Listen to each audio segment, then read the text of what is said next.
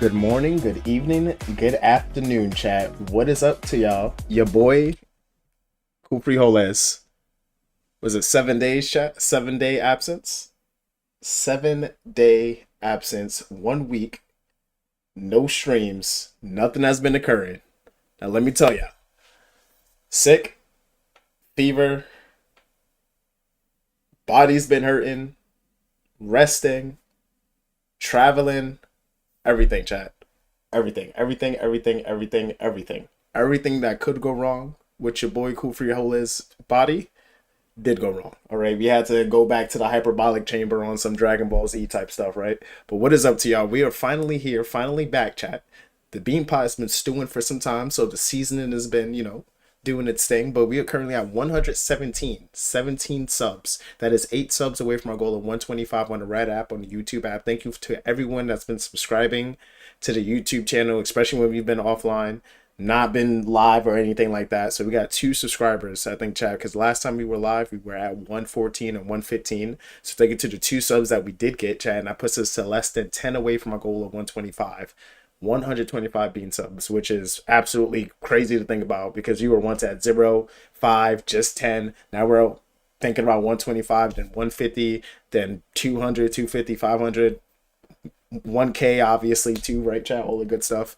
But switching over to the purple app, we are currently at 31 subs. That is 19 away from our goal of 50. And then chat, 329 followers, 171 away from our goal of 500, which is crazy to even think about it again with that, right? We remember the march to 50 followers, 100 followers, 150 to 300. Now we're thinking about 500. And then after that, onward to 1,000, chat. So just want to say thank you to everyone that's been subbed up to the purple app, to the red app, to that's been followed, live notifications, all of the good stuff. And don't forget that we also post funny clips, highlights, and all those things on Instagram, TikTok.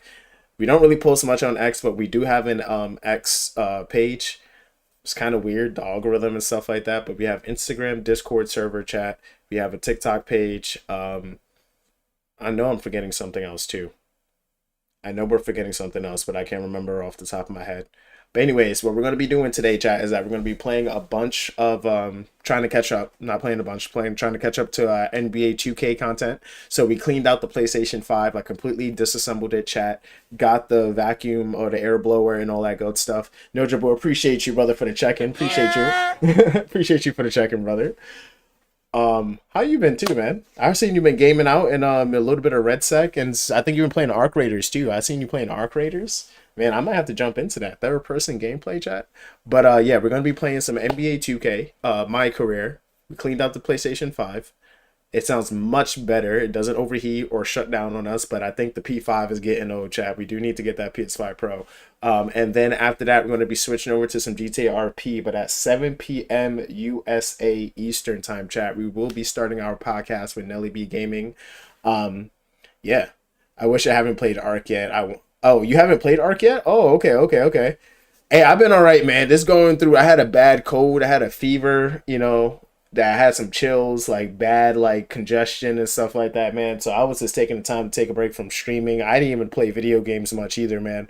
Like I just been catching up on sleep, trying to recover, take care of myself, and all that.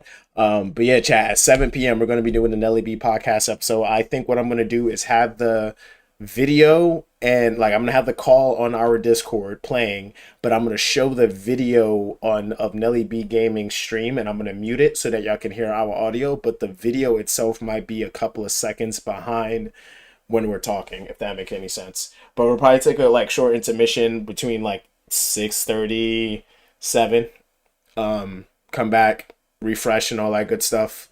But yeah, we're gonna play probably a couple of games of NBA 2K, then see what's happening in Cloud City, do the podcast, see how we feel after that. Um, yeah, we might call it after all of that, and if not, then we might rock out. Who knows? But yeah, chat. The big black bug, blood, black blood. The big black bug, blood, black blood. The big black bug, blood, black blood. Who in the world? What the fuck? I don't know. Something just went through, almost went through.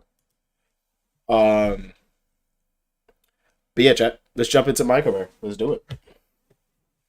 Let me switch over to overlay. Act like I remember how to stream. All right, let's go to practice chat because we haven't played at all.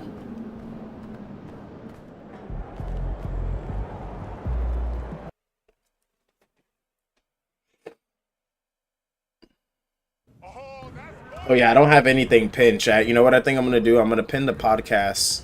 When the podcast starts, I'm gonna pin Nelly B Gaming's stream thing so y'all can watch it from there. Yeah, I don't know. No way it just said it was too hot. What?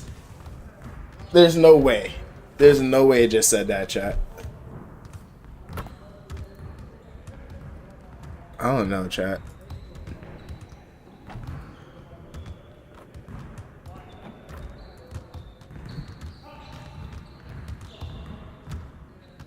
All right. Start the scrimmage. Chat, I literally vacuum cleaned this thing out. Like, took it apart to the motherboard. And it has the nerve to say that it's overheating. That's crazy. That is crazy work. That's craziness.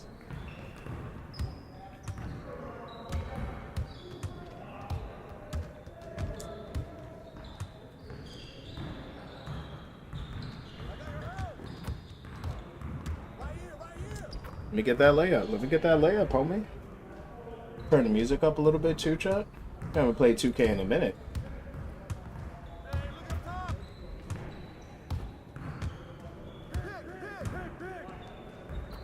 No way he makes that. Oh yeah, chat, I put a mask on my character like LeBron James on Miami Heat where he got hit in the nose. Or like, oh! Jokic.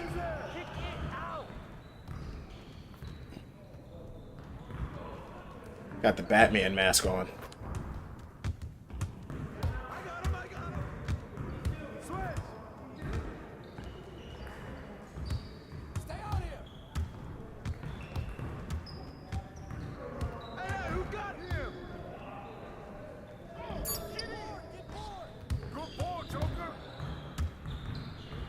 Okay, okay, okay. Take that. That's all you, Murray. That's all you. That's all you. Let's go. Y'all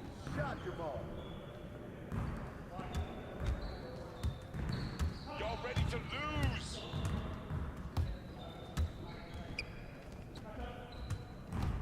Help me out. Yeah, it's a throwback song. It's a throwback song. I'm not playing RP right now, Ty. So I'm playing Cool Frijoles on my small forward on NBA 2K, brother. But how you doing, man?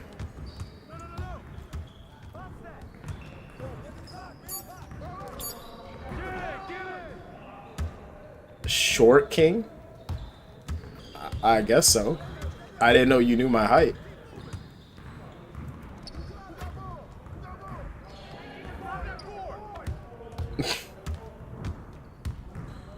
Hey man, if you tapping in, man, let me find out you know things. Why did Jokic give me the ball back? Jokic, get your ass in the paint, bro.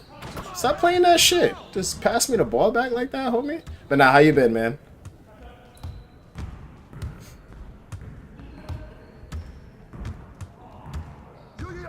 But did you fix the tree issue?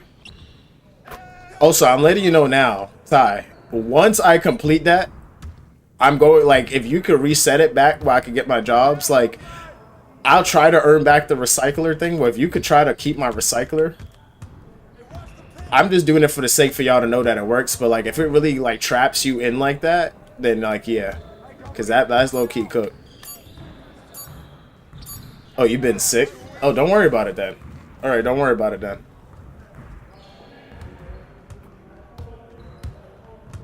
Well, you had fever, flu.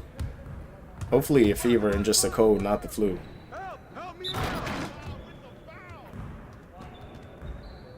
So that like, so like, can I just like, so you is it like actually cooked for my character? Because like low key not having my jobs kind of like would kill my RP. I'm not even gonna lie. Because I can't work at Salieri's no more. Like on the real. Oh, hey man, I don't know, dog. Because you keep saying that, and now we at a point where like, you know, now we at a point where it actually is impacted, bro. Like I didn't know I couldn't get this pet raccoon unless I actually had to lock in for real, for real. Like that's crazy that the script even does that. Like it's like, nah, you cannot do another job. I was like, damn, not even like a fucking, I can't even be a mechanic, bro.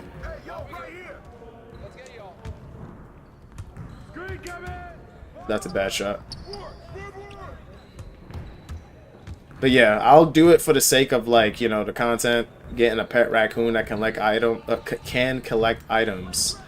But yeah, I don't want to be maxing out on that, because that shit low key is like not being able to make pizza or anything, or being able to like do my mechanic stuff is kind of killing me. I'm like, damn, bro.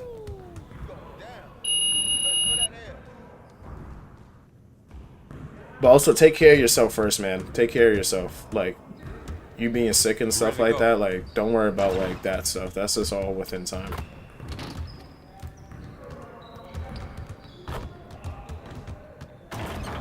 Alright, chat, let's get into the game. Yo, Brombo, what's up, brother? How you been, man? How's the job going? How's the family doing? How are you doing? Yeah, I know, I'm on actually at a, like, reasonable time, too, right? First stream back on. I'm actually on at a reasonable time.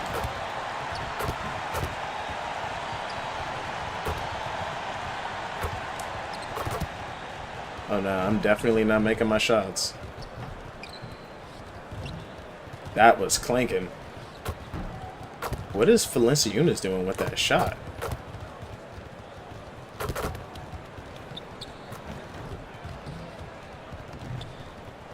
Cash me. I wish I could show y'all a replay, chat. I can't show y'all a replay.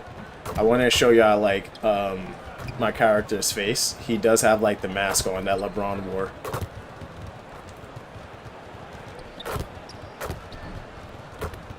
Alright, let's end this. Get into the game. And the players getting themselves into game mode with the tip-off just moments away. I got some tea, Welcome to chat. a special presentation of the NBA on Christmas Day here on 2K Sports. And it's We want to wish caffeinated. each and every one of you a Merry Christmas. Here with Coach Stan Van Gundy and Greg Anthony, this is Kevin Harlan. And patrolling the sideline for us again tonight, Allie LaForce. Let's take a look at the numbers for Mike Conley. In the last 5 games, you can see the Let's trend lock it in. upwards for effective field goal percentage.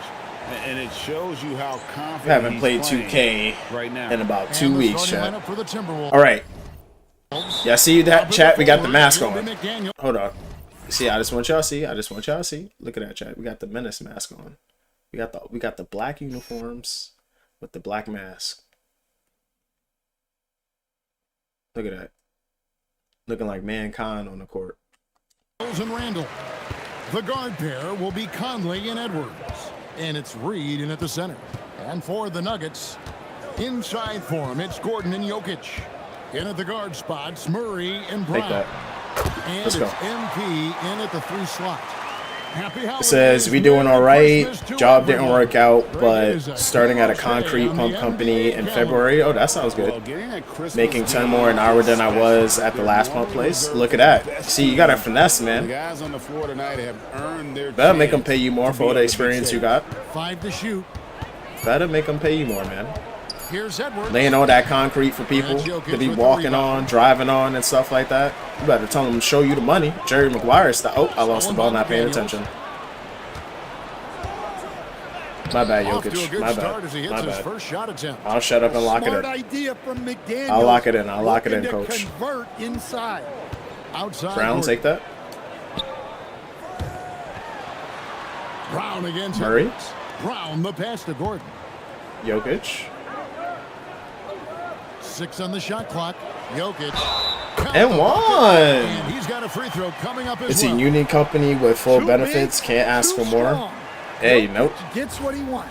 I hear that. Stan, you know you think about the I release hear that. point on Jokic's outside shot. Lock it in. Tough to get Stabilize. Yeah, Kevin, it certainly is. And the problem is, if Homie you was start going to try to come do out the of your stance to whoop try on to me get just to now. that Run into shot, the paint. Jokic Try to get will an easy just pull the layup. ball down and beat you on the drive. Now here's We're going against Conley. Anthony He gives Edwards. his team some nice contributions, averaging a bit over 10 points a game. Here's I Edwards. forgot old ass Conley is on here. The putback. It's hauled All in right, by Gordon. Gordon. Jokic kicks to Murray. Now about 2 minutes gone here in the first quarter. MP with it. Damn. Conley picks him up. Edwards is not letting me get nothing. Take that, Gordon Gordon. with it. Gordon, take that. What are you doing? Provides a good amount of offense for the team, averaging around 11.5 points a game. For 3. No way Murray makes that. The offensive rebound. Let's go, And Jokic. Throws it down. Yeah, Jokic, one of the league leaders in offensive rebounding throughout his career. Timberwolves have gone 1 of 3 from the field to start this one so far. Now let's take a minute to talk to Allie LaForce courtside. Allie. I ain't gonna lie, chat. This City Edition court is not bad with the black uniforms too. Difficulties playing against Anthony Edwards. I forgot He Julius said, Randle quote, was on this "Usually team." you worry about his offense, but he's shown the last No few way. years that he's a Give me lockdown that. defender when he wants Push to it. be. That's something that we'll need to factor into our game plan. Ant's defense is now. All right, conservative Anthony as Edwards. well. I get you, Kevin, homie. Back Thank up, you once again, Allie. back up off me, Now here's MP. Following the miss by Julius Randle. bro. Stolen by McDaniel. I didn't mean to throw the ball. Here's Edwards. I'm about to say you're not about to dunk on me, Bounce homie. pass Conley. Pass to Reed. That's in. It's all right, Coming you got off the that, you got assist that. From Edwards. And Reed is a very active player. Love seeing him be this aggressive inside. Let me get Murray you. Why you finds keep MP. giving me the ball? Jokic, take that. Got you tapped working on the Reed Servian. No against problem, Jokic. touch. Do your thing, Denver brother. passing it around for 3. Murray. And if you ever hit Rebound. exclamation point lurk or lurk, it'll like let us know. Like I think Nightbot literally will say, oh like oh yeah you're Reed lurking has it and in the stuff. corner. Can't tie it up as that one's no good. The Nuggets leading by 3. Murray with it. Conley picks him up. MP dishes to Gordon. I got nothing for that. I ain't got nothing for that now. Inside, it's stolen by Edwards. Low key, this team is not letting us Conley the get pass anything to right Randle. now. And Randle throws it down. Emphatic finish by Randle. I love when he's forceful around the hoop. And so it's Murray who brings the ball up for the Nuggets. Mans is just diddying up the place. They want me to do something. Jokic, you Up to take the that. right wing. Jokic kicks to Murray. 6 to shoot. No way. No way Murray Murray loses that to They are coming Conley. into this having notched a win against the Knicks in their last game. And a lot of that was game Oh, plan. Putting barbecue guys chicken in a alert. position to succeed, particularly on the offensive end. That was the Yeah, kind yeah, of nah, win Ty that gets got Friday. a sense of You humor, lay man. out the strategy. and Ty's the an interesting players one. execute perfectly. And for a look at how the competition stacks up right now, here's the latest edition of the Power Rankings. They tell a great story. You take a look at the Raptors. They're gaining on some of the teams above them, trying hard to crack into that top 5.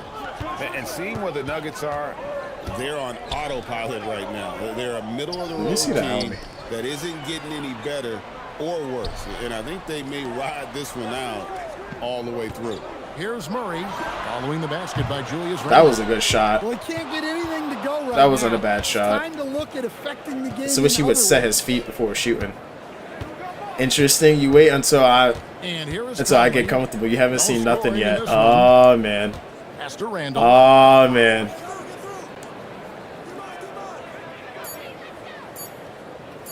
Gonna be Thai The sauce. shot is good. All over the And BeanPot so is community. his shooting tonight. No 3 Diddy. for 4. The Nuggets trail by 3. Over to the left wing. Thank you, Brown. Brown wide open. He clinked the hell out of Nuggets that. with another miss. Here's Minnesota. They've got an 8-0 run.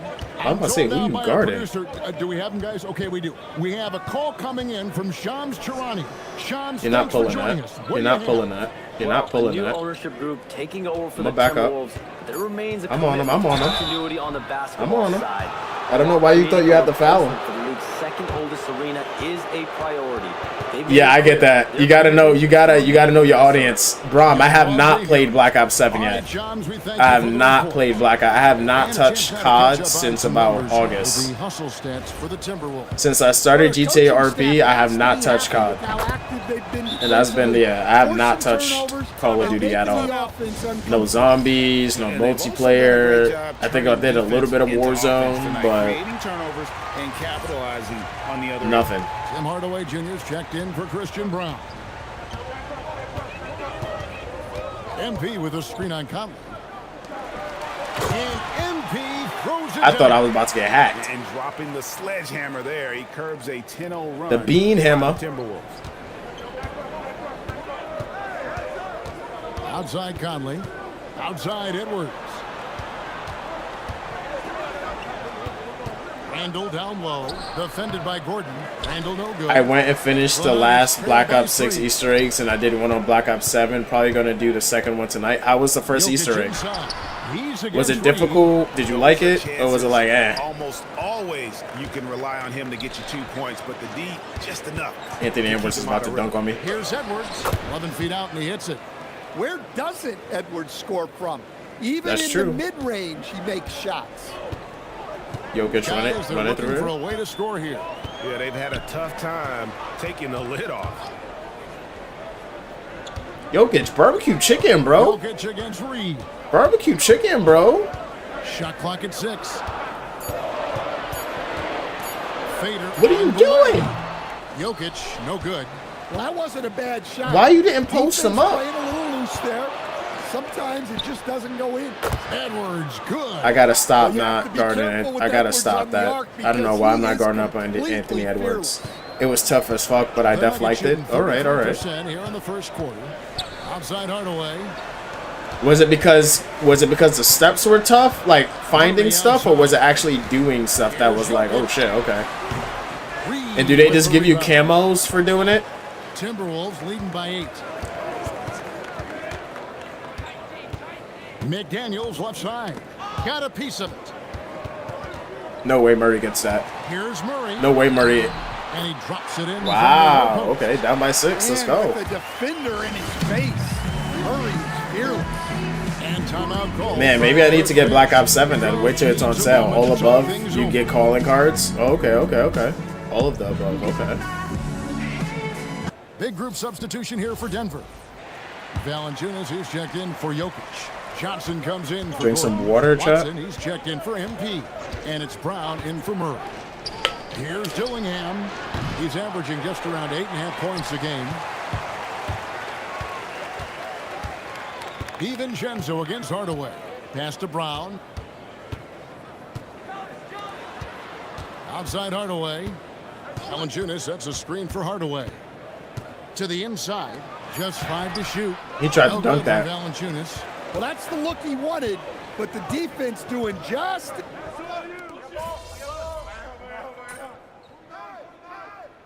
My player with the mask With some on looks changes. hilarious, chat. Jokic is checked in for Jonas Valanciunas. MP comes in for Peyton Watson. And Murray subbed in for Bruce Brown. You know, chat, the cup that I have is a weird cup that was gifted to me, but I use it anyways because I need something. I needed a big mug, and that's the biggest mug that I have. Back to Edwards. Tries the spin move. Clock at 6.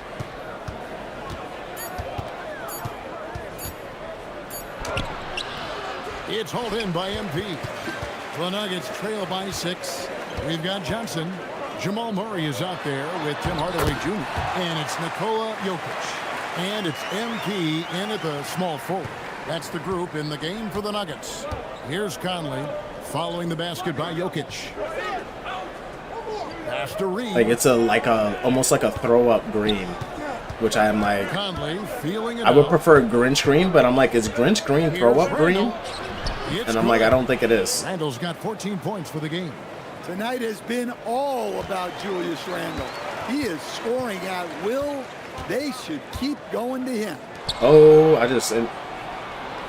don't know what my character was doing. I slipped and hit the wrong part of the analog stick, chat. That was me. I hit the wrong part of the analog stick.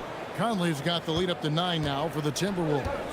Stan Nasreed is a much-beloved player with the Timberwolves, the 2024 Sixth Man of the Year award winner. All right. Yeah, let's lock it in. Kevin. You need to run that fade. Fans in Minnesota love anyone more than they love Nasreed. Not even Anthony Edwards. No one's They moving. appreciate his consistency, the effort he brings every night. Thank you. Energy, and yeah, the charisma on top of all the skill. And let's go to the sideline. Here's Allen. Thanks, guys. Well, MP in their last Did time I out almost against get the dunked Mavericks on? played an important role for them. He added 8 points and moved the ball well, feeding the hot hands. It's the latest entry in what's been a string of fantastic games from him. We'll see just how long he can go, guys. All right, Allie, great stuff as always. Greg, how impressive was it watching him compete? They're not letting me get anywhere on the pick and roll. They won that game because of his effort and just his overall relentlessness. Yeah, and we're likely to see. Chat, I'm gonna use the bathroom. Drinking way too much tea. I'll be right back.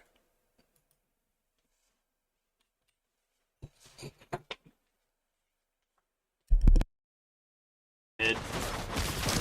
Watching mid. Got him. Poison turtle, more like poison loser. Brent got smoked over here. Killed all 3 of them because I'm good.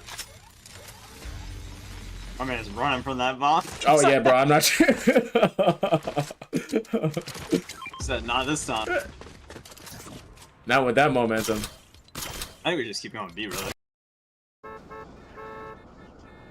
So, oh, what just happened?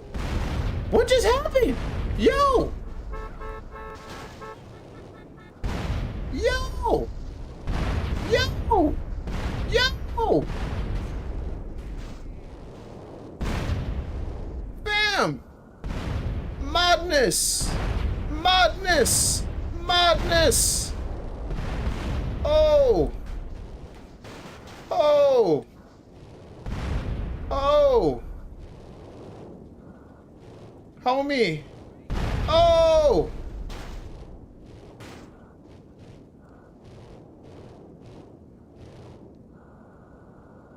We got that all on camera, chat. We got that all on camera. We gonna screenshot that, baby. Chat, we gonna screenshot that.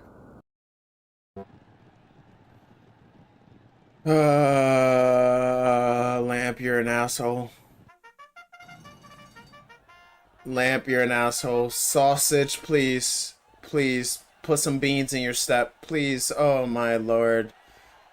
Oh, come. Oh, no, it's done. I already see how the AI is pushing it. It's shot. Race is done. Whoa! Oh! Oh! Oh! Oh! Oh! Let's go! Let's go!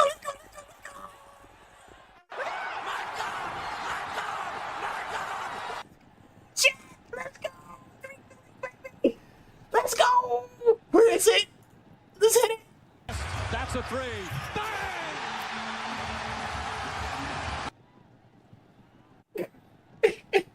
We back, chat.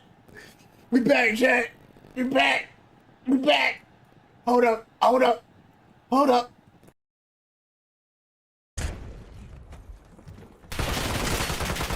He's done. No, because clearly that should have been more. I should have took you in there. I should have brought you flowers. I should have brought you motherfucking chocolate. I should have held your motherfucking hand and said, here you go, little son. This is the first step. This is the second step. This is the third step. Because that sound like what the fuck you motherfucking wanted. You know, I'm driving the motherfucker. I will drive both of us off this motherfucking cliff right now. I can swim. I will drive us. swim. I will lock the Drive us fucking in the doors. motherfucking I will lock ocean, these bitch. motherfucking doors. I'd rather be in the ocean any motherfucking way. It ain't unfamiliar to me, bitch. I'm from the swamps. You ain't got no balls. You ain't gonna do it. You ain't gonna do it. You ain't gonna do it.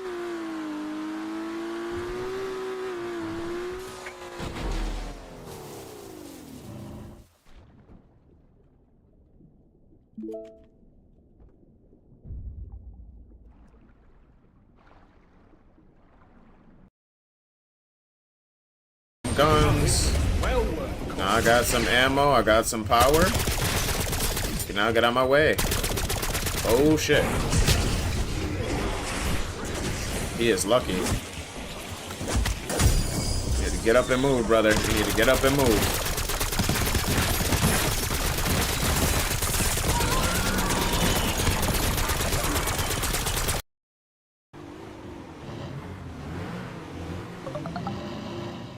Was that it right there? Dude, that fucker's driving you right here. Pull your gun, pull your gun, pull your gun. You see that shit? Yeah, why is he what the fuck is he doing? What the fuck is wrong with this guy? Don't shoot, you gotta talk to him first. What is he doing, my dude? I don't even know this guy.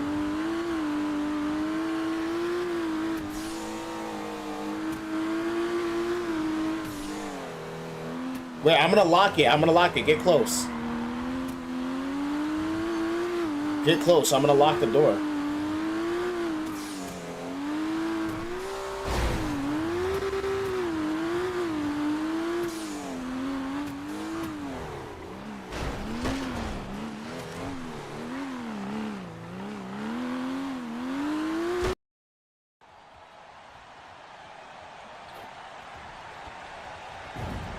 Look up, chat. Game time, baby. We in Brooklyn. We in Brooklyn. They know it's game time. I got you. Top play. Let's go. W's.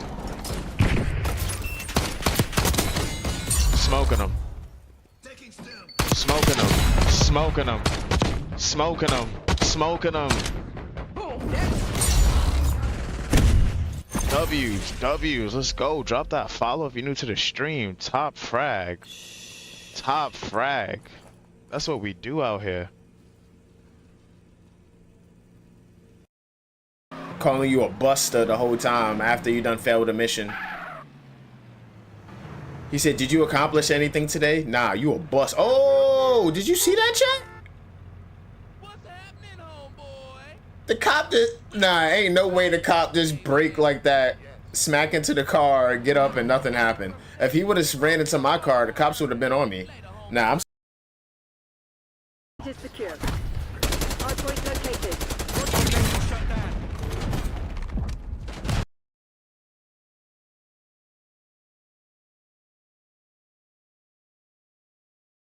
See them go to him early on. See if he can't replicate that performance.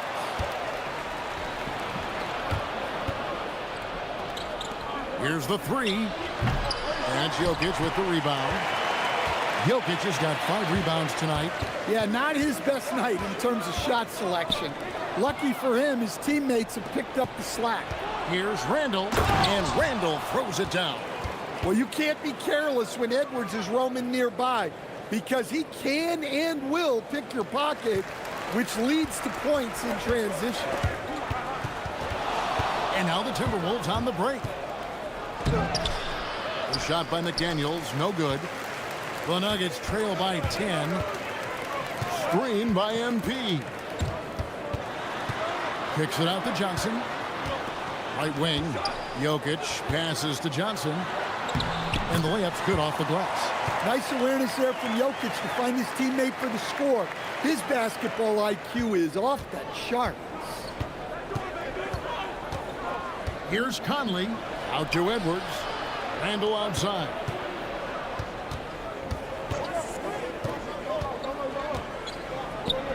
Good. Nice job down low. Randall's got 18 points in the game. Boy, has he put his foot on the pedal here this quarter. He's doing a terrific job in terms of leading their offense. Now, here's Jokic. He's got 11. Murray for 3. Bangs home the trifecta. 11 points in the game. After hitting 0 threes in the first half, he's got a couple now. You can see the confidence building. Here's Randall. He's got 18.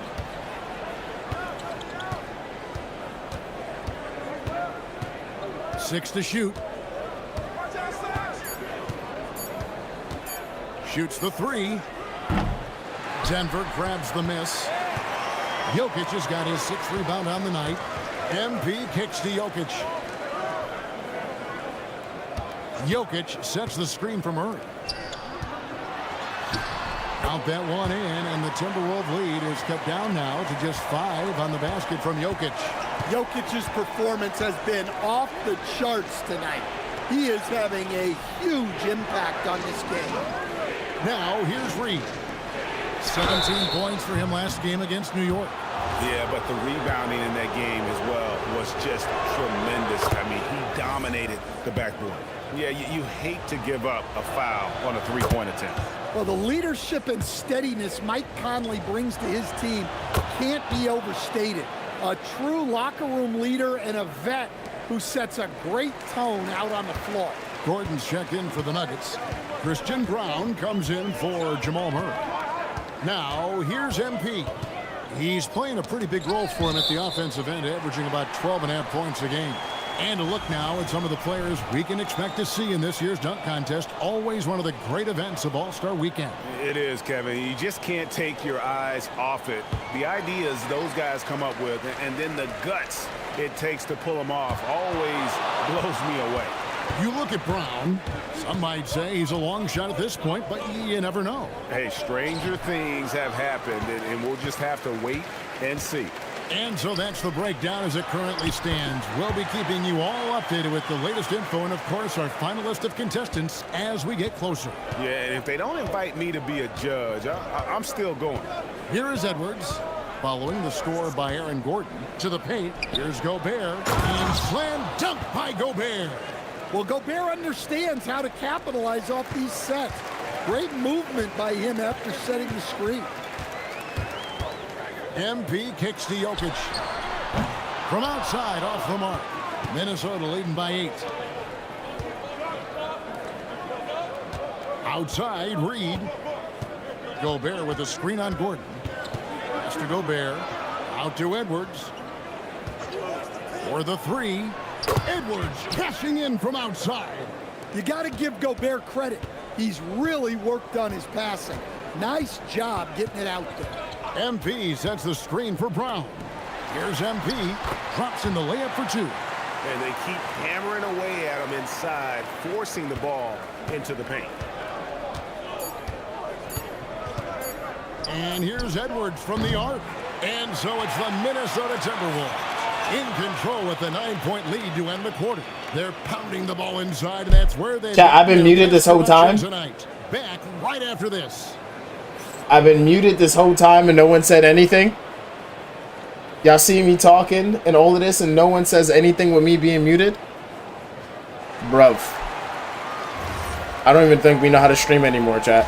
I've been muted this whole time and no one said anything. I just saw me talking and stuff. You just saw us being folks, silent. First off, there's no way. I remember when three-point shooters were just specialists, but now everyone's doing it. Hard already having blunders and it's not even an hour into the stream. That's crazy. Back now at that first half, we just saw some obstacles. Chat, that's crazy. I was literally muted this whole time. And that concludes halftime. Now time to send it over to Kevin Harlan.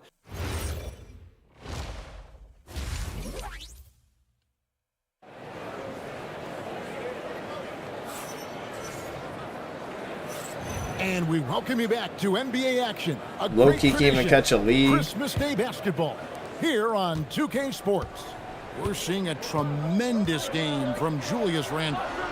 Well, we'll find out if they were able to find an answer for him over the break. He was scoring with ease in that first half. Yeah, I'd love to see what they drew up in the locker room because you're right. He's the problem right now. So on the floor for Minnesota, the guard pair will be Conley. What are you doing, Gordon? Up at the forward, it'll be McDaniels and Randle. What the hell are you doing, my guy? And at the pivot spot, manning the middle. Stan, the basketball term, finish the cut. What happens when you don't do that? Well, 2 things can happen on that, Kevin. Number 1, when you don't finish the cut, you slow down and you take away a chance of getting a layup off the pass.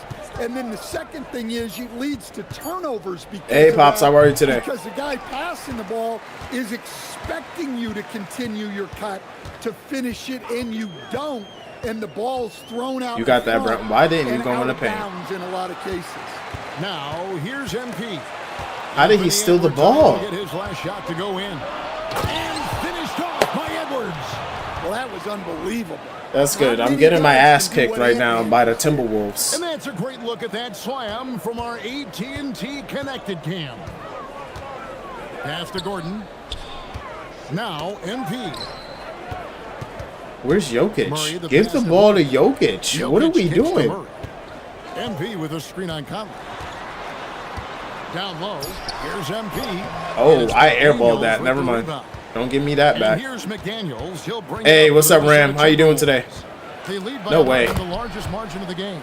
And that Yeah, one yeah, good. Pops. We're getting our asses kicked right now. Insult to injury. Just And I even added like the LeBron mask. You remember when LeBron got hit in the nose, Pops? And he wore the mask that they banned in like two or three games. I even put like the Mankind mask on. And we're getting our ass kicked. I got like 7 turnovers. I'm about to take the mask off. Ram in the court now. I got like 7 turnovers, 4 points. I'm playing like triple single Draymond Green right now. That's what I call it. Triple single Draymond Green. It's not going to get any easier. And we down by like 13 points. No one want Jokic. We're not kicking the ball to Jokic for some reason. I don't know why. In the corner, it's Brown. We're missing wide open threes. Timberwolves leading by 13 to the inside. Randall, that's in there. Okay, Conley with Pops. the assist. Conley's got assist number 5 here tonight. pretty much all of their buckets coming from inside the paint now. On the wing, Murray. Over by Conley. Jokic with the screen on McDaniels. And contact on the shot, so he'll be shooting free throws here.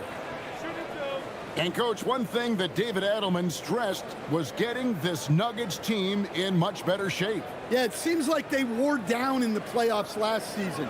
So improved conditioning and more depth potentially could help them hold up better down the stretch. And the first one drops.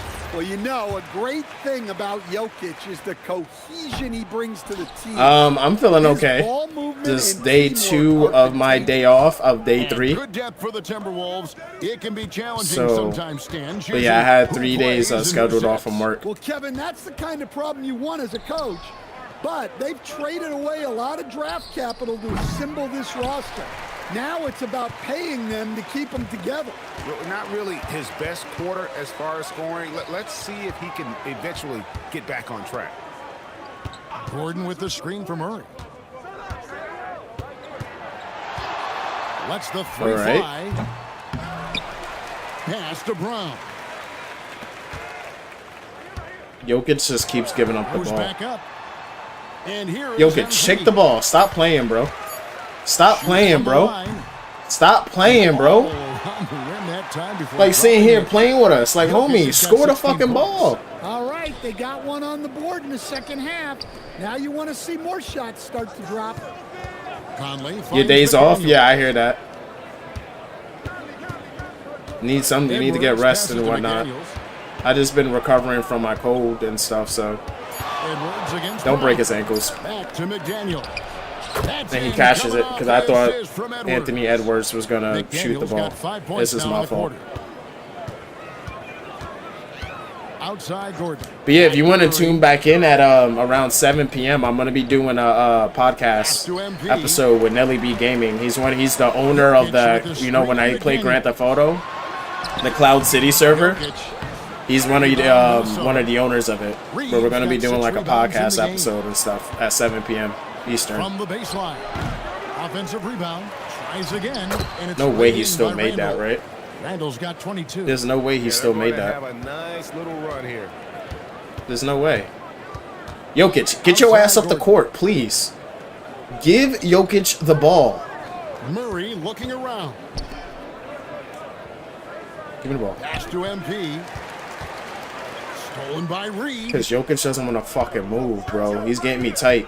I got 8 turnovers because our fucking 3-time MVP does not want to move the ball. Out to Edwards. Let him score. His game. It's already been game. The game was lost within the first half because I don't know what the hell Jokic is doing. He's just lollygagging. Well, they've shown just outstanding effort defensively. Murray's not doing anything. Jokic just is sitting over there. And they're also finding a good deal of their Homie, points move off your turnover ass. tonight. Seems like every time they come up with an extra possession, they find a way to convert. 3 on the clock. Thank you. Good. Yeah, that time Murray called his own number, and it paid off for him. Like, we could win this game, but it's just like, sheesh, Jokic. Please, do something. Edwards, 3-pointer. Now Edwards also pulling threes like that. Edwards is just pulling threes. Has been fantastic. He's been pulling threes this whole game. They've been able to get these good. We down by 21 points. Checked in for Denver. And now a chance to look here at the race for Rookie of the Year. Halfway through the season, Our character looks like so far. Batman from the 70s. Well, he's shown he's a force as we move along in the meat of the season, sitting pretty at that #1 spot now, and it's his race to lose. And this is just a. What happened? What happened?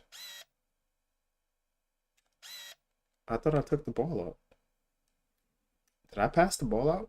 I fucking passed the ball out. Special player. Oh, No here we question go. he should be favored for the Rookie of the Year award at this point. Well, no debate here. He's running away with it and looks poised for big things to come. Now Gordon, following the miss by Michael. Someone's got to get in the paint. MP passes to Jokic. Jokic got to do something. Hardaway Hardaway. with a wide open look. Thank you. Someone's got to do something. Someone has to make a shot. Someone has to do something. Move around, set a pick, shoot a 3, get a foul. From downtown. Conley No with the way we 3. keep leaving people And open. it's MP with the rebound. MP's got rebound number 8 here tonight in the game. Pass to Gordon. Edwards is out the paint. Hardaway, move Outside around. Hardaway. Give it to Jokic. That's a bad shot, Hardaway. Conley grabs the miss. Minnesota leading by 18. You know, Stan, even at this late stage of his career, Mike Conley brings tremendous value to the team. He sure does, Kevin. And look, we know this. No one brings more discipline and professionalism on a That was literally basis. me and Jokic for the He rebound, keeps and I his could team not get that. poised.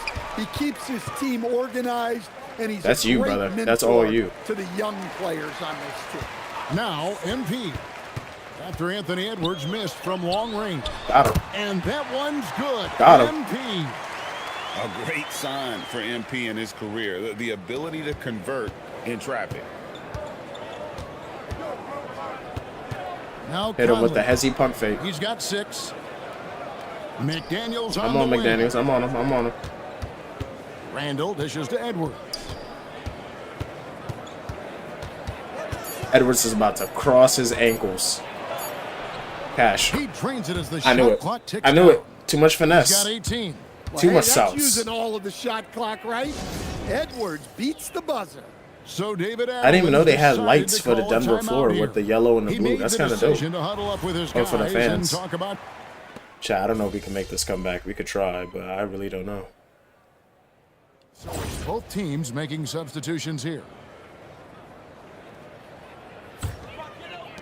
Nuggets have gotten only 3 of their 9 field goal attempts to go down since the end of the third. Pretty cold down the stretch. Okay, I see what you MP gotta out there do. with Cameron Johnson.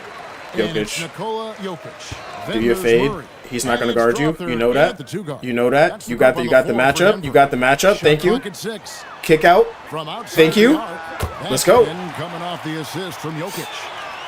Jokic has got 3 assists now in this one.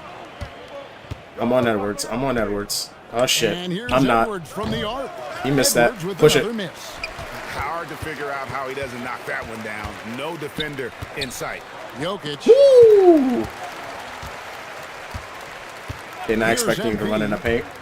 Driving to the Let's basket. go. And that one is good. The MP doing a great job letting Let's the heat 'em up. play Let's develop. spark it up. Keep Let's the spark it defense up. Pick their poison.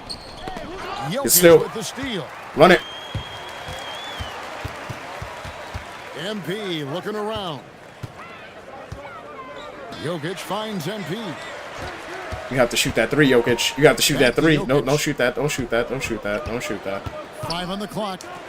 Some nice ball movement by the He was right behind me.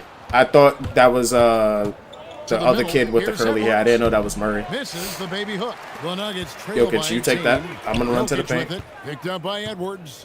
Pass to Johnson. Johnson, you in the paint. He's off on Why that one. would you Gobert purposely with lay the defensive ball up effort. in front Well, of the it's been defender? a frustrating night for him at the offensive end. Just not able to give them any kind And of lift. And against the one. basket, officials blowing the whistle, so a chance at the line Edwards for said, one calm more. your asses down. So Edwards will go to the free throw line.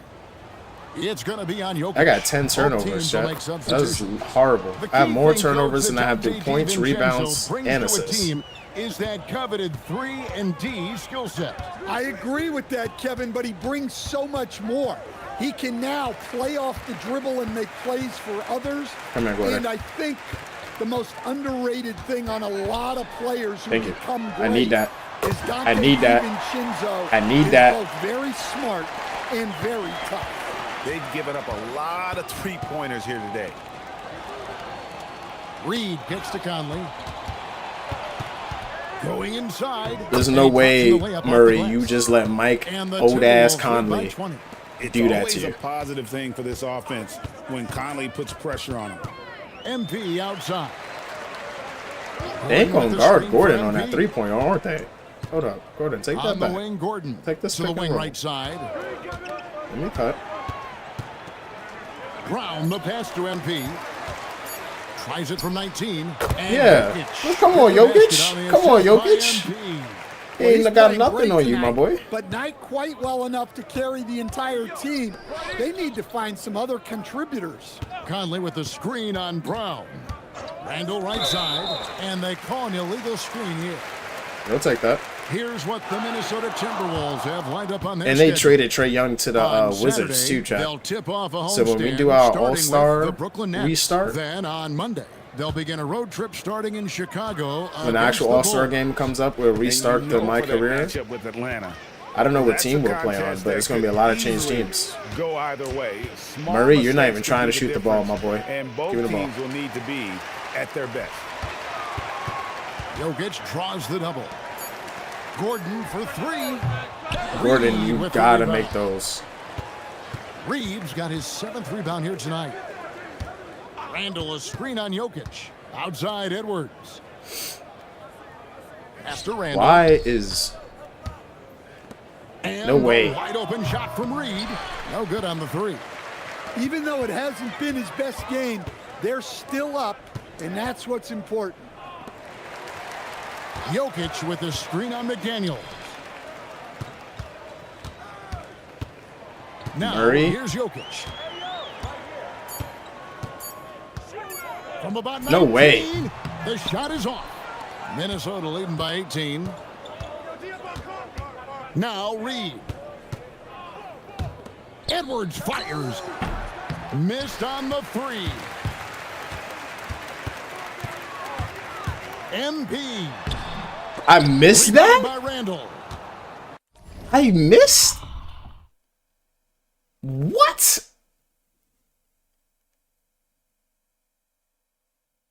Ain't no way, my boy. Okay. I guess so. Timberwolves have gone 6 of 13, so I just guess. above 46% on their field goal attempts here in the quarter. Yeah, this And game it's is in there. chalked. We might as well Well, just the get the defender bucket made it stats hard at this on point. Randall. Just get the Still, empty he stats. uses his body to convert for two. Low-key could get a They've been triple-double struggling if here we on try. offense. Yeah, a bit of a dry spell for sure. Nice use of the glass on the finish. And boy, he's really in a groove. Dominant They already performance cleared out the last arena. game. Same thing this time out. Yeah, for sure. He is just oozing confidence. Thinks every shot is going in. They should just keep running sets for him. It's Randall. Now Edwards, beyond the arc, hands it from downtown. Edwards got 8 points here in this quarter. Well, I'd say any play with Edwards on the finishing end has a good chance of succeeding. Well, guys, this was never really a contest, just a total obliteration, if you will. And you can safely say mission accomplished now. We gotta run it back, for chat. Minnesota. We gotta run it back. As one-sided as it gets today, you know, there were some dominant moments in about every facet of this game for that team. Yeah, I mean, Kevin. Oh man, I it's can't hard even to hold think the of ball. didn't What is go going right on? for them. Game planning by the Rage coaches, foul too? execution They're not by the giving me players, nothing. Everything was just on target. Maybe it And is so the this is gonna mask, end chat. up as victory number 24 on the year. And they will walk About to out put the here 2K feeling shoes really back good on. about themselves today, guys. A big win over a conference foe they'd split their previous 2 games with. And as one might have guessed coming into this game, that it was behind the indeed back, I gotta get rid of big it. game tonight I gotta get for rid of Anthony that behind the back. Whatever He that was doing is, everything I gotta right, get and the rid of it points because came it in caused me bunches. too many turnovers this Definitely game. had the hot hand. I don't know if there was an update. Dillingham with it. 51 seconds left to play here in the fourth. I need me The this. shot, I no need me good. this double. The drive by MP. Outside for Murray. I can't even get out the paint. And Jokic wide open. He shoots. Bro. The Nuggets with another miss. And here are the Timberwolves. Getting my ass whipped. And here is Ingles. Nice ball movement by Minnesota. The three for DiVincenzo. There's no way this dude Knocks just down swung the three that. ball. All right, They homie. just blocked out the noise, kept That's what you on call an grinding, ass kicking. and this is their reward. It is always a special feeling winning on the road. The degree of difficulty adding to that sense of accomplishment. Fred. And that one's good. Jokic. Yeah, he makes it look so easy out I there. literally The handed game that to comes Jokic. naturally to him. I So literally it's Minnesota handed that to winning this one Jokic, easy. chat. To come into an opponent's building and dominate the way they did tonight says, I think, Greg, an awful lot about this team. I guess they don't need home cooking to feel at home. I mean, Kevin, just a masterful performance all the way around. Let's now go courtside and join Jennifer Quintana. Jennifer? Thanks, guys. MP, you showed no quit on the boards tonight, and your team kept fighting. But unfortunately, you came up short. Are you more discouraged by the loss or encouraged by the fight? I did not hear anything she said, chat. I ain't gonna lie to you. Obviously, our goal tonight was to win the game. But Coach always challenges us to get 1% better every day. There's teams with great records who don't trust each other. We came up short, but knowing everyone kept pulling in the same direction will help us down the road, and that's important for us. Absolutely. Thank you, MP. You're welcome. Back to you, Kevin. All right, thank you, Jennifer. Thank you for joining us. That'll do it for now.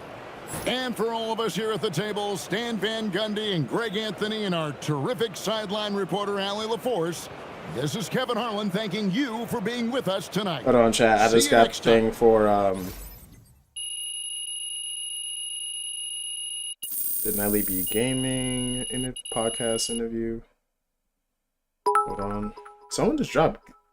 Yo, what's up, 40? Happy New Year, brother. Thank you for the 200 biddies, brother. How are you doing today, man?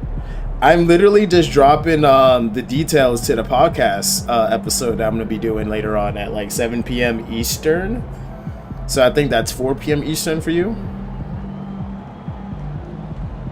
But yeah, I'm about to put in a Discord server, actually.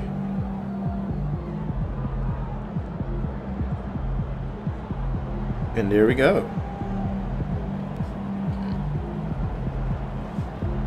The way MB says brother stresses me out. I hate it. Brother. Alright, brother. Hello, brother. No, let me stop. Damn. That's some strong. Hey is a strong word. Hey, damn, Nelly. Hey is a strong ass word, man. Hey is a strong word, brother. Damn. Hello to you too, man. Shit. Hello. How are you? How are we doing today? I just got my ass kicked in 2K. How about that? How do you know how I clean myself, huh? These are the questions. How do you know that? Huh? Who you working for? What connections do you have? These are the questions we have to ask ourselves, chat. When Nelly says these things, we have to ask ourselves, where is his mindset? What resources does he have to allow him to come to those conclusions that he, where he types in the chat? It needs to be done better. Are you an ass inspector? Huh, Nelly? You inspecting asses to have a standard? Huh? Have you sniffed another ass to know? See, I just got dunked on because of the stuff that you saying in the chat. Alright, chat, let's lock it in. This is why we're not winning games. This is exactly why we're not winning. Did you just volunteer? No, not me. Nah, hey, I didn't say that. This ain't some Rakishi. This ain't some Rakishi shit, alright? It ain't some Rakishi WWE stuff now. You do you. You do you, man. But 40, how you doing, brother? How you doing, 40? Oh, man. Man wanted the Vince McMahon treatment. Oh, no, I'm good. I'm good, man. I'm just rocking out. Oh!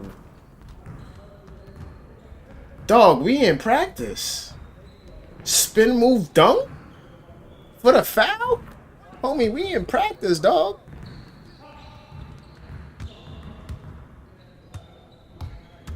Like, I'm not even trying to be in the play right now. I'm just chatting with the BeanPot. Murray, you get in the paint. Jokic, you do your thing, homie. Get your scores. I'm good. I'm just chilling, bro. Still no 2K invite because, Nelly, you don't be on 2K. Let's go. Time and day. Let's go, Nelly. I could literally play tomorrow. We could play 2K right after the podcast. I will literally jump right to... Nelly, I disassembled my P5. Vacuum cleaned it, cleaned out the fan, cleaned out the heat sink, dusted it off with the brush. Let me know if you're trying to play 2K. Let me know. Let me know. We play right after the podcast. Right after. I'll text my cousin right now, Juice Guy. Be like, yo, you ready to play? See, he'll see I'm on this early. What? Oh, so let's run some music, chat. We sitting up in here in practices. We could definitely listen to some tunes real quick.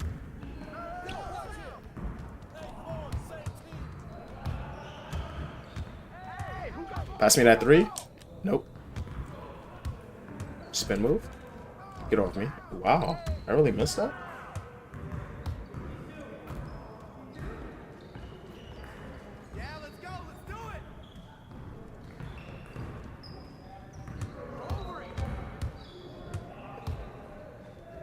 No way. This is a horrible practice, chat. We're not even breaking double digits. Take it slow. Jokic, let me get a pick and roll. Pick and fade. Pick and fade. Pick and fade. Take that.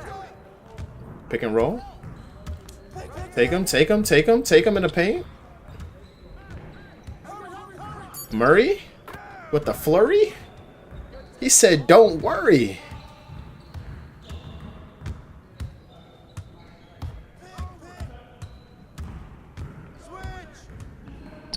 No way.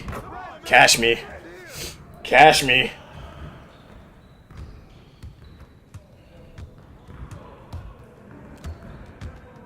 You in the paint. That's cash.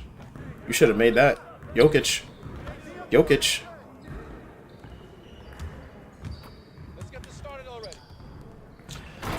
I should have stole the ball, then tried to block him.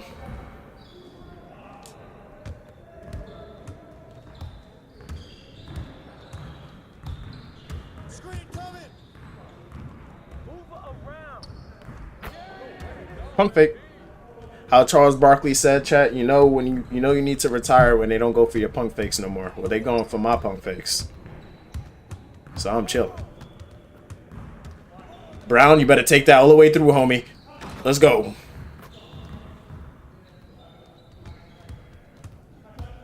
Man, didn't even think about passing the ball. Better dunk it. Shit. Let's go, Jokic. I'm on it. I'm on it. I'm on it.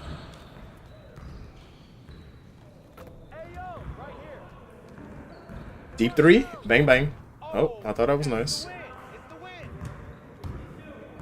Yeah, I'm about to put the 2K shoes back on, chat.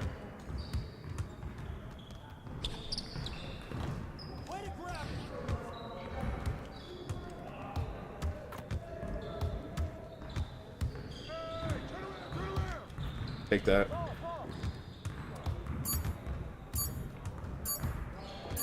Murray, and you missed that. How did you miss that? How did you miss that, my boy?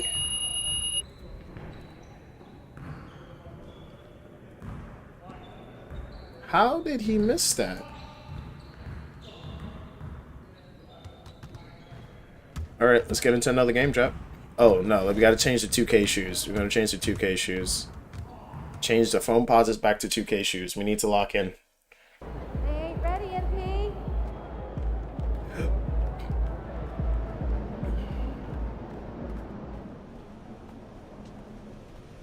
Why am I in the coach's office? Coach's office.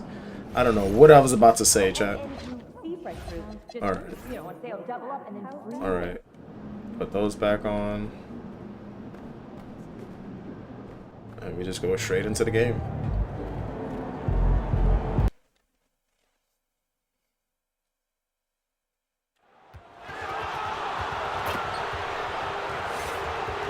Oh, we ain't playing Orlando? Okay.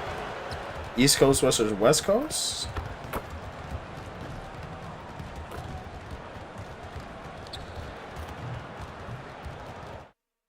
No way. It'd be alright. Come on. Let's go. Run it. It'd be alright.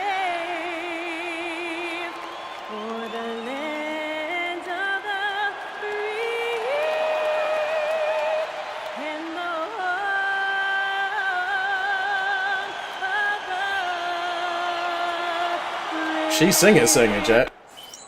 Let's go. Here we go. And the Magic start out with a ball. Now Denver's starting 5. Gordon and Jokic, the inside combo.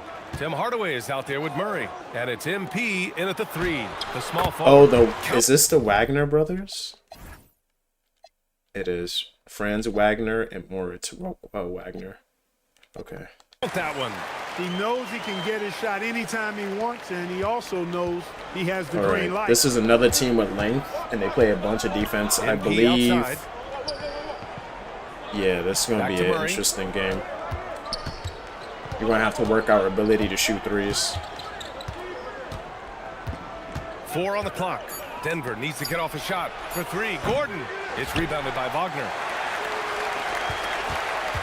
Here's Orlando. Banchero, that's the dude on this team, Banchero. They have Desmond Bain on this team too? Oh shit. Top of their scouting report. He said to me pregame, Murray is the ideal combo guard. He can excel on or off the ball. That is what makes him tough to deal with. You just never know how he'll attack you. Back over to you, Brian. All right, Allie, thanks once again. You gotta work that, Jokic. You gotta work that. You gotta work that. Oh, Jokic, come on, my boy. That time from Banchero. And it's approaching 2 decades since the launch of the modern smartphone, Shams. It's put the game in the palm of your hand. Well, you know, I don't go anywhere without my phone, and of course, that accessibility is a key part of why Adam Silver says the league has been supercharged by technology. Social media and our phones are a big part of the game. Can you imagine it any other way at this point? Absolutely not. Now here's Suggs. A steady force on their offense, recording around 14.5 a game. Banchero right side. Up and over Gordon.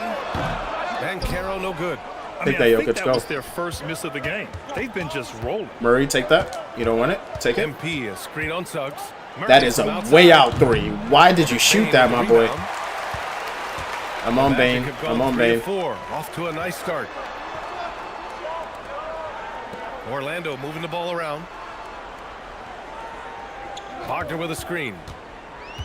He shoots. And the basket by Bane. They've hit 4 of their first 5 shots. He did a little dribble pull up. I couldn't get out the pick animation, the pick and roll animation, and everything handled itself after that shot. And now in December, here's what the Eastern Conference standings look like. You take a look at the Magic. Right now, they're in 9th place. Definitely not the kind of success they envisioned at this point of the season. Yeah, right now for the Magic, they're really doing their best to rise through the rankings. Time will tell whether they can pull it off. I don't know why they're taking us so long to throw the ball to Jokic. Exactly what's been missing, but there is something. I don't know why they take us so long to do could be that. the system they're playing in. They've controlled the paint so far. That's been the difference. And, you know, establishing that physical dominance early gives you a big mental edge, too. Don't discount that. Hardaway finds Murray.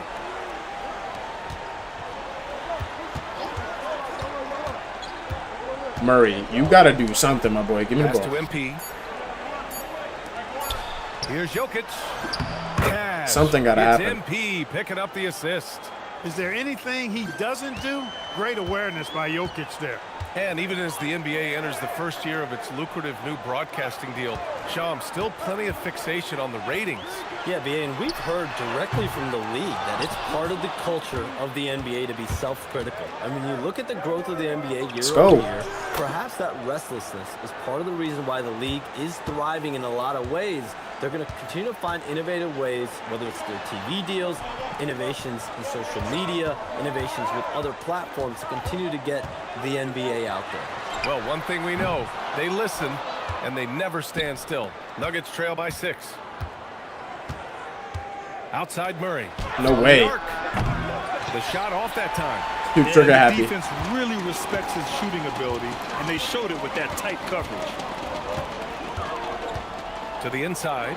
Here's Wagner. And the dunk by Wagner. How about I don't know how that Big mismatch Mo even happened. Wagner? Never waste an opportunity to throw it down, big fella. And it's Murray with the ball for Denver. Outside This Hardaway. could turn really bad really fast. Back to Murray. Puts it up. And the Oh! dunk by Jokic. Oh, nothing soft about that. Was not going to be denied. Just took the dunk. That was right. Yeah. Well, you know, I did not expect Jokic to do that. I didn't know he had that in him. And so here is Orlando. The Nuggets getting their last shot to go. Here's Bain. And No the whistle way. blows. It's Charge? on Desmond Bain.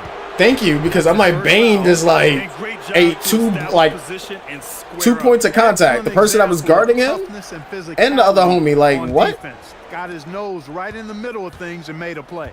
Black's checked in for Suggs. Pass to Gordon. Murray is cold. That's not good. And here's MP. Defended by Wagner. Murray needs Here's that. Murray. Murray needs that. Let's go. And the assist Perfect goes assist. to I knew it. MP. Murray needed Murray that. doing whatever it takes to find the shot. Dynamic play. He had to work hard for that one, but he needed it. Wagner outside. And Carroll left side. You got that. It's hauled in by the Nuggets. Got the ball where he wanted it, but then got swarmed. Well, we know about three-pointers, but Give me rim that fade. threats provide that counterbalance too, Sean. Give me that fade. No doubt. Hit that 3. Protecting Let's the go, rim, Gordon. Come on. playing defense and playing with verticality. Murray. That's very, very important. And we saw a lot of draft picks going to mobile, athletic big men, guys who can protect and punish the rim while Murray. also being able to move their feet. You need to have Jokic defensive for the 3. presence. Bang.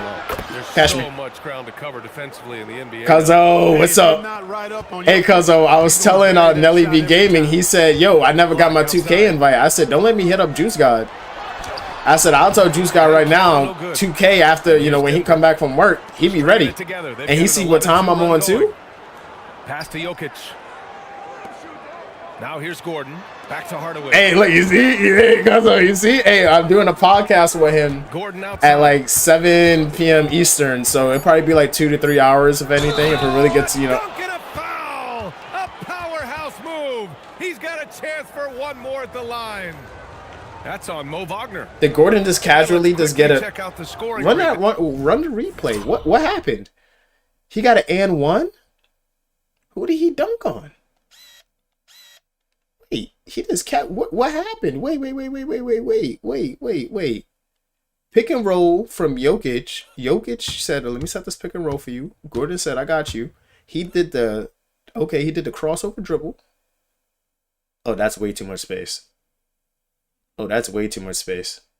Wagner had to learn. Oh, Wagner or whatever. Oh, yeah. He had to learn. He had to get posterized. You don't leave Aaron Gordon that much space. Yeah, okay, never mind. Down here for the Nuggets. We run after the podcast. I'm with it. I'm going to tell him if he wants to do it. Got to work hard for the money. Oh, yeah, you got to, 40. You got to. And we just got the league back too. Yeah, cuz hey, I was telling him, I was like, look, if you wanna run some 2K after the podcast, let me know, man. Think about somebody who has flourished as a sidekick. That's Aaron Gordon. He's really found himself as a player the last few years. Of course, he's now an NBA champion. And Cuzzo, you got arc raiders already too, so I need to get arc raiders because I told you that. Oh, I was gonna get it. I looked at it. I didn't get it when it was on sale, but if it's just $40, I'll still drop the $40 on it, man. And it's getting sweaty now too, so now I'm like, the kick out to Johnson. No way. Off target with the three. Yeah, and the defense has really got to tighten up on him. I mean, he's just too dangerous from the three-point line. Black outside. Ben Carroll. Ben Carroll passes to Black. Wagner with a screen. There's the three. He's not making that. Oh! Distance. And now it's a 4-point Magic lead. All right, homie. I didn't know you had range. Sorry, sir. I didn't know about your game. Yeah, that's not the defense you need. You got to be tough. Gordon, hit that. And we've heard great my boy. LeBron. Question ring culture in the NBA, Shams. They both chased after championships as well, though. They've both gone after. No way, Gordon. No way you just let that happen, Gordon. Rings, that definitely oversimplifies the legacy of the game. We have to see exactly how the player's body of work stacks up. Everyone's going to have their own opinion. Everyone's going to have their take. And trying to influence public opinion is a tricky game. At the end of the day, people are going to look at stats. They're going to look at how many championships you win. They're going to look at the entire body of work. And rings culture is a part of that to an extent. Yeah, think about the civic pride. Jokic, I didn't mean for you to get a shot like that. I wanted you to be able to do a little dribble. They do win a championship. Kevin Durant won 2 rings. Yeah, the handles. I know, my handles are like, Bane tried to cross me up just now. I'm not really a scorer. That's why I'm like, I don't want to score yet. But Jokic low-key needs to get his, which is why. But like, Ben really is not trying to let Jokic get the ball. Okay, Bane. Against MP. I might just have to force it for myself. He's gonna make that. Bane, no good. He should have made that one. 6. Johnson, take that. To the paint. Here's MP. I just gotta chuck it up. Buries his first look. There's MP getting. I did. I know. Even when I have the lane, I pass it up. There's a minute 40 left to play in the first. Like I like pass to like a deep, like to almost a fault. Like I am so pass happy. Like I will pass. Like That's why I always feel bad for Ben Simmons, man, because Ben Simmons is just a pure point guard. But bro, yeah, he should like. It's just that pass, man. It's like that extra open pass. You just always look for it, even in situations where you shouldn't. Murray finds MP. All right, Wagner. Outside Johnson. See, what I want is Jokic to swing over. Give me the ball. Back to MP.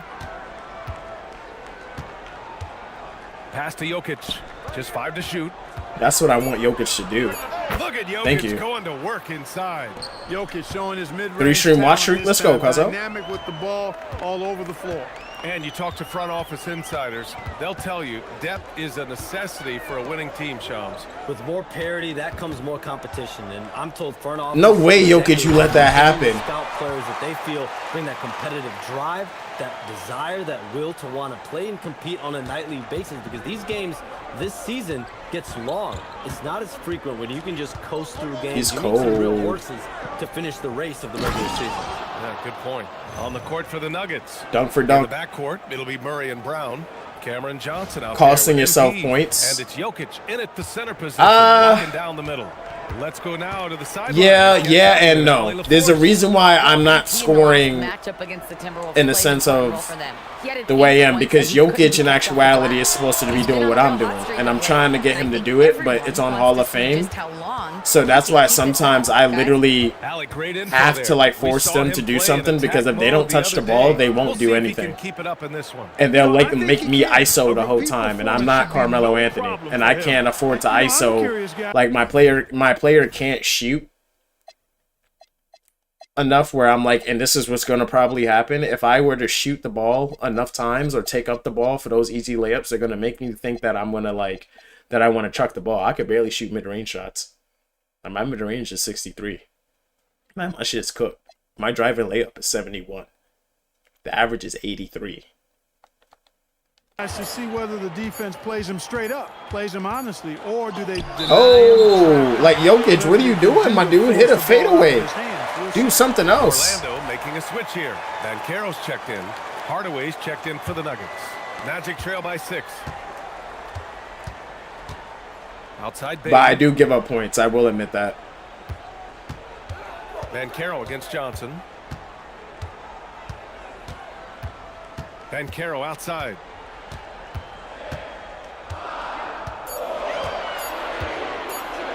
Launches it. Orlando again missing. That was a bad guys, shot. They need to do something to reduce this deficit. Bro. We'll see if that's the answer. Ahead. Here's Carter. Rebounded by Denver. MP's got 7 rebounds in the game. Oh, come on, dude. Wagner I didn't mean to do that pass. I meant to give it a Hardaway. Back to Suggs. Here's Banchero. Count it. Now he makes that. Field goal in 12 tries. Yeah. A promising sign of things. We're up by 4, which is not bad. Clearly somebody you got. But Hardaway needs to get the ball right now. And with 2 of the league's smaller market teams facing off in last year's finals, Shams, any problem with that? On one hand, BA, it Thank you, definitely takes Jokic. the audience some getting used to, but for Commissioner Adam Silver, it's a sign that the league's changes are working as intended. So much parity, it gives every team, if well managed, a chance to compete. And the Pacers and Thunder both certainly fit that description. This is a wide open league right now, BA. NBA is fertile ground. If it's That's all well you, managed, Jokic. That's Bro, what? Gardner, good. Wendell Carter Jr. is not a joke, but damn, Jokic. The Nuggets lead by 4. Like, he just, like, completely overpowered you. Screen on Suggs. I'm not running in that. Bro, give me the ball. Murray passes to MP. Up top, Johnson. Wagner He with a lost the ball. And it's Orlando on the break. Here's Banchero. And Orlando tacks on 2 more. He lost Why he was the drafted ball. First overall, Paolo Banchero has been a hoop getter tonight. A hoop getter, chat. Pass to MP.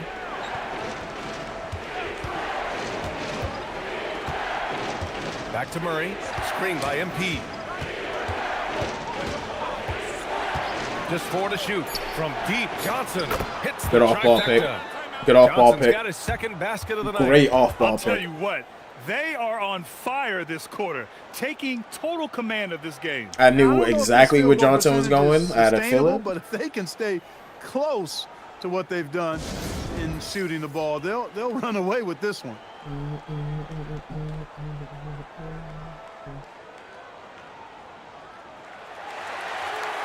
Black's checked in for Wagner, and then for Denver, Gordon. He's checked in for Johnson. All right, let's keep And it's this lead Christian going into the Brown in half. for Murray. Outside Bain. Banchero against Gordon. No way. From close range. Soft defense. I mean, they've given up 10 of the last 12 points inside. Screen by Gordon. Alley-oop time. Here's MP. Kicks it out Oh, to Hardaway. Hardaway, you should have shot that. Oh, come on, bro. Good. Great D The that ball time should have went to from Brown, Suggs. but Hardaway should have shot that when the homie lagged off. On the wing, Bain. Defended by Gordon. Bain, the pass to Banchero. I'm on you. I'm on you. You're not shooting that. You're not shooting that. Nope. I'm not guarding up. From deep. I'm not guarding that. Nikola Jokic grabs I knew he wasn't going to make that, homie. I know the scouting Jokic has report. got 4 rebounds now. Stolen by Bro, Brown, what are you doing, my guy? with it. And Jokic picks him up defensively. Get that shit out of here. He with a block. Love the defensive stand. And they by still MP right scored. there. Got the position he needs. Hold on. Hold on. We ain't going to casually just walk that off. Chat, that was a full chase down block just now. That was a chase down block. Certified chase down. Certified. That happened just now. On some LeBron James type stuff. With the mask. Hold on, hold on. We're not going to act like that didn't happen. Coast to coast, chat. Saw the still happening. Ran. Homie did the spin move. Thought he was nice. Smack that shit. Get that shit out of here. What? Smack that right off the backboard. And sent it back. And so MP will bring it up for Denver. Well, when this one's done, they'll be off to Miami. Oh, that was my bad. That was my bad. They was ready for that pass. 7 meetings on the road. You're not taking that up on me. Thanks for dropping in, man. Nope. It is always a pleasure to have you. Likewise, we've got to do this again soon. I've got news coming up on the other line here. Hold on, BA. I'm going to run, but we'll definitely do this again soon. Jokic. We know he's already got news. Hey, I mean, if something is going down, that's big. Oh yeah, the old school Richard Jefferson mask. Yes, yes. I was saying the LeBron when LeBron got hurt, but you know this is the old school Richard Jefferson. Yeah, but it's black tint. It's not transparent, but yeah, literally Richard Jefferson. Exactly.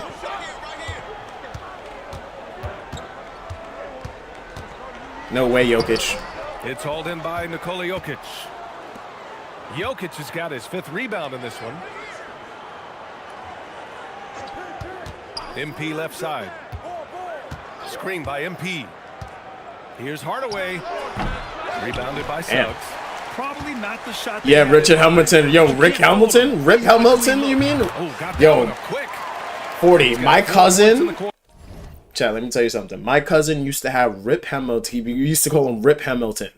Richard Hamilton. Because when he had the free throw where he would put his arm up like that before and he would shoot the free throw. His free throw was hilarious. His jump shot, I think he had a mid-range of like 92. And my cousin, chat, let me tell you, if Juice God is in the chat right now, if my cousin saw a guard with a 90-something mid-range,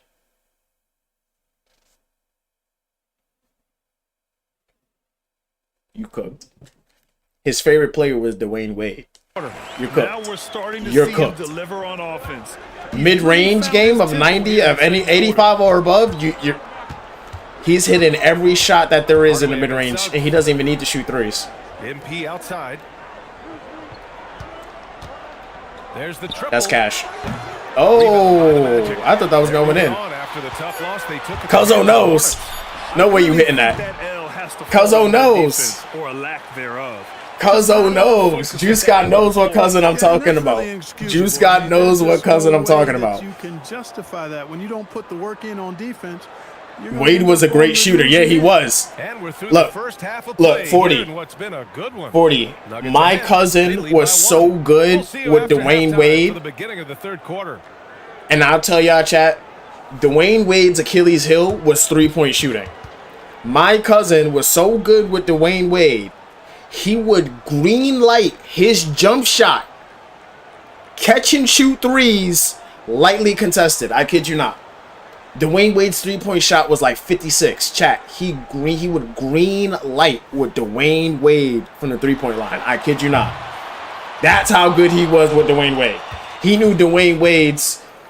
Chat, that's why when I see a spin move dunk, Dwayne Wade had it first. If I could tell you, chat, how many times he had the spin move dunk for the and one with the tomahawk behind the back. Dwayne Wade was the first one with that animation. He would literally spam it for good reason too. But like when you go against that growing up, yeah, nah. Off topic. Yeah, nah, chat. It was Rip Hamilton. Topic, Shaq? Isn't that a Dwayne Wade was the best cheat code of my life. Well, that was more no topic than off topic, but that's all the time we have for this topic. Yeah, Juice Scott was a Miami Heat fan too. Yeah, no, he is Dwayne Wade. Take a look at the first half of action. It's been a close Dwayne Wade, the Lakers, Kobe Bryant. Glass has been superb tonight, chasing down every miss there, Ernie. But another one, Jerry Stackhouse, chat. Tell it was a focal point. Jerry Stackhouse is another one. Jerry Stackhouse, 92 mid-range. Dude had a 90-plus mid-range. Seriously, Jerry Stackhouse. Look him up.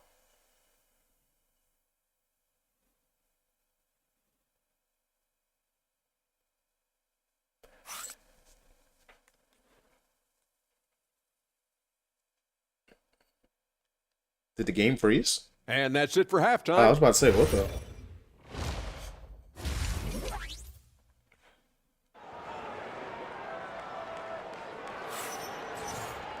And we're halfway through this one. Plenty of basketball left in a game that's been a fairly even one. Paolo Banchero with a strong contribution so far in this one. And in the first Jeremy half, Lamb? he Oh, Jeremy Lamb has one of the dominated best, He got the looks he easiest wanted, to look. was able to execute. Yeah, Juice you know what? I God, think you he's know doing Jeremy exactly what he Lamb's has jump to do. shot was Using his broken in body, shaking 2K off when even contact, Kevin and Durant finishing was at like, the bro, rim. Jeremy Lamb's jump shot, like even Wagner is out KD there brings with up the Van jump Carroll. shot being And broken. it's He's just Suggs like, bro, in at Jeremy the Lamb line. has one of the best So jump that's shots in what Jamal 2K. Mosley starts the second half with. I forgot which 2K it was. Like, dude, his jump shot was Through their broken. star player. Oh, Grant, nope, that don't give me can the ball. leave Don't give me the team ball. vulnerable when that player has an off night. You know, in a strange way, it's almost better if Jokic, your star is cash. out of the game. I know that He missed sounds that? weird, but those complementary players get increased opportunities and are in. No way he makes that. More. Let's go. You gotta love how they've been crashing the boards, fighting Jokic. hard for every miss. I certainly do. You know, I like to see guys do their work inside. Their rebounding has been excellent, and that's always important in a close game. Great teamwork on that drive, punctuated by a strong finish. That is the perfect fast break, guys. No way he Get in the makes hoop that. before the defense can get set. Anytime he can, Bain is taking this shot. I mean, he is supremely confident from range. MP outside. MP makes his move. Ah, It's rebounded by I went Wagner. at both of the brothers. Both of the brothers pulled up on me. We'll miss those from time to time. Both of the brothers pulled up on me. Impressive one-hand. I went out. I got serve past right there. the wing brother, and then the big man came through. I was like, damn. Maybe use two hands next time. He knows where he is. Somebody you can count on. He is an extremely reliable finisher. Murray passes to MP. Here's Jokic. Oh! There's the alley. And Gordon with the big finish. Okay, Gordon. And when I Gordon did is not know about your launched in the game, air sir. like that, he's a mesmerizing guy to keep an eye on and just get out of the way. From the left block. And it's Denver with a rebound. MP's got 9 rebounds now. Gordon, you with feel a like screen flying on again? Wagner. MP Take that. pass to Gordon. And Gordon with the big finish. Love that play call by MP, finding a way to create for his team. Bankero. Damn. Just under Welcome to 2.5 your minutes Kodak into moment. this third quarter Don't now. try to get an ISO play now and try to dunk on them. Don't try to do it. Suggs Don't try to do it. I will foul the hell out of you, Bankero. I will foul you. I will do it. See, he want that payback. You better make that fadeaway. And he can't get that one. Good work defensively by Gordon. Well, it's hard to stop a 6'10" wing Cash? who can handle and play through contact. And the Magic have 2 of them, Grant. Yeah, the numbers remarkably similar for Paolo Banchero and Franz Wagner. Banchero is stronger and more of a rebounder, but both of them are stars. On the wing, Suggs, defended by Murray. Orlando needs to get off a shot here. Wagner for 3. He can make Orlando that. again missing. The Nuggets lead by 4. MP, the pass to Jokic. Jokic almost lost that? Bain against Hardaway. MP outside. Here's the 3. The long-range hit from MP. And the 3 ball is just go, another chat. way that MP can hurt you. On the wing, Bain. To the middle. They need this. You got that, Jokic. Good And it's defense. Wagner missing. Great defensive effort to lock down the paint. Impressive work protecting the basket. He held his ground nicely on that one. Murray against Suggs. MP, the pass to Jokic. Good on the shot. Jokic has got 21 points in the game. Come on, A1. Their ball movement on this run has been tremendous. It's led to a lot of good, clean, open looks. Wagner outside. Pass to Banchero. Outside Bain. 3-pointer. And once again, off the mark by Orlando. And so it's Jokic who brings up the ball for the Denver Nuggets. Since halftime, they've only allowed 5 points. Here's Murray. It's Murray, you're doing too much in the paint, my boy. Something we might see Banchero work on, improving his ability to knock away shots. time now to hear from our reporter, Allie LaForce. Thank you. Franz Wagner was asked to describe his game, and he said, I don't know if there's someone who I would say I play really Oh, close I tried to kick the ball I'm back. like a tall guard. I try to do a lot of different stuff out there, and I hope when you see me play, you see that I'm having fun and I'm playing for the right reasons. Back over to you. Okay, thanks for the report, Allie. And the basket by Bain. And in the even paint, if he doing his isn't thing. the biggest, strongest guy out there, Bane can still do damage inside. MP is screen on Suggs. Gordon outside. Good kick out. It's good. Nice. And the assist goes to Murray. Murray's got 4 assists in the game. Magic trail by 9. Wagner with it. You know, his impact on offense has been terrific. Scoring just around. Hey, get him in. How you doing today? Here's Banchero. How you doing, brother? Hauled in by Nikola Jokic. Jokic has got rebound number 9 now. What an effort here tonight. Here's MP. Out of bounds. Did he just run out of bounds with the fucking ball? I'm trying to figure out why Jokic ran out of bounds with the ball just now. Like, what was the plan, Jokic? Like, he just ran out of bounds with the ball. Like, took a whole ass dribble out of bounds. It'll like, be Orlando's ball. But we all right. We trying to win at least one game. We got a podcast that we're doing, a podcast episode we're doing at 7 p.m. Eastern, so that's like in under 2 hours. Johnson, he's checked in for Gordon. But yeah, we're trying to win this game so we can go at least 500. I don't know if we're gonna play a third game, but we might. Orlando has gone just 1 of 5 from 3-point and take a range here in short, the third quarter. not take a short break, but take an Banchero with a screen intermission on before we do the podcast, and then I don't know if we're gonna do RP after that. We might do some RP. And It says that we're we're gonna do some 2K, some RP, but overall, just been recovering from this bad cold that I had, man. I had a fever, all of that We've stuff. seen him have lots of big scoring nights, and there's more So, to come for sure. recovering from that, trying to get my strength back, about at like 75, 80%. Tremendously right now. Magic trail by 9. Wagner with a screen on Johnson. Outside Bane. Wagner with a screen on Hardaway. And the dunk by Wagner. Of course I get dunked on. And what an aggressive move to the rim. He's really trying to fire up his teammates right now. Boy, Yeah, you got to take care of yourself. Yeah, that's why I was gone for almost practically a week. I was gone for a week practically, and I put it in the Discord that, hey, I was getting sleep. I was getting, I was just catching up on rest, took a break from streaming. I didn't play any video games. I think I just need to recharge and reset my battery. I still don't know what I'm doing, but I'm down arc raiders whenever. Hey, yeah, cuz look, even if we just run around being sweats and stealing people's shit, we'll figure it out. Yeah, it's a lot to arc raiders, I can imagine, man. There's no way Vancouver makes that, right? Yes, it does. Draining his first 3 of the game, no doubt, hoping to build up a little momentum from outside. Do you like arc raiders? Get them? 250. Banchero is a guard. Oh man, they do not like my across the court pass. Great handle, which allows him to get wherever hey, he makes that. On the Look floor. at that. And the vision to create for his teammates too. But if you put a smaller guy on him, he Jokic for the 3. Cash me. The Joker knocks it down. Here's a present for your dumb In the ass. first half, there's his second right there. You like it? Yeah, man. I would play it because it's a third-person shooter, and I feel like high key. Arc Raiders makes me hope that the Division 3 is not too far away, because I do feel like the Dark Zone in the Division is much better than what Arc Raiders offers, but I don't know what the devs of the Division are doing. Like, did they put out another fucking update for the Division 2 that no one wants to play? Just 5 on the clock. Jokic the screen. Oh, that's Murray cash. For 3, and again, That's cash. Denver with a 3. That's cash from Murray. I knew that. Confident in his game. Murray doesn't Like, because I honestly think that the Division is a much better extraction shooter. Outside Bane. It's chill solo, but duos and up get sweaty. I can imagine. On Johnson. Inside. And the dunk by Wagner. I can imagine. And he brings this game a little closer using a huge one-hand slam. That's a great way to get your team back into it. That might indeed ignite a spark in this Might as well team. just run a pick and From pop. deep, Jokic. You might as well just run that pick and pop. It's MP picking up the assist.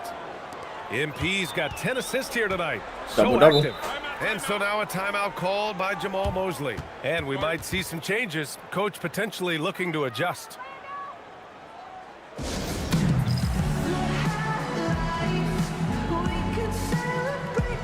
Orlando making some changes. Bataze's checked in for Wagner. Wendell Carter. All right, let's keep it going, chat. I feel like we got to keep the momentum going. Oh, we're up by 11 still. Yep, that's perfect. MP's checked That in is for Watson, perfect. and Jamal Murray is subbed in for Browns.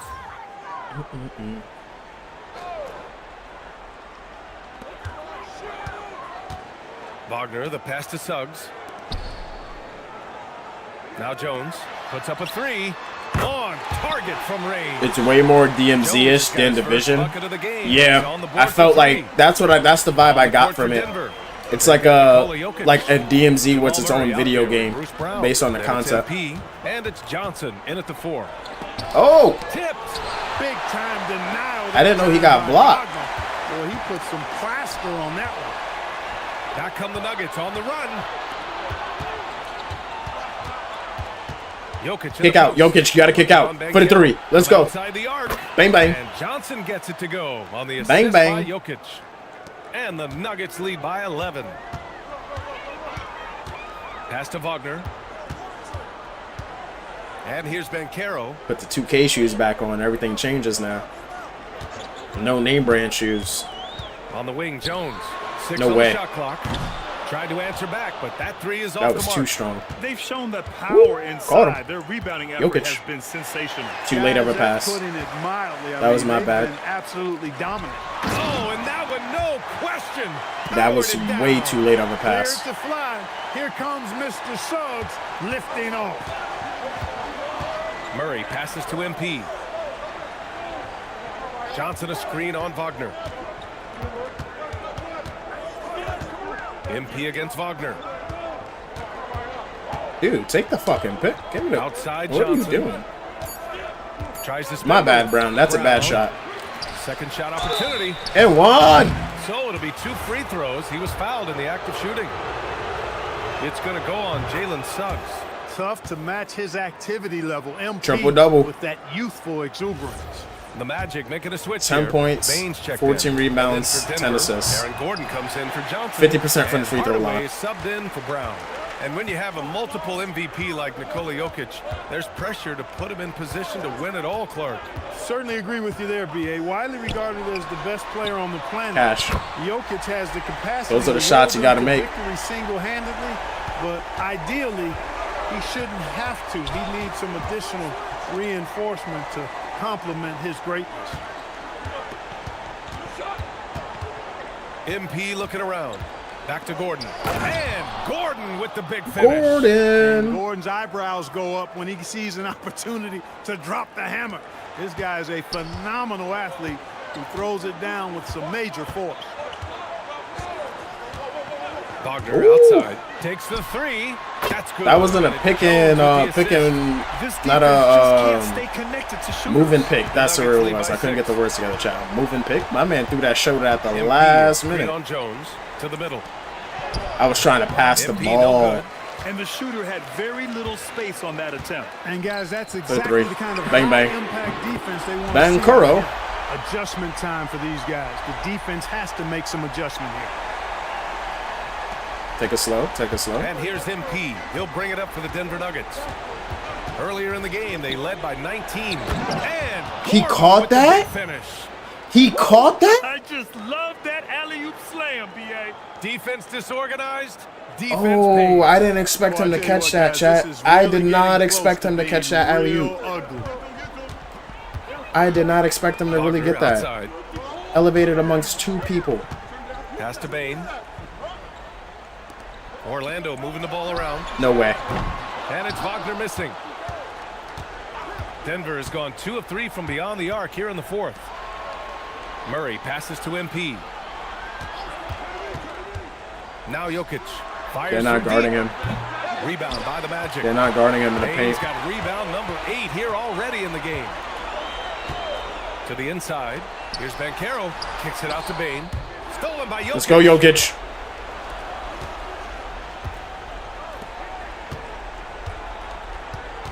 Jokic, that's all you, my boy. Jokic is doubled. And one! Let's go! And right now, Jokic has it going on.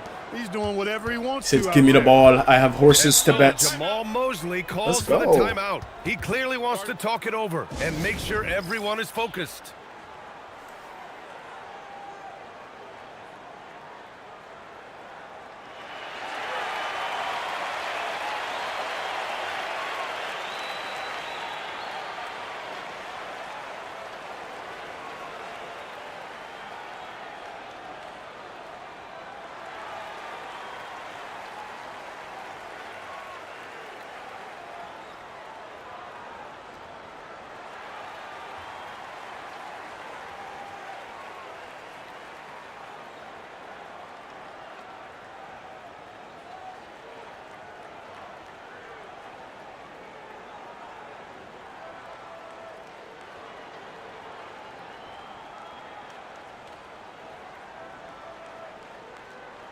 Jalen Suggs is checked All right, in chat, for let's keep it Jones. going. A moment to hear from Allie LaForce. Hi, guys. Well, Jamal Mosley was just reviewing the plan with his team. He told his players he expects more from them at the line, saying, quote, keep drawing fouls, keep getting to the stripe, but when you do, you got to make it count. Not looking to give those freebies away. Back to you. And Allie, thank you for that. And he's doing things on the glass tonight that we don't often see. Boy, he has put in some major work. He's earning his pay, for sure. MP outside. Here's Gordon. Outside Murray. Oh, he did not want that at all. My bad. I'm in the paint. He shoots. Suggs rips down the board. I could not get in Magic position trail for by that. 7. I didn't realize the music was still playing. My bad, Now chat. Wagner. Jokic. Good foul. Tough play that time by Wagner against Good foul. the defense, drawing the foul. And he cannot get the first one to drop. Tough one to miss. We needed this W. So Oh! neither attempt will fall. I missed the that rebound time. completely. The Nuggets lead by 7. 1:51 left in the final quarter. Jokic with a screen on Wagner. Down low, MP drops it in. Mask. The man. Suggs has got the The ball force. here for Orlando. The force of the bean. Now Bancaro. Now Suggs. And the call is going to be, yes. Illegal screen? Illegal screen. Let's go. One of the trickier plays to judge, but it would be hard to argue against the call. Yeah, you know, the officials aren't nearly as lenient as they used to be on that call. As a matter of fact, I know I got away with a lot of those in my playing days, but that was 40 years ago. Wagner with the rebound. Lucky bastard. Magic trail by 9.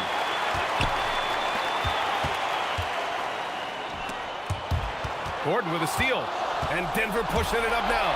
Jokic with it. Wagner picks him up. Bam. That's off target. And Orlando shooting 51%. Good clip from the field. And what a jam by Bane, using his hops to do some damage at the rim. Oh! And stolen by Oh! Bane. Chat, we about to lose this game. We better stop. They say it was last We about to time lose this game. We better stop. We better stop right now.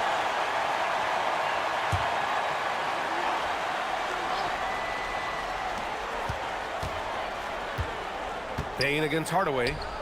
Outside Bancaro. No way. For 3. And Gordon really a hustler at the defensive end, always Hold the trying ball, to contest Jokic. the shot whenever he can. Hold the ball. MP, a screen on Wagner. Jokic. Wagner with the rebound. I hate to say it, but I'm pretty sure we can close the book on this one. Yep, I'd agree with you. Chalk it up. W in the bag. No way. Everyone trying to shoot a 3. Suggs. Can't get the 3. I'm holding the ball, chat. End of the game. End of the game, chat. End of the game. End of the game. And so it's Denver with the W. And they Get a score and assist on the next possession. No way, chat. NBA, the We visiting needed that team W. is always under some added pressure. We but needed they that made it W, chat. Good win for you guys tonight, MP, and some. I don't want to hear none of her bullshit. Come on. Yeah, We we dialed in. wanted this one. BA, over to you. Okay, Jennifer, thanks a lot. Thank you for joining us. That'll do it for now. For Allie LaForce, Clark.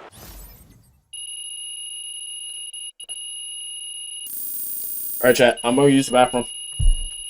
Also, I want to make sure I use the bathroom enough times, too, before the podcast, because I don't want to take a bathroom break while the podcast is going. But I'll be right back, chat. I'll be right back.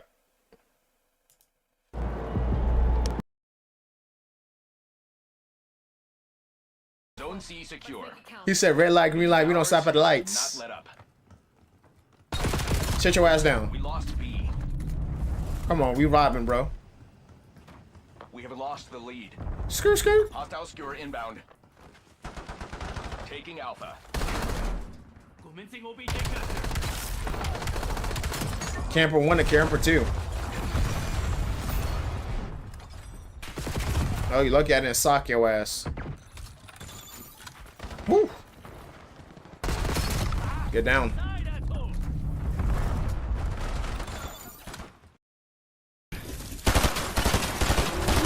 That was a good game, right? In Diamond 3. Let's see. Let's see, chat. Let's see. Because I got it ready.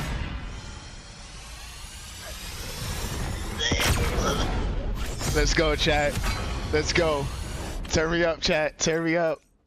Hold up, hold up, hold up, hold up, hold up. Turn me up, chat. Turn me up, chat. Let's go. Let's go. Let's go. I'm not fighting that.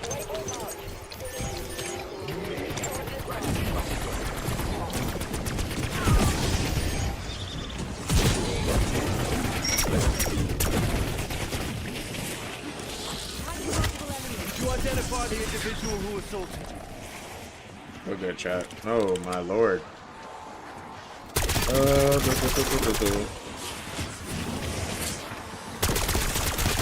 Oh my lord. They're all going down, chat. Quick revive, that's why we got it. Pick them up. Oh my lord. Y'all all need to go bye-bye. Alright, we got homie over here. He got punched.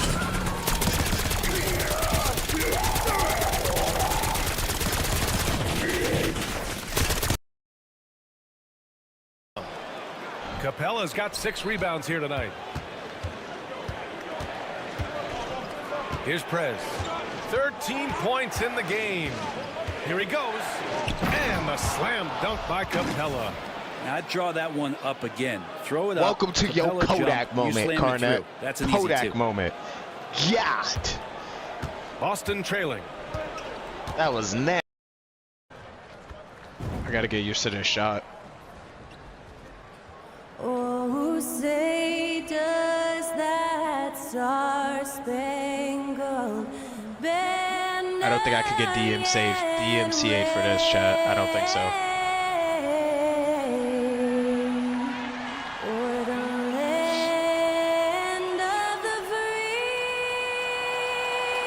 Also, Candace Parker retired. Kevin, I knew at the age of 16 years old what I wanted to do, and this path I wanted to take an insider for the NBA because I love playing basketball. I love. Let's go, chat. On his ass. Transactions for the behind-the-scenes stories, so to be able to tell that story to the fans, I feel like I am one of the fans. That's why I feel like let's I can relate go. to the fans, and so that's what inspired Lockdown me defense. to take this career path that I've taken. You're so connected. It is a pleasure reading Lockdown defense, and we screenshotting so that. much, and just know the stories will keep coming.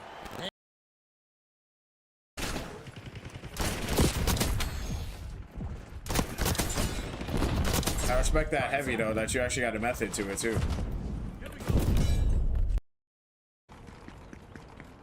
Oh shit.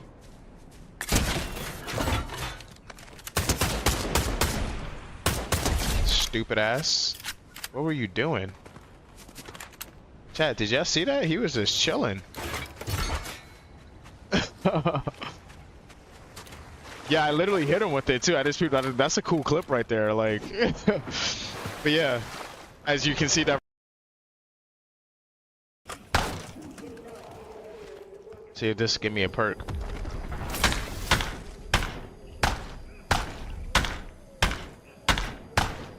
Keep pushing. We need to find out what caused all this, even if it turns out it was us.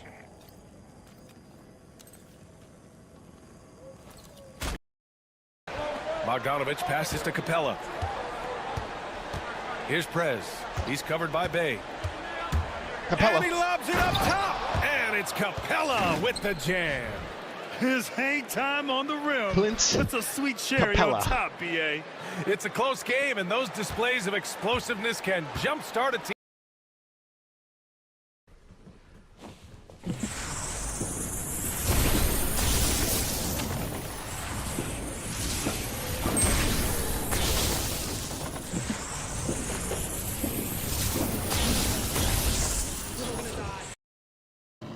Where are we going?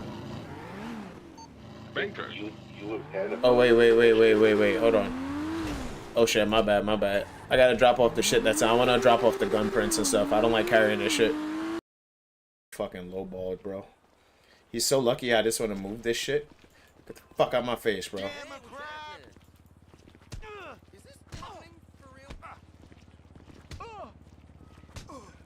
So sick. Oh shit, what was that? What was that?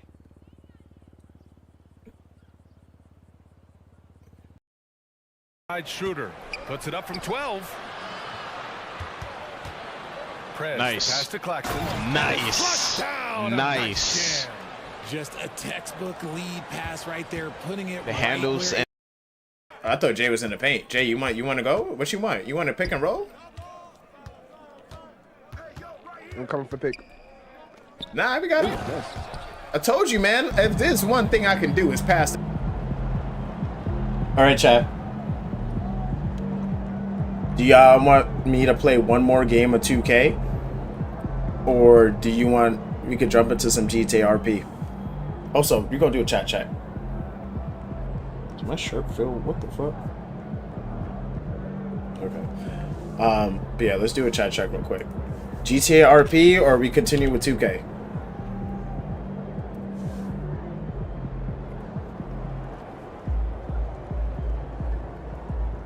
No one responds, we'll just write it out with the 2K because we haven't played 2K in a minute.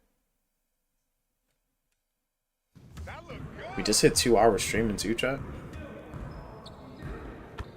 Hey, need some help? Could be doing these. Physical finisher, I'll take that. Oh, why you did that? No.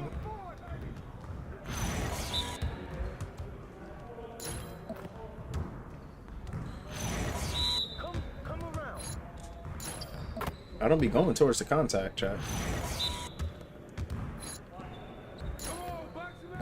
One more.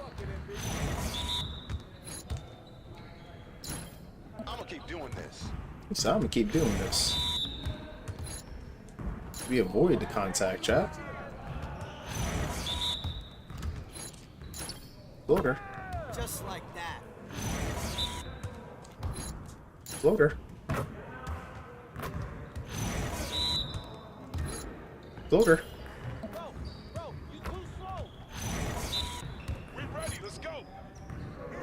Oh, that was bad.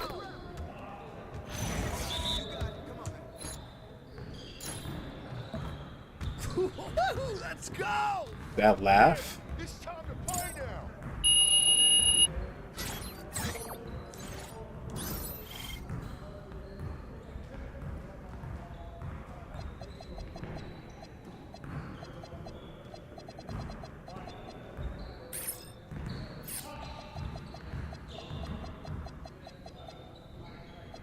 Walkable. Nah. Strong handle. Let's do our defensive stuff first, though, chat. Immovable enforcer.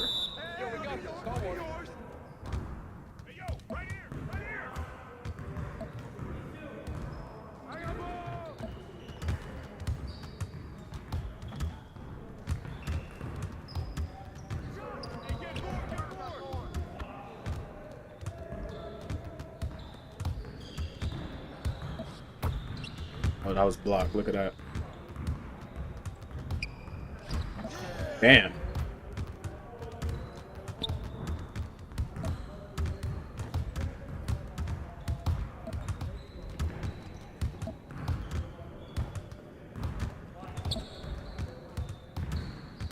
No way.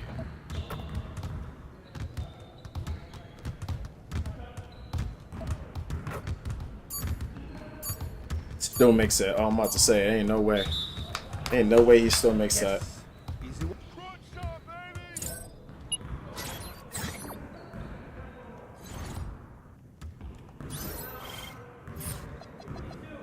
Rebound chaser. All right, let's do it.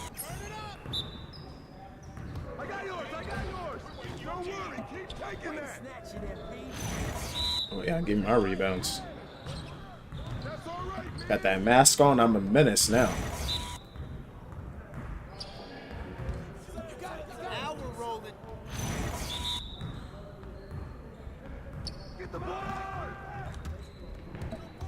my rebound, homie. Want your cornbread?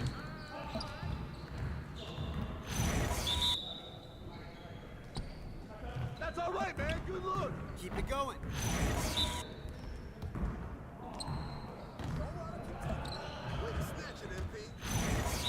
Way to snatch it, MP.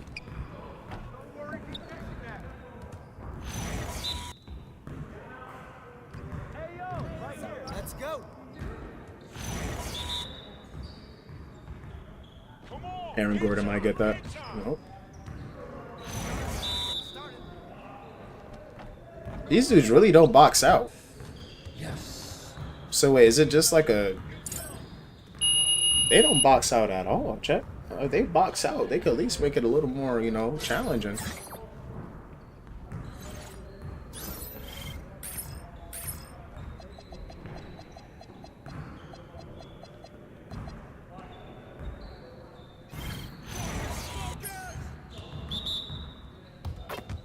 Oh, we out. He wasn't ready for that.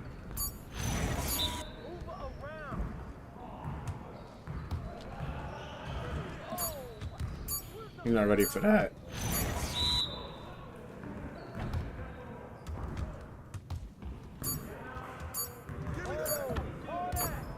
Give me that.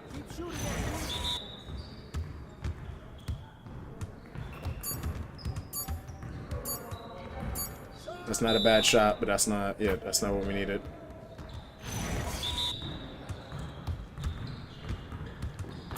Oh, what are you doing? I did not tell you to do that, homie.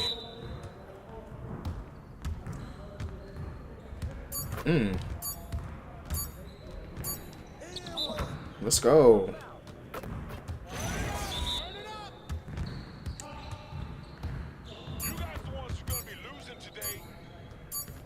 I don't know what kind of layup that was, my dog.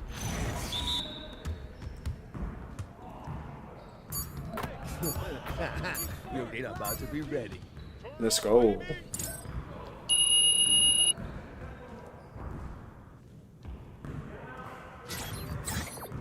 Beautiful. Hey, coach.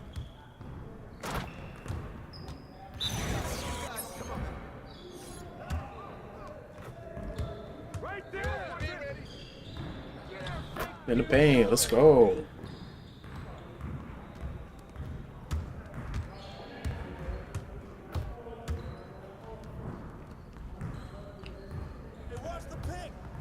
No way. Save.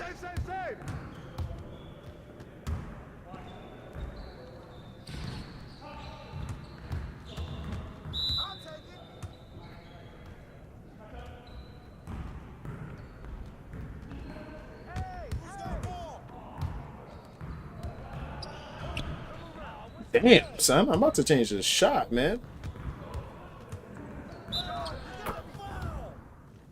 The stance is just, something's off with it, Chad. It just takes something about the shot just takes too long.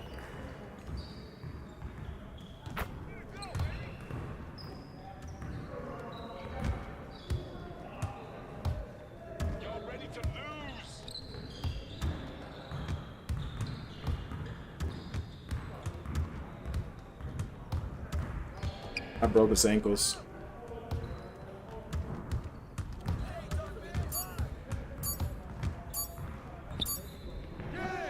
No way.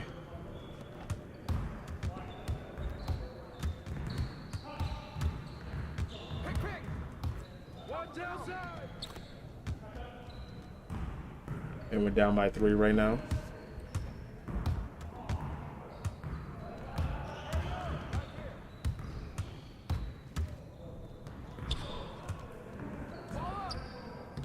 Damn.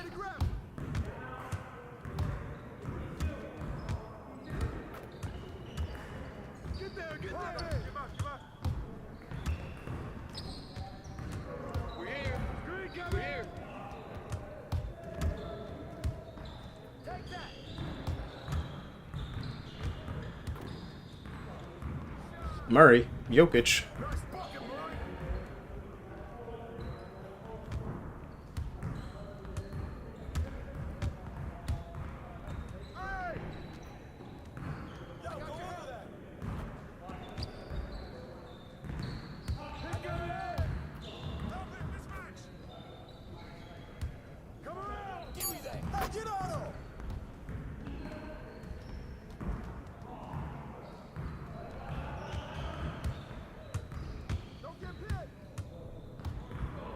Oh.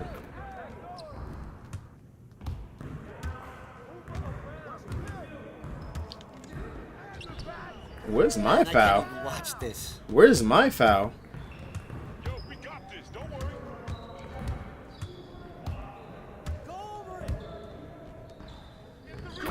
Bro.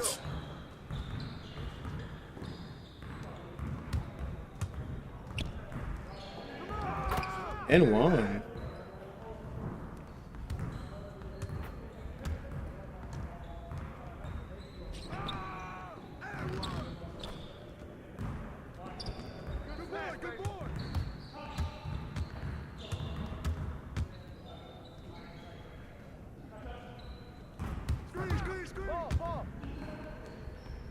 Nice.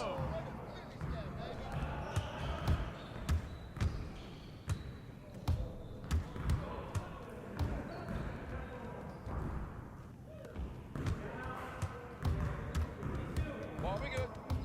Let's get y'all.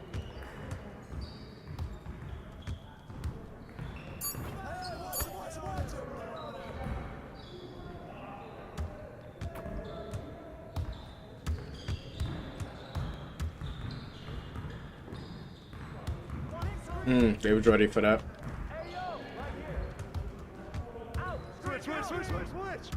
Murray, that was your chance to do something, bro. Brown hit that. Thank you. Thank you.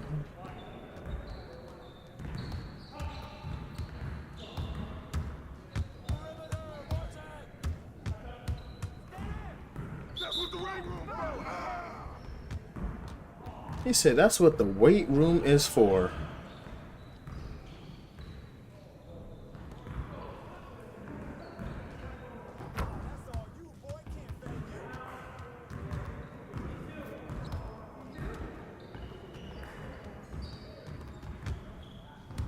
Nah, we good. Let's ball. Woo!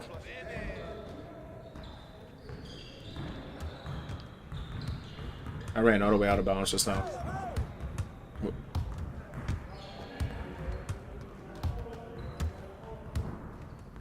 I got him, I got him.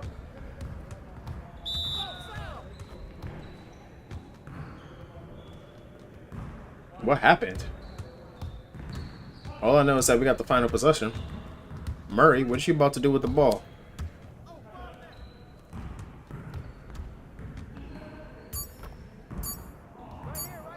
Oh, that was a travel. What? He traveled his ass off just now. Let's go. He just traveled his ass off. Ain't no way.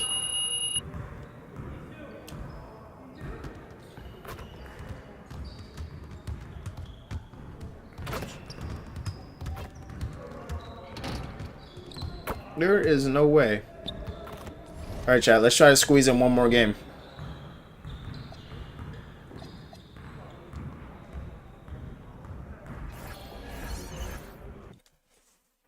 Try to squeeze in one more game.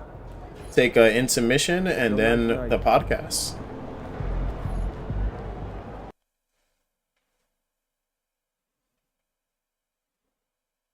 It's going in. I did not mean to do that. Ain't ready yet, P.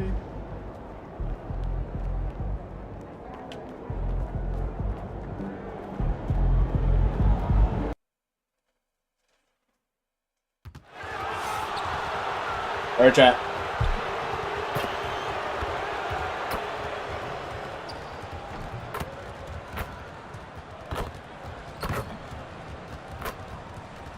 Be right back. Another bathroom break. You gotta get all of them out before the podcast.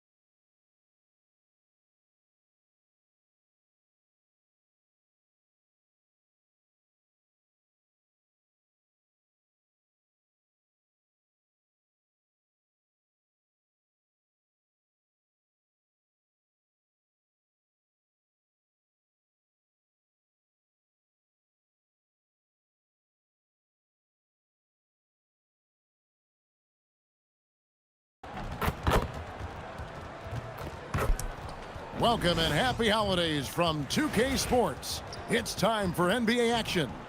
This is Kevin Harlan. I'll be joined by Greg Anthony, Tim against Legler. Miami. And when you look at these All two teams tonight, GA both have a number of veterans on their rosters. Well, we hear all the time about how valuable having experienced players can be. And clearly, both of these teams have bought into that philosophy. Now the starting group for the Denver Oh, Nuggets. come on. Already? Inside for him, it's Gordon and Jokic. Norman Paul, I In know the that. He guard averages like spots, 20 points a Murray game. and Yep, Brown. just about And 20.8. it's MP in its small.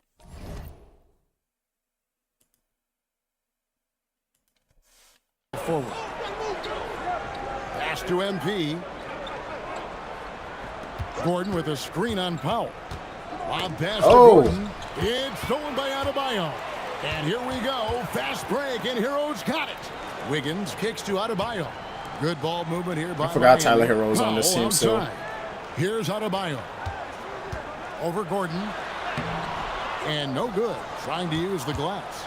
Now we'll hear from Allie LaForce, and she's got a story for us. An update. Allie? Eric Gordon. Spoelstra and I got a chance to catch up for a bit. I asked him the obvious. Is there anything you can do to slow down Jokic? He was surprisingly candid with his plan, and he said they want to force him to switch out onto the perimeter shooters, hoping that he expends a lot of energy and create favorable mismatches. Kevin, back to you. All right, Allie, thank you so He much just for that. threw that up. What? And what a dime from Bam. He's really skilled at looking for and finding his teammates. Outside Gordon. Good in the assist to Cash me. Murray. Gordon's got 6 points. And they don't want to get in a habit of giving him open looks from three. First quarter still, but not who you want to leave open. Out to Powell. Back to Adebayo. And Adebayo throws it down. You got to decide how we're going to play that, Gordon, unless you're going to play up on the guards. He really knows how to execute that. Denver's gone 2 of 2 from three-point range here in the first quarter. Brown finds MP. Now Jokic for three. Gets it to go from beyond the arc. And he is brimming with confidence. Jokic just doesn't question his decision. Pass to Adebayo. An easy 2 points on the layup. Adebayo's got his second bucket tonight. You can't have a better start than that, connecting on 4 of your first 5 field goal attempts. Last year marked the first All-Star appearance for Tyler Hero. Tim, he clearly is the pride in Milwaukee. Oh, hey, one of the Jokic. great high school players from Good that kick area. out. Well, Kevin, he has finally come on. put it all together and taken his game to the next level. Not just scoring, but also creating. Pass to Wiggins. Back to Powell. Get that shit out of here. Rejection by MP. Here's Brown. Back to MP. Murray outside. Just 5 on the clock. Takes the three. Hits it from 3-point range. Nice. Let's go. And the best scorers, like Murray, they believe every shot they take. So give me that is pick and going in, roll. no That's all matter I how need. deep they are on the floor. 5:45 VC to chop it up before the pod.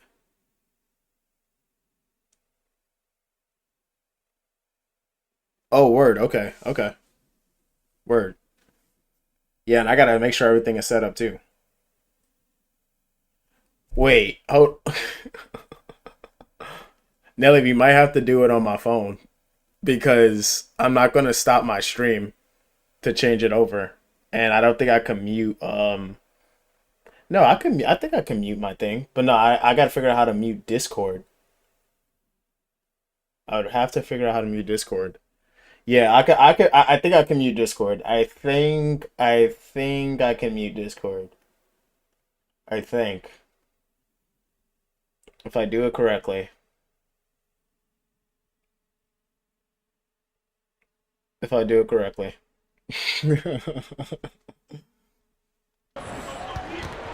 Inside. Oh! And Powell gets it to go on He got the me. assist by Wiggins. Powell's got 6. Nuggets have gone 4 of 5 from the field so far. Out to the wing. If anything, I could just mute.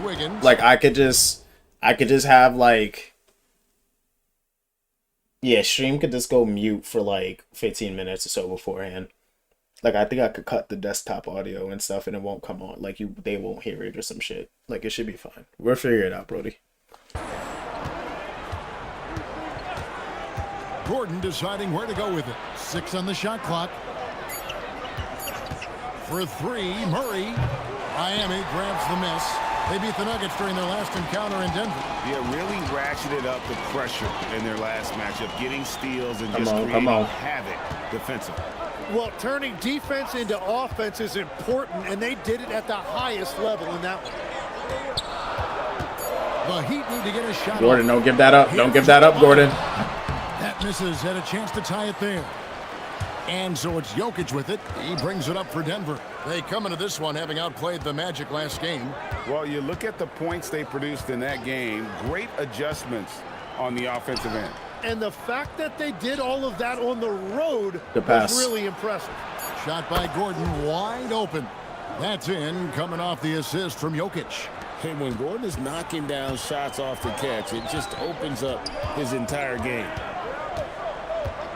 Hero passes to Wiggins.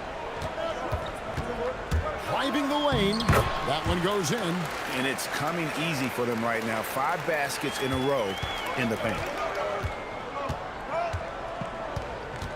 Murray against Hero. To the paint. That was a horrible pass, my boy. And here we go. Fast break. Powell's got it. Poked away. Stolen by Gordon. Not playing that game. Murray for 3. Murray. And the Bang. Nuggets hit again from deep.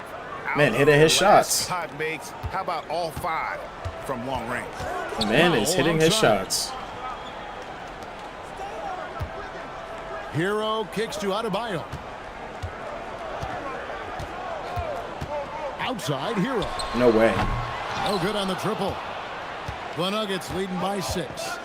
Pass to Brown. Outside Gordon.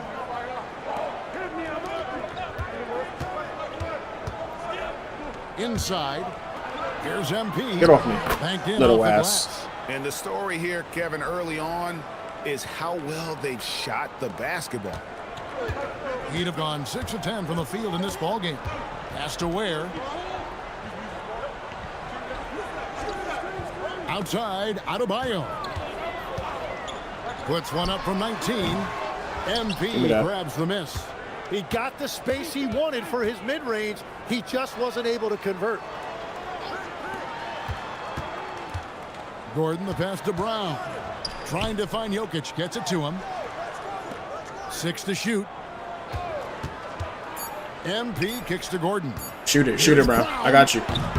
They get it back. Jokic. MP passes to Jokic. Picked him clean. Oh, and a fast break for the Heat. Powell, no one around him. And good again, defense. it's the Heat missing. The Nuggets leading by 8. Pass to Murray. And here is MP. Back to Murray. I see you, Murray. I see you, Murray. Go ahead, get that. I seen that slash. I seen that, chat. Right off the opening tip. Let's go. Especially on the offensive end. So far. Chat, less than 1 hour until podcast time. Less than 1 hour. Less than 1 hour, baby.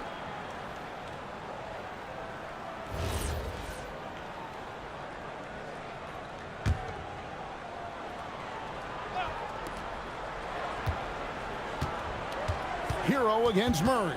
MP sets the screen for Murray. Another shot. Out to Hardaway. Jokic with the screen on Powell. Just 4 to shoot. Hardaway passes to MP. From deep, Johnson. Oh, he should have made that. Miami with the rebound. They've got the Pistons ahead of them in their next game in Detroit. That'll be just 1 game played away from home for them. In the post, it's Jovic and Adebayo. Tyler Hero out there with Powell. And it's Jaquez in at the small forward position. That's the group on the floor for Miami. Here's MP. Miami grabs the miss. Jaquez has got his 5th rebound right now in the game. Powell, the pass to Hero. Now, here's Adebayo. Up top, Hawkins. Covered by MP. Back to Adebayo. And it's sent Let's back go. by Good Jokic. defense. The imposing Yeah, Eric presence Spoelstra, of talk the to your Joker team, homie. inside turns away the finish right at the rim. Khalil Ware's checked in for the Heat. Andrew Wiggins comes in for Jaime Hawkins. And Denver also making a switch. Gordon's checked in for Tim Hardaway Jr. Fred. The foul. And foul on the shot. He'll shoot 2 at the free throw line. And guys, hold on now. I'm getting word we have Shams Charania calling in.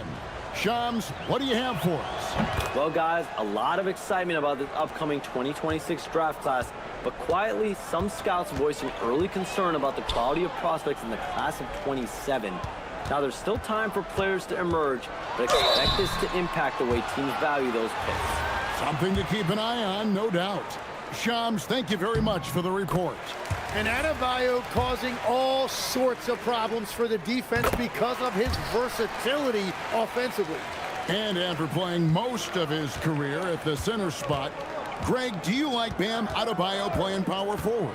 Oh, it's great. At 6'9", I felt like he was always undersized at the pivot, making up for it with his strength and toughness, but he has the mobility and the skill to play the That wasn't a good type of pass that I wanted to give him. The Heat trail by 14. Wiggins outside. Back to Hero. Trying to find Right Ware, on and Jokic. gets it to Come him. on. And maybe that'll trigger them. Impossible not to get pumped up after that. Yeah, well, you could see the immediate reaction of the guys on the bench. They are pumped up. Murray finds MP. Damn. Damn. By Hero. And Powell gets it to go on the assist from Hero. Hero's got his 3rd assist on the night. Hero against Murray. I'm like getting in Murray's way. And the I am jumper not helping falls Murray through. right now. I'm just Murray's literally got running 6 in his points in the path. quarter. And when they've gone to him, Running he straight has into his come path. through big time. You got to keep getting him touches. And now let's send it over to our courtside reporter, Allie LaForce. Well, MP in the last matchup against the Magic played really well. He ended up with 12 points, and he did everything else he could have wanted as well, ending with a triple-double. There you go. And after being on a losing streak, he came up big and helped them get back in the winning column. Thanks, guys. Great stuff as always, Allie. Thank you. Greg, how impressive was it watching him completely take over? Unstoppable. They won No that way. game because of his effort and just his overall relentlessness. Well, he really lit it up. Maybe we'll see a repeat performance tonight. To the inside. Kicks it out to Gordon. Norman Damn. Powell with the rebound. The Heat trail by 15. Pass to Ware. Out to Powell. And Nice. so the We'll ball's take out that. of bounds. We will Powell take touched that. it last. The league's long-distance bombers are setting their sights on the three-point contest this season. Here are some of the early favorites to make up the field. And I love the way the voting is shaping up, Kevin. We'll have an excellent contest if these are the shooters who are firing away on All-Star Weekend. You take a look at Hero. He's going to need to leapfrog quite a few great shooters if he's going to be a part of the three-point festivities in All-Star Weekend. Good but, pass. you know, maybe he can do it. I mean, anything's possible, especially if he has a few big games from beyond the arc before All-Star Weekend. That'd give him a nice bump in the voting. And we'll keep you posted as we find out more. And as we get closer to the three-point contest, once we have our final list of official contestants. Yeah, it's going to be very competitive. That's the one thing we all know. We got an incredible group of long Reverse. shooters in this league right now. So reverse. Pass by MP. Great to see a young player making the right decisions with the ball. Hero passes to Powell.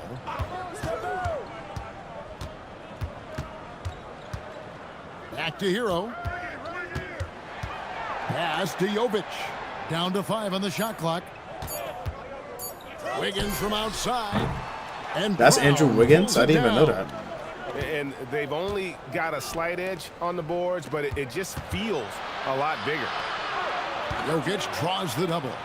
Whoops. they Oh, pick that off the was pass. Johnson. And here we go. Fast break. Wiggins has got it. Shoots over Johnson. Again, the miss by the Heat. The Nuggets now on offense. Right now, they're on a 9-0 run. Brown finds MP.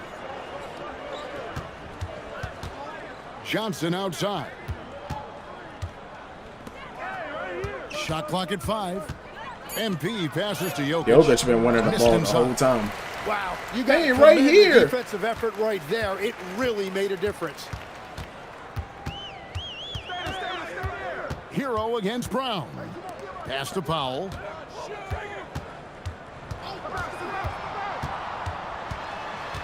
Here's Jovic. The 3. No way. That's another miss. Number 4. He's 2 for 6 shooting.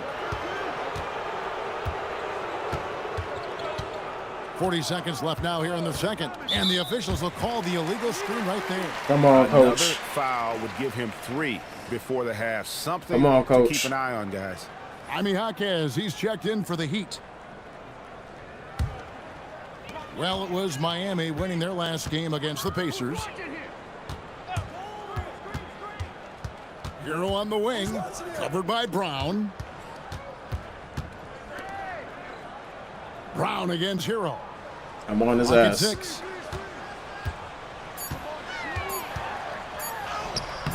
Rebound by the Nuggets. Jokic, you got that. Rebounds now tonight. Well, it's not only been a rough quarter for him, but he's actually had a negative impact on his team's overall performance. Yeah, I need to change this jump shot, Chad. And so it's Denver with a 19-point Did your advantage cam heading always into look the that next quarter. grainy? Their defense has been active. I don't know and what you're effective. referring to. We'll get right back to the action when we return. I guess so. I don't know. It doesn't look grainy on my screen. Well, it looks a little grainy. I can try to adjust it if you give me a sec. Hold on. Let me see.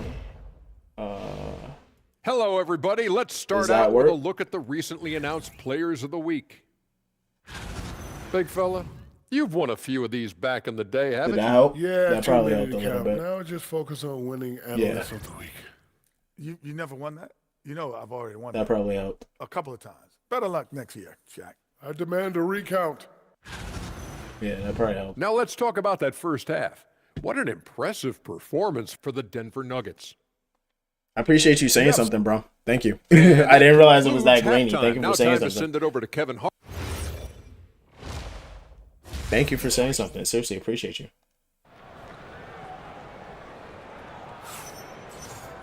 I didn't even realize the camera was quick like that. Half, but maybe things will tighten up here in the second. It's been one outstanding game from Jamal Murray. It's crazy because it doesn't come out grainy on the selection through the on the first clips. half, just taking what he can get from the I'm defense. surprised that I wonder if it's only live. Ask of him. That is helping out your team. Get off me. Second half is underway, and here's who David Edelman's got on the floor. I wasn't expecting Aaron Gordon's man to stay into the Murray paint. and Brown. Inside for him, it's Gordon and Jokic. All right, chat. Let's not give up this lead. Let's keep playing with the momentum that we had. Down to the baseline. It looks right now. That's where Good, Adebayo good. does his best work. Pass to MP. Down low. Oh! Hero against Murray. And stolen by Thank MP. you.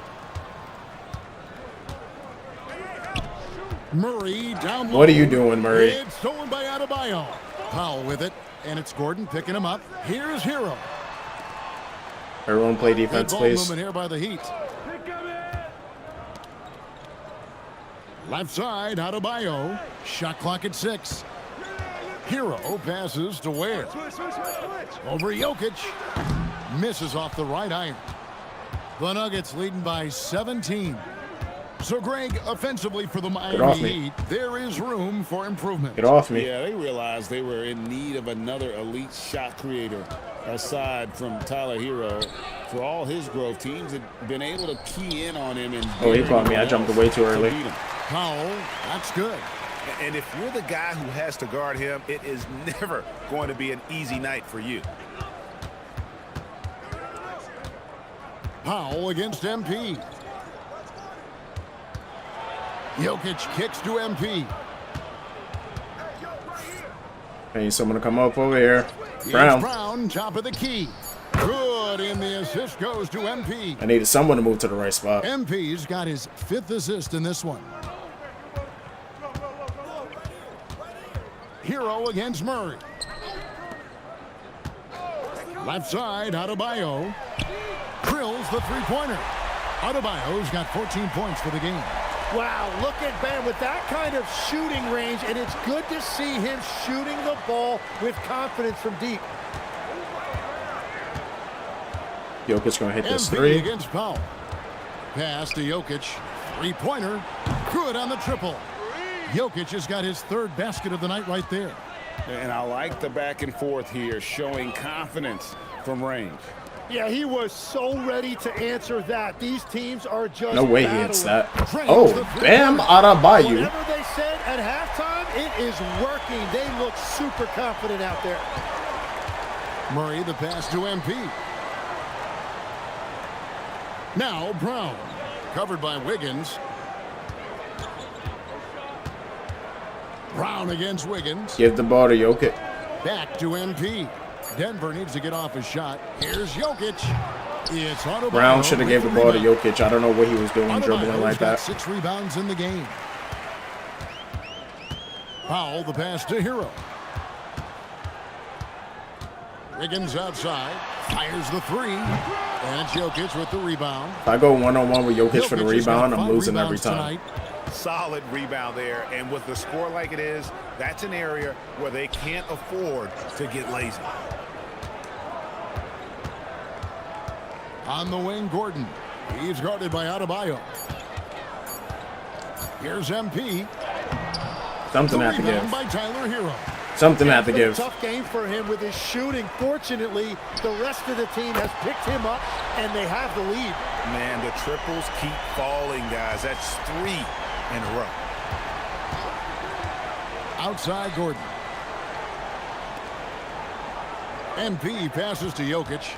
Shoots over Webb. Why are you not kicking that out, my boy? Denver retains possession. Here's Jokic. Jokic just takes what he wants inside. Amazing. Here's Hero. W pass. Let's check in now with our Allie LaForce, who's got a story for us. Allie? Thank you. Bam Adebayo is now the Heat's all-time leader in double-doubles. Bam said, I want to be #1 in some, if not all of these categories. No way Wiggins got that back. Keep improving and oh, my. And then it's just focusing on getting these wins. Back to you, Kevin. Good priorities. Thanks so much, Allie, for the report. Well, I'll tell you what, he's going to buy himself a ticket Let's go. to the bench if he Pump fake into the like dunk, that. baby. He has been putrid here this quarter. Oh, man, I love to see that. MP elevating. Hero passes to Powell. Back to Hero. Outside, Adebayo. Offline with his 3. Denver leading by 17. MP dishes to Gordon. MP with a screen on Adebayo. And that'll be Gordon, okay, with the drive? Okay, my boy, I didn't know you had that in your repertoire. You heard the term defensive anchor. What defines one in the way you look at the game? Well, I think it's that player that's on the back line, protecting the rim, but also able to see the entire floor. That is where your best communicator often resides. How did you grade your defensive abilities when you played? I battled, Kevin. You're going to have to kill me to stop me. That's the way I looked at it. No way. Ware kicks to Wiggins. Trying to break that ice-cold streak. Wiggins. That bucket. Wiggins has got work in the paint. That's what he does. That's his bread and butter. And this is why Wiggins has become an efficient scorer, doing a much better job with his shot quality, and loves now to attack inside. Nice move. And MP with the layup. MP's got 10. And there's a Working pattern starting to take shape here. They're working it inside and getting good shots from close range. Here's Hero. And the layup is good. Hero's got his second bucket. And around the basket, Tyler Hero is a very creative finisher. Outside Gordon. MP with a screen on Hero. Murray. MP Pick that up, Murray. Oh, Murray, come on. Hero. And here's Hero. He'll bring it up for Miami. Trailing by 17. To the middle. It's tipped. Heat moving the ball around. A three-pointer. Wiggins. It's hauled in by the Nuggets. Well, I think at this point the whole team is pressing, but he certainly looks frustrated. Jokic kicks to Hardaway. Back to Jokic. Outside. You already knew one of us was going to get open. Oh. Misses the three. And even without that three ball dropping for him, the defense should have done more on that last play. It's Powell on the wing. There's the triple. MP grabs the miss. The Nuggets leading by 17. The crossover. Oh, damn. Some nice D. The defense doing just enough. 4 for 9. Okay. That shot. Lets it go from deep. And Powell with the basket on the assist by Wiggins. Oh, with the basket. Wiggins has got assist number 5 here tonight. So David Adelman's decided to call a timeout here. Coach is going to take a few minutes. Is that going to bring us into the fourth? 7 minutes left in the fourth. All right, chat, let's do it. Quiet disposition for Andrew Wiggins. Tim, he lets his game do the Only talking. up by 8. Well, Kevin, his teammates love him for that reason. And remember, he was a key cog in Golden State's title in 2022, and the Warriors players and coaches had a difficult time parting with him. We're now joined by our sideline reporter, Allie LaForce. Allie, it's all yours. Well, over the break, I listened in on Eric Spoelstra's huddle. He told his guys to up their aggressiveness on the defensive end, saying this game is all about who can get stops right now. I need you guys to bring some more energy on defense. That's how we'll get this win. Guys? Thank you. All right, Allie, thank you. In the post, it's Jovic and Adebayo. Let's go, Jokic. Show him how you take contact. Jaquez in at the 3, the small forward. That's the group on the floor for Miami. The Heat trail by 8. Pass to Adebayo. Murray against Hero. To the inside. And Adebayo throws it down.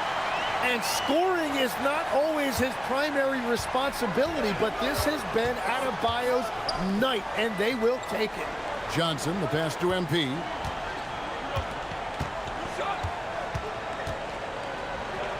MP strong in. They really letting me take it to the basket. 40 said I need to do that too. He said you need to get the easy points. He's like, Frijoles, you need to get the easy points. What are you doing, brother? He said you're costing yourself points. So now we got to go hard in the paint. Back to Jaquez. Here's Jovic. In the corner, Powell with it. Over Hardaway. The shot by Powell, no good. MP against Jaquez. MP passes to Johnson. I don't know if I can get 3 assists. Oh, Murray with the crossover. Caught his ass. And there's no doubt Murray can fill it up. Good luck bringing him down to earth when he's on this kind of a roll. Hero, that's a 2-pointer. Denver grabs the miss. Jokic. Oh, Jokic. Hardaway against Powell. Jaquez outside. Pass to Hero. Here's Jovic. Wants to get it to Adebayo and does. Over Jokic. That was me. Way too early of a rebound. Again, the miss by the Heat. Boy, he's got a great stroke. That one almost dropped. Murray dishes to Johnson. Hardaway against Powell. Hardaway passes to Johnson. Murray for 3. Murray. And it's Miami with the rebound. Everyone is tired. Rebound number 10 tonight. You can see it. Hero passes to Adebayo. Oh, come on, come on, come on, come on, come on, Nuggets. Don't start doing the bullshit. Get this close, he will punch it on you. He will punch it on you. Wiggins comes in for Jaime Jaquez. Denver also making some changes. Gordon's checked in for Cameron Johnson. And Christian Brown subbed in We up for there. Hardaway. Count the basket. Really nice decision by MP. He just has a great feel for the game. And so Hero will bring it up for the Miami Heat. It's a 10-point game. Inside. The shot by Powell, no good. The Nuggets have gone 8 of 10 from the field here in the fourth quarter. Really getting it done. And it's Gordon with the finish. And we've seen Gordon. Gordon said before. He under the showing basket, off when double given the clutch. Let's see Just the what I connected do. Cam angle on that stunning play brought to you by AT&T. Got the ball right inside. Such a well-timed pass.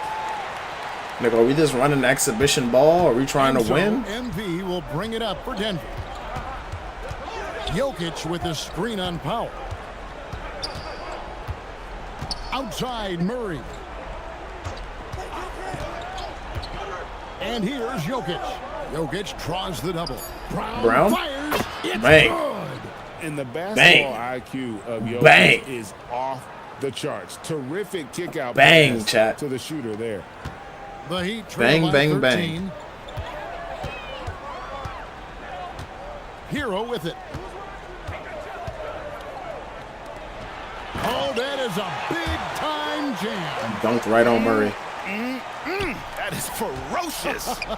You said it. That was ferocious. A slam by Jokic. Jokic got it right back. Jokic with attitude. I'm going to try my best to get this triple-double. Miami's gone 2 of 5 on three-point shots since the end of the third quarter. Hero, 12-footer, gets it. Now Murray. Here's Jokic. MP sets the screen for Brown. MP deciding where to go with it. Down to 5 on the shot clock. Oh, damn.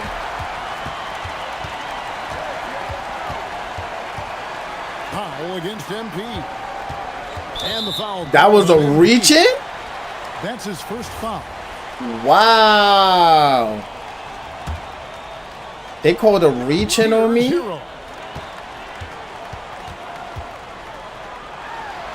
There's 1:17 No left way. in the fourth quarter. Here we go. The three goes down. That's a breakdown defensively. He is far too good of a shooter to leave that wide open. Murray. Let's go. Triple-double, baby. Triple-double. This is a game they have to feel good about as we wind through the final. GOAT moment achieved, baby. Looks to be a solid Top 4 win triple-doubles in a rookie season. Let's go. Top 4 and triple-dubs. Transition game was executed flawlessly. And in terms of 2 the for season, 1. this is going to be their 18th win overall. Important. Let's go. With this win, they split the season series. Let's at a go. game apiece and End the also game on a avoid the W, sweep. chat. And that 2 has for to be 1, a relief. above Hey, 500. guys, one of the steady and outstanding players putting in another impressive performance. It was a big-time outing for MP. We keeping the mask on. Positive 2 back-to-back triple-doubles, chat. Back-to-back Just a triple-doubles. great game for him tonight. Powell Oh, with the that was a steal. bad pass, He's got my a boy. 9-second difference between the shot clock and the game No clock. way. Give me The that. long shot, no good. MP against Wiggins.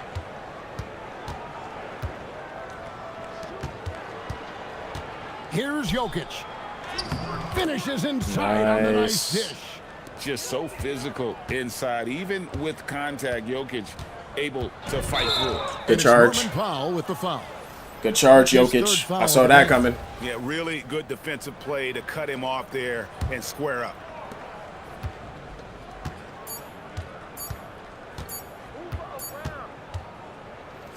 All right, chat. So it's Denver taking I'm going care to put of on a business VOD for y'all. I might solid mute win the on the road VOD for so them. that I This can building connect was with Nelly on dead Discord. solid by the time GA And this then one when wound it's down. time for us, I'm gonna switch over the Discord. And yeah, I'm gonna put the Discord like call on the stream. No, actually, I'm gonna put Nelly B's stream Every defense on as the actual screen for the stream, and then I'm gonna have a no cam. Do you feel like And, you play that intimidator role for this team? Yeah, I think I'm gonna do no cam for it, chat, because we're gonna see me on the screen too. I don't think it's something. But I'm gonna put on a VOD for y'all. Let me We find appreciate it very something, much, and Dominic. Thank yeah, you. give me a sec. Well, folks, that's going to do it for now. Alongside Tim Legler, Greg Anthony, and our reporter, Allie LaForce, this is Kevin Harlan saying thanks for watching, folks. So long and good night, everyone. All right, chat. Let me do that real quick. Let me hurry up and do that. Go to the most recent one.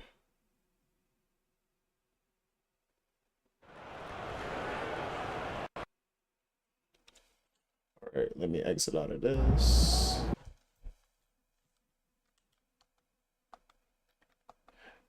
We do Uncharted 4 tomorrow, hopefully. First mode. All right, chat. Hold up. Go to VOD page. And hold on.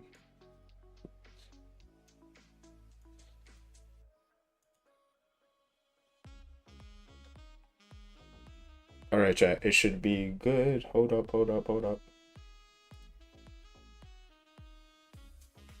right. I'll be back, chat. Podcast at 7 p.m. All right.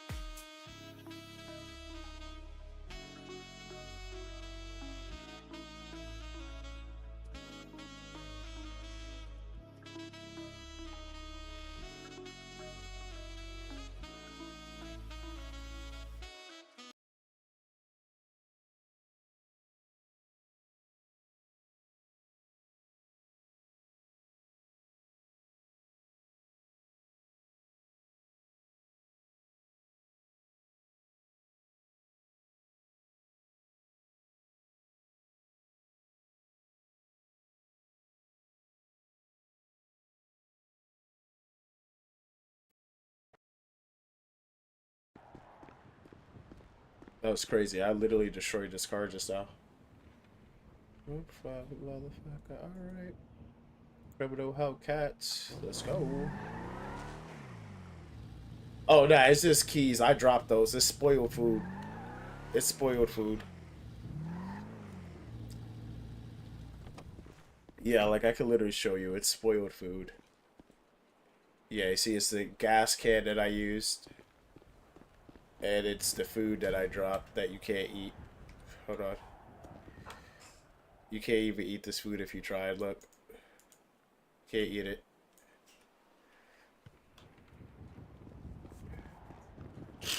Fried Oreos? That sounds good as hell, Belly. Belly, you just be making shit. I applaud that.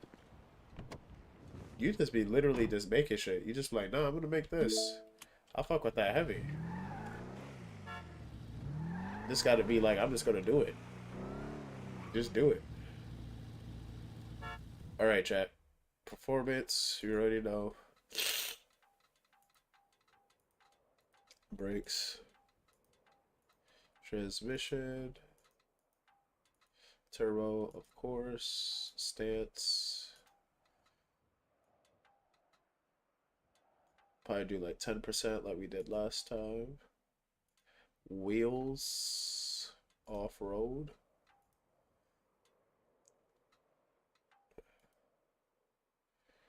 Fried Oreos are fire. They are. Fried Oreos are fire.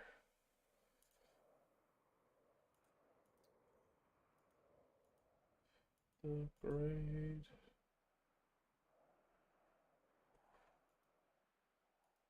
Rock crawler.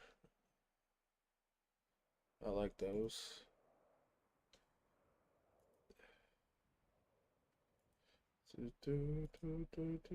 Cosmetics.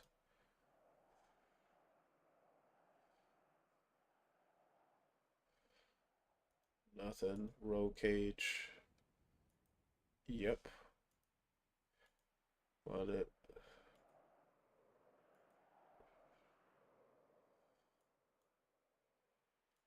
Nah. Stock. Roof. Sun strip. Yep. Horn. Truck. Index. Index, not index. No, plate index. That's what it does say. I thought I was bugging out for a second. Well, I really enjoy watching people consume my cooking. Yo, Mama Frijoles would share the same sentiment with you, Melly, with that. And I already have an Oreo addiction and love fried food. Tea. Just make sure you drink water. That's all I say. That's all I tell anyone. Just drink some water with everything, you know? Little water.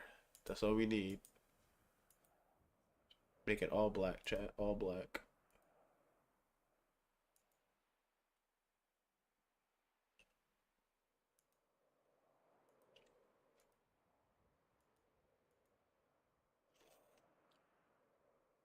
Damn, this 18 grand? Shit.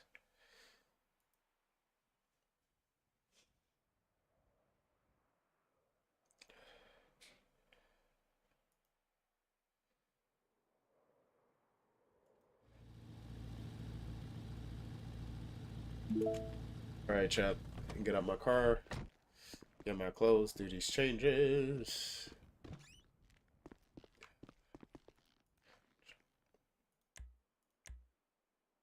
I was like confused. I don't think I'm supposed to charge myself for this stuff, chat. Oh, just locked myself in here. Okay. So I need to do a bunch of stuff probably. Sorry, chat. I tried to mute myself and I couldn't. My bad. My bad.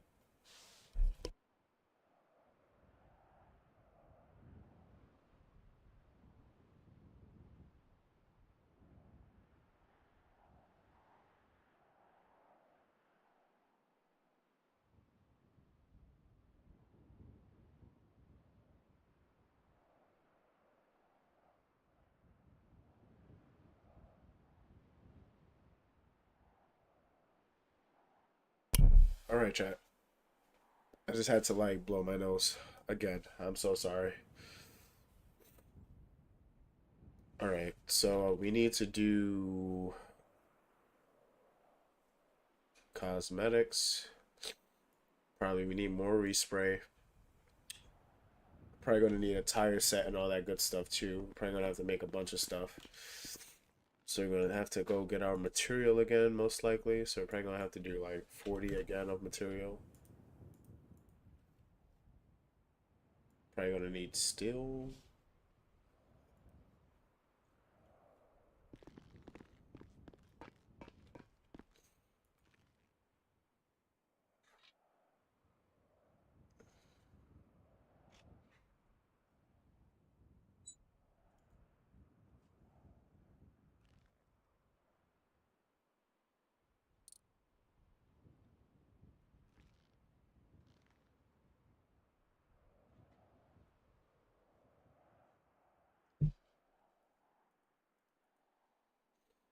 It's funny that Diddy's playing right now, but this is not a bad song, chat.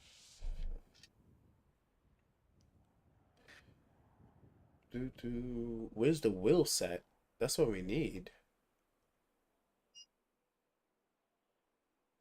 I need to buy that from the other place. I don't need to buy that from over here, do I?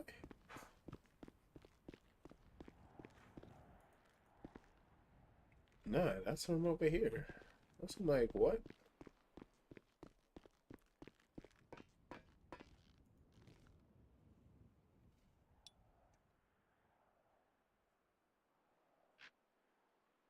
Do I not see it?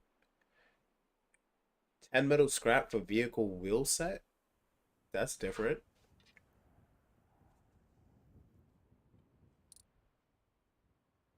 Alright. So we need more metal scrap. I don't even think I have enough metal scrap for that.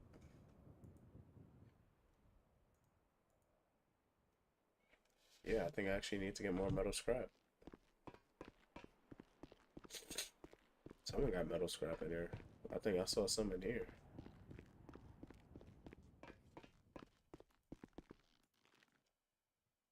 I just need like 20. It's like 20.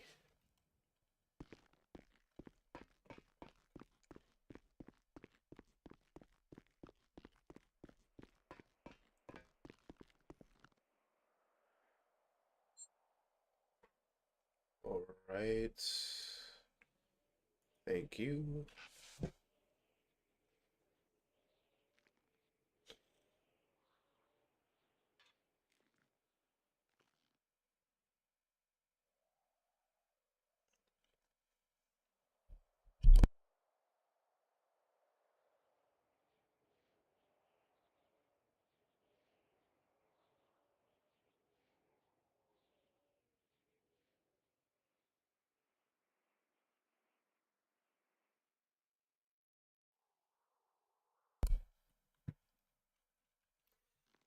All right, we should have everything now, chat. We should. Respray, tire set.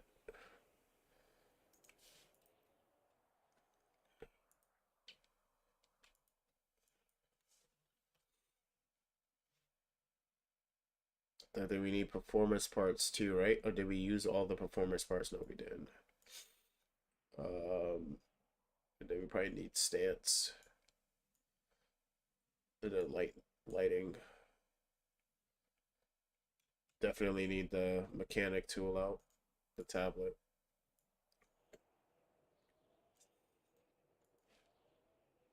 Continue. Connect. Work orders. Headlights, cosmetics. I think I have all of this stuff out. I should. I don't think I have 5 cosmetics though, chat. I definitely don't. I had a feeling.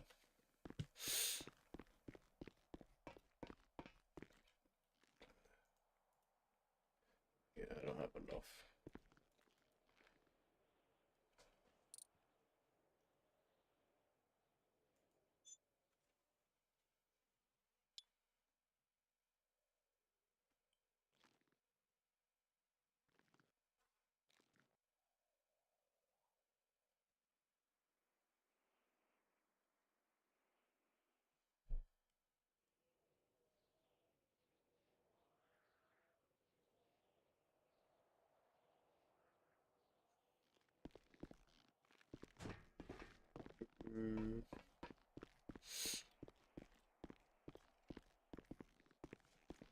All right, now we should have this done. All of the parts. Okay. Connect. All right, let's do it. 4, 5, 2, 1, 1. Headlights.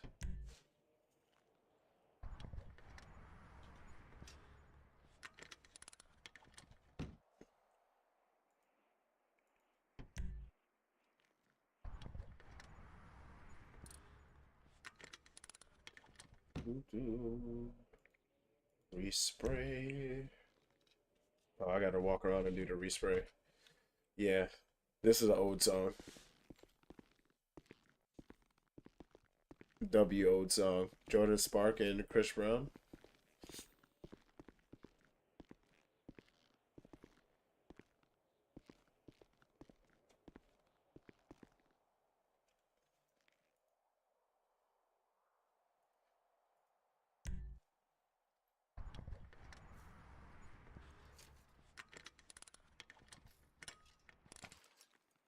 Alright, we got that done.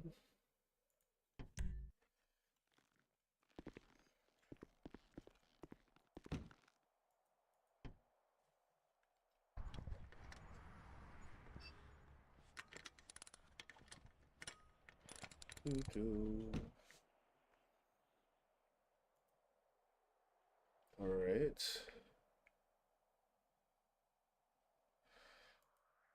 Then we do tuning. I log out. Do I have the V12 stuff out? I don't. Put this away, put this away, put this away, this away, this away, this away, this. Let me take out one of these, one V12, one turbocharger. Tablet out, log in, connect to vehicle, tuning, off-road.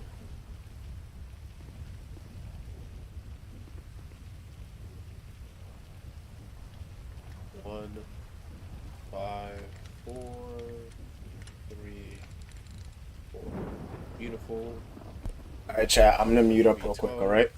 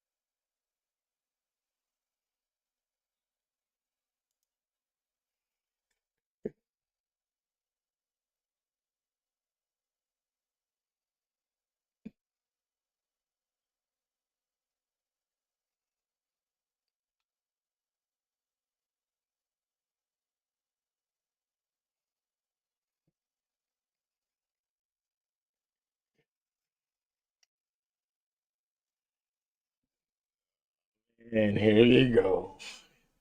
Here we go.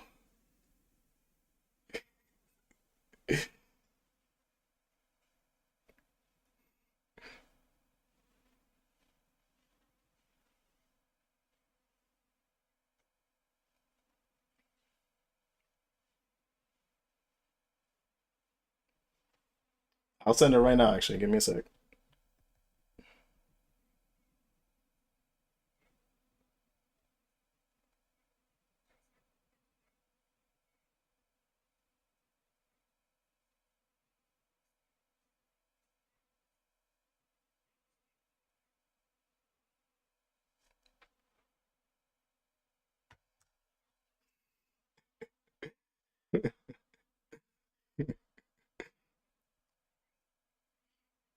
All right, hello, y'all. My name is Cool Frijoles, as Nelly probably said a bunch of times already. Cool underscore Frijoles. You could say Cool Beans. My community, we call ourselves the BeanPot community. How did I come up with that name? I didn't come up with it. It was one of my homies, Lambcore, that was in my community. I was just talking. I was like, hey, yeah, I need a name to call ourselves, like, the community and stuff. And he was like, BeanPot, and I'm like, 2 + 2 = 4. Yeah, that kind of makes sense. So, we call ourselves the Beanpot community. Now, how I came about Cool Frijoles. Now, that would say I was studying Spanish while I was in college. And one of the sayings that one of my roommates when I was a freshman, he would say cool beans a lot. So I would do the Spanglish thing where I would do cool frijoles and I would speak like half the sentence would be in English, half the sentence would be in Spanish. And then my Spanish speaking friends actually found it funny. And he was like, hey, you could actually turn that into a name maybe, for a video game. And then it stuck. And people that I was playing against in Warzone, yeah, they would laugh at it. They're like, cool frijoles, ha ha ha. And I'm just like, you need to change your Twitch name into that just in case if you ever decide to stream and stuff. So that's how it came about. But yeah, it didn't come from anything where I had to sit and think about it. It was just like organic, so I ran with it.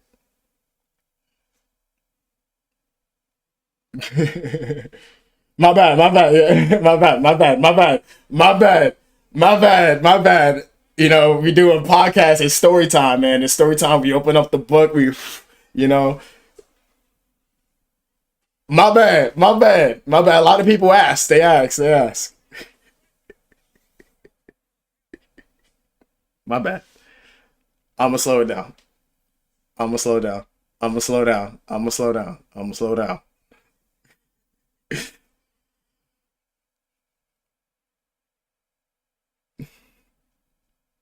Hmm? Someone has cool frijoles. That's why I had to put one. Someone has cool frijoles. Yeah.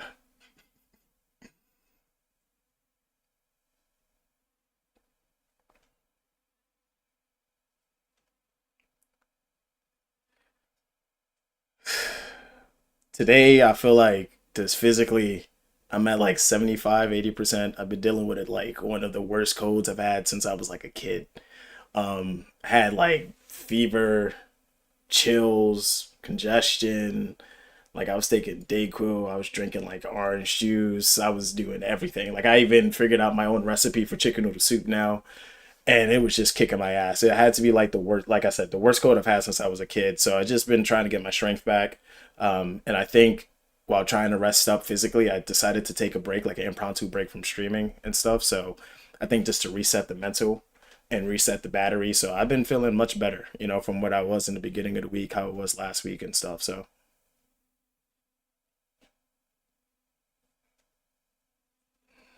it's important. I was drinking.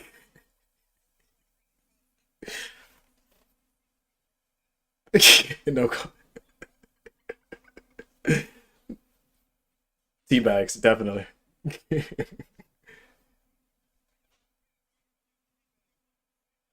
Hmm.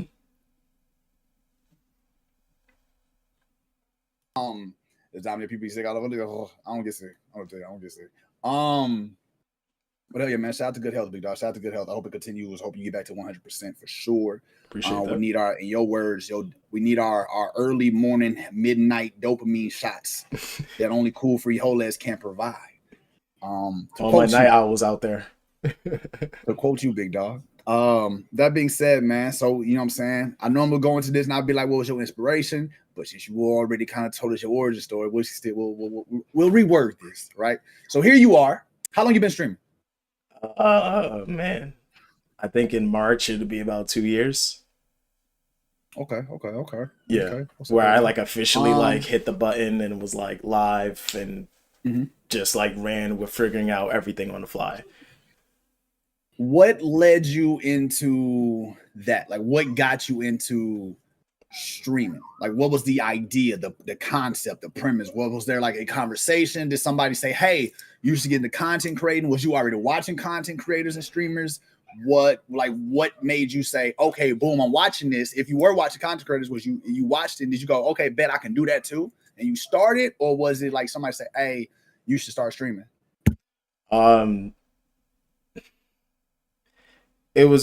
It's weird. So since I was a kid, I knew I wanted to do something with video games. But I feel like what I knew about video games was limited as far as what I can do with it. And also, I would say part of it too was like, I refer to my parents, Mama Frijoles, Papa Frijoles. They weren't too keen on me also having a video game career at a young age. And I think that what I knew of video games was that, like, the yearly Call of Duty tournament that used to be on Spike TV. And if anyone knows Spike TV, it's like a throwback TV channel where they had like, it was like this annual Call of Duty tournaments they would show on there and stuff. So I didn't know about streaming video games until about 2020 and COVID. And I think I happened to be on Amazon, and Amazon was like, hey, you can get some free Fortnite skin if you connect it to Twitch. And I was like, I don't know what Twitch is, but I want the Fortnite skin because I was playing Fortnite at the time. And yeah, so I think one of the first people I watched was Swag on Modern Warfare 2, like the remastered one when it came back for the second iteration. And I was like, oh, this guy is good. And I was like, but wait, this is a thing? I was like, people record themselves live, playing video games. They have like people in the chat going, like, that was all new to me. Like, I didn't know that was a concept. I was just like, I knew people did trick shots, maybe put them on YouTube videos and stuff, but I didn't follow anyone that did that type of content. So I started watching Swag, and then I was like, okay, Swag is like, Swag, I feel like is, for different tastes at times, because he could be a little like, he yells a lot. He rages a lot, not necessarily. And then I started watching Symphony. And Symphony was one person who I really would say to this day, I still turn on Symphony early in the morning and I watch him. And from watching him and seeing how he played, and I was just like, I don't suck at video games, but I can see myself doing something like this. And when I was in college, I wrote myself, like, I was like, hey, dude, like, you're studying whatever, and you probably heard me many times if anyone has been in my stream. I've studied physics, astrophysics, but I wrote a letter to myself when I was a freshman for when I was a senior, and opened it, and it said, hey, remember, like, your education is like your, something that you really wanted to do, but video games is like, that's your dream. And so I think it was from then on when I noticed that Twitch, I was like, this is what I want to do. And so I set out on having a MacBook Air and then learning how like to play Call of Duty off of that, then learning like, oh no, you need to get a PC, what are PC parts, what is a 6700 XT, what are these things, why do I need these things, why do I need 32 gigabytes of RAM to be able to do these things, X and so that's how my PC came about. And yeah, I told one of my college homies that I wanted to stream, and he helped me put my PC together, and here I am. And another one of my work homies, he gave me a camera, and he's just like, dude, you're not going to start unless you just actually go live. And it took me about a year and a half of just like mentally being in my own head of like, I don't want this to look bad, I don't want to look stupid, and it's just like, dude, secondhand camera here, 1080, perfectly what you need, still the same camera that I use today. And yeah, that's how I just started streaming. I just started running with it. I started video editing for the first time when I first started streaming. So I didn't know how to use TikTok because I was not a fan of it. I learned all of that stuff, and it's just been a journey ever since. It's been a journey ever since, and I've enjoyed it because I know I love video games as much as I love watching people play video games. And finding Twitch reignited the dream that I had as a kid. And it's just like, I love doing this, even though, you need to take your breaks and stuff, but man, it's been something. It's been something for the past 2 years. Hey, big dog. I'm gonna say GG's. That's crazy. That's great. That was, yeah, that's a very elaborate motherfucking answer, people. So college, we got you in college, and it's your freshman year. So you started when you was a sophomore or junior? No, I started like 2 years ago, like literally, like when I was like 20. Like I literally didn't, because I didn't know what OBS was. I didn't know what Streamlabs. So I was just watching and learning. Like it was a lot of like watching you big time graduated stream. from college and all that already? You already Yeah, graduated? already graduated 2021. Okay. I graduated. GG's on a GG's 2021. Yeah. That's what, like, dude, it's been a time. That's why I'm just like, what was I in 2021? Fuck. Deployment? Fuck. I was somewhere. Fuck, I think I was in Cali. Anyway, okay, so 2021 is when you graduated. You started about 2022, 2023-ish? That 2 years ago? Just about. 2 Well, years ago? 2000. Yeah, I would say. I'm from Louisiana. I didn't go to. I would say. Don't know. So initially, I knew that when I graduated, that I had to get a job that was going to pay the bills, right? Because streaming, obviously, I knew I wanted to be a streamer, but I was just like, look, Friola is full-time streaming, and I'll tell people all the time, like, I'm a big Tim the Tatman fan. It took homie, he never hesitates to say it took homie 8 years to get to where he got. Where he was multi-streaming in the afternoon, during the evenings, working almost 30 to 40 hours and so and so. So just watching all of these people and hearing their stories, I was like, okay, you got to work, you got to make some money for yourself, because you're not going to sit here and be broke and trying to stream. Like this is not what's going to happen. You need to do something for yourself where it's just like you're some type of stability, and then try to do this, but it's like, if you can provide yourself some type of stability and prove you can do this on a consistent basis, then you can prove to yourself that you can consistently stream. So it was one of those things where it took me some time to get to a point where I felt personally where I'm like, okay, logistically, everything is like, okay, cool. Now I can boot up this camera and not have to feel like in the back of my head, like, I need to get affiliate. I need to like really get this. Cause I'm like, in my opinion, that's not the right type of thinking if you're going to be a content creator. It's just not the right type of thinking. You need to go into it where it's like passion for the love of it. And yeah, eventually you would want it to be enough where it could stay, support you in that way. But it's like, to have that mentality initially going in, it's like, you're going to stunt yourself, in my opinion. Okay. So here you are. You get into streaming. You graduate college. Once again, GG's. You know what I'm saying? Because, like, let's be real. To graduate college, that means you had to have a certain level of determination, a certain level of patience, and a certain level of arrogance. Like, I'm sorry. You got to have a certain level of arrogance to graduate college, because you got to have that moment. Even to be a content creator, I don't give a fuck what nobody says. And I tell people this. I'm a firm believer. Hey, to be a content creator, to be on camera, to stream, you have to have a certain level of arrogance in your mind, a little bit of an ego to be like, shit, bitch, watch me cook, watch me work, because that's you doing your shit. Like, I don't give a fuck camera, no camera. In order to do what we do, there has to be a certain level of arrogance, confidence, ego. There has to be a certain level of determination and motivation to do this shit, because this shit can be draining and it's not fucking easy, and it requires so much of you. And when you first start, you get back so little. And that is what streaming is in the beginning. It's giving so much of yourself and knowing you're going to get back so little, but still having ambitions and aspirations and believing that you're going to, at the end of the day, get back so much more than you put into it. And that is one of the biggest insane mind fucks about this shit that we do. And whatnot. Hey, Sin, how you doing, Sin? Welcome in.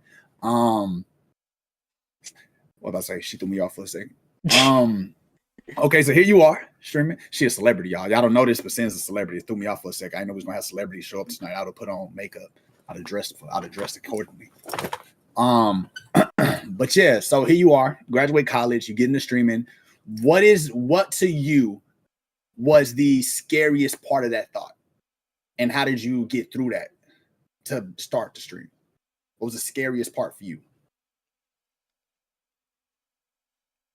I'm an introvert. So I think it was getting out of my shell, and I knew that was going to take time. I knew it was something mentally that I had to do, but it was more of like, okay, how do you find that line of like, okay, you don't feel like you're doing too much where you're putting on a character, and then you feel like, but I'm not giving my chat, my community enough. So I think um, also not taking myself too seriously and remembering that I'm just a guy that turned on the camera that's playing video games. And I think that yeah, just really realizing that it's going to take more streams. The more streams, the more times you do your intro, the more times you say, hey, what's up to someone in chat, the more times it just happens, right? I feel like streaming is a lot of you learn by experience. You don't learn how to deal with trolls until you get a bunch, you deal with a couple of trolls in your stream. Then you learn like, okay, this is what moderation things could do. This is how I could block these people from coming here and all this stuff. So I think that realizing like, yo, you're going to take a lot of punches, but it's not because you're necessarily doing something wrong. It's like you have to learn. There's a huge learning curve to streaming. And once you set that in your mind, it's not to say that like you shouldn't be critical of yourself, but it's more to give yourself some leeway because you're not going to be queso overnight. And if you are, then run with that. But like, it's like, yeah, you know, it's like most likely like you're not going to have that spark overnight. And so it's like you just really got to lock in and realize consistency is the name of the game. And that's where every streamer that's made it, that has a stability, that has millions, hundreds of thousands, they all tell you consistency is the name of the game. And you have to believe that at some point you're going to break through. Some point the algorithm on some platform is going to hit for you, and someone's going to like it enough where the next person likes it, the next person views it, the next person swipes on it. It's going to happen. I've literally seen it happen with my content, and I'm like, you just got to figure out what works, what doesn't work. You got to be willing to experiment. You got to be willing to trial and error, but you have to be willing. And I think that part is what I already had set in my head before I hit live. Sorry for these long ass answers. I apologize, man. No, bro, you good. Hey, that's what this all about. You feel me? That's what this is here for. This is for you to tell us your point of view, your thought process, and pick your brain. It's all about you, big dog. So you know what I'm saying? You want to give me a 35-minute answer? You do that. You give me a 30-second answer? You do that. That's okay. It's on you, dog. You know what I'm saying? Ain't no time limit on the answer, baby. What's scarier, streaming as an introvert or quicksand? Quicksand. Definitely quicksand. Because if I'm sinking while I'm streaming, then I mean, how long am I gonna last? Is it you want me to answer that too? Go ahead. It's up to you. I mean, I think he was just being funny, but go ahead. You got to answer for it. What was the question again? What he said, what's scarier, streaming as an introvert or quicksand? It's a sticky question. Yeah, it's one of them questions. It's one of them. Well, quicksand ain't too bad. You know, you just don't move. If you don't move in quicksand, you good. You see that it teach you some patience. But you know what's crazy? You know what's funny though, right? And it's gonna take us on a segue. What's funny though, isn't streaming just like quicksand in certain aspects? Because think about it. The patience. Sometimes you feel fucking stagnant, and sometimes you feel like you're not getting further. You just feel like you sinking more and more and more because you'll see somebody just pass you, another peer pass you, another person do this, and you sit there and you like, bro, what the fuck is going on? So sometimes streaming can be quicksand. It just depends on how you look at it. Yeah, you know what I'm saying? It's all on the way you view it, dog. And you gotta do your fucking best to get out of it, you feel me? But outside of that, you know what I'm saying, back to everything. So you start your streams, you going. What was one of the biggest misconceptions you had going into this that you realized wasn't true? You know what I'm saying? What was something that you thought was gonna happen and something you believe would happen and it turned out not to happen? I don't know if like I've heard a couple of people, I've heard you say this too. The content that I thought would be funny, my short form content, I would say, the content that I thought would hit and be funny, falling flat on its face. And I think that was one of the harsher learning experiences because till this day, and I tell people till this day, TikTok, I can't figure out the TikTok algorithm with my content, right? I edit all my content, all the clips y'all see on YouTube, all of that stuff.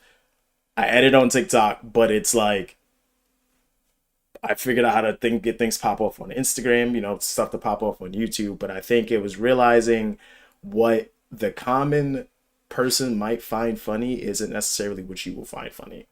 And there's a difference between viral funny and like personal funny, I guess, in a sense. And it really had to get me to understand, like, okay, what type of clip are you posting? And I really had to start thinking as a content creator in a way that, like, initially I wasn't happy because I was like, oh, I really don't like being on, social platforms and stuff. But I think it was really just like realize, okay, this is funny. This is a clippable moment. Like now for me, it's like instincts. Like I'm like, okay, I see something I know that's a clippable moment because I'm just like, yeah, like I could sort of put the cap on like, okay, if I was scrolling without thinking I'm a content creator, what would make me, sort of swipe right? What would make me like it? What would retain me for the 10 seconds or the 5 seconds that you have and stuff like that. But it was really understanding how short form content, like what people find funny compared to what I find funny, and really trying to distinguish that and make sure that I'm not putting that bias in it, because I've seen so many, when I look at my early clips, I've seen how they like fall flat because of like, yeah, dude, like there's sometimes I'm just like, yeah, you didn't really hit the mark on the right way because it's like this. And now I'm like, well, yeah, now I understand now. So, but that was one of the misconceptions because I could not get my stuff to like, the algorithm would just spit out everything. And it was a point where YouTube, Instagram, and TikTok would just throw something in there and throw it right back in my face.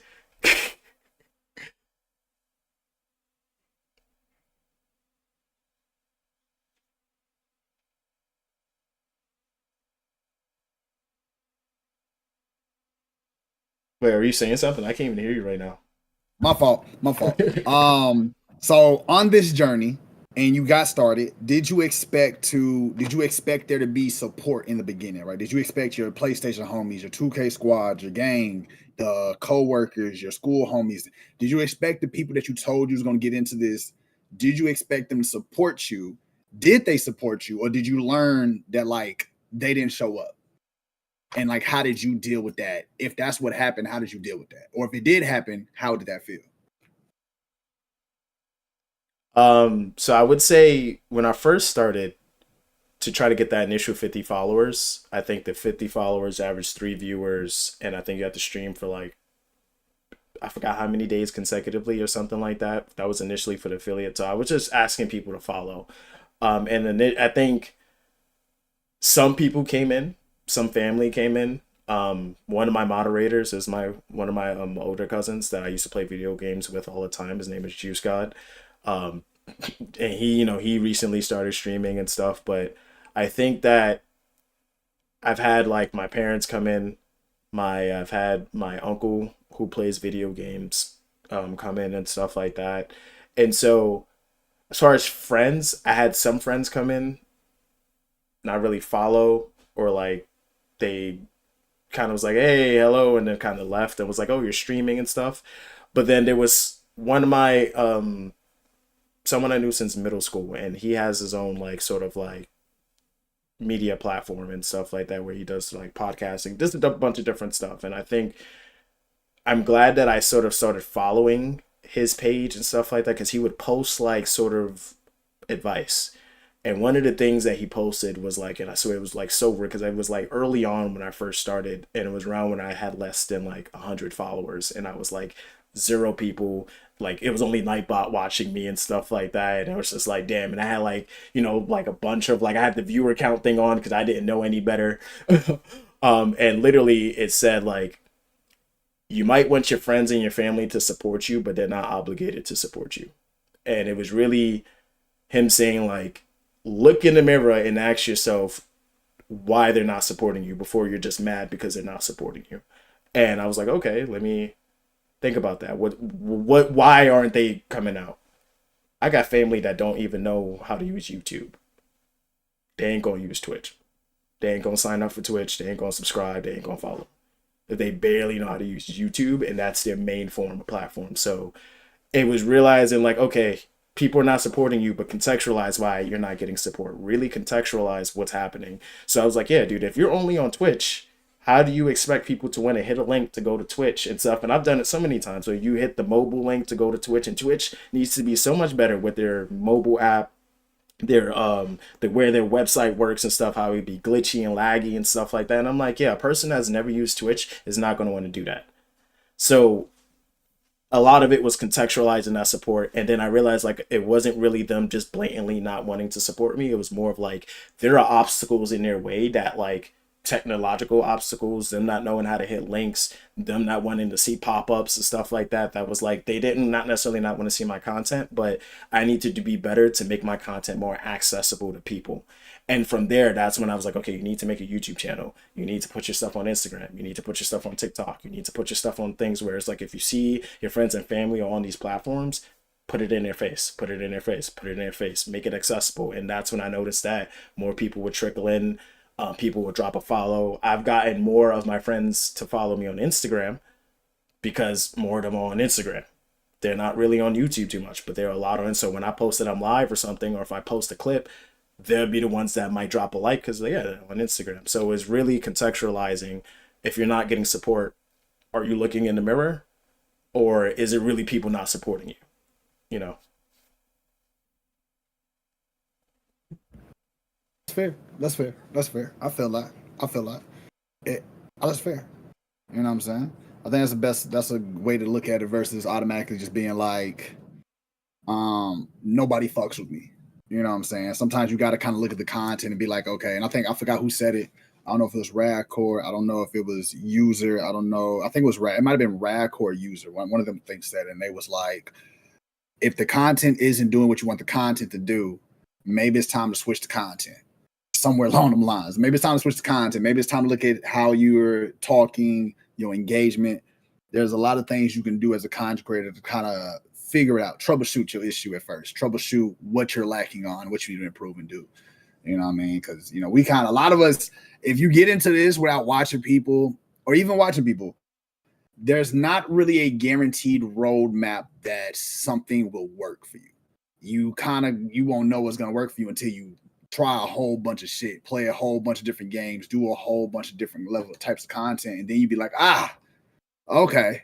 This the position y'all want to watch me fuck in. I understand. I got it. I understand it now. You know what I'm saying? They don't want to see missionary. They want to see some other shit. They want to see keep your leg up and get your Jack Daniels on. That's what they come for. That's what don't judge my analogies. I'm just giving y'all some y'all understand, you freaky bastards. Y'all get that though. I bet y'all understood that. Damn. Judging my goddamn analogies. Oh man.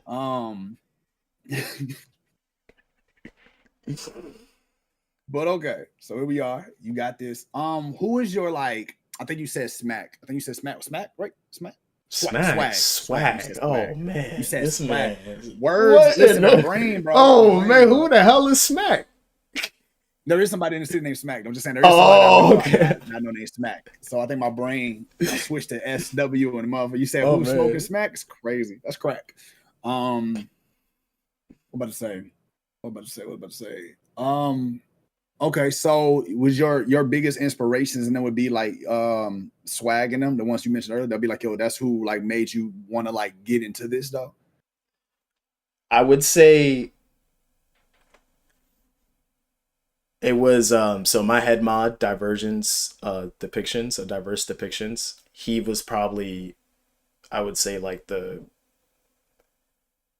one that was like, dude, you got to do this. Like because I think he was the one that would hear me talk it up so much, and he's just like, I'm tired. He's like, and I think that's when he just gave me the camera. He's like, look, man. He's like, look, I just came by one of these cameras. He's not going to use it. Blah blah blah. Like, here, just like do it. Like, just do. I'm tired of hearing you talk about it. And I think that like he was a content creator, and he does like nature content where he takes pictures of like birds and different animals and stuff like that. I think it's really underrated. I wish that he did it more, but it was more of having someone believe in you in that sense. That's just like, take the damn thing, go do it, shut up, go do your dream, right? And I was just like, okay. Like at that point, it was really like, yeah, you got to go do this. And I think the reassurance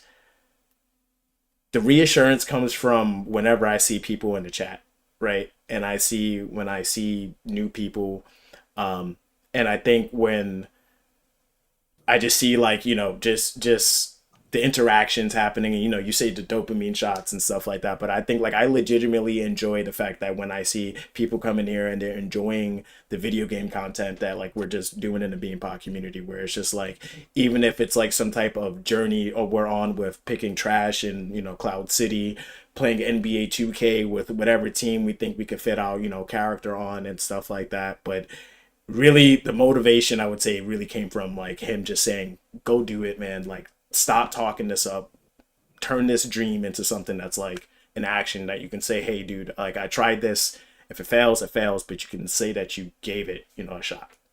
And so I would say definitely I thank him all the time. He's not here right now because he's busy with IRL stuff, but I tell him all the time, man, like, gave me a camera, told me to do YouTube, he told me I needed to do TikTok. Like, it was so many things where he's just like, here, idiot, do this, idiot, do this, idiot, do this. And I'm just like, yeah, sometimes you just, when you get someone that's genuinely putting that energy into you, to me, I'm grateful that I noticed it off the back, and I'm just like, you gotta, the fire has to ignite. You gotta do something, because I'm like, those type of people are rare that actually like care, genuinely care about your journey and want you to succeed. But look, shout out to the Divergent. Shout out to Divergent. You know what I'm saying? Shout out to him. You know what I'm saying? Shout out to them, yo. Shout out to them. So was you always going to be a variety streamer, or did you come into this like, I'm gonna play this one game? So I knew I was not trash at video games, but I'm also like, okay.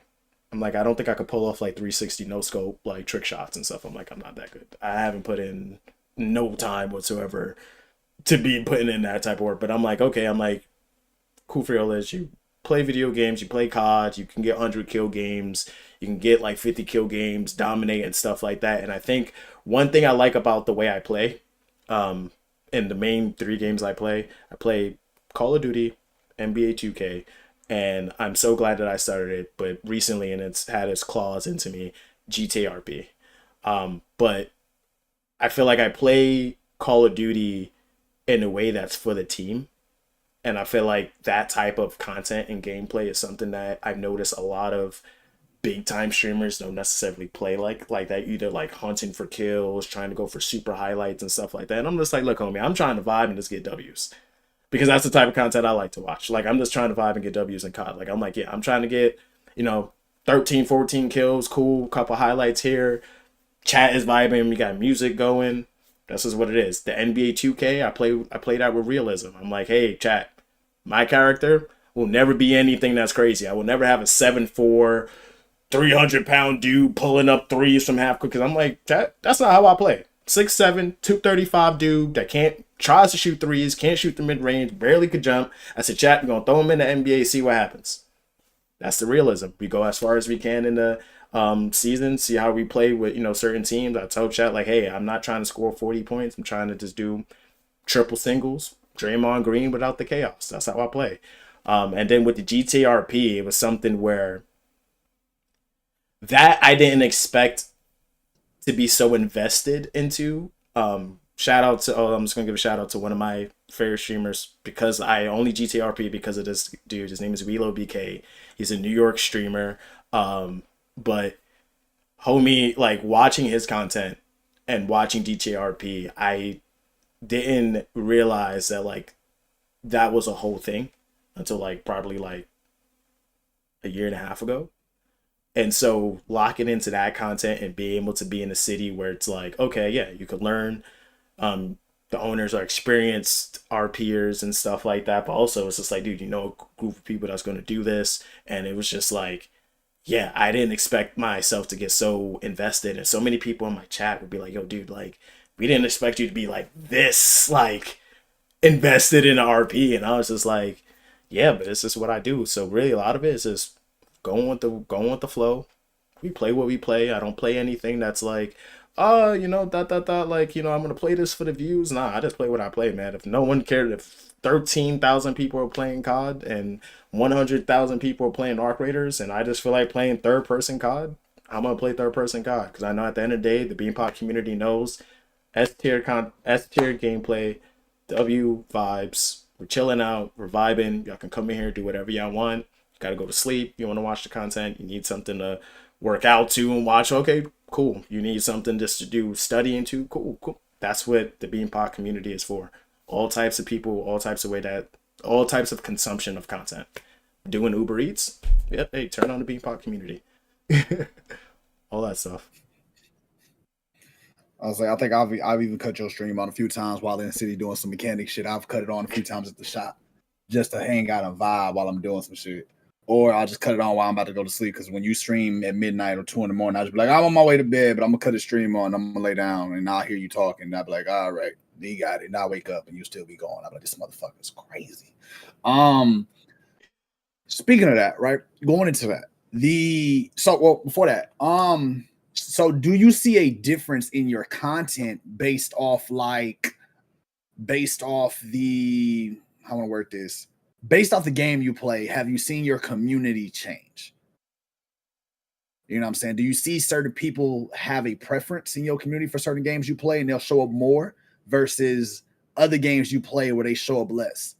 And before you answer that, shout out by the building. Appreciate y'all tuning in, tapping in. Appreciate the biddies. Appreciate the love. Appreciate y'all tuning in. This episode 19 Nelly B Show. We got the homie Cool Friolis one in the chat right now, interviewing him, talking about his motherfucking time and his journey. So I appreciate y'all. I see I see the comments, I see the bits, I see the love, the resubs, all of that, and I appreciate the fuck out of y'all. I'll always say in these Nelly B shows, it's never about me. It's always about the guest and the person we are interviewing. So feel free to go check him out. Once again, I didn't get his link. He lied to me. But feel free to go check him out. Feel free to go show him some love. Feel free to go hang out with him over here on Twitch as well and catch him every day damn near at midnight until whenever he decides to hop off. This motherfucker, he's the booty call streamer of the city. Booty call streamer of because the city. he streams during booty call hours, chat. That's what I'm gonna tell you. Do with that information as you will. It's the booty call streamer. If you're in the UK, don't. It's the morning time. If you're literally in the UK, it's like the morning time. Oh man, ain't talking about that. It ain't about that. So if you want to get you a stream in during the booty call hours, Cool Hell is definitely your choice to pick. Okay, go hang out with him. Oh man. That being said, y'all feel free to ask any questions in the chat, and let's keep moving and grooving. Now, if you remember the question, yes, okay. Nah, you're gonna have to run that back. Run it back, Turbo. So, with all the games you play, in the variety of content that you make, do you see your community change based off the game? Like, if you play in 2K, do you see more active members in the stream, or versus when you're playing Call of Duty, versus when you're playing Uncharted, versus when you're playing GTA? Do you see, like, has your community grown? Is there certain games you play where the community is more active, engaging, or is it all about the same? So I have two answers for that. I have noticed that whenever I would say the BeanPot, because I would say it's usually like, I try not to use I try to use we, because I feel like it's a journey that, me, but also everyone else in the chat, whoever's lurking, whoever watches VODs, all of that stuff that we're on. And so I would say whenever we're not doing the core of Call of Duty, 2K, and GTA RP, and if it's like a story, like we're doing the Uncharted series right now, that's when I've noticed that depending on the game, and I think that didn't really hit me until I played Bully for the first time, Rockstar Bully, and people really love nostalgic games. And so that part I didn't realize. So the whole retro gaming, sort of category and stuff, but really, like, I noticed I got a lot of newcomers when I would play like story mode games. A lot of people would be more, the chat wouldn't be moving as much, but there would be more viewership for when I would play story mode games, because people would say, hey, yeah, you played story mode games, like, kind of like, I don't know, they're just like, you kind of just play it like in a way that makes sense. And I'm like, yeah, you should. Like, I'm not going to sit there, like, I look for stuff, like, I don't try to get 100% achievement, but I'm like, if there's things to look for in the game, I'm going to try to. I've tried to make it, cinematic and stuff like that, and feel like, hey, we're on the story together. The second answer, I have not really noticed it too much on live viewership, I noticed it more on clips. So one of the things that I was very surprised by was the first like clip that went viral for me on Instagram, and it was surprisingly an NBA 2K clip. And it was during a time where if I posted anything NBA 2K to YouTube, it did not like it. For some reason, it just would not hit. I could do Call of Duty clips, I could do Fortnite clips, and it would like it. NBA 2K would not hit. For some reason, I posted some random alley-oop dunk, and it just went off. It went off on Instagram. And from that point on, 2K clips were hitting. Posted a Call of Duty clip, boom, did not hit as hard. Posted a Fortnite clip, did not hit as hard. So it was really those moments where it's just like, okay, what about NBA 2K does Instagram like? Like, is it similar to NBA memes? Like, and to this day, that's one of those things where I've noticed that certain platforms will have favoritism to certain games. Like TikTok favorites more Fortnite video game clips, in my opinion, from what I've seen, compared to GTRP. I don't know if it's because they don't want necessarily as violent type of video games or anything. I don't know. But that was, I would say, the biggest difference I've noticed in like likes, the amount of views something would get, the amount of like the rejection it would get and stuff like that. It really came down to when it was posting different sort of video games. Like, and I would say like, I think my most viral YouTube clip, which still blows my mind to this day because I thought it wasn't going to hit, Gears of War campaign, the Reloaded. I was like, there's no way that thing took off so fast. The amount of people that's like, yeah, I played this video game when I was younger, this is how you should have killed this monster, blah blah blah. And I'm like, Gears of War? Who am I to tell the algorithm? Got a cult following. Who am I to tell the algorithm? Who am I? I said, who am I to tell the algorithm, right? Yeah. I think some of the nostalgic throwback games from like the earlier era, they're just very much a cult following, right? So Bully, GTA 3, Gears of War, SOCOM, Splinter Cell, fucking Donkey Kong, even like you throw an OG game in there, like you said, Bully and shit, you throw an OG game in there, like some people remember it. Like I've seen people stream Def Jam and it was crazy how many people showed up, or even San Andreas, I've seen people go crazy over. Yeah. I think because that's from the era of games where games were like good. There was no DLCs, there was no expansions, there was none of that. You got the game and it was chef's kiss, right? And if you throw, I guarantee right now, if you say we're gonna play Def Jam Fight from New York tomorrow, I guarantee you the amount of people who are gonna come out the woodwork, even if they not even gonna play it themselves now, they're just gonna want to watch the interactions, the fight, the shit talking, and watch you stress out over fighting Snoop Dogg, Sean Paul. Watch Fat Joe. Don't forget about Fat Joe, man. That power bomb. Can't forget Fat Joe. Oh damn! Like they gonna watch you stress out over it because in the history of gaming, our era that we grew up in. I don't know about you. I was born in 1900, so I'm old. I'm you know. Hey, I'm 2 years from Y2K. I'm 2 years from Y2K, man. So like to grow up in the era of games, you know, the first like the PlayStation 2, PlayStation 3. Like I've seen it. I've played them. I remember playing the first Xbox, like GameCube, Dreamcast. I was there. Crazy Taxi.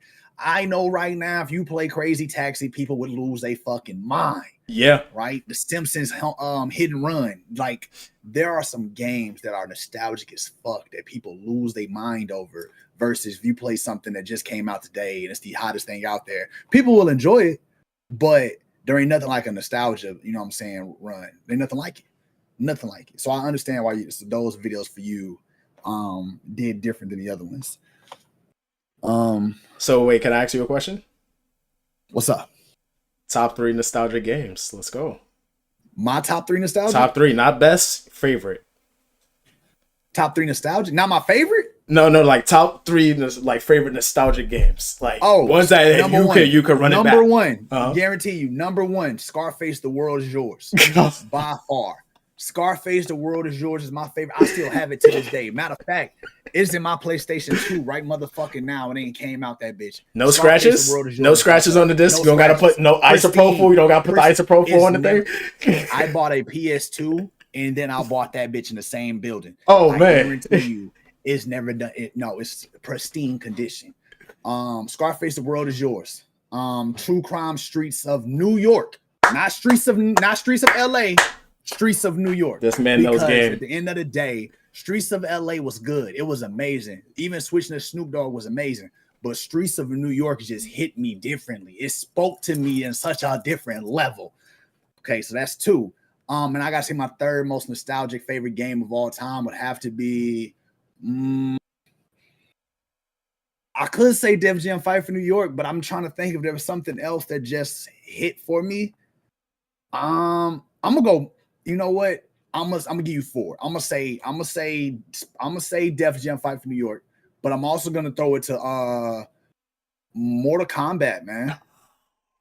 Mortal Kombat, dog. Mortal Kombat gives me PTSD, Mortal man. Kombat, like Mortal Kombat just was. I hope my cousin's not in the chat right now. Honorable mentions, Tekken.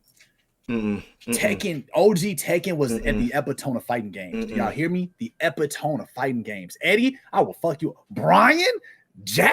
This is why I can't play fighting games. My cousins will whip my ass. That's why I don't play them. That's why chat like that. BeanPot community, I will never play fighting games. I want you to, if you ever see Juice God, blame him, blame my other cousins, because Mortal Kombat, Tekken, let me tell you how bad it was, Nelly.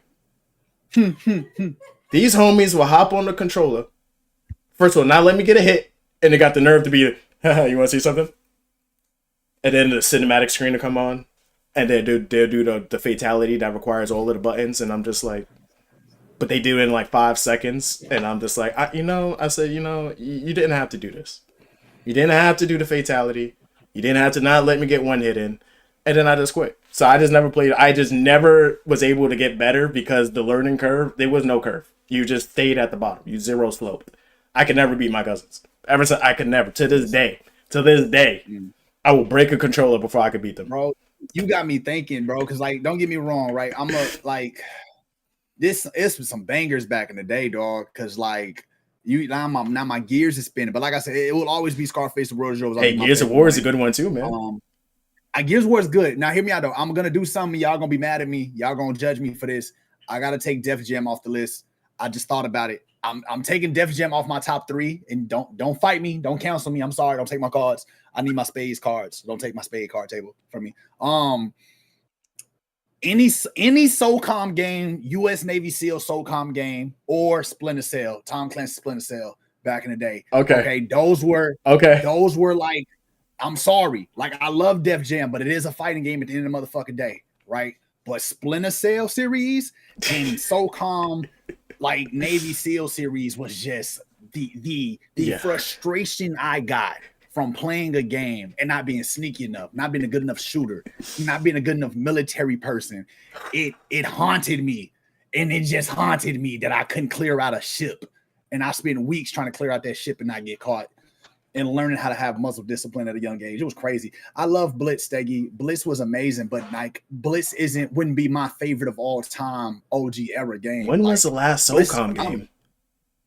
SOCOM ain't been out, dog, since like 2006, 7.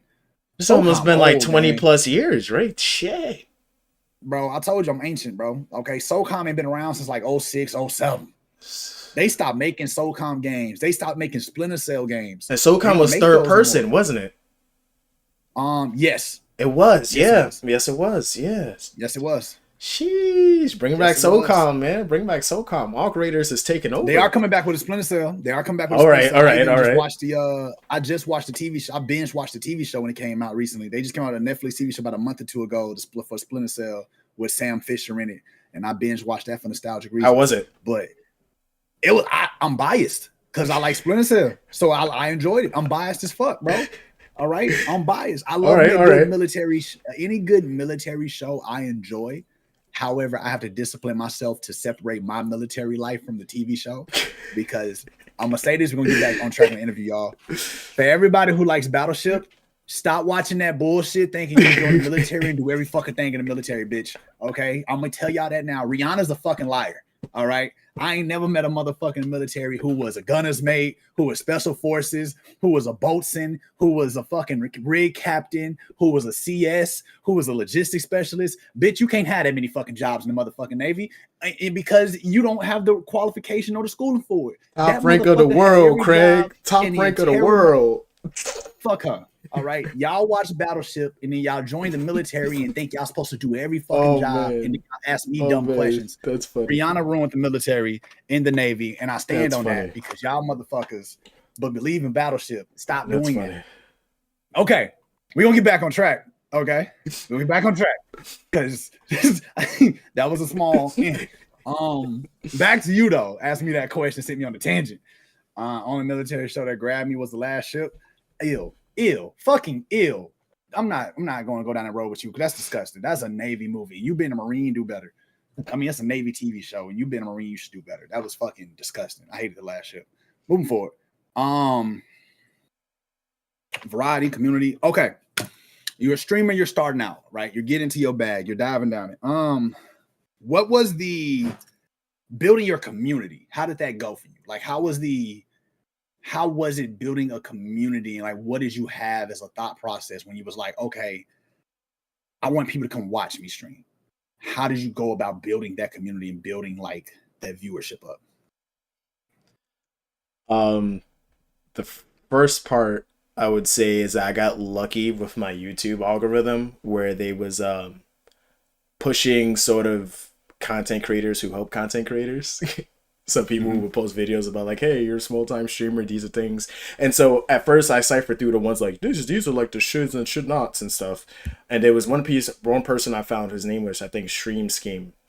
And he made these videos in his style where I thought were like interesting because he's like, it would be very catchy things. He's just like, you're probably at 0 viewers, not because of what you think, right? And I'm just like, okay. And so there was I was lucky to say like I came about that his resource of like his channel and stuff where it was just like, if you first starting out, like, you know, I would say it's almost like he had like, literally it was a video of 32 things you should do if you just started out streaming. And I think it was me saying like, okay, am I doing these things or am I somewhat doing these things or am I completely not doing these things? And I think like I took away something like one thing I made sure to learn how to do when I first started was get used to talking. Externalize your thoughts. And I was just like, most times, cool Fioles, you have something funny that you're thinking about or that you've seen in the video game that they also seen at the same time. Say it out loud. If they didn't see it, then you just gave them something to see and be like, oh, well, I didn't realize that happened. And so I think it was really learning like, okay, talk as if there's thousands there. And obviously it's like, yeah, you're not going to be like, wow, all these people are in here. No, it's not saying to talk like that, but it's saying talk as if there are people in the room already. The analogy that I use is you're playing a video game in your living room and people are just walking into your door. What do you do to make sure they stay engaged? You welcome them. You say hello. You don't, if someone randomly walks into your living room, yeah, you're just not going to stare at them. And I was like, yeah, think about and I'm like, if you use that analogy, you realize like, okay, yeah, how do you keep people engaged with your gameplay? Well, if you're doing something boring, well, not something boring, but if you're doing something that's low action in your video game and you expect people to watch you and retain that, then I'm like, ask yourself, would you do that for yourself? Like, would you stay in someone's room and watch them do the same thing? And so it was a lot of, I'm losing, just re-say the question again, because I almost lost the question. It was building your community. Building your community. Yeah. Yeah. And so another thing was being prepared for sort of when people do come into your community. Like, so it's like having commands, knowing that, hey, if I don't have a lot of moderators, then I'm going to have Nightbot yapping it up. So that's why like I have Nightbot say, hey, what's up? Lurkers, there's a response, it's having something. Another thing too I learned was that make your content accessible to everybody. And what I mean by everybody, it's people who use audio only, chat only, that don't have good internet, that don't have good mobile connections, that might have 4K type connection, people that only put on content in the background, people that watch actively, people who go to sleep to your content, people who only lurk for your content. I tell people, do not channel yourself in to one type of way of your content being consumed. Your content should be able to be consumed in all matters. So I tried to do my content in a way that's like, okay, if someone had audio only, am I talking enough? Is there enough happening in the background where the person can at least still feel engaged? That's why I noticed when I play NBA 2K, I have a lot more lurkers. I might have, and I'm like, yeah, why are they lurking? Because Divergence literally told me, he's like, bro, in all honesty, he's out of all things you play, I like playing 2K because I could just turn it on and I still know what's happening. He said the commentary does enough, you talk enough, and everything kind of just flows. I don't need to be at your stream to know what's happening. I could just listen. And I'm like, that's why I have to keep playing 2K. Because I said, there's probably more than one person than Divergence that thinks like that about my 2K content. And they probably, instead of them being super active, they probably just like, oh yeah, nah, I just lurk. I listen to your 2K content. I like the way you play 2K, the commentary and stuff. And I'm like, you wouldn't know that. Some people are not going to tell you that. But another thing too was I've heard so many other streamers, big time streamers, and I say big time, I would say more stabilized or established streamers. I feel like they don't realize how they alienate themselves in ways like that, because I think one time, like, I think I've heard Tim the Tatman, he was just like, people listen to me while they drive. And I'm like, you'd be surprised how many motherfuckers will tell you they listen to you while you drive, or even me. I've had people tell me to, like, they had to turn me down before because they had me on their radio and I'm still loud and they got it down to 1 and my voice is still loud. And then I've had people be like, yo, Nelly, I can't support you when I'm driving because the shit you say when I'm at a red light is very uncomfortable sometimes. And I'd be like, well, that's fair. That's fair. That is fair. As a 2K, as a person who is I'm not going to say I'm retired as a 2K streamer. As a person who doesn't stream 2K anymore like that, I don't think I played 2K on stream in like a month, 2 months. It's been a month since I played 2K on stream. I will say, being a 2K streamer, when you do play 2K at times, it is a different bag, right? I'm glad your experience is chill and relaxing, because when I did it, I was fighting for my fucking life. I had motherfuckers coming to my stream. I bet I can beat you. Pull up, bitch. Let's get it. Right? Like, that was my mindset. That's who I was at the time. This is when I first started. So I was swinging bowls when I first started. It was people coming in. You'll get that, right? You'll get the people come in and be like, oh, I can beat you. Or what's your build? Or what's your favorite player of all time? Right? What's this? What's that? And what park you want? Send me your name, and then they'll try you in your chat. And even if you win, it ain't enough. They still got something to say. Right? And I think when I was a 2K streamer, I used to add other 2K streamers on purpose. Because I knew you, especially if you was bigger than me. Ashby Gaming, shout out to Ashby Gaming. Ashby Gaming was bigger than me. I wouldn't have dropped her off from off the floor with her. Center for center, bar for bar. It was a iPod King Carter. I seen him streaming in 2K. I pulled up on him and his boys at the rec. Hey, run me my fade, gang. Run me my fade right now. Let's get it. Man, but that's who I 50 was. Cent vibes, man. Damn. I was toxic, okay? Because if I beat you, I had a rule. If you came and played me on 2K and you lost, just go on head back and follow me back, bro. Or stay, matter of fact, follow me and learn how to get good at the game. And that was like my whole mindset at the time. But like you said, it puts you in a box. So you can't get put in a box. And I think that's the most important thing that we talked about earlier was when you start streaming, do not allow yourself to get put into a box. Stay variety. Stay flexible. Stay fluid. I hate the word. Stay fluid. Be like water.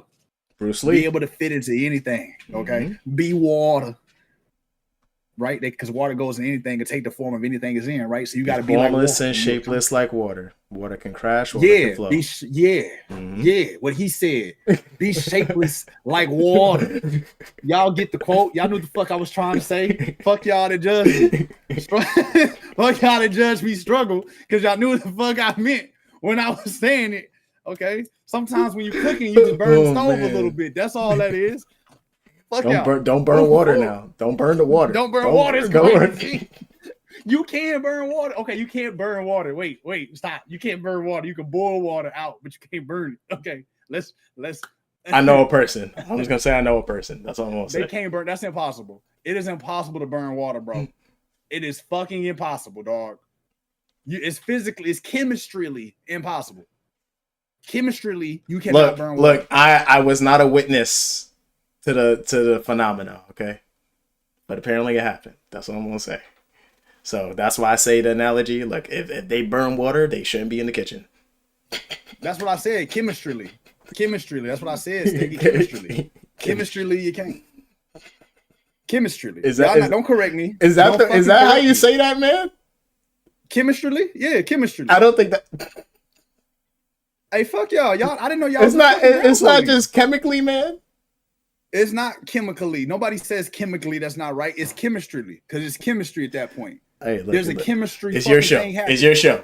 No, it's your show. Okay, it's your show. You want to chemically? What is chemicals? It's fucking other things. Clorox, bleach, bitch. That's chemicals. Correct. Clorox and bleach is chemicals. Lysol's chemicals. Water is a fucking element. I do physics. Therefore, I do physics. I don't do chemistry. When you put water in a pot, I do physics. Chemistrily, Newton's of force. I don't do the periodic table. Okay, Newton's of force. It makes sense when y'all get older. That's all I'm saying. What Olaf say? It'll make sense when y'all get older. When you, huh? I'm making y'all. That's crazy. Yeah, it'll make sense when y'all get older. Like Olaf said, don't judge me. Anyway, moving forward, because we got all sidetracked. I knew this would happen.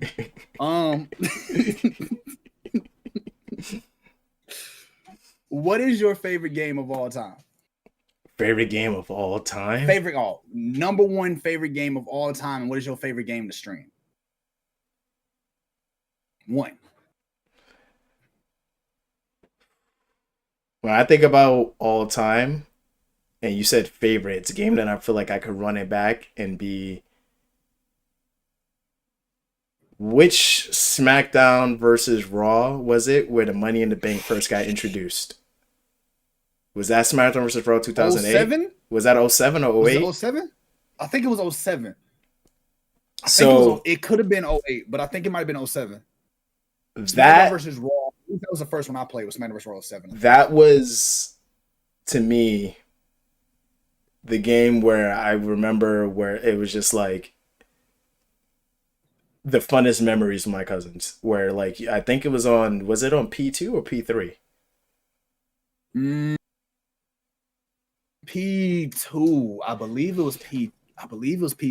And 07 sounds like PS2. Yeah, and so what I loved about that game was they introduced the Money in the Bank, and my cousins, like, we all were just like, we just literally took turns trying to win the Money in the Bank. And I think you had to use the thing with the analog sticks where you had to turn them the right way to drain the money, the thing. And you could stack the ladders on each other, and you could run up and try to grab. It was like everything. Everything was just amazing about that game. And I remember that what I loved about the way we gamed was that my grandmother, rest her soul, she had one of those old ass like big TVs that had like the wooden frame and the big old dinosaur backs. And she had the converter box so that we can plug in a console to it. This man said a converter box. Boy, goddamn. You know that was grandma's house. She had the floral couch, or she had the sheets on the couch. Did she have the floor powder? That's fucking crazy, and dog. the plastic covering the plastic on it. Did she have stairs that had the little thing on the step with the little mat and stuff going up the stairs? No. She didn't go. She used to be like that, but then she, as my uncles would say, they like, y'all lucky. She's an older lady because she used to drop the hammer on stuff like that. Like everything used to be precise, nice looking, but yeah. So that playing on that TV, it was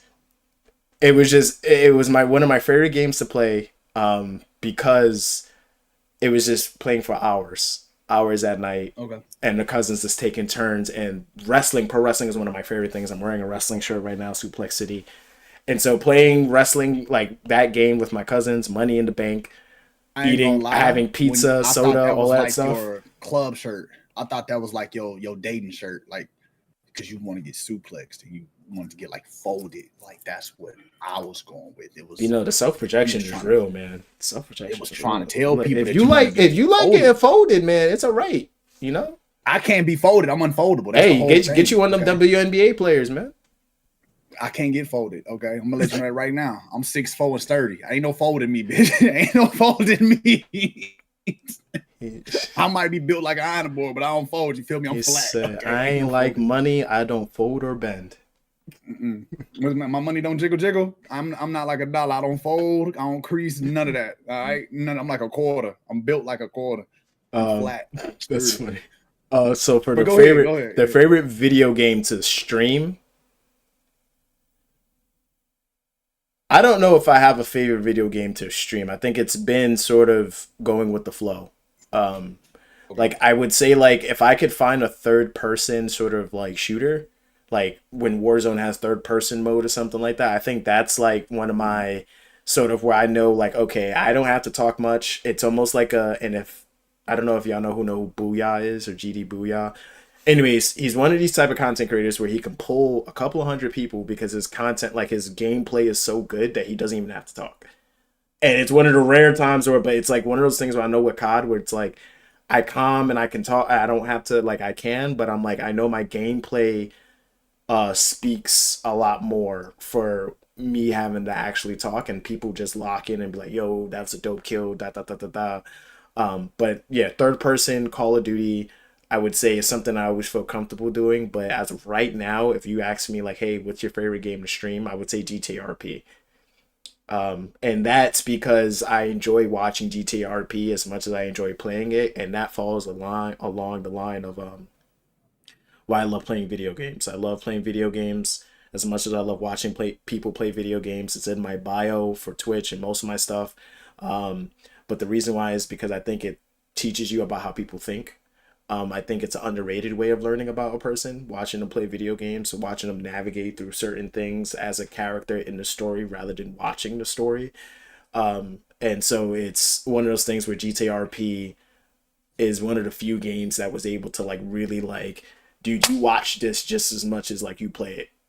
Like your consumption of it is almost like double layered because of that. And I'm like, yeah, it's not a time, unless it's not much for MB to do, where I'm like, yeah, I got to do some GTRP at some point. I get that. So, Oh, so you got. Oh, my bad. Now, what's up? Oh, I was gonna ask you like the same questions like you asked me. Those are like two good questions. What's your favorite video game of all time, and what's your favorite video game to stream? I don't stream my favorite video game. I'll be honest with y'all. My favorite video game, I wouldn't stream. I'm be 100% honest. Like I don't stream my favorite games. I play when it comes to streaming. RP is the easiest scapegoat for me recently because it's not only am I one of the owners, right? Shout out to my boy Ty. I love RP. Don't get me wrong. I love RP. I love role play games. And that's where my love for RP came from, is role playing games in general. Anything story driven, Mass Effect, Dragon Age, Skyrim, you know what I'm saying? Telltale games, anything decision based story where I make a decision, I can see what's going to happen. Right. And I always tell people gamers are like, playing a video game is to be a gamer is one of the most interesting things in the world, because as a regular person, you live one life. But as a gamer, I can live 1,000 different lives in 1,000 different worlds and 1,000 different settings. I could wake up on Friday and be an astronaut. Saturday, I could be a motherfucking commander shepherd up in motherfucking space. Sunday, I could be the biggest drug kingpin inside of a city of Los Santos. Monday, I'm in cyber world being motherfucking the street kid with his storyline. Tuesday, I'm in the post-apocalyptic game in the Fallout world. Wednesday, I'm playing Disney Dreamlight Valley or some shit as a fucking goddamn werewolf princess. I don't fucking know. I'm just throwing shit. I'm just saying, simply put, when it comes to being a gamer, I can play 1,000 different worlds and live 1,000 different lives and make decisions based off like what I would do had I be this person. And that is where my love for gaming comes from. And and it comes to RPG, that is my favorite game to play. That's my favorite genre to play by far now, RPG. So the closest I'm gonna get to playing on stream without any interruptions is RP. Because if I'm playing a story-driven game and commands are going off, alerts going off, sometimes I get really locked in and I'm focused on the story. But I pride myself on engagement. So it's harder to play those games. So I don't really play a lot of my favorites on stream. I save them for off camera, off stream. Right? I'm playing the what's the damn game that fucking Bethesda came out with? The Outer Worlds. I'm playing Outer Worlds 2 off stream. Okay, I know and about I play that a lot. Mm-hmm. So that's my shit, right? And it's not my favorite game to play, but it's my favorite genre because it's RPG like. And on stream, I play a lot of RP because it don't matter if, like right now we're in a drought of good games coming out, right? Like there's a drought of like really good games that are out right now as a content creator that would play. So RP is easy to fall back on. It's very easy. I'm comfortable there. I'm really comfortable there. And it's one, it's helping me promote the server. 2, it gives me a chance to show people some shit that's in the city that they probably don't get the chance to see when they're in the city. 3, it's a look behind the curtain on shit. And I'm from the testing side, the dev side of certain shit, owner side of certain shit. So all of that works in tandem with each other. So RP is the easiest game for me to stream at the moment. And I could throw on some music in the background. I could just vibe.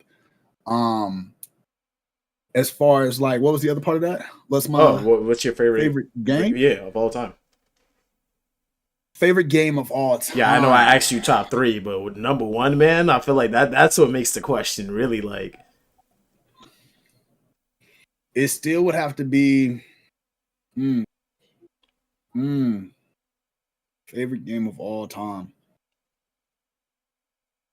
I don't want to say Scarface again because I already used that one. So I'm gonna go maybe if it's not the Mass Effect series, if it's not the Mass Effect one or Dragon Age one, it'd have to be one of those 2. But if I didn't go that route, I would have to say Godfather 1. Yeah. Godfather had his hooks in me.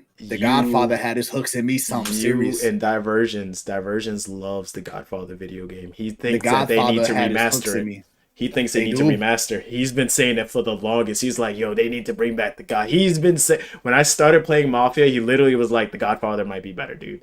Like, he literally was like, I was like, what? I give him that. Except I'm not giving nobody nothing's better than Mafia 3. I'm not giving you that because I'm biased. Because Mafia 3. Lincoln's he played it was in Louisiana, it was in New Orleans. And I'm gonna tell y'all right now, as a Louisianian, I'm not giving y'all that. Okay, Mafia 3 is the GOAT. Fight me. Eat your fucking hearts out. I'm not arguing with y'all about that. Honorable mention though, I gotta say Assassin's Creed because I'm a diehard Assassin's Creed fan. Okay, like I am a diehard Assassin's Creed fan. That is my shit. Which one is your favorite? Freedom Cry. You got wait. My man got the. All right. That's all right. Tattoo. I respect it.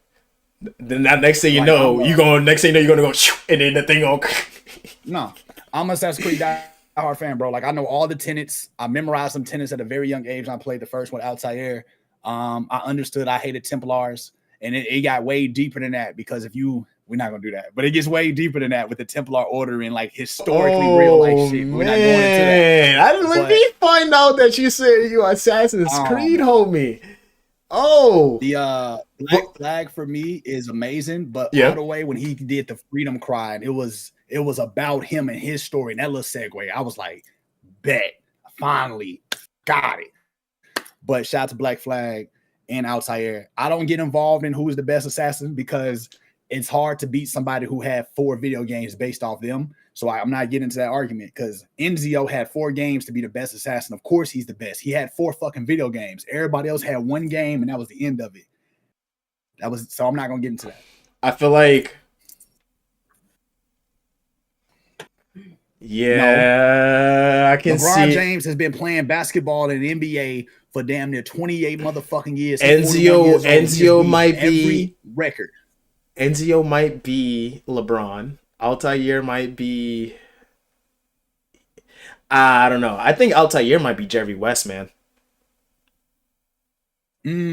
Altair might be Jerry West because I feel like as far as setting, like if you told me if you had to make a symbol for the assassins, like who would be that person, I'm not putting Ezio. I feel like Altair is like, to me, it's like Altair is like.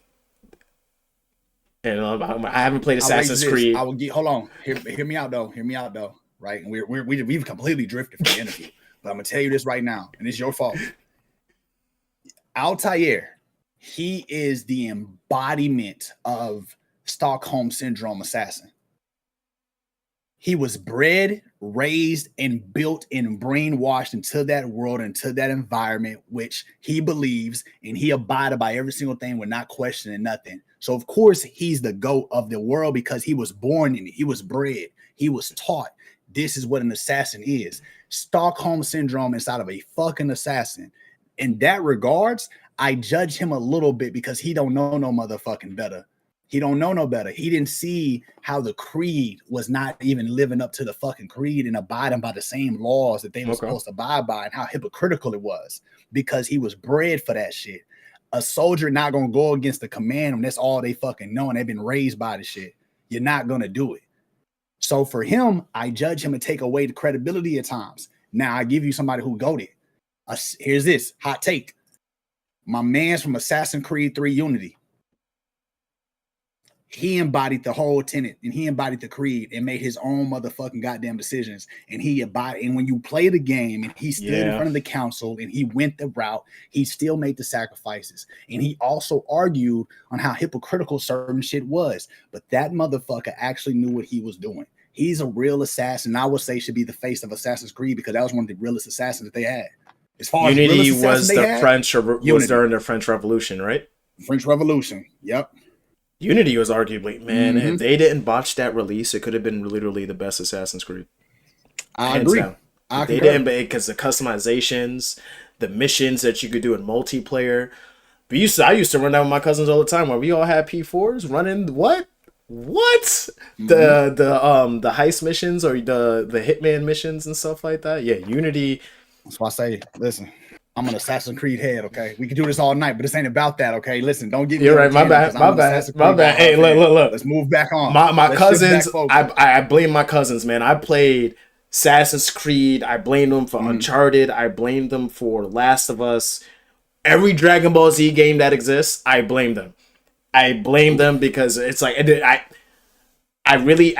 man, I could play Dragon Ball Z for hours. I could play Dragon Ball Z, and it's bad. And that's why I try not to, because I'm just like, people don't want to watch that, man. People don't want to watch me get my ass whipped online, you know? That's fair. That's fair. But I respect you because, like I said, you still play 2K on stream. That's fair. Well, you notice I don't do my part. I see. But only because I don't have a squad. Look, if I had a dedicated squad, I play my part. But I'm not playing my part with a bunch of randos, and I like to wear the brown shirt because I already know what that means. That's fair. Okay, so you're a streamer, concentrated, you're on your journey. That first follow you got, right? How was that feeling of that first validating, like that validation of, okay, bet somebody's actually hit that follow button and has convinced themselves, and I've convinced them that I'm worth following. And how did that validation feel to finally get that first follower? How was that? I would say the first follower, I think, was a friend or family. So I think that the first follower wasn't really, I didn't feel it then. I think I felt it when I hit the first 50, because I think that was the goal initially when I said I really want to hit this, because I'm like, okay, out of these 3 things you have to do for affiliate, what is the one that you know, like, okay, followers.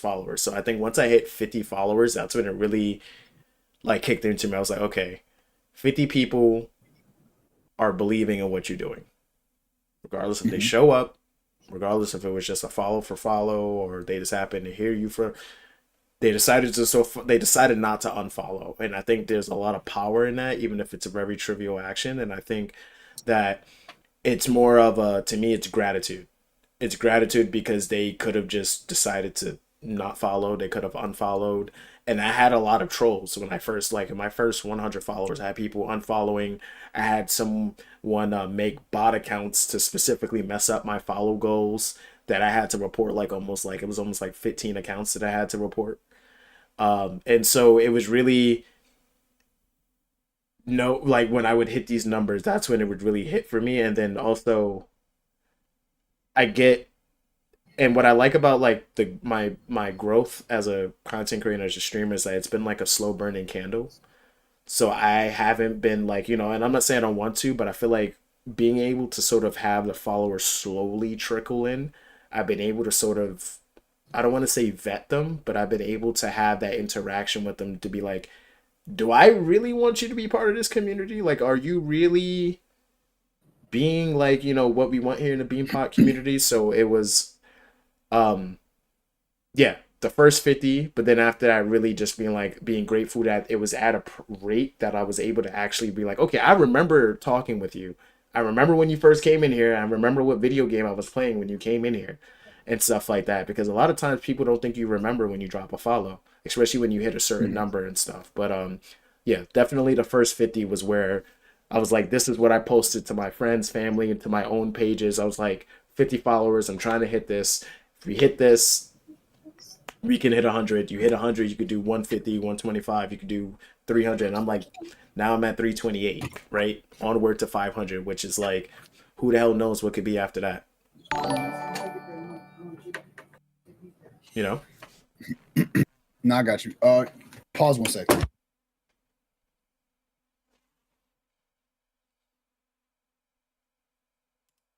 Also, chat, just wanna sorry, Nelly B's community, I cannot see the chat, so I do apologize. I have not been able to see our questions or anything. I do not have his stream pulled up and stuff, so I do apologize. They ain't asking no question. It's okay. If they haven't asked you nothing, it's okay. It's okay. I promise. I've probably been yapping it up so much, and stuff. But also, Nelly, can I just recognize someone real quick in my community? What's up, big dog? You good? You good? Handle your business. All right. What's about you? Should I mute up? Should I mute up and stuff? Do you care? No, you good, bro. Give me a shout out. No, you good. So you know Melly Mel's, right? Yes. Miss throw bananas and turtle shells at me. Yes. Well, I just want to give her a shout out. She just hit a 50 stream watch streak in my thing today. Hey. So I just want to say thank you, Melly. I just want to say thank you. 50. That's nothing to scoff at, all right? Thank you very much for hitting that. I knew she was on that journey, but like, yeah, she's been tuning into even the weird hours I've been on. So I just wanted to give her a shout out for that, because I know I've been watching the numbers, and yeah, she's slowly been like, oh, I'm at 46, I'm on 47. I'm just like, I'm just grateful.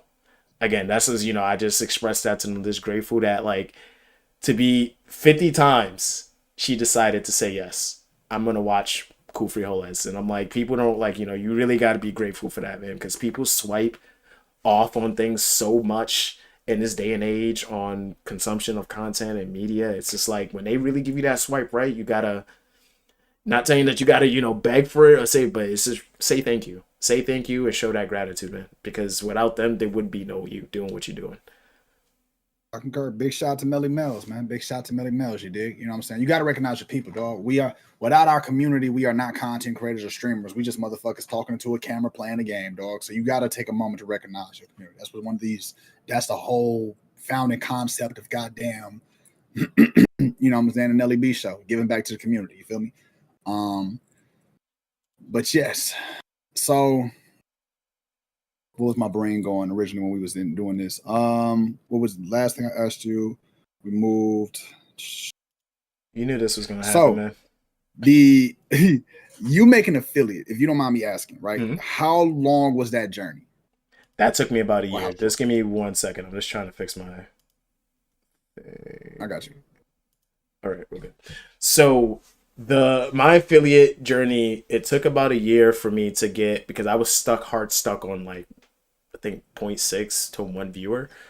And then there was one time where, and if you're ever in the BeanPot community or see him as a VIP, his name is Brombull420. And he loves Call of Duty Zombies, Black Ops Zombies, doing the Easter eggs. And he works this early running job where he like lays cement for like different jobs, construction jobs and stuff like that. And he would be up at the time where I would be playing Call of Duty Zombies and stuff. So he came and he was just like, yo, dude, are you trying to hit affiliate or something like that? Like, I know some people, that might be able to help y'all. And I thought it was some dude who was trying to like promo me or something. But next thing you know, his wife comes in, Little Peaches, that's just her name. And I thought it was a bot account. Instantly follows me. And I was just like, bad. Like, I was like, I didn't know what the hell that was. I was like, this account looks new, He's like, nah, bro, these are people that I know. These are part of my community. Like, I'm sure we're going to try to help you out. So I'm like, okay, I'm going to trust you, Brom, And so I trust him, and then I meet this other person named Grim Chiefer. He's like, yeah, you should rate this guy. I'll like he's one of my homies. Like I moderate for him. He has a great community, and so this is literally coming up on my 1 year anniversary too. Like literally at the end of March is when I got affiliate, and so I meet them, and I'm like, yeah, my name's Cool Frioles. This BeanPot community. This is who we are. I'm trying to hit affiliate, but this is what I stream. Blah blah blah. He's like, oh, cool, dude. Like, what do you like and stuff? And you start chopping it up in his community. People are like, oh, you like wrestling? That's cool. I was like, yeah, retro games. I was like, it reminds me of playing, video games with my uncle. Like my uncles, they played retro games. Like my uncle to this day, his name's Davey Jose and Chad. Whenever you ever see him, because he's a moderator too. And I watched him play God of War, the first one, like complete from beginning to end. Sat and watched him talk about backseat gaming, but was silent. I would just watch him solo video games like that. He would play the whole story mode, boom, boom, boom, bam. 4 or 5 hours were just sitting, not 4 or 5 hours, but they were longer than that. But just watch him do stuff like that. But anyways, Grim Chief was like, yeah, this is cool Frioles. We're going to help him get to affiliate. This is when he streams, blah, blah, blah. And I was like, dog, y'all don't got to do this. And he's like, nah, we do this for everyone that comes in here that makes content. And so within, I think, like that month, they would pop in just before he would go live, because I would go the time that I was streaming in the mornings. I would just like, it was just when he would start. And so he was like, yeah, I'm going to be there. Like, we're going to get you to 3 viewership, blah, blah, blah. And they literally came in, was invested in what I was doing. Was like, okay, what type of music do you like? Video games, just talking me up and stuff. And then next thing you know, literally, I think it was the last day of March is when I got affiliate.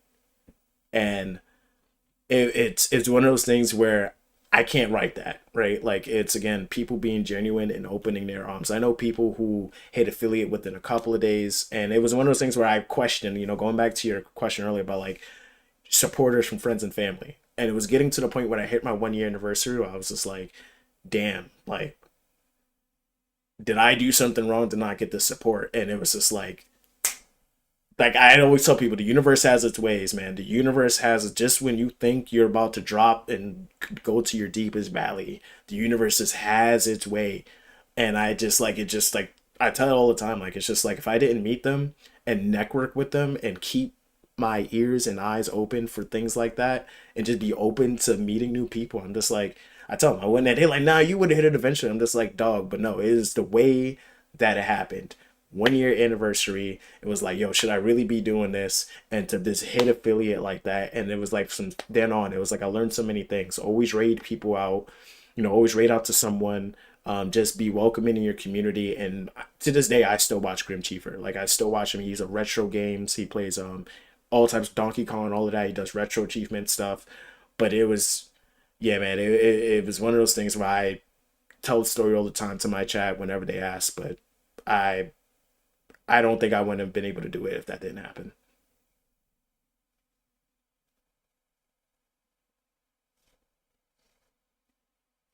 I can't hear you, man.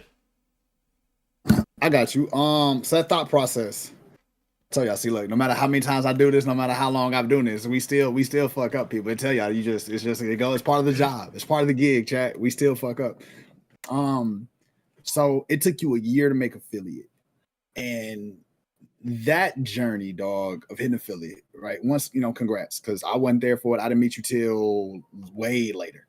I think now you in like the 300s and something right now. So kudos to that, big dog. I think shit, you just crossed over to the 3s, as a matter of fact, didn't you? And yeah, you just 328. Yeah, I think I started. I don't know if I followed you when you was in the late 2s, and I seen you get 3s, or if I followed you in the early 3s, one or the other. But besides the point, you took a year to make affiliate, and that speaks. Even I want you to know, there's people who've been streaming for longer than you, and they still haven't reached that goal. So that's definitely not a small task, big dog. There's a lot of people who they can't get past their 20 number mark, their 30 number mark. Hell, they probably got the viewers. I mean, they probably got the followers, just don't got the consistent views. So that, I know motherfuckers that had like 5,000 followers, dog, and just didn't have the views. So it speaks volumes that you had, even regardless on how long it took you to get there, you got there. And that mindset, though, is what I want to know. Like, that that principle of like, hey MJ, that principle of like, I'm still here, right? Like I'm still making content. And you see that the numbers is like, you see they not numbering the way they should be numbering. And you see that. How was like that thought process and that mental battle of like, what was that pushing you to keep going? Like what pushed you to just see it through till you hit affiliate? What was that guiding fucking light for you? I feel like I keep starting off all these answers with but it was separating why I wanted to hit affiliate with why I'm streaming. I wasn't streaming to hit affiliate. Affiliate is sort of the icing on the cake as you become a content creator to me. So I feel like the monetization, because streamers don't like talking about the money in the stream, the monetization of aspect of your content, I feel like it's a legitimate, makes it legit. It makes you feel like what you're doing is legit, right? It becomes, I would argue, it becomes from a hobby to like, nah, this is something that I'm actually doing. And I think that I just wanted to have that to say, nah, this is something that like, it's not just a hobby. It's not like, oh, you're just playing video. I'm like, nah, fam, I'm making money from like playing video games, like posting these clips and stuff like that. Like I love it. I love doing it. But I'm also like, this is some shit. Like I'm actually like getting to it. Like I'm getting to a bag doing Talk this. That shit. And so, Talk that shit. So it's like there was a sense of like that was really what it was. It was like, nah, it's like I genuinely did not care about hitting, like, yes, you want to grow as the follower number. I would say that's the one I care about, because I'm like, I want to build community. I want to share my passion for video games. And so I was like, yeah, I want viewership because I want to interact with people. I want to be able to play NBA 2K, and there's a bunch of people like, oh, well, are you going to make the season? Or are you going to make the playoffs? What thing are you going to like? Or just we're just shooting the breeze about sports. You know how many times where I've been playing 2K and I've had so many great basketball conversations where I might be getting my ass whooped by 30, 40 points in 2K in my career, but I'm having a conversation with my chat. Oh, who do you think is the greatest of all time? Well, did you see the game yesterday and so? And then we just go into a whole sports conversation. I just got blown out by 40 points.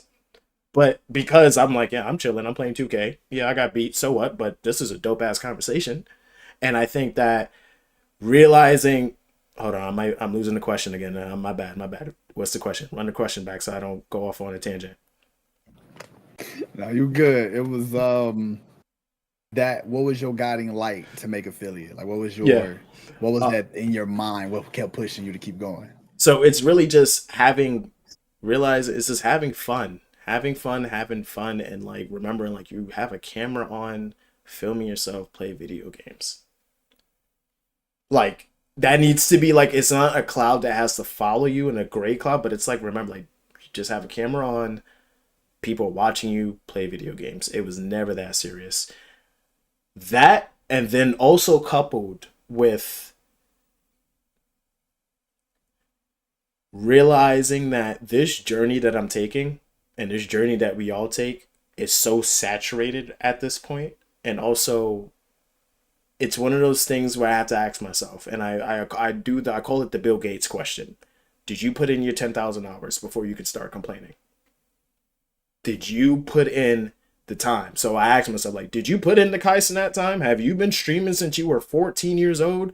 Where it's just like, nah, I didn't put out as much content as Kaizenat did. So it kind of makes sense that Kaizenat blew up. Yeah, if you look at the work that he did to get, yeah, okay. Did you do, are any of your clips highlights or anything like that for it to really pop off? Yeah, and I'm like, no. So sometimes it's like, you got to look in the mirror. You got to look in the mirror, but also know that consistency is the name of the game. If you're doing it just to monetize, you put a big wall in front of you already. You already, to my opinion, lost the art of it. If you're just streaming to monetize, you lost the art of it. That's not why you should stream. And then also remembering consistency, right? There's not going to be you do this, and this, you're going to go viral. You do this, and this, and this, you go viral. It's knowing that you're consistent long enough, something's either going to give. Either streaming is not for you, and it sucks that you have to realize that, or something's going to pop off in your community, something, right? You'll gradually sort of get that followership and stuff like that. And I'm like, if you listen to most of the big streamers that are not assholes, that are not full of themselves or in their head or don't care. And I say Tim the Tatman all the time. Tim the Tatman was streaming 2 times a day, working a full-time job for 8 years before he got to where he was at. And he's not even right. And I'm just like, so go ahead, sorry. I tell people, you brought up Castanet. I got nothing but positive things about Castanet. But people that bring up Castanet and they use Castanet in the streaming world, I always say this argument. Before there was Castanet, there was RDC World. RDC, real dreams do come true. RDC World was the original content creators, was the original streamers, was the original people on Vines making Vines, doing impersonations, opening up doors for the culture and the community. Without RDC World, a lot of people wouldn't be big in a lot of TikTok videos and a lot of other goddamn things that popped off. Oh, those anime reenactments either. Those worlds. All those anime reenactments that people do, RDC World did that. Mm-hmm. Now, in that same argument, Castanet's level of success and celebrityism is way higher than RDC World's. So, and I say that argument to say at the end of the day, as a content creator, you might reach the level of RDC where you are there and you'll see somebody pop off, boom, and they the Castanet of your world, right? They come in the stream away after you, they surpass you, they go higher, and boom, boom, boom. I tell everybody, don't get discouraged about that, because I remember RDC. A shit ton of us OGs remember RDC World. We remember the people who paved the way. But does he only go by Mark Phillips now? His whole crew. I'm talking about just the whole crew. Okay. The whole RDC World is a whole group of people. It was before Amp House. Before Amp House, before Phantom. They were Facebook famous, man. I remember they were all over Facebook. Yes, they were. Fuck Facebook. They was MySpace. They were they were on MySpace. Well, I wasn't on MySpace. I ain't that old now. They were the Vines. I ain't that They old was now. the OG era. And when YouTube first started coming out and people was watching YouTube videos, they was watching RDC World first, way before everybody else. They were. I agree. They started this shit, and they were streaming too. And I say that just to say, at the end of the day, some people are gonna be in the RDC World playbook, meaning you're gonna bust your ass every single day, and you're gonna grind, and you're gonna see other people pass you and surpass you, and make partner. And make this and go through some doors you've been trying to bust your ass to get in, but don't fucking stop, because they still make content. They're still going. It's 2025, and them bitches been going since I was a teenager. They've been rocking since I was a teenager. Yeah, don't they got that celebrity basketball game now? That streamer game? They do that streamer. They also run Twitch. They also not TwitchCon. They also run StreamerCon. Isn't that their thing? StreamerCon. That's one of their thing. Yeah, that's one of their thing. They run StreamerCon. Is it StreamerCon or is it? I know they run it. It's like a whole. It's like it's a convention. I know it's a convention, like a whole weekend convention or some shit like that. It's like an anime con thing, BlurCon or some shit like that. It's one of them things. And he just started his own anime book, didn't he? Did he just start writing anime? Yeah, he's been writing his anime book for a while. It's the TV show he's been trying to get to get pushed through the TV show. Okay. I mean, that's dope. That's why I say at the end of the day, if you look at how long they've been in the game. And that comes with streaming, right? You could be doing this for a shit long time. You could be good as fuck, dog. But like you say, you got to put in that time. Some people just got to put in that time. And it's not a matter of, are you bigger than the next person? It's a matter of, like you said, showing up, consistency. And it's that one moment. You either going with content creating and streaming.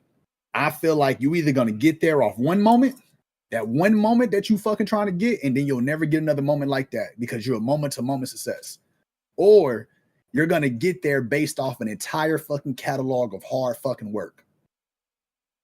And that's just what it is with content creating. You'll either get there off one moment, and then you'll have to bust your ass to the next moment, or because you're so used to doing the fucking work and you have the catalog, you're just showing up every day like a regular fucking day.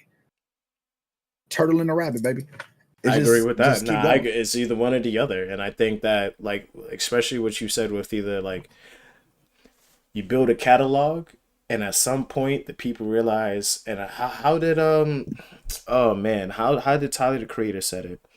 It's like when you find an artist that has been putting their work into their like craft, but you just didn't know they existed.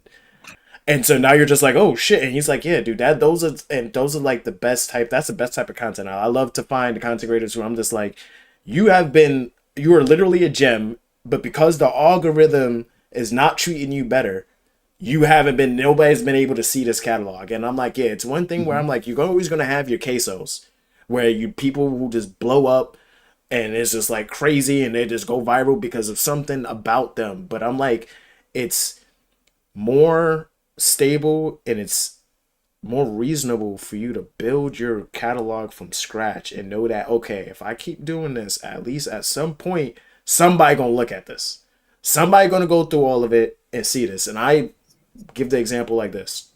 One of the biggest supporters in my community is Stay Fly 1989, right?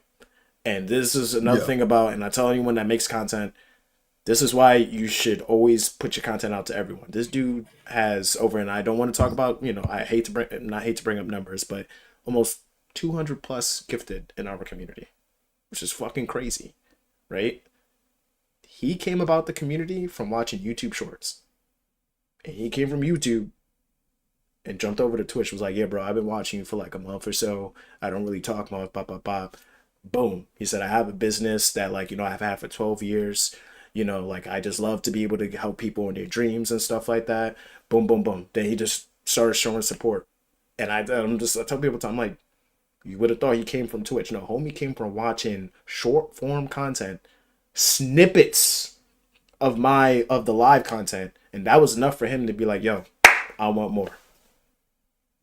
So it's really like, I always tell people, don't get weird about getting paid from the shit we do, bro, because monetization shouldn't be a weird thing.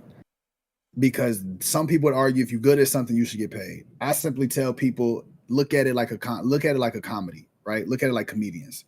When they go do a show, people pay the cover, people pay at the venue, people drop a tip, yada yada yada.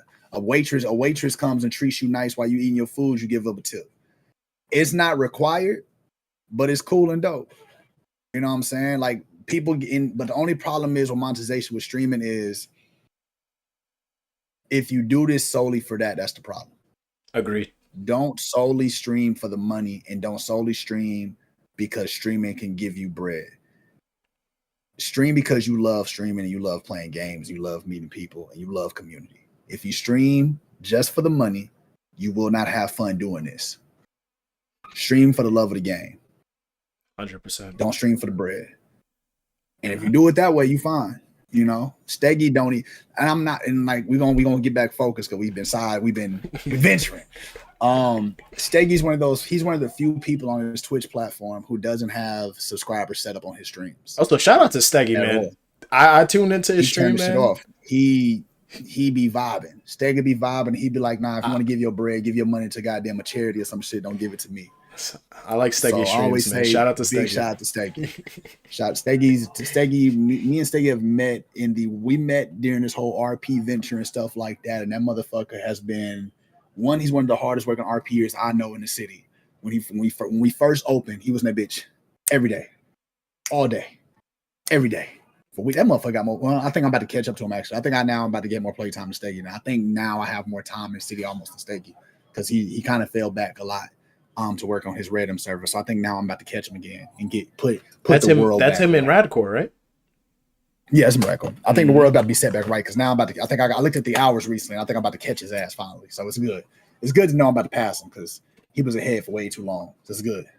But no, as far as the content creator streamer, man, Steggy's a fucking dope ass fucking dude. And his demeanor for his stream, how he cares, even his RP mindset is top tier. But nah, bro. So you got into all of that. You got your milestone. You got your 50. You've played your games. We got to the games. We got the variety. We got your origin story. We got your inspiration. We got the people you watched. We got Melly Mel shout out in the 50 stream watch streak. We got Divergent in the camera. We have you building your community. We have the support system. We dived into all of that. I want y'all to know, y'all had to catch the vibes because we dived into all of that. Okay, I want you. It's been a cool. It seemed like we ain't been talking about it, but I promise y'all the interview has been happening. Y'all got to just catch it. The interview has still been happening. Y'all just got to catch it. I'm telling y'all. For you, right, as a streamer, what do you do before you go live? What is like your pre-stream rituals that you have to get you in that mode? Chat definitely. No, the BeanPot. I keep saying chat. The BeanPot community knows I have this command called !speech. It's an improv thing I learned in high school, and it's a couple of sentences that's supposed to help you like enunciate your words better, and it's literally the big black bug bled black blood, the big black bug bled black blood, the big black bug bled black blood. So that's one thing I do after my intro, but it's one thing I always do before, because I don't want to stutter. I always have the Billy Madison today Junior in like the back of my head whenever I do make a mistake. So that's one thing. I make sure that I have my coffee or whatever is going to be my caffeine intake. I look at all of my stream. I literally pull up everything and I'm going to be doing. So I'm like, okay, what is your title going to be? Type your title. I look at OBS and make sure all that stuff is good. And yeah, it's just doing like a sort of, it's like if you were to like do like a check on everything before you take a road trip. That's pretty much what I do. That kind of gets me in like, okay, you're going to be streaming today. This is like what you're going to be doing and stuff like that. And then I ask myself, at least before or an hour or two before, what is the story you're trying to tell? One thing I always try to have on the stream is try to tell a story. Give a direction for where your stream is going. People should be able to follow it like episodes in a season, where it's like, okay, like for right now, the BeanPot community knows this is his GTA arc, right? They understand like, okay, he's playing GTA RP. What is happening in GTA RP? He's doing the Mr. Bean character. Okay, he told us initially that this character is going to be like, okay, yeah, this is my first RP character. So it's like, been following his journey. Okay, he's doing this, he's doing this, he's doing this, he's done this. Oh, okay, he's doing this now. And I think that utilizing your title, making sure that your title fully tells people what they're doing, because I'm like, there's people who won't look at your stream and will read your title and decide to watch your stream based on what you put in your title. So it's making sure all of those things are right, like making sure, okay, what am I trying to put out to the people, and make sure that's all ready.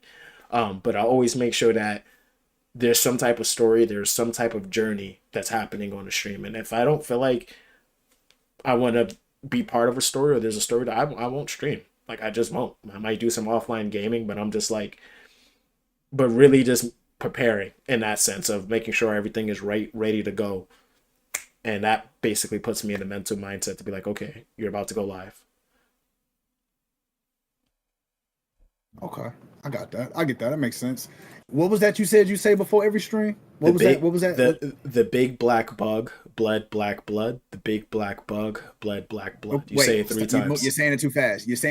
The big black bug bled black blood. Yeah, that's it. You say that 3 times. And that's what you say before. What, you casting a fucking spell? You fucking hey, it's an improv, man. I literally every time I do it, I stop stuttering. Let me give it a try. I got you. I'm gonna give it a try. Okay, I'm gonna say it one more time slow.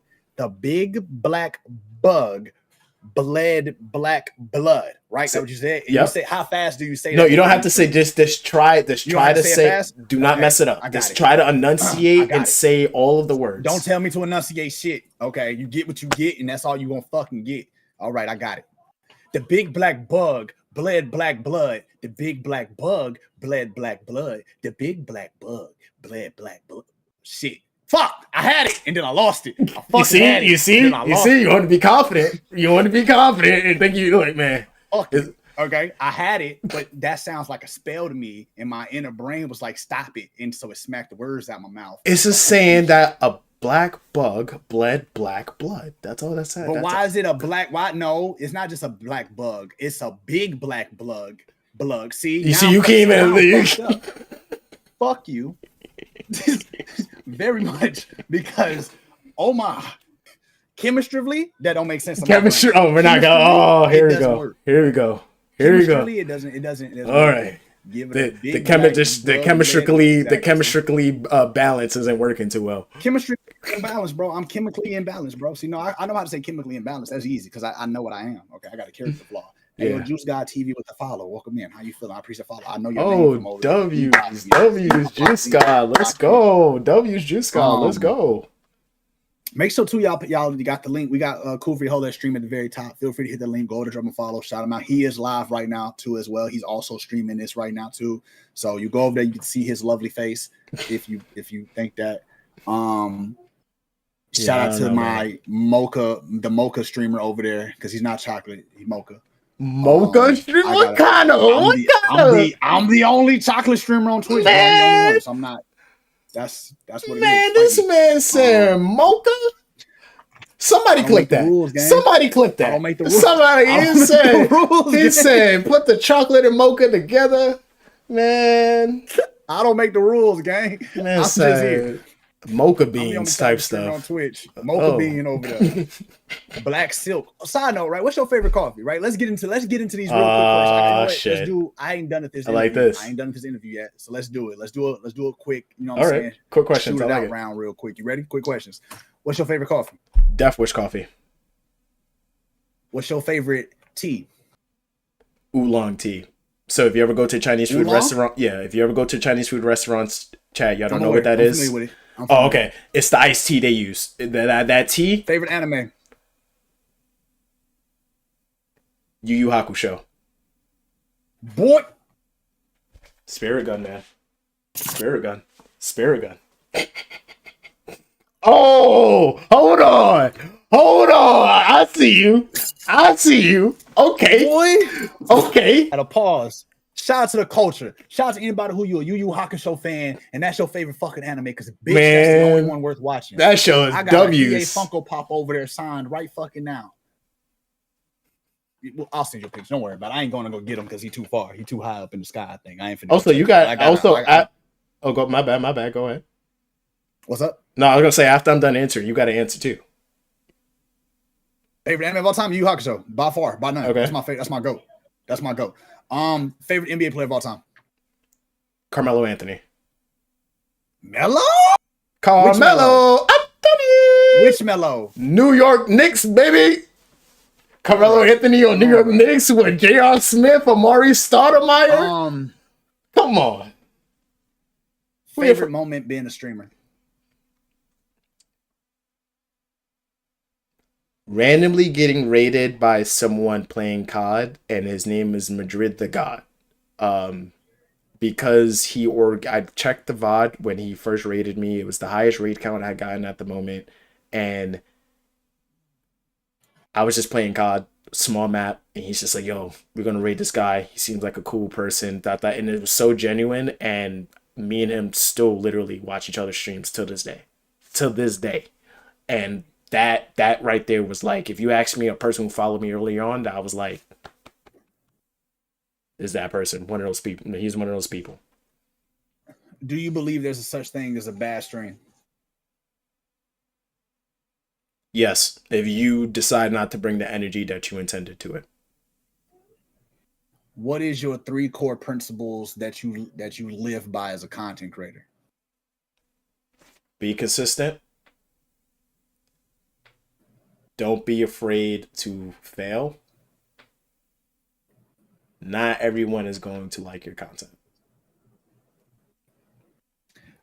What is one thing that you do when somebody comes to your stream and there's toxicity? How do you battle? How do you deal with the toxicity stream? The troll. Let's start with trolling. How do you deal with trolling? I'm straightforward. So I do not shy away from. I'm a direct person, IRL. So I squash it right then and there. If I sense something is weird, or if I feel like I don't understand someone's joking about something, I will be the awkward one and be like, "What are you talking about? Can you explain yourself? Are you being weird?" Oh, okay. And I'd rather a person be like, "Nah, I'm not being weird. I'm sorry." Oh, okay. My bad. I would rather jump the gun and be over like, "Huh?" than be under it. So I call it out right then and there. If I feel like someone says something weird, I'll be like, "Yo, homie, that sounded weird." Oh, okay. Give you a chance to explain yourself. So Just directly squash it right then and there. Don't let things linger. The more you let things linger, the more you let people think about it. Got you. What is your big pet peeves before you follow another streamer? What do you look for? Engagement. One thing I strongly dislike raiding someone that's not ready for a raid. I strongly dislike it. I raid people to give them an opportunity because I believe everyone deserves an opportunity. But to raid or to share your community or for people to stream and think that they can do things that are just like, yeah, I'm not going to recognize the people in my chat. Yeah, I'm just going to be silent. But those things grind my gears because I'm just like, just cut the camera off and play offline. Just cut the camera off and play offline. Don't do yourself a disservice because you're going to get the wrong energy and people are just going to make you not want to stream. You know. But that's my biggest pet peeve. And people that don't look in the mirror and ask themselves why their content is not taking off. Pointing their fingers everywhere else instead of looking in the mirror at their own content.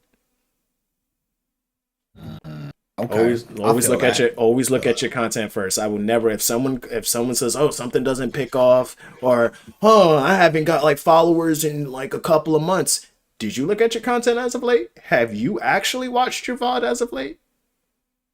That's a question you should ask yourself. If you don't know how your own content is coming off, then that's a problem. If you don't know how your clips are coming off to people, that's a problem. If you haven't checked, is this really good? That's a problem.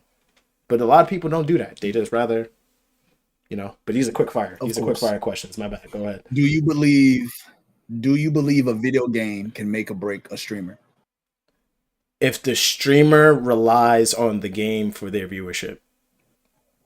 I think that if you are a content creator where you make content with any game, which is what I strive to do, I try to, don't matter. I tell myself, whatever game you want to play, you're going to make content with that game. Why? Because you want to play it.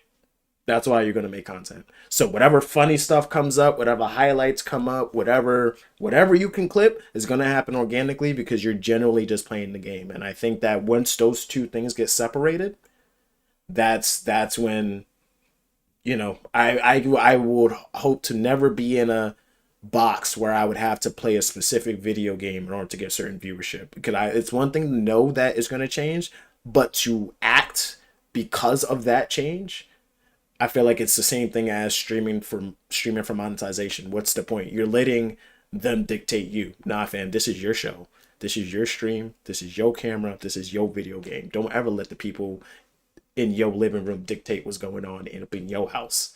Don't let that happen, fam. Once you lose that, you lose the plot.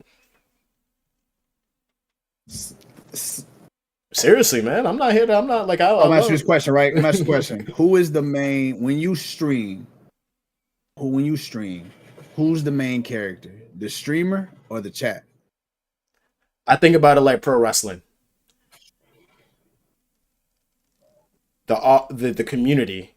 The community is and I consider like you can almost say the WWE universe in the sense of that they are what matters, and without them there is no you, but you also are the one putting on the show, right? So they are there because of the product that you're putting out. And if there's a product that you're putting out, there is a level of trust where I think about it like I'm sorry, Nelly. Repeat your question one more time. I was going somewhere with it. You good? Oh, fuck! Did I just say to you? Because you was going. I was going. I saw the flames come. I was like, yeah. I saw the steam and everything. I was like, oh man. Someone in the chat. Someone in the chat was listening. Who's the main character? Who's the main character of the stream? You or the community? So, yeah, So in the story. Physical story, it's cool frijoles, right? Or whoever else I'm with playing video games with. But as far as like the grand scheme of the whole product, it's always going to be about the community. But it's realizing that like, okay, but there's still backstage guerrilla. There's still people who put on this product that think about it and put together the stuff. And I'm like, that's you as the streamer, content creator. So you are responsible for that product just as much as, in a weird way, they have a responsibility of, if they are in there, consuming the product. And it's not saying that they have to consume the product, but by being in your stream, by virtue, they are consuming your content. So it's like remembering that there's always going to be this causal give and take between you and your community and your audience. So it's like there might be a time where you are the main character on stream because everyone's like, oh shit, this is what you just did. There might be a time where your chat just going off and talking about something that might bring your attention away from the gameplay, right? You're still playing in like an autopilot state, but your chat's talking about some real shit. Like someone's talking about, yo, like someone just got injured in the game. Like, bro, I just did this parlay bet for so and so. That might make your whole chat go off. You're gonna have to acknowledge that. Because if you don't, well, you've seen in wrestling how many times you don't acknowledge the fans are going to make you feel it. So when somebody follows you, right? Well, when somebody comes to your stream and they lurk and they acknowledge that this is their first time in chat, right? How long do you have to convince that person to follow you? I would say if they're a first time chatter, I try to answer immediately. I think that it depends on the person, but I think you have 10 to 15 seconds. And you better pray that that pre-roll doesn't hit them. Because if that pre-roll hits them, in my head, it's just like as soon as I join your stream, I get hit with it. And I know people, they might feel certain ways, but it's one of the reasons why I try not that, because I'm just like, imagine as soon as you come into someone's stream and you want to say something, you see them and boom, you instantly get hit with an obstacle. I'm like, yeah, I'm not doing that. So it's like when someone chats, I try to acknowledge it immediately. And one of the reasons why I try to acknowledge it immediately is because Twitch and YouTube or most platforms will have something in place for you to recognize that someone is a first time chatter. So if they have something in place for you to recognize a first time chatter, maybe you should pay attention to it. So immediately, and I hit them with my name's Kufri Holes, BeanPot community, multi-streamer on YouTube, Twitch. If you hear music, this is where the music is coming from. We have a Discord server. If you have any questions, be sure to ask. I will link all of these commands for you because it is a lot of information. But just it's the grabbing them and saying, okay, you want to be here? This is everything that's happening. And so hitting them with everything. Boom, boom, boom, boom, boom, boom, boom, boom, boom, boom. And that's what I do for every first-time chatter, raiders, and all that stuff. Because I'm like, it is nothing. It is something where you walk into somewhere and they're like unfamiliar and you have to figure out everything. But when you walk into somewhere and everything is written on the wall, like, okay, this is what's happening. This is what's happening. Okay, they can make the decision if they want to stay or not. But give them. Go ahead. Got you. I agree.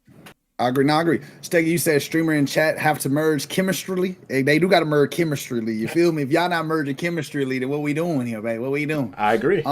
As a on-camera model, on-camera streamer, and you like to do stuff on camera. You like to perform activities on your camera, and you like to let people watch you on camera.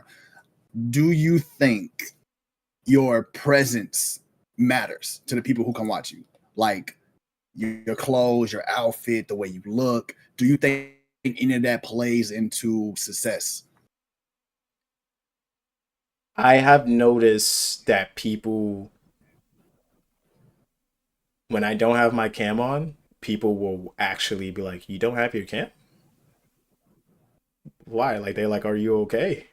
I know people don't give a damn about what I'm wearing. People will literally be like, no cam, no cam, no cam, no cam. And I'm like, damn, man, is it my expressions and stuff? And people just like, nah, we're just used to seeing your face. You react to things and stuff like that. So I would say, I was surprised by that because I know there's one thing where they always say the camera makes it more interactive where people can see you. They sort of get that real-time reaction and they can see like, okay, this is how you react to playing the video game. But I didn't realize people valued it to that extent where I'm like, even in GTRP, where I thought like, okay, maybe you don't want to see my face. You prefer to see the actual, we're like, nah, where's your cam at? Like, where's your cam? Like, we're okay with your cam, but we like seeing your face. And I'm like, I didn't realize it made that much of a difference. I like legitimately, and I would say that's probably one of the things where I don't feel a urge, or not an urge. I don't feel like a need to have my cam on because I tell my chat like if I'm introverted at times, I don't want my cam on, and I feel like they have told me to like they're like no, your gameplay at times like if you play COD with no cam, they're like we're fine with that. You play 2K with no cam, we're fine, and also not being afraid to ask your chat, just be real with them. Be like yo, if I cut my cam off, are y'all gonna be tight? I feel like I built that repertoire with my community where it's like, okay, yeah, like they'll be honest with me, and I ask them stuff all the time. Hey, Chad, do you think this song is stupid, or do you think I should change this, or do you think I shouldn't do that? Yeah, probably shouldn't. One or two of them respond and stuff, but yeah, I don't think it makes or breaks. I just think you need to set expectations for your community of like, okay, I'm not doing no cam, put no cam in your title. Don't randomly just have your camera off. And I think if you consistently set expectations when things change from what you've showed them, it's like, oh, okay, they don't react too much. But you hit people with curveballs, they're always going to react. I got you. I was about to say, my brain. What do you think about that, though? I mean, you could just answer the question for yourself. What I think about what?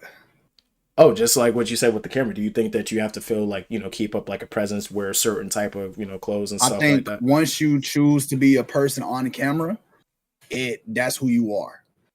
You are an on-camera streamer. Unless you're having a rough or bad day and you sick and you got to be like, hey, Chad, I'm just not feeling it. I'm just sick today and I don't feel like being on camera. That's one thing. But I've always kept my camera on. But also that comes with two swords, right? Been the fact, and things go to when I first started, my original community on Facebook was ruthless. So if I came on camera dusty and busted, I was going to get roasted the entire chat because I had a lot of people who were military that I served with who started coming into my streams, and it was jokes galore. It was bad.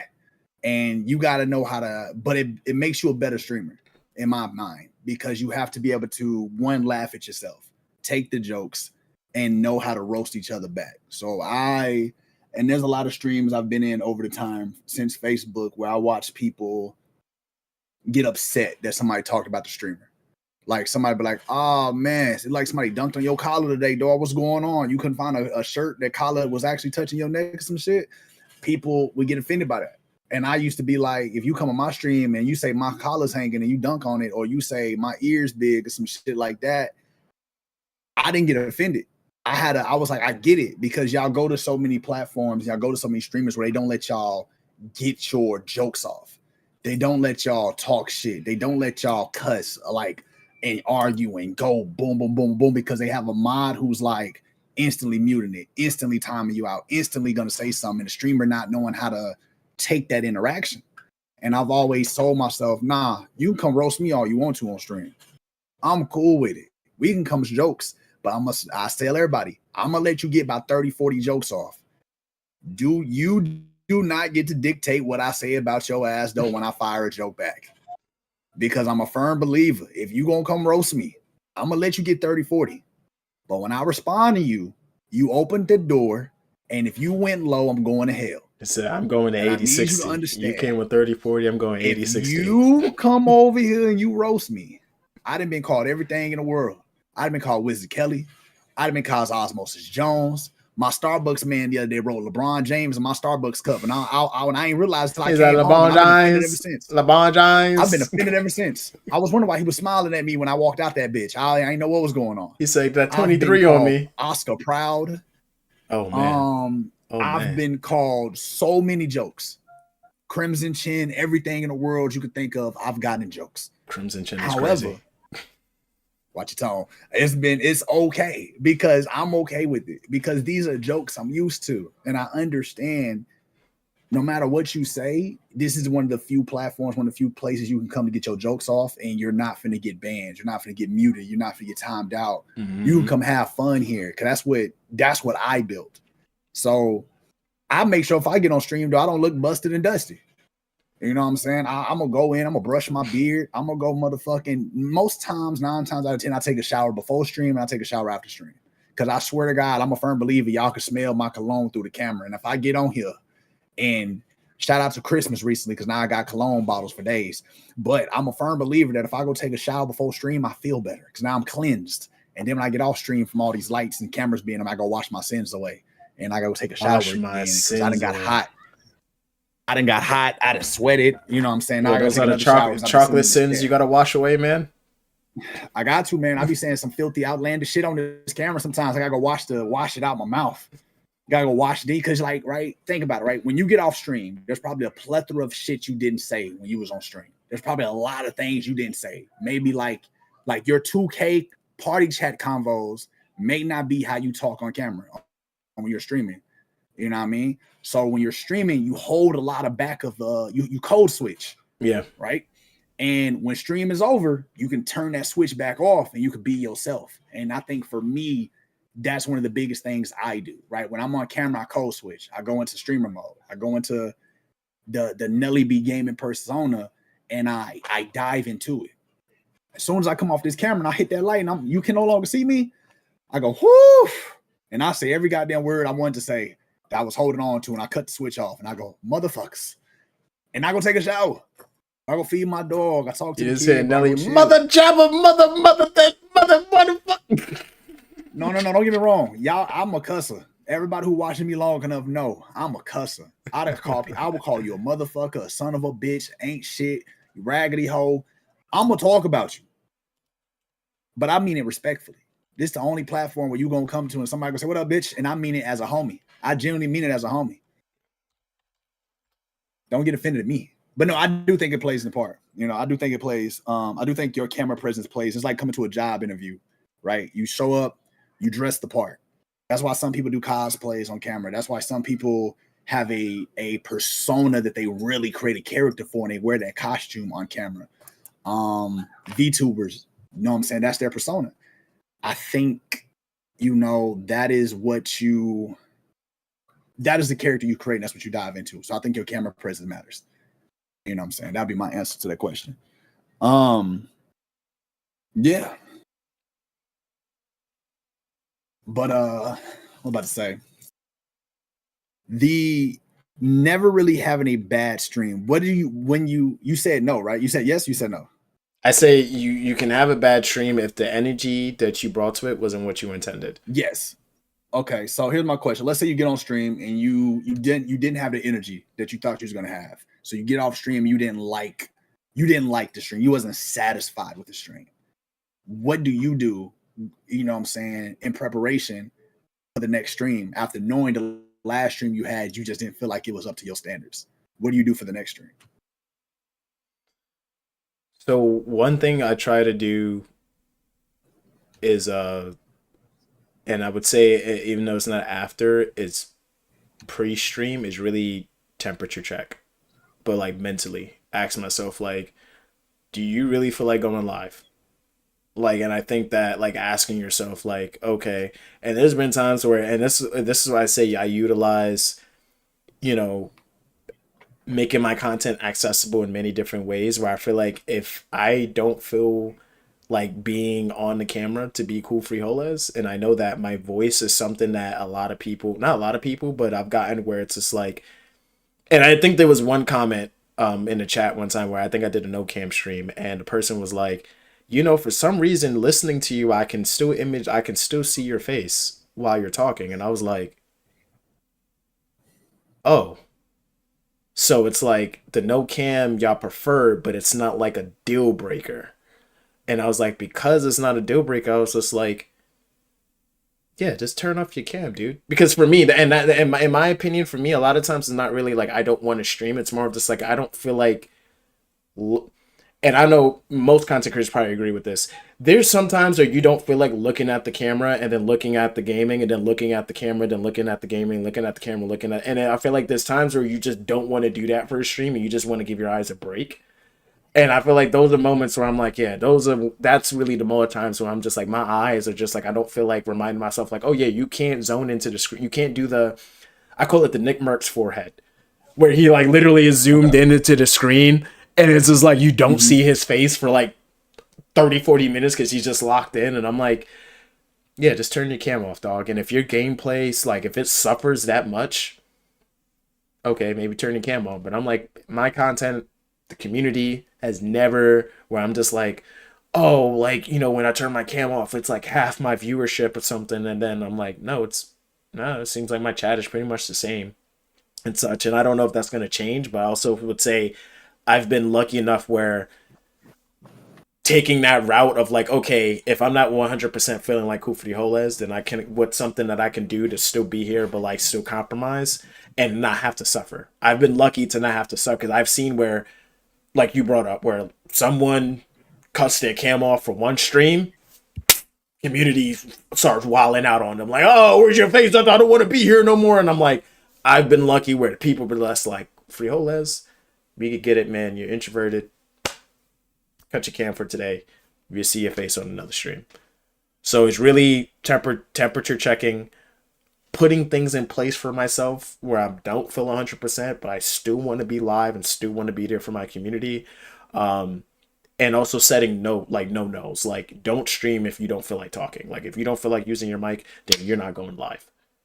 But you're not going to go live feeling like, I don't really know. If you don't feel like talking to your community, which is essential to streaming, you can do no cam. You can't do no mic. And really setting those hard, like, okay, if you do not feel like doing these things, you will not stream. If you don't feel like doing no cam, then cut the cam. But you better make sure you're engaged with your community. Don't care. You don't have a camera on, well, make it up with the talk and figure it out type stuff. So really just being rigid with myself and not leading myself down a path where if it does happen, I'm like, what can I do? And if I do feel like it's a bad stream, bounce back, man. Run it back. Bounce back. It'd be another time to stream. People have short-term memory in this day and age when it comes to social media and entertainment. The more you linger on it, the more they remember. If you forget about it in the next stream, they're going to forget about it next stream. I feel that. I agree. I definitely agree as far as like energy, mindset. If your voice can't cut it, don't do it. Yada yada. I despise having a bad stream, but I'm a terrible critic of myself. I'm never satisfied with a stream, but that's me. That's besides the point. I got bad habits. I'm just never satisfied with a stream personally, ever. I work on that. So can I ask you something?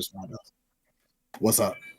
What was either question? Your favorite moment streaming or your most favorite recent stream?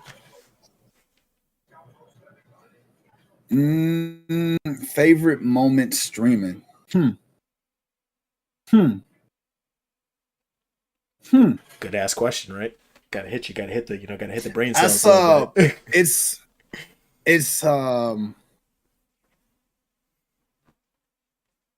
I'm gonna be real with you.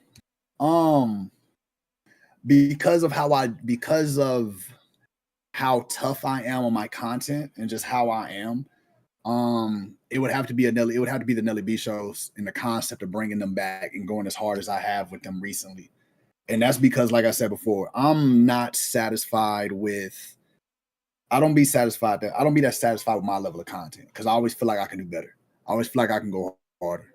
I always feel like I'm lacking on something, and I always feel like there was more I could do, right? And I've been like that the entire time I've been a content creator, is that I'm lacking something. I'm missing something. I don't know what it is, and it drives me insane. I'm missing something that separates me from everybody else, and I don't know what it is. And when I stream, I can't pinpoint it, and I never feel like I hit it. I never feel like I get there. I never feel like I take it to that next level to be where I want to be as a content creator. And in that regards, I don't be overly satisfied with my streams. I don't. I will say my most enjoyable streams and moments would have to be the Nelly B shows, because I get a chance to do what I set out to do when I first started. I created something where I allow people to come onto the platform, whether they're more known than me or not as known as me. And I get to share my community with them, and they get to share their community with me. And especially if it's people who I talk to, right? Especially if it's people who I'm engaging in their chat, and I've built a relationship with them in their community, like Rad Cores or Users or Shape Steggy or Ty or a plethora of other motherfuckers I've got the chance to know over the years, and I get to bring them on a Nelly B show. You get the chance to dive into their background. You get a chance to dive into their story. You get a chance to hear tips and tricks and see these motherfuckers is human. They bleed like you bleed. They struggled like you struggled. They went through ups and downs as a streamer. They didn't just boom, overnight success. They went through some shit. They busted their ass. From Radcore's story of the McDonald's Wi-Fi to that talk DK's about story of fucking everything that come was up. going on with him, to fucking you taking 5 years to make affiliate, to fucking the plethora of motherfuckers who I've interviewed over the years. And I've heard people, I didn't have a camera when I first started. I was on my PlayStation streaming straight from PlayStation to Twitch. I was streaming straight from my Xbox to Twitch. I was on this platform and boom. And like, to hear these stories is sometimes the first time they get to tell that story is the Nelly B show. This is the first time they get a chance to not be a streamer, not be a gamer. They get to just be a content creator, and they get to be a fucking human being and say, hey, this is my story. This is the questions nobody's ever asked me on my stream, because when I cut my stream on, I'm performing a fucking service. When I cut my stream on, I'm performing fucking entertainment for you sons of bitches. And it's rare people actually ask you questions when you're playing a game about you and your life. And most times as a streamer, we're going to not tell the truth. We're going to say, hey, how you doing? I'm cool. No, bitch, I'm not. I'm going through it. Like, I'm getting my ass beat. Like, life is fucking kicking my Life fucking ass. like George Foreman right life now. Is lifing. Life is lifing. And that bitch is beating my motherfucking ass. But I can't tell you that, because you come here to feel good. You come here to get relief from your fucking problems. And that is my job, is to help you get relief from your motherfucking problems.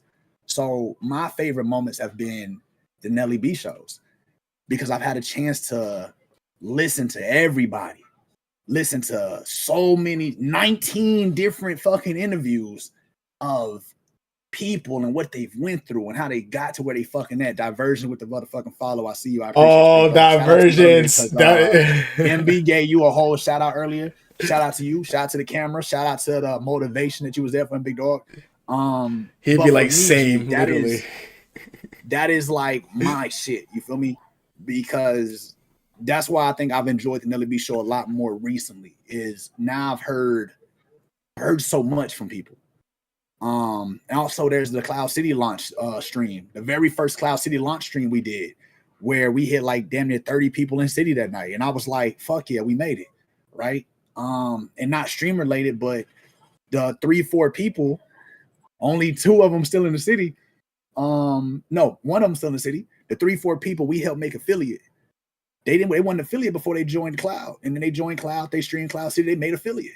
They got their viewers put up. They got their average viewers. Then they got 50 followers. Boom. They made affiliate. That give back. I love that. And they now when they go live, and they don't stream Cloud City no more, but when they go live now, you'll still see the fact they have a feeling they doing a motherfucking thing. And that was one of the reasons why we launched Cloud, is to give back, is to let people come somewhere and achieve some shit. And we provided that. So for me, that's also one of the dopest moments we've had recently. And that is my moments. That is like what I've enjoyed. The Nelly B show, the Cloud City grind, the growth, the promotion of it, the people who've joined, the good times, even the bullshit that we get with it. Because we won't be better unless we go through some shit. There's no way we're gonna get everything right out the fucking box. We've been here 3 months, 4 months now. We won't get everything out the fucking box. Fuck no. So when we do these streams and we have these moments and we talk to people and we get this, those are my favorite moments. But as an individual, by myself, separate from Cloud City, separate from the Nelly B show, and just a Nelly B gaming stream, I critique those too much because I'm a fucking critic. And so for me, I'm just never satisfied with it, because like I said, there's always something missing that I'm just not hitting yet in the stream. And until I hit that bitch, I'm not satisfied with no stream I'm doing. It's like Alexander Hamilton said, I ain't never satisfied. I'm not. I struggle with it. It's a struggle. And I'm my biggest fucking critic. Right. But that's me. That's something I deal with. And that's something I battle with every content, every stream, every VOD, every video. That's where I go. But yeah, that's to answer your question. What's up with the tea time? How you doing? Happy Saturday. Happy Saturday. I'm gonna say Sunday, girl. I'm about to go in the future. Well, first of all, man, hell of an answer. Just want to say, like, dude, that was really pulling back some layers. I want to first respond to your keep doing the Nelly B show. I think a lot of people sorry, I was reading something Divergent says. Divergent said, y'all the same when it comes to being your own biggest critic. Divergence. Divergence keeps me in check, y'all. Let me tell y'all. This is why he's the head mod. He keeps me. You talk about whips for Tim the Tap Man. Nah, Divergence. Homie keeps me in check. All right, he keeps cool frijoles. Make sure that we're staying around, we're cooking on the bean pot the right way. But what I was gonna say, Nelly, is that I think the Nelly B show is something that I think really captures that giving back that you want to do for your community and for people on this platform. And I think one thing I did notice is I like the structure and the organization that you bring to it, and I like the story, the way the story progresses. Right, you sort of peel back the layers and getting to know them. You're like, okay, where did your name come from? Right. And I think that like even that question, I knew once you did your first one, I was like, I want to go because I'm like, this is how a person is supposed to interview. And I think I like you really capture something in the bottle with this. And I hope you're posting it to YouTube, dog. And like you put in every episode on there, because this is what I think not enough people are doing. And the people that are doing it are not good conversationalists. They don't know how to ask questions. They don't know how to ask questions to make it a discussion, to get it back and forth. Be willing to take questions and also answer just as in-depthly as the person that they're interviewing. And I think that you have something great here with the show, man. Like, dude, I want to see you get to 100 episodes, 500 episodes, get some, super celebrities on here, because I think you're a great podcaster. You know how to have conversations with people. And that's something that's a lost art. And I feel like it's one thing to yap, but when you yap and people listen, that's when you really tap into something. And I think, dude, Cloud City, yeah, dude, putting ideas to action is something I always admire, because a lot of people will let their ideas just be a thought that just flows in their head. And I'm just like, dude, you doing podcasting, you have a GTA RP server, and you're already going to be hard on like you said, on your Nelly B gaming content. But I just want to say, bro, like you doing some, you got something with this Nelly B show, man. And I want you to keep that in your head, that you got something here. And I'm like, bro, this thing is gonna turn into something for you, because you're putting in your energy and effort, but also just seeing what you're able to get out of your guests.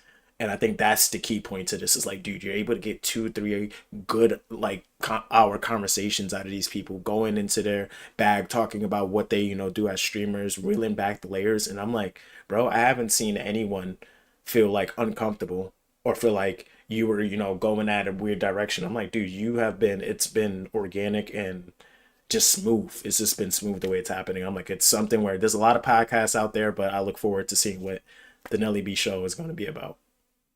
No glaze though. Just a lot of glaze. That was a lot of glaze. I appreciate that, big dog. I appreciate that. I appreciate that, homie. I do. I appreciate that love. I appreciate love. Diversions. I think you said your comments are over your face on your side of the street. Oh, you see diversion. You see diversions be the only one to tell me that my thing is cooked like that, and that's the one thing. Okay, that's one thing I don't like about my chat. My chat, I will be muted for like 40 minutes, and they're just like, "Oh, we thought you were just being quiet." What? Y'all saw me raging in the camera, all of this stuff, and y'all just thought, nah, he's just being quiet. That's all. And I was like, y'all didn't think. That, you need some good mods. You need them good mods, man. Mods make and break, big dog. Mods help a lot. Mods help a lot. Shit, I need to get more in my life. God damn it. It'd be like that, big dog. So for you, man, let's say you streaming and you're down on stream, right? This goes into like that mental side of it. What is that thing? Also, welcome to the stream, Smack Smurf T-Town. What's up with y'all, Radcore? What's good? It was pop locking and dropping. How y'all doing? I ain't said it in a while, so let me say it before I dive deep into this conversation. Welcome to episode 19 of Nelly B Show, where I'm your host, everybody's favorite tall chocolate content creator extraordinaire, Mr. Swallow for the follow himself, Nelly B Gaming. Nice to meet you. How y'all feeling? On my, whichever way you looking on the camera, I don't know, right, left, either way, is Cool Friolas. Cool_Friolas. His stream is pinned at the very top. My bad. Cool_Friolas1, aka Cool Beans. If you RP in the city, that is Mr. Bean. Mr. A, not ER. Mr. Bean. The second coming. But first of his name.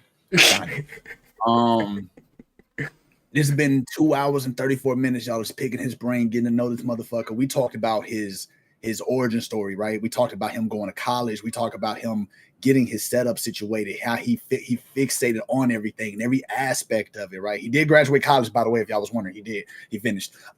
We talked about the support system. We talked about his people pull up, his fam, you know what I'm saying? Shout out to all the pops and moms beings pulling up, hanging out there, you know what I'm saying? Whether they understand everything or not. You know what I'm saying? Shout out to Diversions Gaming for looking out for him and hooking him up. Shout out to Juice God TV as well. Shout out to Melly Mills with the 50 streamer view. We talked about all of this and we dived into every aspect of that.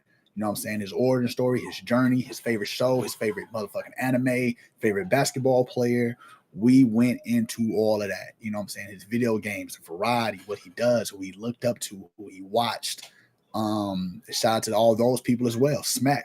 I did it again. To be fair, there's a Smack Smurf gaming in the chat right now. To be fair. And Nuke Squad, J Smooth, the boy Santana, GD Booyah, and Swag. All right. But yo, shout out to all of that. You know what I'm saying? So once again, y'all, this is cool_Frijoles1. He does stream in the city. For anybody who's in the city and you want to just watch another content creator who streams the city, go drop him a follow, hang out with him, show him some love. Don't matter. Or if you just want to go there while he's not streaming the city, he's doing Uncharted, he's doing 2K, he's doing his own fucking thing, Call of Duty, and he's just vibing. Go drop him a follow. And Uncharted for tomorrow. Uncharted for tomorrow. Go hang out for the conversations. You feel me? Go hang out for the conversation. He is the city's hobo king. Just letting y'all know that. He's the city's hobo king. He just ain't got no money to feed his. You can't buy that. You can only buy rat treats, okay? All right? Let me tell you, I can't get the raccoon treats to tame the fucking raccoon, right? So tell Ty, give MP some damn raccoon treats so we can tame the damn raccoon and get this over with, all right? All right? Damn it. Walking around with damn hobo, like everyone called me the hobo, and they're like, yeah, we see MP picking trash. I don't want to pick the trash because I like it, man. I just want the damn raccoon pet to see what it's about. That's all I want. Damn. I'm not gonna tell you. I'm gonna tell you something after this over with. We're gonna top it. I'm gonna tell you something that used to be funny as fuck. But yeah, you need your raccoon trees. We'll tell Ty.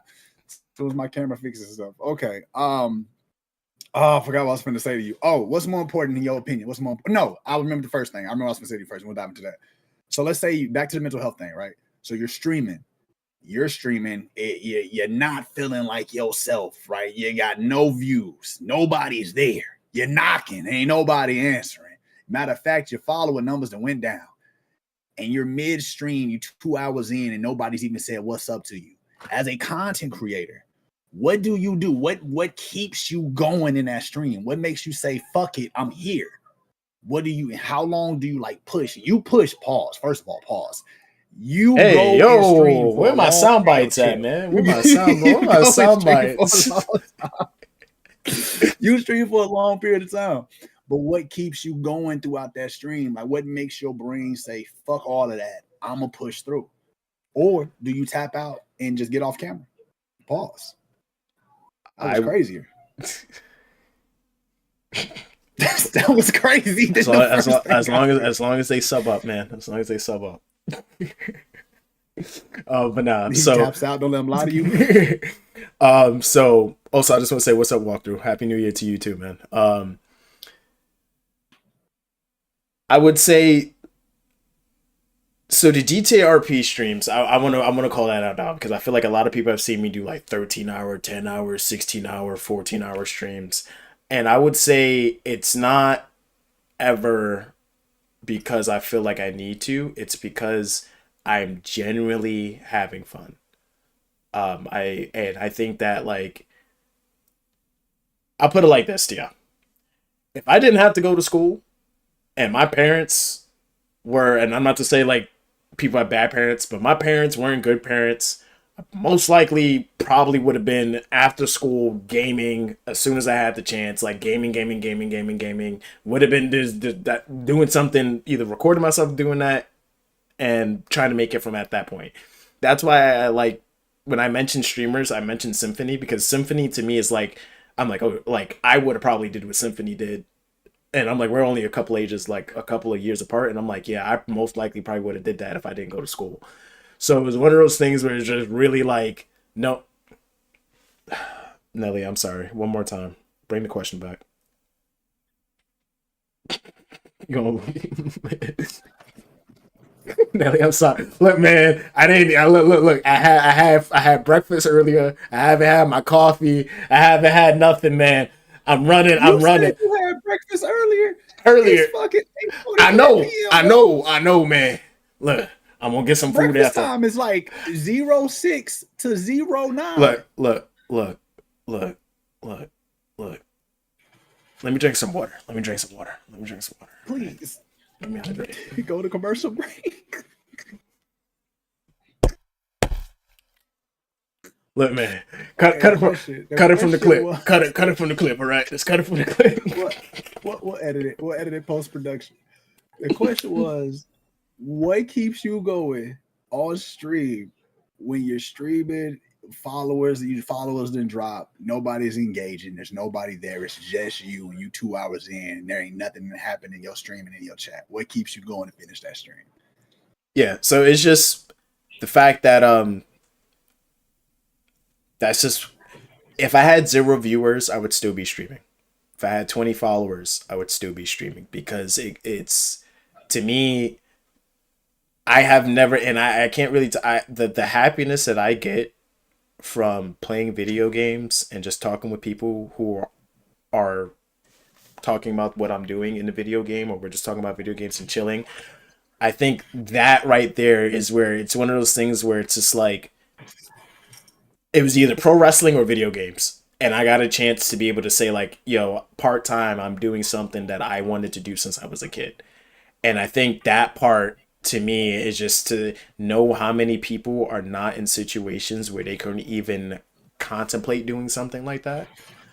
And to me, it's like, and I don't know, maybe I might feel differently about it moving forward. You know, like maybe something might happen where I might have a stream where it's just like, damn, do I really? But I'm like, as of right now, man, even when there's one person and I'm just RPing and there's no one in the city, like I'm chilling because I'm just like, dude, this is fun. Like I'm playing video games, like I'm in my flow state of just calmness where I'm just like, look, man, yeah, my video games for me has always been an escape. So to be able to do it somewhat as like a dude, like this is like, yeah, you like me, you make sure you stream and play video games. I'm like, oh yeah, make sure I take care of myself. That's how I look at it. Like legitimately, that's how I look at it. And I know that that's a privilege and to be able to view it like that, because I'm like, it could very easily turn. So I'm just running with it and being grateful for that for as long as I have it. I got you for sure. Well, we at 2 hours and 42 minutes. Damn. So we're gonna, we've been 2 hours 42 minutes. We still got a few more things to cover. I still got to get into like our big questions towards the end there. And then we'll get into what, we'll dive into the RP shit last, because I try to do the RP shit at the end because RP can get long-winded, but I don't want to spend too much time on it because it's bigger than RP. You're a content creator, you're cool _Fearless one, and the RP is just the one aspect of what you do. But I know it can get long-winded because I do got some questions in the RP aspect. I do have some, especially with you being new, you never like first city and everything like that. Like I got questions. But before we get to that, you know how this go, right? We're gonna get to RP section at some point. We're gonna dive over the, just give you a heads up, the 4 people you would love to be in a video game with in the video game world. You also got the give flowers segment that we do at the very end. And that's where we're gonna head towards in a minute. But before we get that way, big dog, what is some advice you would give to somebody who wants to be a content creator or wants to be a streamer? What advice would you give them to getting started?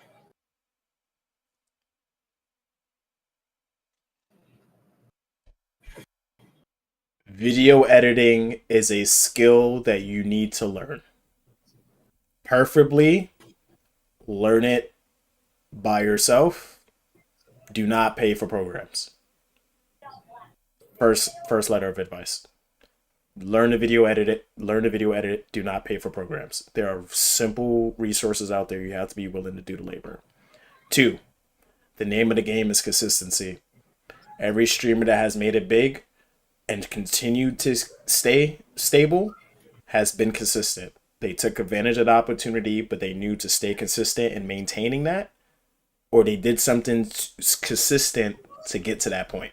Consistency is the name of the game. Whenever you're not streaming, someone else is. It's not to make you feel like you have to stream all the time, but it's also to know that's the type of game that we are in. Number 3, don't be afraid to fail. Don't be afraid to step outside your comfort zone. Streaming is going to put you in some very awkward situations, very uncomfortable situations. The only way you learn from that situation is to trust your action, trust your decision, and if it backfires, so, dude, people are going to forget. Unless you do something crazy, people are going to forget. If you accidentally ban someone, you can always unban them. If you accidentally time someone out, you can always untime them. If you accidentally play a game that you didn't like and it didn't put you in a good, you always delete the VOD. Don't be afraid to fail. You're going to do things that does not hit, that does not stick. Get back up, keep going. Can I add one more thing too? Can I ask one more? I know you said 3. Purchase a mic. At minimum, purchase a mic. Not some like mic that, and I'm sorry, you're gonna be annoyed. Not some mic that goes like that. No, purchase a reasonable mic. If you want anything like, hey, what's the one thing I should purchase first? A decent mic will go so far before you have a camera. I'm telling you, a decent mic will take you so far. So far.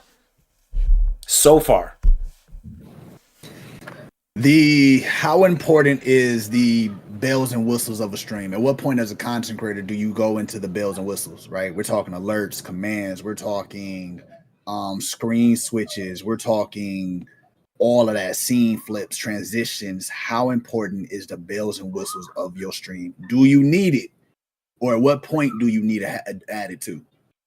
You should have, if you can have all of that stuff set up day one, you should. You should have your overlay.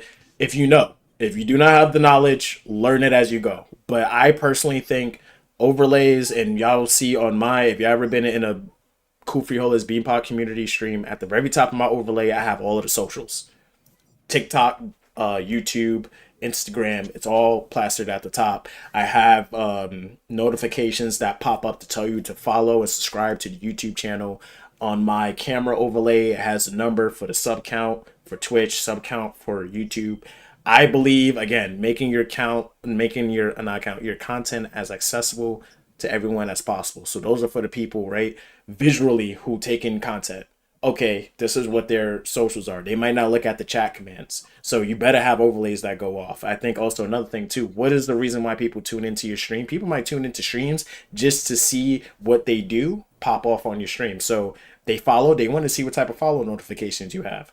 Maybe that might entice them to drop biddies. And so I think all of these things are ways that people can interact with your stream that you should have them set up. And if you don't have them set up, you're just making less ways for people to interact with your stream. And you're forcing them to do so in the ways that won't give you the best probability. Writing in your chat, dropping a follow, doing these things. And I'm like, yeah, a person can come in, right? Maybe drop a follow or maybe not want to subscribe, but they drop a bunch of biddies. Well, guess what? You have no biddy sound. So they don't feel anything about you dropping biddies. You don't know they drop biddies. So what if you read it on the thing? They have no reaffirmation that you got those biddies. All of those things are important. Last thing, as far as notifications too, I know I bring up Tim the Tap Man a lot, chat. I watch a lot of Tim the Tap Man, but this is one story what I made sure was like, it was crazy. Tim the Tap Man was streaming with his boy Closey. His boy Closey had PC problems. His PC, I think, kept shutting off and stuff, right? He had like X amount of thousand people watching him and it kept cutting off. He didn't have his overlay set up, his OBS stuff set up, kept cutting off. And Tim literally sat there and kept talking to me. He's just like, dude, imagine someone watching you and that's all happening. Imagine someone watching you and you don't have nothing set up on your camera. You don't have nothing there. You got no notifications. So I was like, he's like, you gotta think about how people are looking. And I'm like, yeah, that's what happens. Another streamer where he had a 2,000 person raid. Someone gifted him 100 gifted subs. Because he didn't have the 100 gifted sub notifications set up, it kept repeating the 5 gifted sub sound to the point where everyone started leaving. Stuff like that, when you're not setting up those things, you make yourself unready for opportunities when they come about. And when those opportunities come about, it's a damn shame when everyone sees you're not ready for that, because those things don't come about too often, especially on Twitch. And whoever streams on Twitch, y'all know that. Y'all know that those opportunities do not come about often. I'm a firm believer that you got to know how to. You got to, if you can't, like you said, if you can't be prepared, you better know how to audible. All right.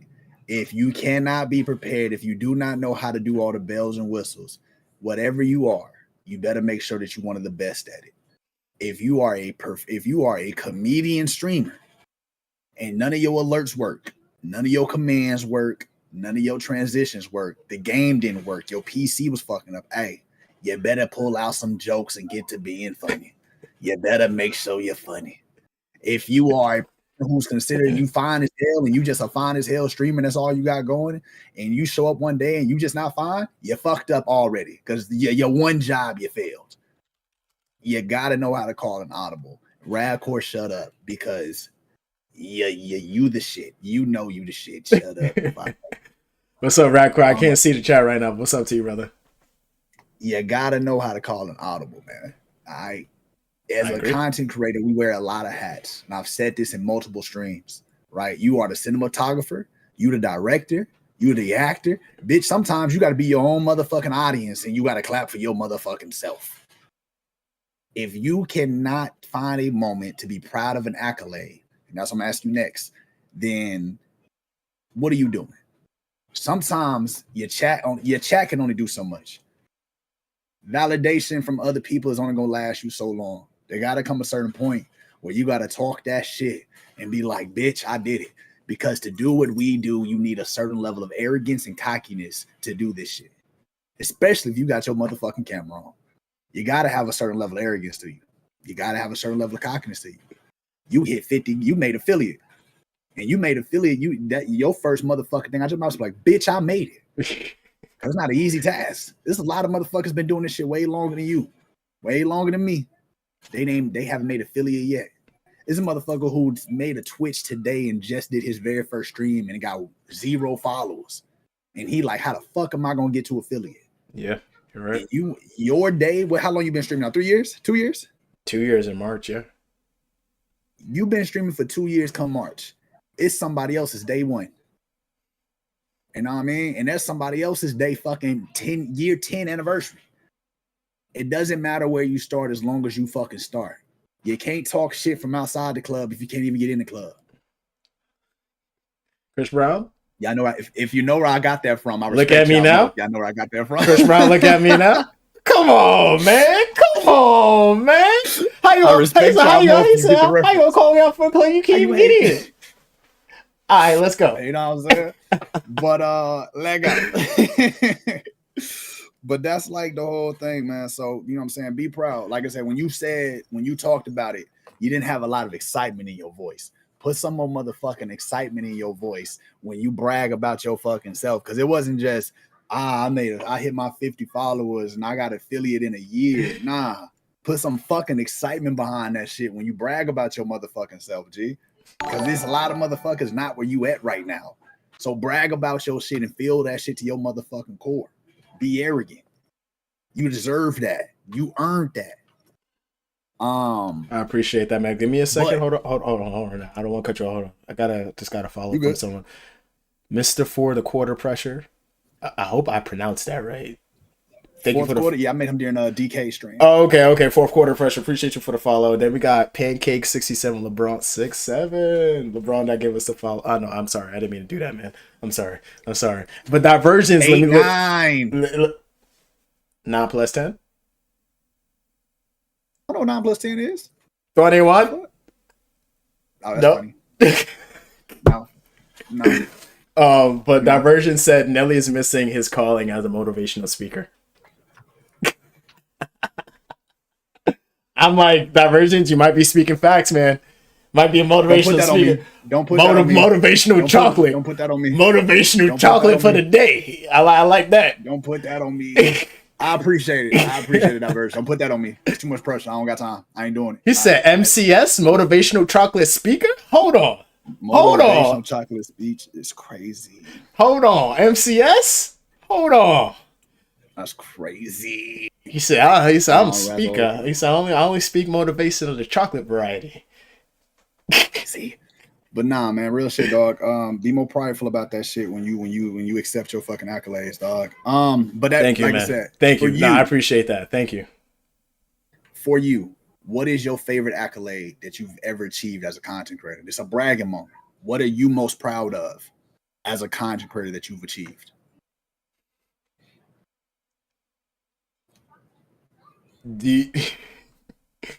It's something trivial, but it was my first meme post that I put on Instagram that actually hit over, I think it was like 3,000 views or something like that.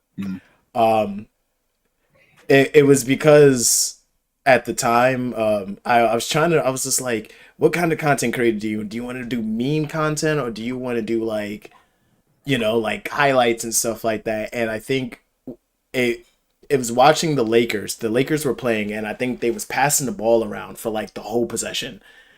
But like LeBron kept kicking the ball to them, and they kept missing the shot or whatever. And it was like when I passed to my teammates in 2K something, and it was just like literally they kept missing a shot. LeBron kept getting a rebound. They kept missing a shot. LeBron kept getting a rebound, and then he dunks the ball at the end. But what I liked about the video was that it was one of the times I'm just like, yo, I think I got something that might go viral a little bit, and I was like 100% right.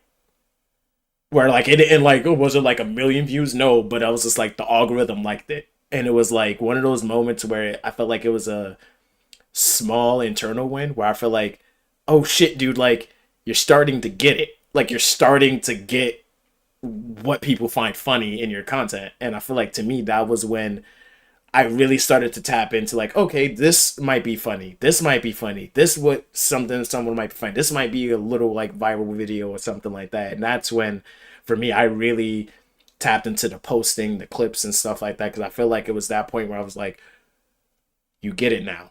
You get it. Because I feel like I was hunting and fishing a lot for what that sweet spot for my content was in posting. And that right there, I was just like, since then, I feel like I could look at my VOD, or I could literally be live, do something, and then be like, that's a clip. That's a clip right there. Bang. Right? And I don't even have to, in my chat, see it all the time. I'll take my phone, timestamp it, be like, yeah, chat, that might be a clip, so-and-so. But being able to build those instincts of like content creation instincts is something where I've been like, yeah, it's almost like spider senses now. Hell yeah. And I don't think I've asked this question on Nelly B show before, so I think I'm gonna ask this. I think I've asked it, but not in the way I'm asking now. All right. What is something that you wish people knew more about you as a content creator? What is something that you wish like somebody would ever ask you or dive into with you on your stream that just has never presented itself?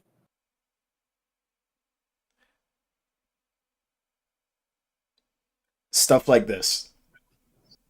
I think I would love to have a portion of my content where I'm just chatting like this, where we might talk about sports debates, wrestling debates, discussions, and it's just like an hour of just chatting before we jump into the game. I love I love things like this, conversing with people, especially when it's about like streaming stuff that I'm interested in. Like I will tell anyone, when I cut off my stream, I don't like I like movies. I love movies. I don't watch TV shows often. What I am watching is Twitch. I'm watching Twitch, or I'm watching some live stream. I'm either watching someone play COD, someone play GTRP, someone play Arc Raiders, or I'm watching live sports. So to be able to connect with, oh shit, Nelly, I'm drinking water. You already know what happened. I'm just gonna drink some water. You said, what's the question? Dog, you're like, this dude forget this question every damn time he start talking. He forget this.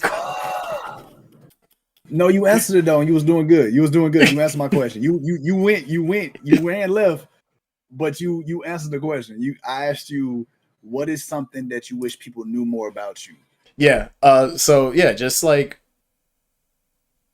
also just know that like I'm not as serious as I may present myself. I feel like I'm direct, and my directness comes off as people feeling like, oh, I didn't mean to like, like I didn't mean it like that, bro. And I'm just like, nah, man, I'm just direct. Like, if I don't know what you're talking about, I'm just gonna look at your thing and not know what you're talking about. I'm not gonna be like, ha, what do you mean? I'm just gonna be like, what do you mean? Like, I'm just gonna look at the camera straight with with dead face and be like, yeah, I don't know. Like, so I think that's one thing I would tell people, like, do not take my tone or like the way I might come off as direct as being serious or being like feeling a certain way. I'm filming myself play video games. It's never that serious. Like, it is never that serious. And I try to tell people all the time with what I talk about and everything. Like, I might sound, I'm passionate when I speak, because when I speak to be heard. So I'm not just speaking to repeat myself or to have to go back and forth. No, I'm going to speak my piece and so. If we're having a discussion and back and forth, so be it. But filming myself play video games, it's not that serious. Don't take me that serious, because I'm just enjoying myself. But I feel like a lot of people think like, because I have like, I ain't gonna lie, I have a resting bitch face. I ain't gonna, I'm not gonna present. Sometimes I be grilling the camera and y'all be like, are you okay? And I'm like, I'm chilling. But when I'm grilling the camera, I understand how that can come off to people. So very much, I'm not a mean person. Just don't think I'm a mean person. I'm not. Just direct, and I just like to, be honest and be truthful. Hey, understand? Y'all heard the man himself. Okay, y'all understand? He wants more. He wants y'all to ask him more about him on stream. Okay, That's what it was too. Thank you. That's the part I forgot. He wants y'all. There y'all go. In MB's community, my bad. Cool_free_holes is in the community. When he's streaming, he would like for y'all to ask him more questions about him. There y'all go. So if y'all want to, y'all and engage with y'all. If y'all want y'all to, can get a peek behind the curtain. If y'all want to, but we, if y'all want to run up that just chatting for 2 hours, I just want to let y'all know that I'm good on it. I'm good. What I think you should do, right? And this is my unsolicited streamer advice. Continue your schedule the way you do. And what you do is you incorporate 1 day out the week, or 2 streams out the week, or 3 days out the week, depending on you what you can manage, where you set it up in your schedule. Hey, on Tuesdays and Thursdays, 1 hour before and 1 hour before we start the game, 1 hour before we end the game, it's just chatting segments, right? And one day could be straight basketball or whatever you talk about, wrestling or whatever. And that is what that day is set up. So on Monday, you put your schedule out. On Sunday, when you put your schedule out for the week, they know, hey, this first hour on Eco Live, we finna talk about straight basketball. We finna talk about the greats, the lates, the GOATs, the current GOATs. We've been talking about recent games. Before you end the stream, you talk about something else if you want to, or you save it for the end of the stream. You know what I'm saying? As your cool down session. You feel me? And that's just giving yourself that time to not only let your community be aware of what you want to do and how you want to switch some things up, but also gives you time to get you some books, to get you some index cards, get you some notes, some cliff notes you kind of got from things you've seen or watched throughout the week, where you can dive into that bag. You know what I'm saying? That's what I would suggest. That's I like that. Advice. I'm taking notes already, man. I like that. Even that versions, he just said Fridays with frijoles.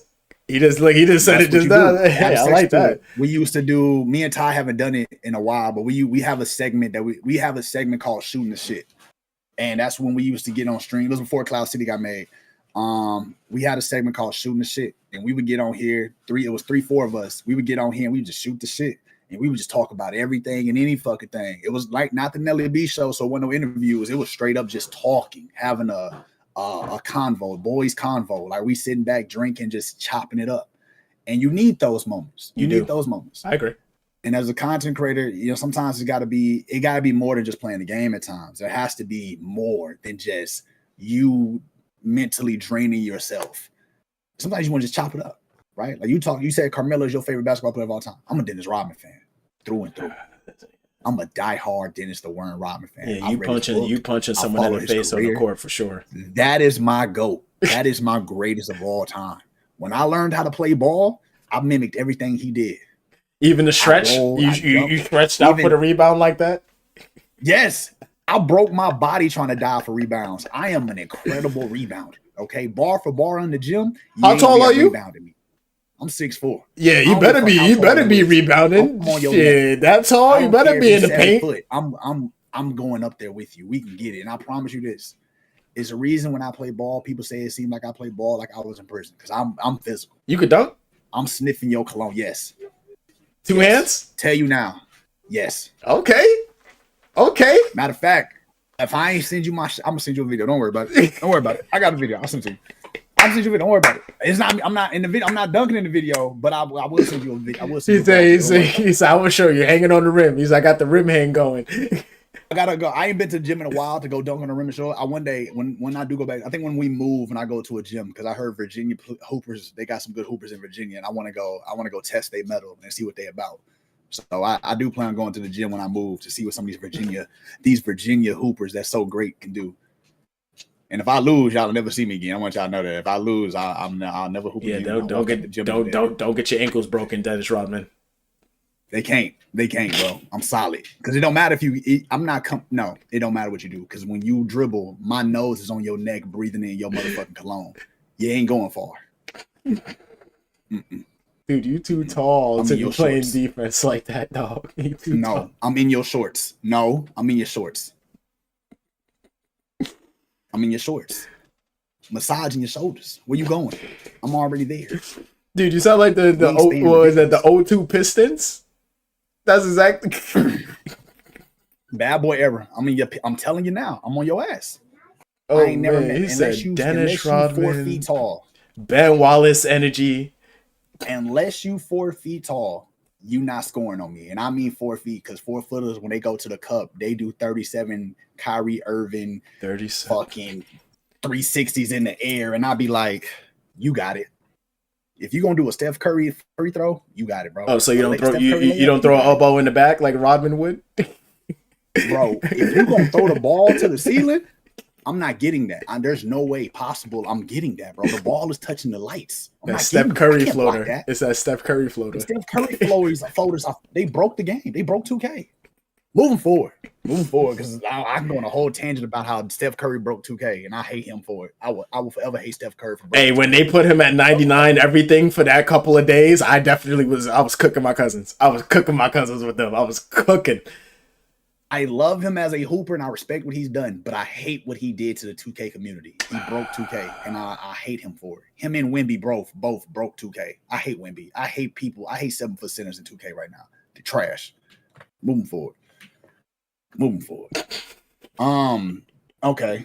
Where we at? Try to recapture y'all. We about done. Okay. Here it is. Question, right? Just to get us back on track.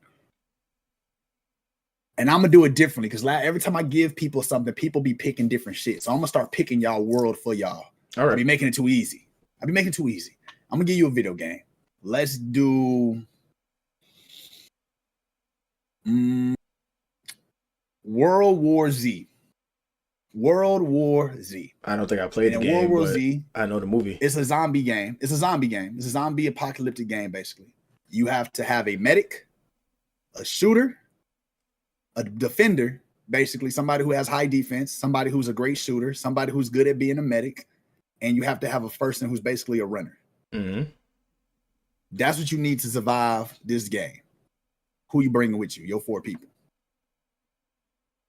5-man team. Who your 4 people you bringing with you? Who's your medic? So I have a homeboy that's up in Maine. He's like actually like he does surgeon stuff. He's been like assisting on surgery since he was like in teenage years. So I know for sure, definitely gonna. Are we talking about kind of like people I know as far as like that stream or just in general? I'm just naming. Just in general, Joe. It don't got to be okay. You have. That's my medic. Also, hey. I might have to bring. So you said a medic, a defender, a runner, and a shooter. Mm-hmm. I'll bring diversions as my runner. because Divergence knows the wild. Okay. So my medic Okay. knows the wild. They also are a good shot. Divergence knows the wild, and he knows different types of animals and stuff like that too. But um, my shooter.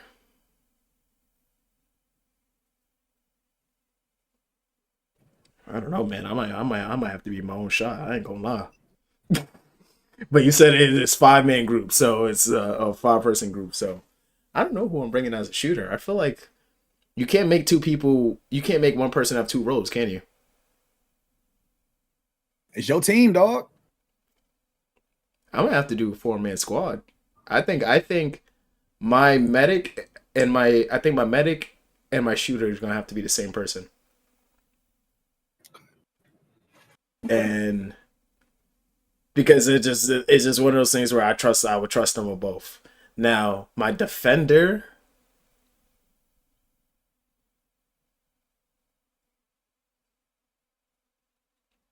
can I pick a celebrity? Mm-hmm. Pick who you want, bro. It's your all-star team, baby.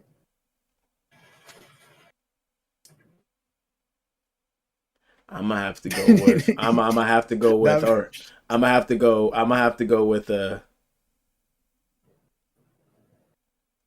Just said you dead. He said you dead in this world. He said I'm dead. Oh yeah, you see Diversion because Diversion's gonna get me killed. Diversion's gonna get me killed. He gonna get me killed. He's gonna be like, he's gonna bring something back and be like, I don't know what this is, man. He's like, I know I took a picture, but nah, I trust Divergence because. But if I had to, give me the homie from 007. GoldenEye. James Bond? Yeah. Golden? Okay. Give me James Bond. That's a defender. That dude, hey man, he gonna know every trick in the book that can happen. He gonna know. Pierce Bronson, I guess from which 00? He's at GoldenEye, so yeah. Okay. This is an interesting question. I haven't asked this before either. What's your favorite element? Like fire, earth, wind. What's your favorite element? Water. Are we considering ether? Let's not do ether. He said, "Don't touch that 5th element stuff." He said, "Hold on." Ether kind of goes a little bit deeper into other stuff. Because there's a whole anime built around ether gear, and I don't want to dive into ether because that shit is OP and different. I would say for the bounds of Earth, because elements are really earthbound in that sense. Yeah, Divergence is pretty much. I think water. Water would say I have to be the best one because I think water mimics life in so many ways. You can compare life to like a drop from the ocean that comes from a wave as it ascends and then it descends back into the ocean. You could say that's a person's individual life and stuff, and that's just sent back into everything that is, however you see life and stuff. I think about that. The oceans are some of the least discovered terrains on Earth. One of my high school friends. So if you could be any avatar, you're gonna be the water avatar. Is what you're saying? You would want to I be feel a like water avatar. I feel like water. Yeah, the water avatar. I feel like it's just water is just, if you can think about how much you can do with water and the states that it could be in, like, fam, you could boil water and freeze it at the same time. You hit somebody with that, they ain't ready. I don't know. Can you freeze water and boil water? There's a video. So there is a video, and let me hit y'all with some science. Search up a video. There is a video where there is a specific state, temperature, pressure, and volume of water where the water will evaporate, boil, and freeze almost simultaneously. Each process will really literally occur back to back to back, and there's a specific environment where it could produce that with water. And I was like, if you manage to learn how to manipulate that, man. Was you a Pokemon head? Nah, Yu-Gi-Oh. You was a Yu-Gi-Oh head? Yeah. Favorite Yu-Gi-Oh card? Blue Eye. Favorite Yu-Gi-Oh set. My fault. Blue Eye. Well, man, this is my favorite card was the Blue Eyes White Dragon, or the Blue Eyes White Dragon, or what was the Time Wizard? Because I always Toontown? One that can rewind time? The Yeah. little cartoon looking one, right? Yeah. So I always liked Time Wizard because for me it wasn't the strong cards. It was Time Wizard, and then there was another one. It was a witch that was like purple that Yugi always had. It was the wizard. The blue eyed, the dark magician, female. Thank you, Dark Magician. Thank you. So Dark Magician and Time Wizard, because those were the two where I'm just like, if you knew how to use those cards, you could mess someone. Every time it was used in a show, it was used as like a plot, like boom, and then it would just twist everything. And I'm just like, bro, those are the cards. Those are the cards. Those are your mid world person. I was a Toon World person. If I get you in Toon World, I'm on your ass. If I can get you in the Toon World with the Toon goddamn cards, I'm on your ass, because I don't care. In the history of fucking Yu-Gi-Oh, the Toon cards was goated. Yeah. And if you do add the Time Wizard on, anytime the Time Wizard was involved, though, it was a 50-50 chance. Because if that clock hit the right way, you lost. Yeah. You needed to land on the right spot. So you dangerous. That's how we bring the Time Wizard. I'm never playing that card, bro. The Time Wizard is a scary card, and I respect you for using it, but I would fucking never. Because just so happened my luck, bitch, I'm dead, and I'm not doing it. Oh, okay. Man. Those Egyptian god cards, you just brought me back too. Oh my god. Those things, to get those things. You said your favorite anime is Yu Yu Hakusho? Yu Yu Hakusho or Dragon Ball Z? Either or. Okay. The Dragon Ball Z world, do you think you would survive? As a human? And just to give you your scaling, let's say you have Yamcha level. Oh, no. Would you survive? Obviously, I'm dead by the Cyberman. What are we talking about? Nah, because you ain't have to fight. You could have walked away and just dated females. That's what Yamcha, all he had to do was go to college and date females. If I'm in the DBZ universe as a human, there are two things that are happening. I'm for sure learning Kaioken, and I'm for sure learning how to do a Ki Blast. Now, that's fair. Ki Blast save you. You know what I'm saying? Like, I ain't gotta do the Kamehameha, but if I could do the Beam Blaster or something like that, hey, I'm fine with that. You know, there's a little. That's all I need. You know, just back up. You know. But nah, I ain't dying. The first thing I'm mastering is Kaioken. Like, I'm going to go Kaioken times 20. I'm gonna learn that. We gonna figure that out, because I said, ain't no way you telling me everything that a human can get in DBZ. I could even learn Spirit Bomb, because Spirit Bomb, I think he could do that too. I think Krillin could do Spirit Bomb if he tried. I mean, they all had energy, and technically Spirit Bomb ain't shit but energy, and to focus into one single point. You know, that's all Spirit Bomb was. Right, it was literally just energy focused in one single point. You just had to have an aura farming to be able to do it. You know, you just had to know how to aura farm. Spirit Ball wasn't nothing but aura farming. Let's be real. That's all it was. It was an aura farming move that landed aura on people.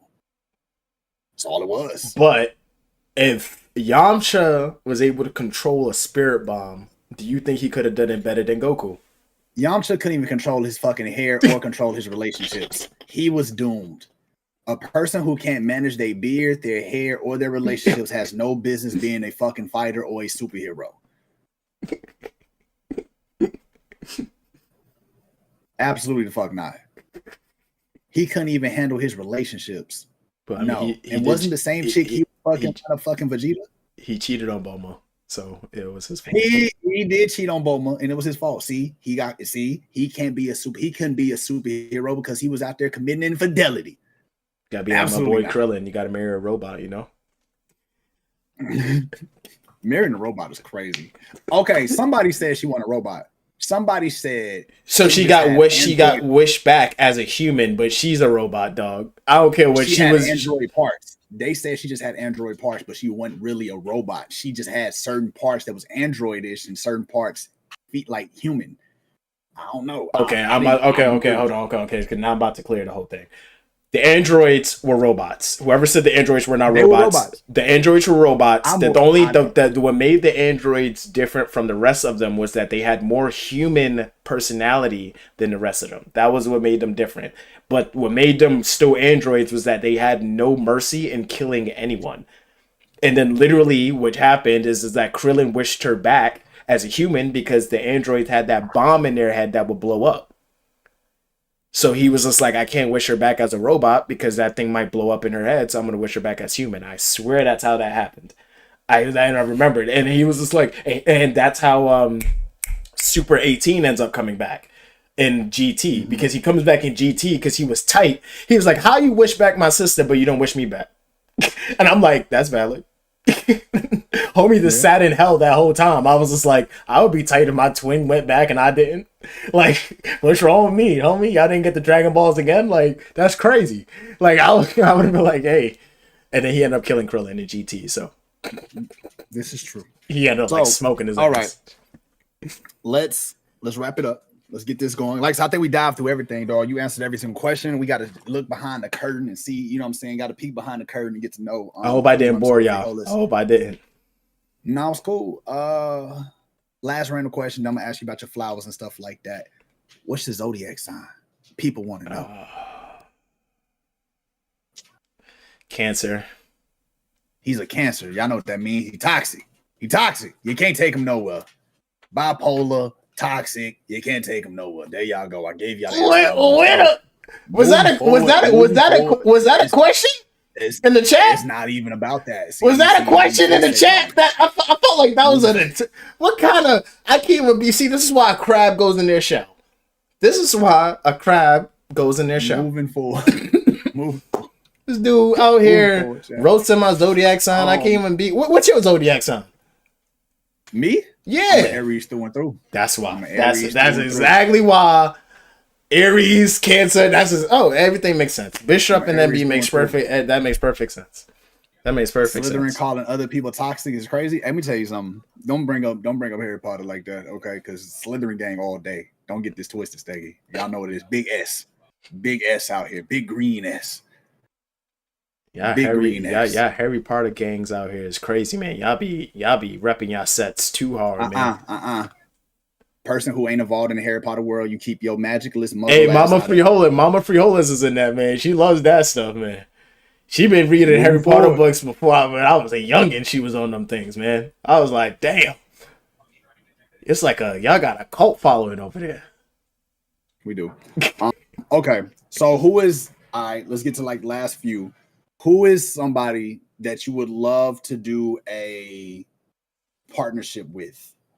You know what I'm saying? Not a streamer, industry. What is an industry you would love to get sponsored by? Let me say that. Who is somebody you would love to get sponsored by? There's two. Chipotle, because I think cool frijoles and having a cool frijoles burrito. Chipotle? Yeah, Chipotle would be dope. I think that would be dope. And I love eating Chipotle. # future ad. Second thing, I would say The Rock's energy drink, Zoa. If there was energy drink, Zoa, yeah. Any energy drink that I do like drinking, that I would say like I would like, yeah, that would be one where I'm like, hey, The Rock, like, hey, dude, you're one of my favorite wrestlers. I love your energy drink. I would love to have this on my stream, and if you would make me like one of your people, blah, blah, blah. I'm like, yeah, I've already thought about like reaching out to the home because I'm just like, what's the worst he's gonna say? Like, screw off, dude, you're weird. I'm like, oh, okay, yeah. Like, but those are the two that I have at the top. Like, well, I'm like, yeah, Chipotle and Zoa. The BeanPot community in Cool Frijoles as a content creator. You as a content creator, you as a streamer, where do you see yourself in 5 years? Honestly, 5 years from now, I see myself doing this full time. I see myself doing this where this is sort of what I'm doing for 8+ hours a day. Making content, posting clips. You know, I can see myself posting like, you know, the 2 to 3 clips a day, playing different video games, seeing those sub numbers go up, seeing the follower, you know, number hit like thousands. And stuff, seeing the sub numbers on YouTube hit thousands, and it's like, especially with 5 years, and I think the way that I'm progressing and I'm learning every stream, I feel like I'm learning and I'm getting better, and I feel like what I'm doing here, people sense the genuineness and the authenticity, and I think that people gravitate towards my stream because of that reason too. It's one thing where it's like, what are you doing, what type of story you're telling, but I think people just feel the organic sort of vibes that happen here. And they can see like I'm not facading this, or I'm not putting up too much of a front to do all of this. Like, this is just me. Like, this is who I am as a person. This is what I want for my community. And it probably won't change from anything than what I've always talk about and such. Okay. Hell yeah. Hell yeah. I got you. What is it for you? What do you want as a content creator? Like, as a streamer, what the fuck do you want out of this? Like, what is your dream? What the fuck do you want streaming to do for you? And what is your fucking dream for this shit? The end goal, the big old fucking golden trophy at the end. What the fuck do Cool Free Holes wants as a streamer? So one of the things I think that was pretty dope that and yeah, I keep bringing in his name, and I'm so sorry, chat. Tim the Tapman, because I think he's one of the few really organic streamers that's out there. And also I think too, like, he happened to hit my algorithm first before other streamers. There's many great streamers out there that do great things for their community and such. One thing that he did that I think that was really awesome was that he threw a tailgate party for his community, where he had like a ticket system, where he had a gaming tournament there. He had Luke Combs perform at this tailgate, this huge tailgate party. He had meet and greets with different content creators that were there. And he put that together for his community. It was like, yeah, this is a ticket system. He promoted it and everything. Had drinks, food, all of that stuff. And to me, that was like, it reminds me of when, like, on Christmas, when Nick Merckx is just doing giveaways to his community, PCs and stuff like that and whatnot. And I'm just like, if I'm able to achieve a point where I'm able to play video games every day and support myself, then I want to start to give back. Because at that point, I've already achieved my dream. My dream of being able to do this every day full time for as long as I can.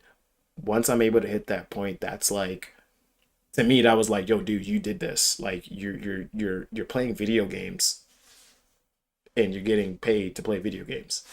Your kid self would have been like, what are you mad at, dog? Like, just take care of your health. Like, this is your time to give back. And so that right there is like, okay, when I'm at a point where I could be like, I don't got to think about working, and I can just turn this on and know that, like, my people, the BeanPot, got me, and that extent of stabilizing me and wanting me to do this all the time like that. And I'm like, yeah, that's when I want to start giving back to people, start having the giveaways and be like, hey, look, this is a streamer PC where you have this, you can start doing your own content, give away controllers. Or if Chipotle has, like, if I'm able to get that endorsement with Chipotle, give away vouchers for free bowls or stuff like that, or send Zoas to people and whatnot. And it's like, just give back, because stuff like that is cool. It grows the community, but it's just, you can never repay your community the gratitude for being able to achieve something like that.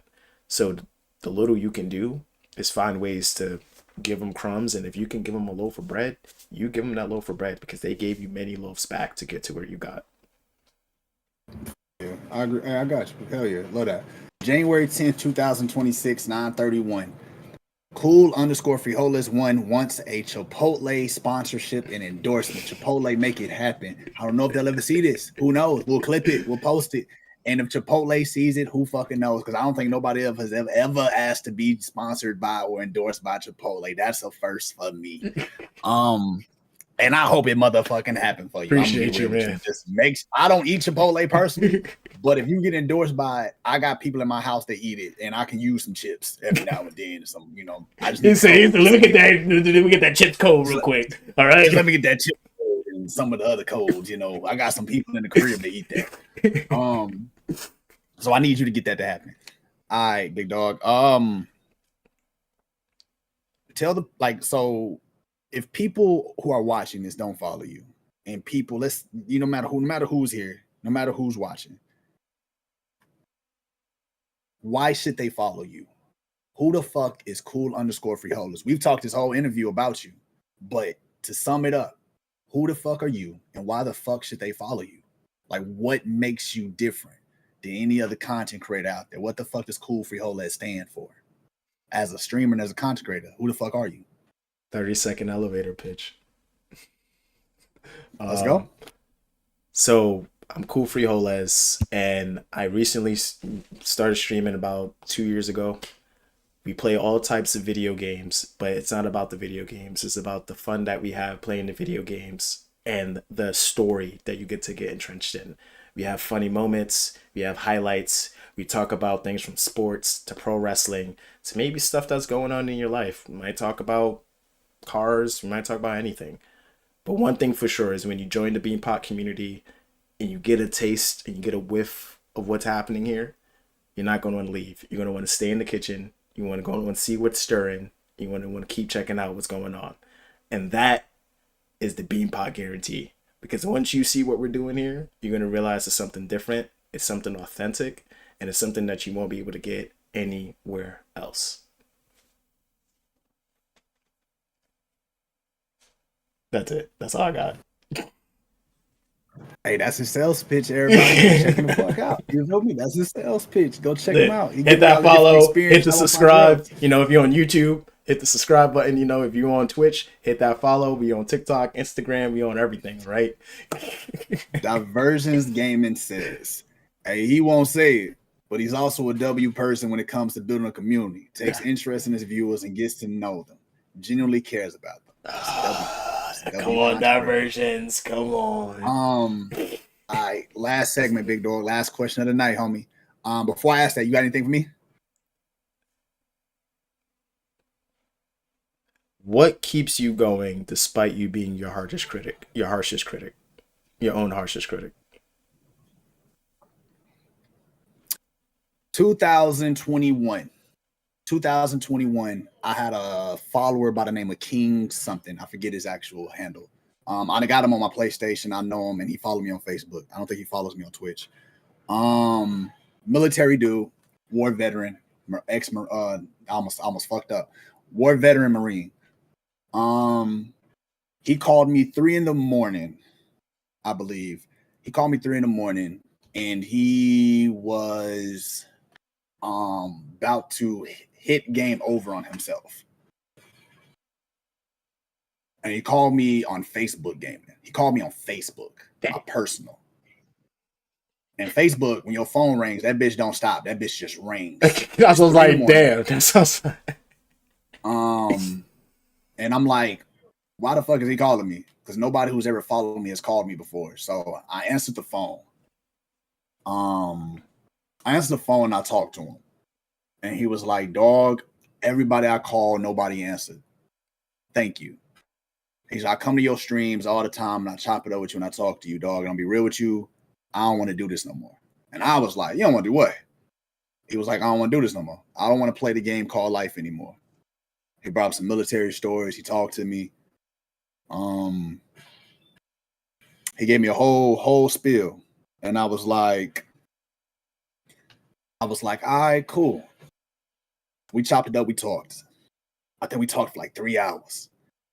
And by the time this conversation was over, he was cool. He was like, you know what, dog? I got a little bit left in the tank. Fuck it. I'll do it again. So I texted him the next day. He still was breathing. Texted him the next day. He still was breathing. Talked every day. Messaged him every day. He hit me up on PlayStation every day. Every so often, he messages me now over the past couple years. That was my first incident. And then there was 4 or 5 other incidences like that incident. There was people who came to my stream and was like, hey, by the way, Nelly, I like the fact that you let people have their pronouns here because my pronoun is this, and the third. Thank you for seeing me. Thank you for not being like other people who turn me away. There was people who they've been working so hard to make affiliate. And when we started working, when we started kicking it, we started chopping it up. A lot of people that that was in my circle went to go follow them, support them, be in their streams. They made affiliate. Their viewer counts went up, yada, yada, yada. I got homeboys who didn't start streaming until I started. They literally got a homeboy who got out of jail, was watching me stream, and then he started streaming. And he was like, well, shit, dog, I seen you do it. I felt like I could do it too. So fuck it, man. You motivated me. Let's get it. That's real shit right there. That's real shit. You never know who's watching you, man. And you never know. When it comes to shit like that, dog, I think that's why I do it. Because I don't think I've ever got on this shit and I've been like, I've thought about quitting streaming every day. I think about quitting this bitch every single fucking day. And I mean that with a fucking passion. Because there's times I just don't want to do this no more. Right? It's because, and it's mostly because I don't get to beat video games no more. And I think that's the reason I don't get to beat games no more. I spend more time doing other shit than actually playing video games. But there's been a lot of people I've met over the time. There's been a lot of people I've talked to, people who have DM'd me, people who have made me realize that sometimes all they want to do when they come to a person's stream is find their streamer and be acknowledged. There's people that are content creators that have people who watch them who they have a shitty fucking life, bro. Yeah. They got nobody they can talk to. They got nobody who fucks with them. They got nobody who gives a fuck about them. But when they come to your stream, they feel seen. They feel acknowledged. They feel like somebody actually gives a fuck. And I would do a dis-fucking service if I walked away from that. I would be saying fuck them if I walked away. Because had I not been a content creator, that person who needed somebody to talk to on a ledge at 3 in the fucking morning wouldn't have had nobody to talk to. Had I not been a content creator, the motherfuckers who have been like, yo, they got nobody else who sees them and they come to my stream because I'm the only motherfucker who engages and talks to them and gives them 10, 15 minutes. Where the fuck else would they fucking go? There's people who have started streaming because they've watched my streams or watched the Nelly B show or watched other streams that we've met. They seen clips and they took the advice and they started. So if I walk away from this, how many people do I not get to look out for?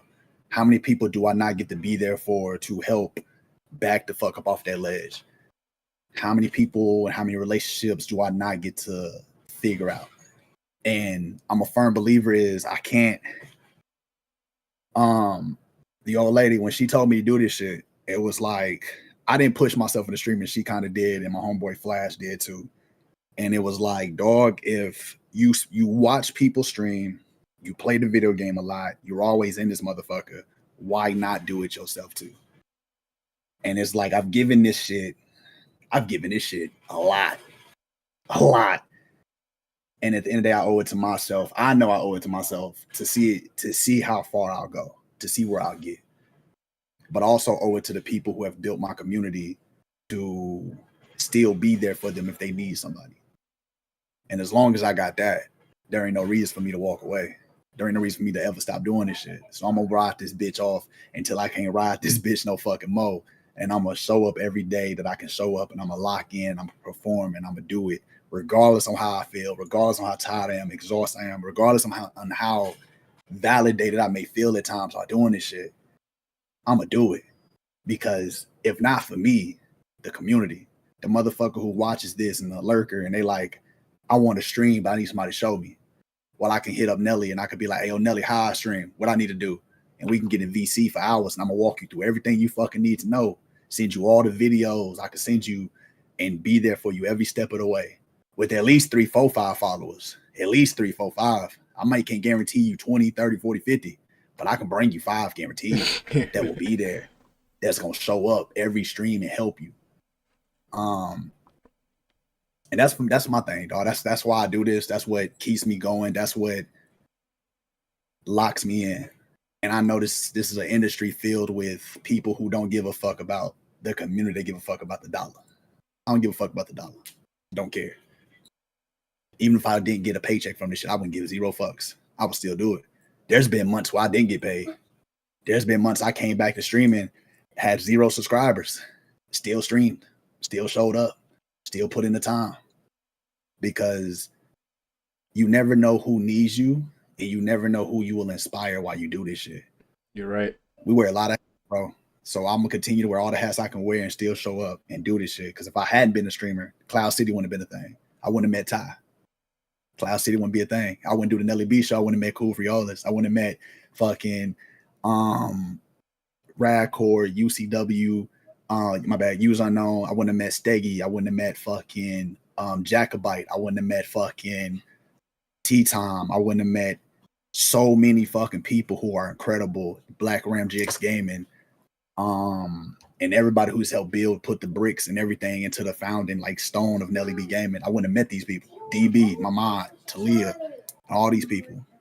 So it's like, for me, that's why I still show up. That's why I still do this. That's why I'm still locked the fuck in. So that's what that is. That's my answer. That was a long answer. It was a good question. It was a good question. It was a good question. That's why it was a good question, man. You're pulling back the layers. Also, I just want to say, man, you got a big heart, dog. You got a big heart, man. Don't say that. You don't talk about it, but I'm like, dude, you really care about people, man. And that's it's just refreshing to hear that organically, just like the way, dog, you talk about your content, being there for your people. But it's just like, and I even when you talk about, and I know I don't want to go into the RP stuff, but dog, even the way you talk about, your team with Cloud City, it's just like, dude, you really ride for your people, man. And I'm like, that right there, it's just like, it's one of the things I commend. I try to hold it to myself too. It's just like the people around you, man, if they did right by you, you have to do right by them. And especially when it comes to, the streaming stuff, if you got people in your community that are reaching out to you and doing the avenues to ask for your help, it's just like, man, I applaud you, one, for not turning them away, and two, just the effort it takes to take that on, right? Because it's like, I'm always the person that, I always try to check on the people who check on everyone else. And this leads to my second question for you, if you don't mind. What does it look like for Nelly to recharge when that battery? When that battery does, because that takes effort, man. And the body is zero sum. But what does you recharging from stream look like? What is that like? How do you recharge when you feel like you got exhausted and being in front of the camera and stuff like that from doing content? Like, how do you recharge? I'm gonna be real with you. First of all, let me say I got to get better at things. So I'm gonna say thank you. I appreciate it. Second of all, I have incredible disassociation skills. I'm gonna be real. He said, my brain, the situation just goes. I'm a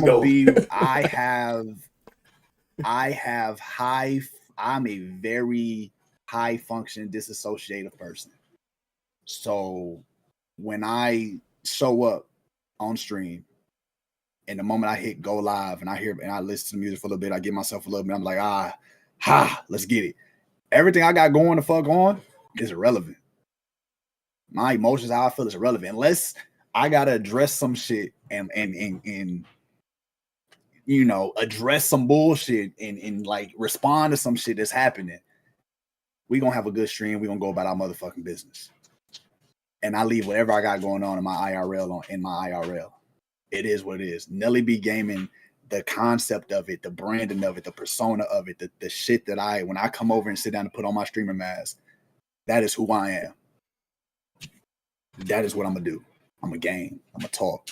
I'm gonna Nelly B whatever is gonna come after that and after the beat. You gaming, we gonna be talking, we gonna be chilling. But that is how it's not so much as recharging as I'm gonna just show up and I'm gonna disassociate and I'm gonna do the stream. And at the end of the stream, I'm gonna go grab me something to eat, go chill, go do some other shit, watch some anime, hop in VC with Ty, and we gonna just chop it up and chill. And it's gonna be what it is. You know what I'm saying? That's what that just looks like for me, dog. It's not really, like I say, recharging. I don't know. I don't like stepping away from streaming, because when I step away, it's hard for me to come back. It's hard for me to come back because it's just, once you're gone for a day, it's easy to be gone for 2. Once you're gone for 2, it's easy to be gone for 3. 3 turn into 7. 7 turn to 7 months. And I've done that before.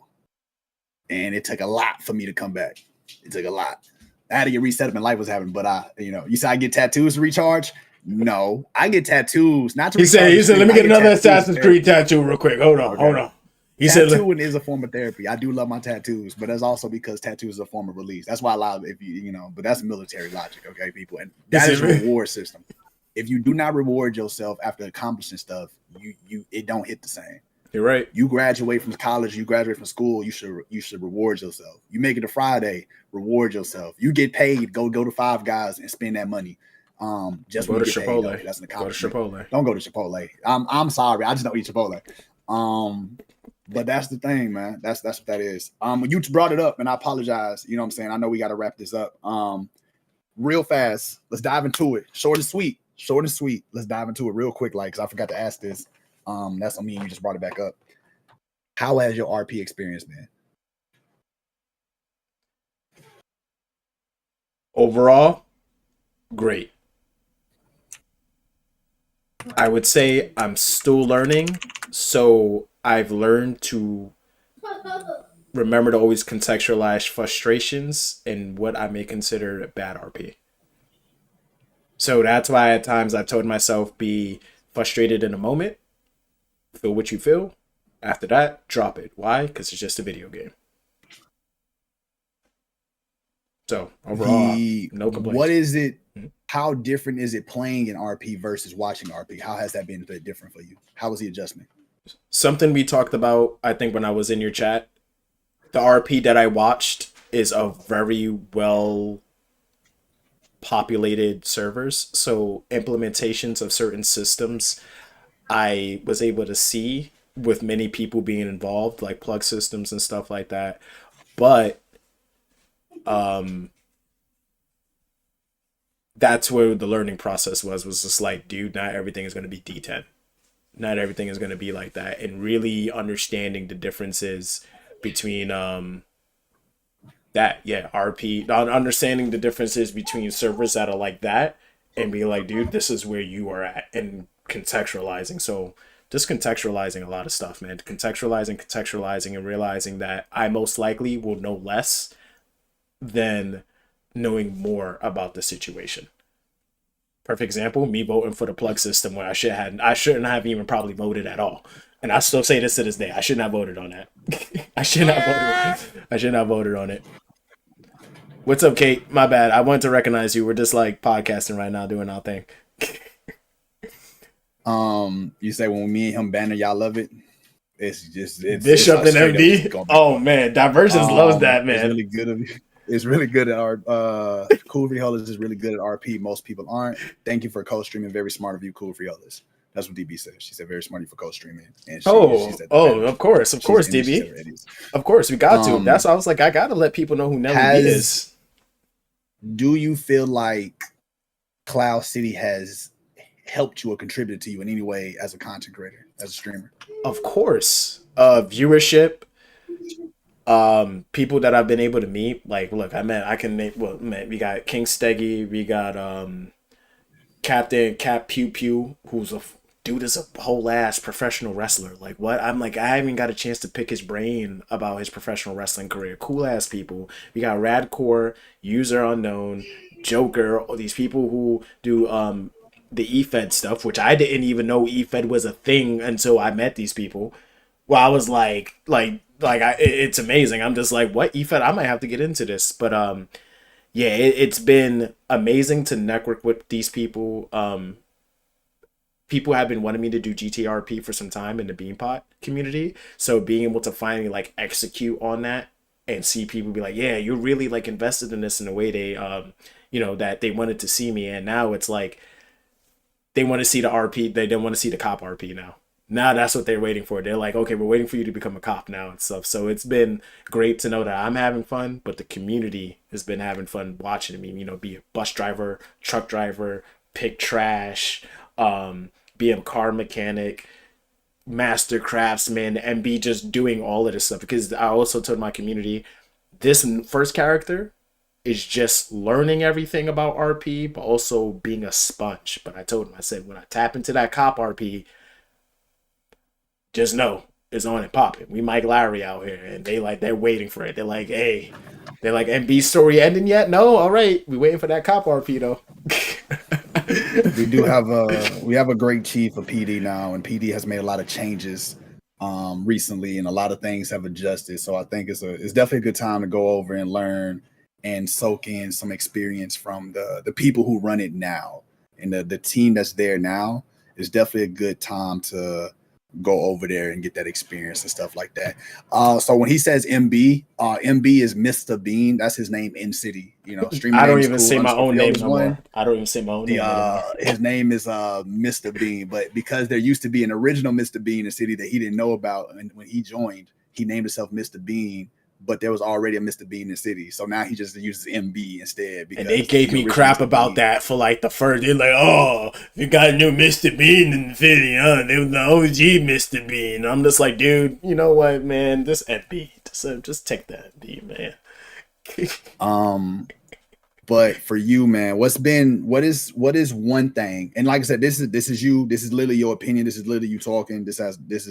We not gonna take this no type of way. I say the same thing to Radical. We don't take this no type of way. This is us as one of the owners getting feedback. What is some things you would love to see changed in the city?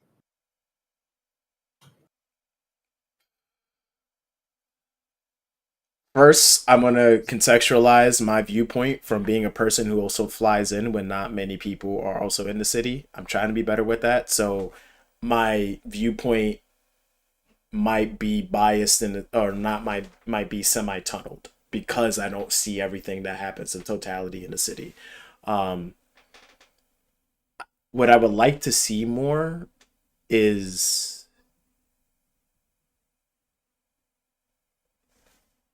criminals communicating or working more in cahoots with each other, not only for heists.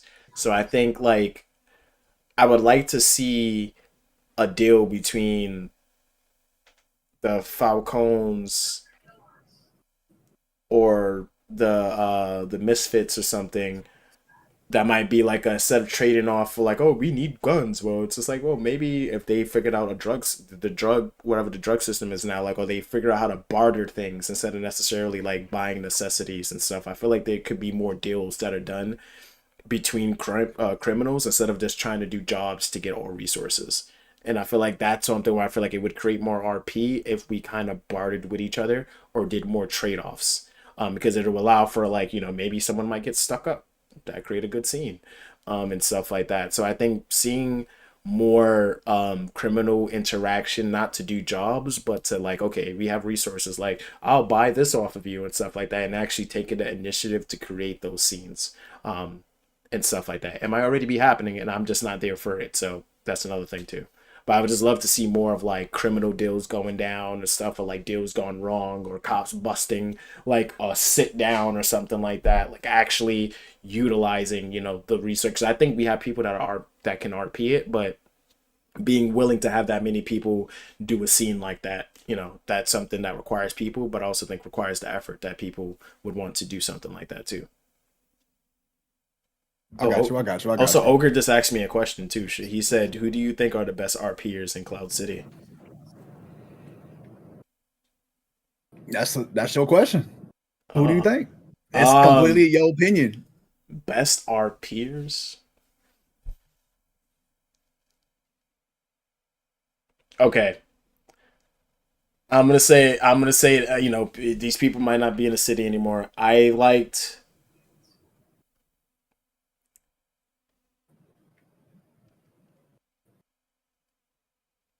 I think I did like Hank Hill, my RP with Hank Hill. I did like that. I think Nelly or Bishop is the reason why I think Bishop is a great RP character is because Nelly, I think, is very. I feel like Bishop is not too far from Nelly. And I feel like, and I always tell people, I'm like, it's like wrestling. The reason why Stone Cold Steve Austin is one of the greatest wrestlers of all time is because Stone Cold wasn't too far from Steve Austin. They're pretty much one and the same. Stone Cold Steve Austin is anything but like probably an exaggeration of who Stone Cold actually was. And I think that the people who I've noticed were like, I think Larry is a great. I haven't RP'd with Larry so much, but to know that Larry, like when I watch Radcore RP in general, I'm like, I can almost picture Radcore doing the stuff that Larry's doing, and I'm like, those are the people I'm just like, yeah, I feel like it's not too far from how they are. Not to say like they're crazy or something, but it's like, nah, I could see like this person, I could see Radcore like, doing this on stream, playing as Larry, doing some crazy like and stuff like that. And I'm just like, yeah, those are, in my opinion, where it's hard for you to tell the difference. Like, is this person really putting on a character, or is this person like might actually be like this IRL? Because I'm like, yeah, that's the best thing in wrestling is when you can't tell if this is story now or if this is for real. And I'm like, that's when the story is the best.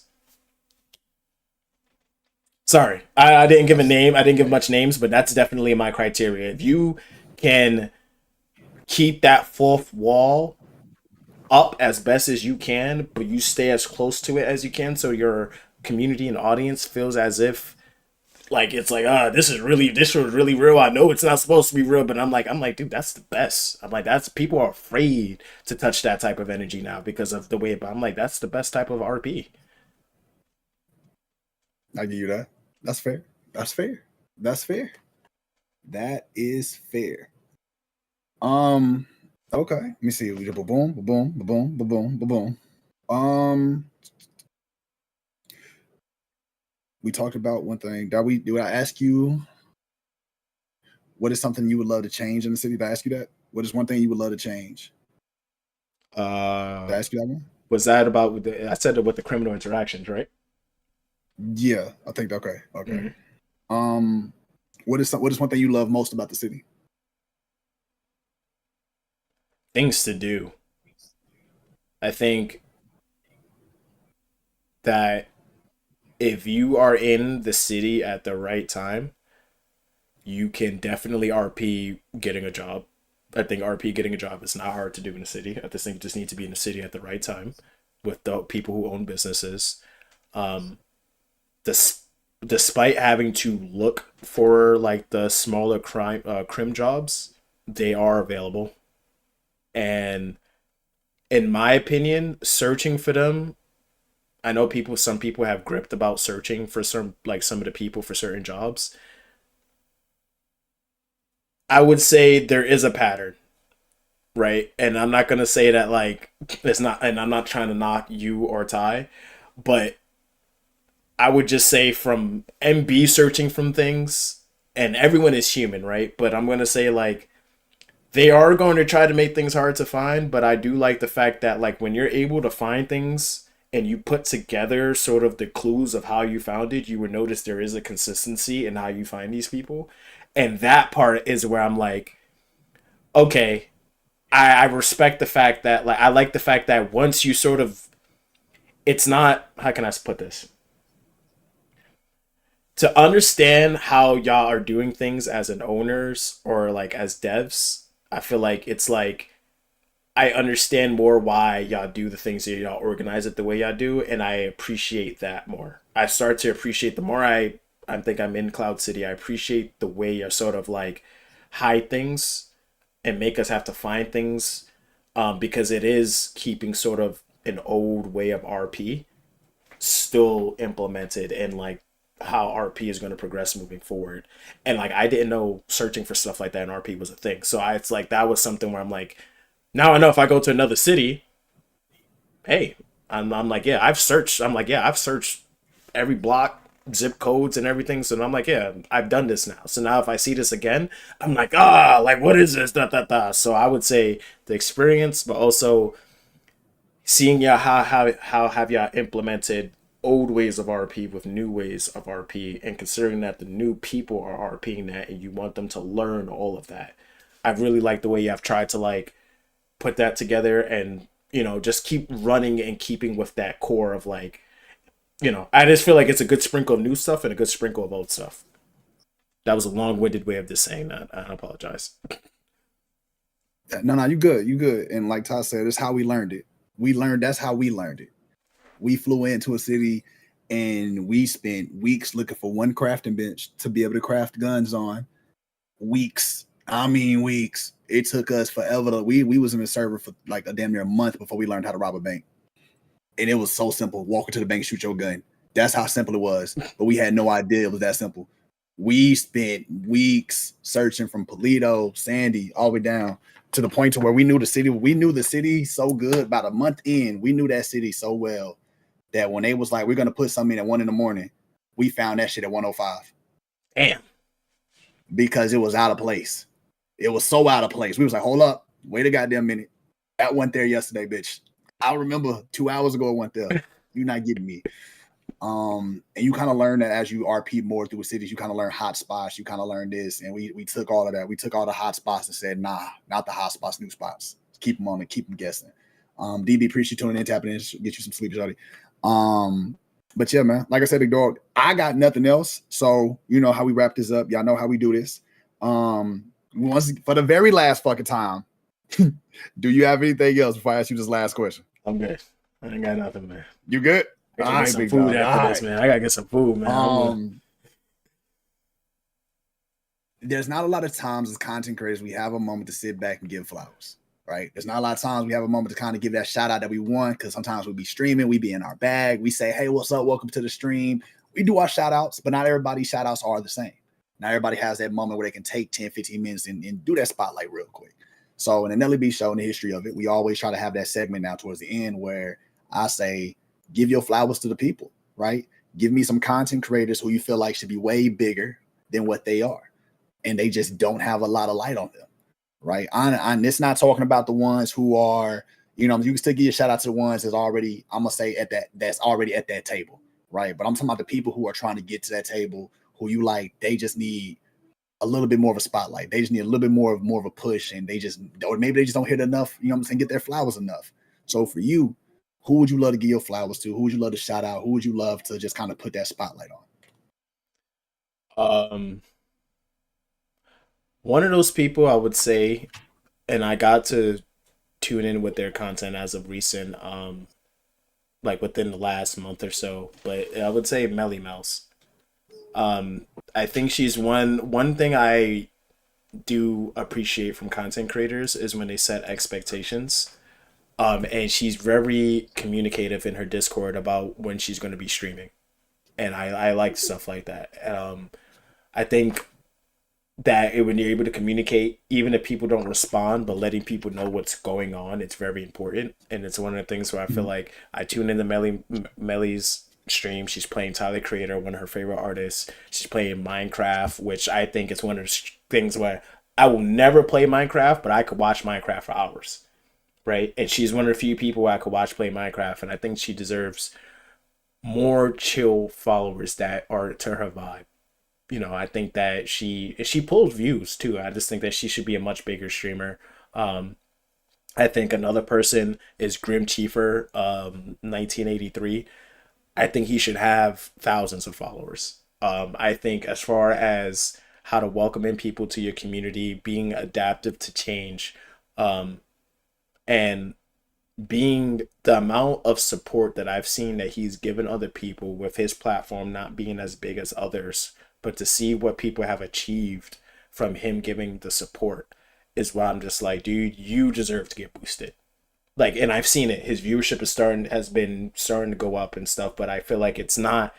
He deserved his flowers in the sense of, dude, I'm happy to see your viewership going up the way it should have, the way it should be, but it should have been happening for you earlier in my head. And that's not saying that he wasn't doing anything, but it's more of like, I believe it should have happened for him earlier for how much work he's been putting in for that. So I would say you got Grim Chiefer, 1983, you got Melly Mel's, and trying to think of another person, even though, and I know you said someone who's on their way, like, you know, people who are already there, but I wouldn't even consider this person already there because of the journey they've been on. So it's one of, I'm not sure if you know, ever heard of him. His name is Lambcore.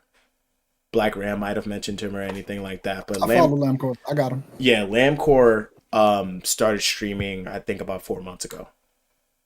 And he had a lot of stuff IRL happen in his life, and he, you know, he took up full-time streaming. But I think that, like, right now he's been doing a week-long marathon of trying to get to partner. Right? And I think that, to me, it's one of those things, we talked about comparing yourself to other people and seeing other people's progress. The dude has like 1K followers within like a couple of months and stuff like that. Literally just turned on the stream and stuff was popping off of him. But what I like about Lambcore is from the very jump, he was always engaged with his community, reading the chat, giving people that time of day to recognize them. Regardless of if he was playing Resident Evil, whatever intense game, he would give him the time and read every single, to the point where his chat would roast him about being behind on chat for not catching all the way up. Because he would read every single thing in a seamless way and stuff like that, where it wouldn't back up the community or back up like content or anything. But the dude right now has been for a week straight marathoning, trying to get to a partner push. And I would say the amount of work that I've seen this guy put into his stream, and for how much he cares about what he's doing. And it's like, dude, it's one of those things where I'm like, he should be at like 20K, 30K because of what he does and how easy it comes to him, but because of how he doesn't take that and turn it into something that's like, well, I'm better than everyone else and stuff like that. And I'm just like, dude, it's one of the few people where it's like, dude, they strapped the rocket to you, but I'm glad it was to you, because most people who get that rocket strapped to them don't deserve it, because they either hear like they mentally just they get full of themselves or something. And I'm just like, yeah, Lampcord to me is just like, dude, I'm like, I am so happy that this happened for you, because I'm like, some shit had to turn, something had to change for him, and to see that happen for him, it's just like, it is great. And to see him still putting in the work as if he doesn't have all of that happening for him is even better. And he's the reason why we also call ourselves the BeanPot community. So that's another reason I gotta give him flowers. He's the one that came up with BeanPot. He was just like, idiot, BeanPot. That's fair. Hey, but shout out to all of them. Shout out to all of them. You feel me? Much love to them. We wish them nothing but fucking success. I'd follow Lamco. I remember I met him through Black Ram JS Gaming as well. And I remember when he first started, he was playing, I think, Donkey Kong or one of the some old retro game. I think he was playing when I first started watching him. He played a lot of retro games at the beginning. Now he's kind of ventured on doing some other stuff too as well. But I'm familiar with Lamco. I'm familiar with him. But yeah, man, like I said, dog, I appreciate you coming on the show and hanging out with us and let us pick your fucking brain, homie. It was definitely been a vibe. 4 hours of just a combo. Damn. You know what I'm saying? So it's been a vibe, man. You know what they say, when the vibe is vibing, you gotta vibe it out. Yeah, I don't know who says that, but that's what they say. I'm gonna end the stream with this, and I'm gonna tell you this. I've been following you, I think, since we was introduced, since you came to Cloud City, since I caught your first stream. I've seen you stream hours, dude. I've seen your work ethic. I've seen you put in the time. I've seen you take RP, have your frustrations, contextualize frustrations, obviously. I've seen you have your frustrations. I've seen you learn and grow, and I've seen you just put in fucking time, dude. I've seen the way you engage in your community, how you talk to your community, how you interact with them, how you watch out for them, how you handle certain weird moments in the chat. I've watched you come into your own since I've watched you. You know what I'm saying? Come into your own as a content creator. I seriously do believe you doing something fucking right. I think you're doing something fucking dope, and you doing something fucking amazing. From the people today who came to the stream and gave you your flowers and was like, W streamer, and how you give a fuck and how you engage and just how the fuck you are and who the fuck you are. You clearly did something fucking right. You got the support team. You got the mod team. You got a person who's watched 50 fucking streams of yours and is fucking making sure that she's there every fucking stream to hang out with you, to watch you and support you. And I think that's fucking dope. That's rare as fuck to have those people who there every single time you hit that button. That's rare as fuck. It's motherfuckers who've been streaming for long as time that don't got that person. So for you, man, for you to have that, for you to build that type of community and have that type of love, and like I said, dog, your work ethic. I think for me, what was most caught me when I watched you was the engagement and your work ethic. And that's like from another streamer to another streamer, dog, because you're killing it. Thank you, man. Keep going. Keep doing your fucking thing, dog. I think with the way you've grown and the time you've put in, and just like I said, just the way you give a fuck, bro, there ain't no reason why you shouldn't be able to accomplish everything that you motherfucking want to fucking accomplish. Yeah, I said fucking 3 times that fast. Y'all didn't know I could do that. But with all of that you've put into this, bro, the 10-hour streams, the 24-hour stream, the fucking 26, the 13, the 10, the 9, the 8, bitch, I can call out a number and you stream for that fucking long. there is no reason why cool_freeholder is one should not be a streamer that people shouldn't watch out for. Like if you look at the freshman's list, when people get into rap and there's a freshman list, you need to add cool freeholder to that motherfucking freshman's list. Oh man, because the motherfucker's going places, the motherfucker's doing something, he's accomplishing some shit. So y'all need to go make sure y'all follow him, tap in, watch, support, be there. Because I'm telling you now, it's gonna be a fucking journey and a motherfucking ride. And y'all need to catch on and get y'all a fucking ticket. Get your badges. Get y'all one of y'all badges. That's what I wish. I wish I found you early and sooner so I could have me more badges in your stream. Oh, so you like the badges? You like those? I'm gonna say, make sure the people that you pour into, they're pouring into you. I'm gonna say, street, make man. sure those that you are supporting and that you're showing up for, make sure that they're showing up for you. The people that you are pouring into that do not show up for you, kind of recognize that, kind of see that, and take a step back. Because there is no reason why you give your all to somebody and they don't give you nothing. There ain't no reason you will burn yourself the fuck out from doing that. Make sure that you're only showing love and support to people that return that love to you, dog. Don't lose your identity in the shit. Don't feel like you need to take a step back for any motherfucking body who is a content creator. You got something. You got a light. You got something going for you. Keep fucking shining. Keep motherfucking moving. Keep grooving. Keep doing your motherfucking thing. And shit, if you pop up and you take the fucking world by storm, come next motherfucking week, next month, hey, I'm gonna love to see it. I'm gonna love to be there. I'm glad I'm a part of this journey and I get to see you do your motherfucking thing, dog. So be unapologetically your motherfucking self and everything that you fucking do, no matter what the fuck is going on. Stay unapologetically your motherfucking self. Don't ever switch it up. Don't never switch it up. Don't never change because you've gotten this far doing it. So keep fucking doing it. In the world of RP, hey, keep going, keep learning, keep growing, keep motherfucking doing you. You committed to your character. You've committed to so much shit. You've committed to everything. Stay flexible with it. Stay fluid with it. Understand things change. Just bounce and recover from it. Keep moving and keep grooving. I promise everything has a purpose. The variety and all the stuff you do, keep doing. But like I said, big dog, that's all I got for you, homie. I think you got something. I think you got something special, big dog. I think you will go far in this shit. Don't tire yourself out. Don't burn yourself out. But I love the fucking work ethic that you have. I really do. Like you not streaming all week because you was sick. I definitely noticed it. It was noticed. It was no. There's some people hitting me up. It was like, "You okay, man?" I'm just like, "Look." It's crazy to see how hard you've been going and how much fucking work you've been putting in. And then 1 week you just didn't show up, and it was like, "Whoa, that's rare." It's like BeanPot not cooking. They're like, "Hold on." Yeah, people just be like, they not live. That's okay. But for you, motherfuckers noticed. Anybody can succeed and win at this game that we call streaming if there's a way to win. Anybody can do it. But can nobody do it if you just sitting on the bench the whole time? And I've acknowledged and I see your ass get in and you play all the time. You playing, you shooting, you playing the game. Keep playing the game. Keep doing your motherfucking thing, homie. I wish you nothing but love, none but success, none but motherfucking follow, subs, gifty subs, biddies, itty bitty titties, whatever the fuck it is. And I can't wait to see what you do.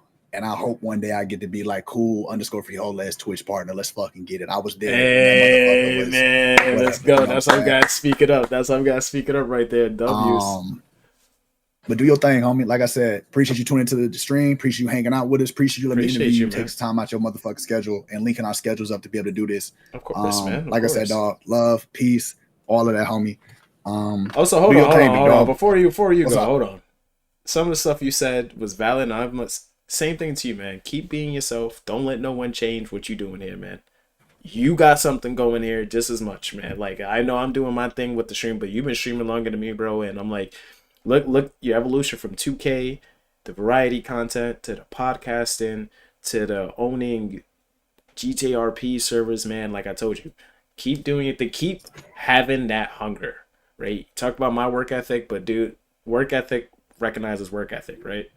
The hunger recognizes when another person has that hunger. It's like, keep striving, man. Don't become complacent. Don't become content. You know, when you get to that, like you said, recognize that goal. You achieve it, celebrate it, put that in your head, but keep looking down the road for what's the next thing, man. Because now I think, like, bro, what you doing with the podcasting and just, I think to be able And I'll tell you, man, it's powerful to be able to have an idea and have the willingness to act on it. And I say, like, dude, you be acting on your ideas, man. And I'm like, don't lose that. Do not lose that. Because I'm like, there's so many people who don't act on their ideas or don't act in general and just don't do actions. And I'm like, dog, it's one thing I commend from you, man. Seriously. You put your words to actions and to see things happen. It's just like, it's a rarity. It's becoming more of a rarity in this world. And I know you know that. So just keep being real, man. Seriously. And I've appreciated that since day one. Appreciate it. Appreciate it, big dog. Appreciate it. But yeah, homie, like I said, dog, I got nothing else for you, dog. I appreciate you. Like I said, y'all go check out Cool Free Hollis. It's been real, gang. It's been dope. Enjoy your fucking night. I will see you in the city, see you on stream, see you when I motherfucking see you. All right, man. Stay blessed. Later. Stay cool. Appreciate y'all. All right, G. Yeah. Woo, chat. We are back. Damn.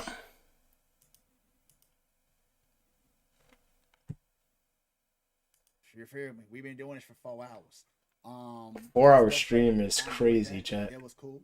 The next Nelly B show, I do not have a date for y'all. You feel me? I don't got a date for y'all. I don't got a day. I don't have none of that. I potentially know who we're interviewing next, and me and him chopped it up a little bit, and I told him, let me get through this Nelly B show I got today and kind of for like a week or two before we do another one. So it might be like a week or two before we do another one. All right, chat. We're low-key looking at this. I am still here. Don't worry. I'm still here, chat. I'm going to take a quick intermission break, though. I'll be right back. Right. Try to do some actual game content. And we'll be right back, chat. W's in the chat right now. I want everyone in the chat to spam W. Everyone that's in the chat right now, spam W, or I'm just going to spam it. Bro, what are we talking about right there? What are we talking about right there? 26 eliminations. Let's go. Let's go. You better give me 7%, bro.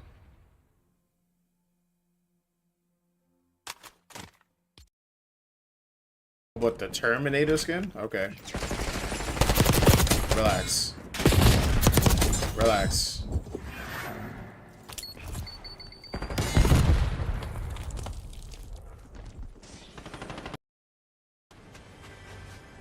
Harpoon. Oh.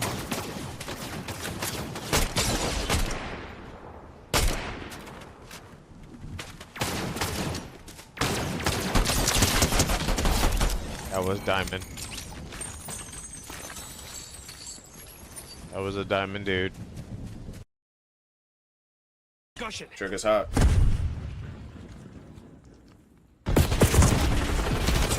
That motherfucker was in the water. God damn. Hard point is secure. Hold up, chat.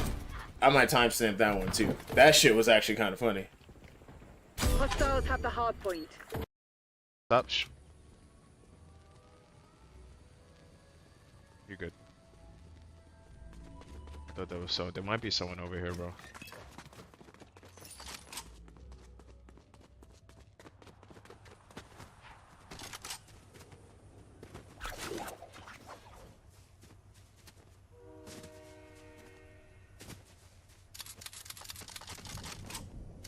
Pretty sure someone's on the train. Is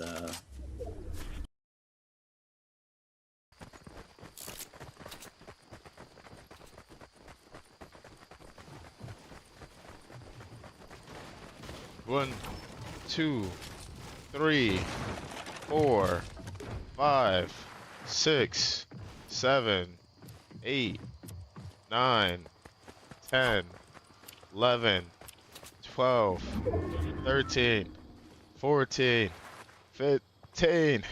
Eat his ass.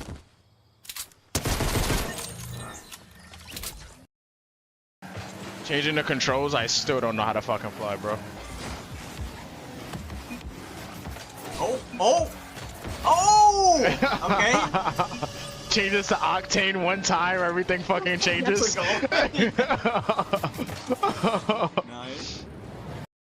The bike, mate.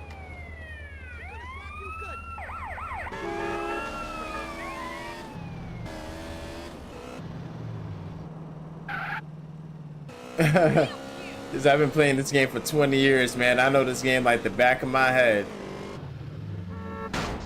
Damn.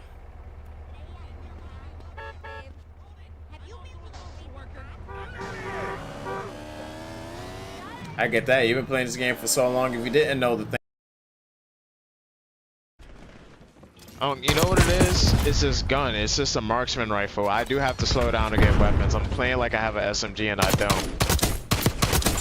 Enemy put down. Clap, clap. Like you said, slow down. Trophy system? Reloading. 5 kills, there's your bar. The low one. Clapping.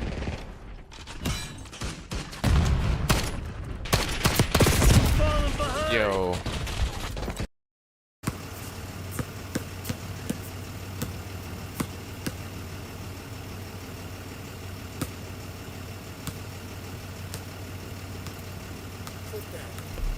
My bad, y'all. My bad. I am here. I was taking an intermission break.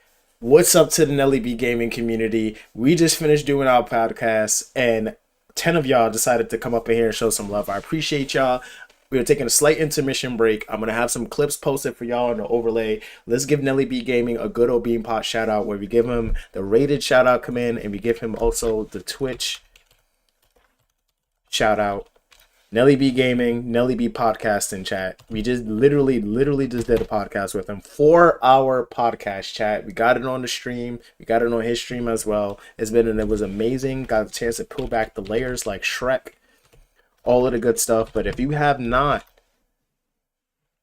been in the BeanPot community before, again, my name is Kufrijoles. BeanPot community, that's what we call ourselves. We play NBA 2K, Call of Duty. We're currently playing GTA RP. Tomorrow, we will be playing Uncharted 4, A Thief's End, the last game in the Uncharted series collection, the Nathan Drake collection, however you want to call it. We will be playing that tomorrow. We multi-stream as well, chat, on Twitch and YouTube. We post YouTube shorts, short-form content on Instagram as well, and TikTok. We have a Discord server. We have music that might be playing, that's not playing. I'm going to put on the intermission clips. I'm going to wrap my hair up, wash my hands, refresh myself, chat. But I'm going to drop a bunch of links to things, okay? A bunch of links. And we're going to take a short intermission break after that. Discord, YouTube, all the good stuff, chat, and I will be literally right back. Okay, I will be right back.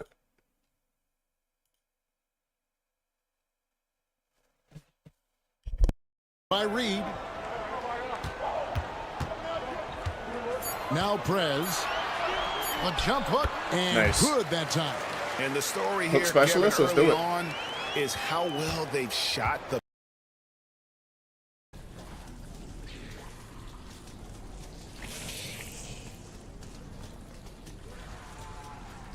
Dude doing miles with me. Come on, buddy.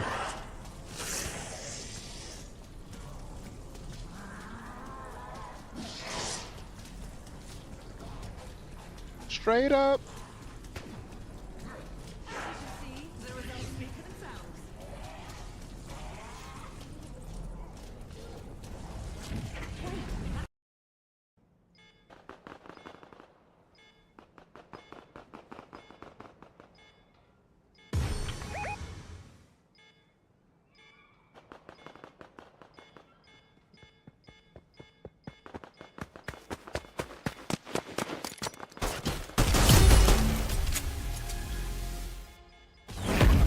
The guy ran up on me when I was AFK. I came back and popped him in the dome. I'm gonna clip it because he's a jackass.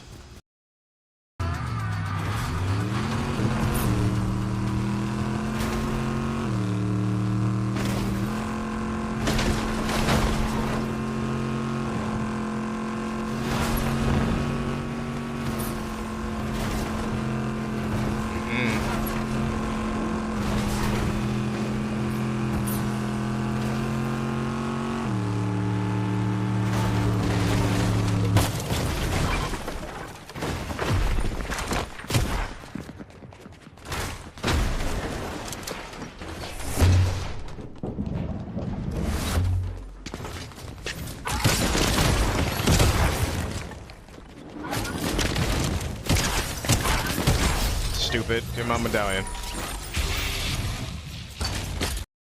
Get out of there, chat.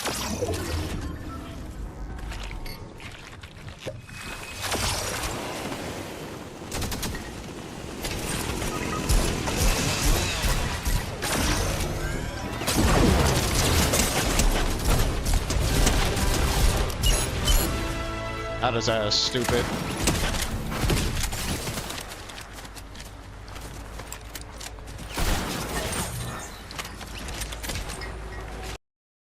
Shit, bro.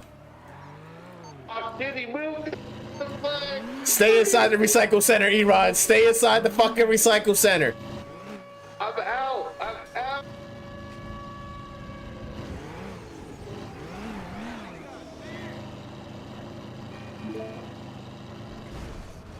Ah!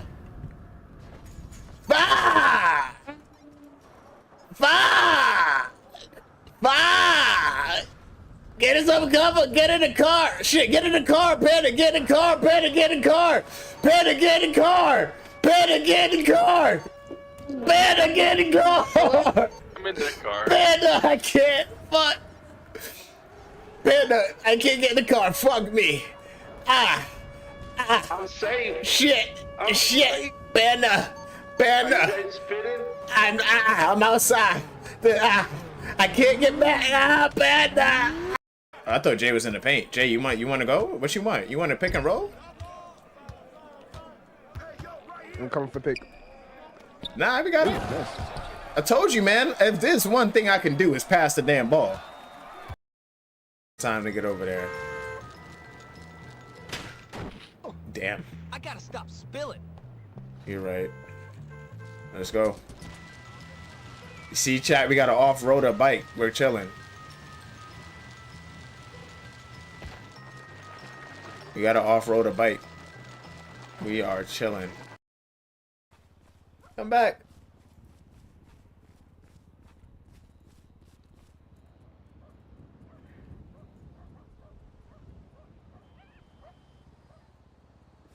Come back.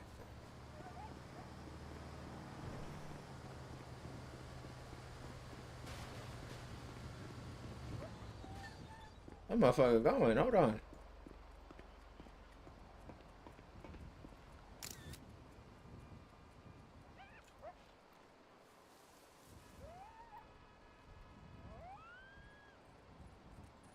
Oh! Oh! What happened? You! You!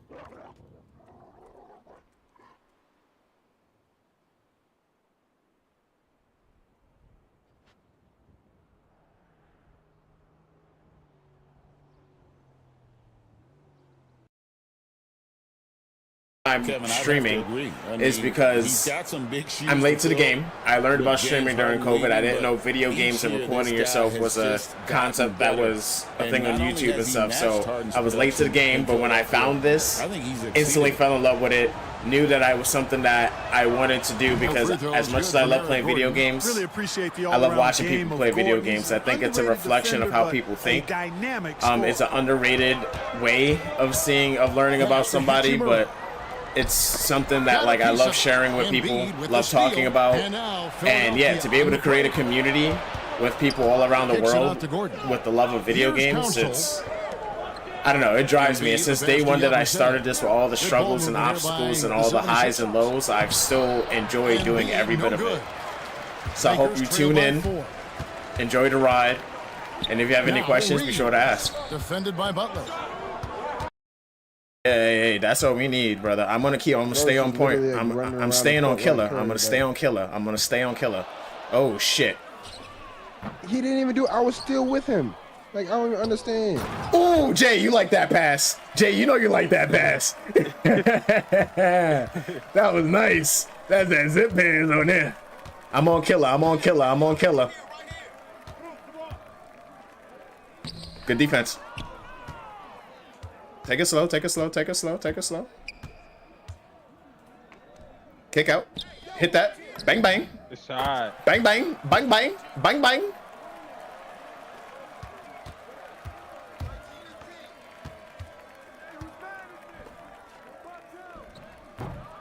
Give me that. Yeah. Take that. Jay. Whamma bama. Woo! Let's go. Whamma bama. I'm on Killer. Killer's gonna try to get trigger happy. I'm on. Let's get that 1500.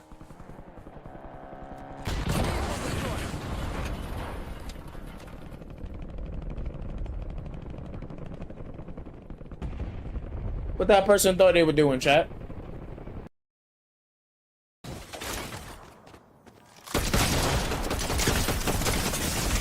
No way. No way this dude hit me with the laser. Hurry up, hurry up, hurry up, bro. Hurry up, hurry up, hurry up, hurry up. He's right here. He's right here. He's right here. Hit him. Bro, what are you doing? Hit him. What are you doing? Oh my God, bro. You're stupid. Please. Oh my God. Thank you. Thank you. Thank you. Thank you.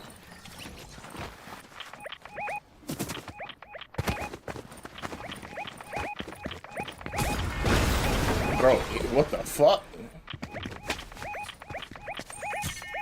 Bro, what are you doing? Kill the guy, dude. What are you doing? Shoot him!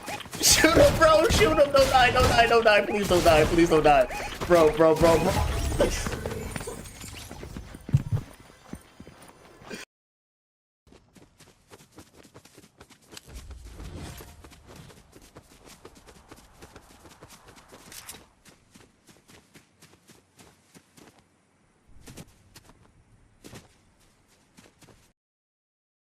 Fucking corner now.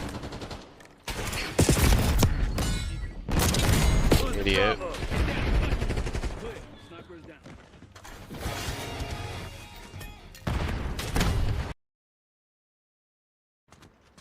What are you doing, bro? You look like you're riding a pony. Bro, like, what are you doing, bro?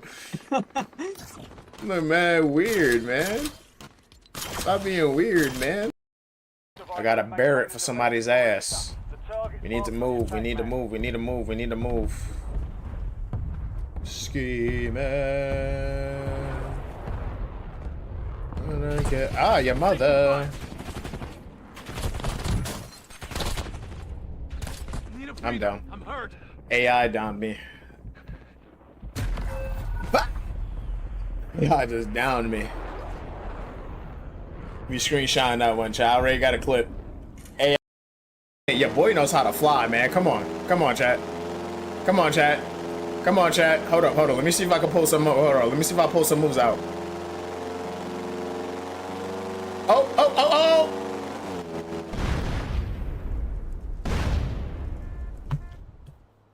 I didn't do it. It was the plane. The plane self-destructed. I didn't. Best play. Let's do it. Target down. Send in Semtex.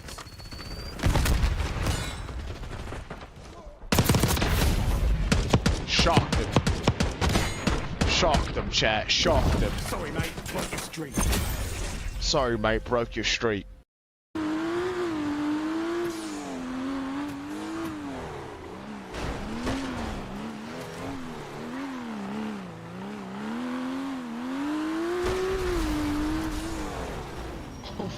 Yeah, I just did that. I just did that. I just did that. I just did that. That's called hitting the thing. Go up to him right now. Go up to him right now. Go up to him right now. Where'd he go?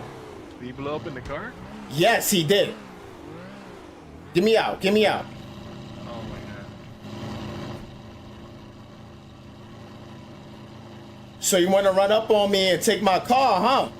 I bet you won't do that again, huh?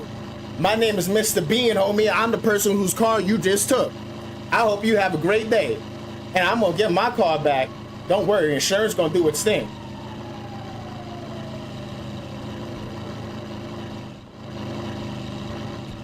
Go, go, go, go, go, go.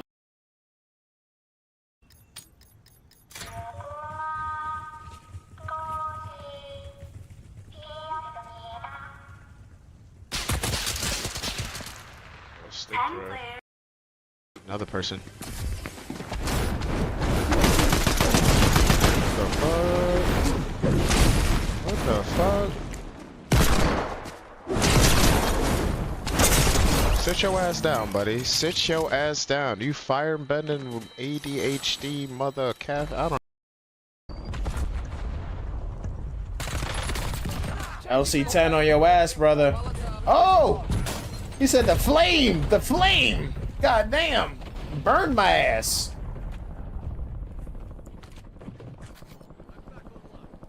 Ready for action. Yes, it is S tier. It is S tier, J Slay. Yes, it is. We're not getting cooked. Hopefully, we're not cooking, but you're cooking beans in the bean pot with those emotes. I know that for sure. That dude's about to get blown up. Where is he? Where is he? Where is he? Where is he? Loading new match. Vehicle destroyed. Mission's halfway over. Keep holding the lead. Chat, that was crazy. That's the screenshot. I didn't think I was gonna hit that. I didn't think I was gonna hit that. That was Game time. I like those kicks, MP. Just pineapple? No, pineapple on here. nobody. Nobody.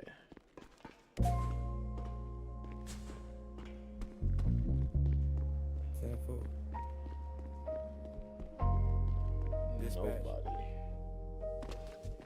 Welcome to Cloud City RP. Oh! Ain't no way that killed me. Ain't no fucking way. Ain't no fucking way. My boy. My boy. My boy. My boy. I'm a fucking jackass. Nelly doesn't want to go back on the base, so he avoids it.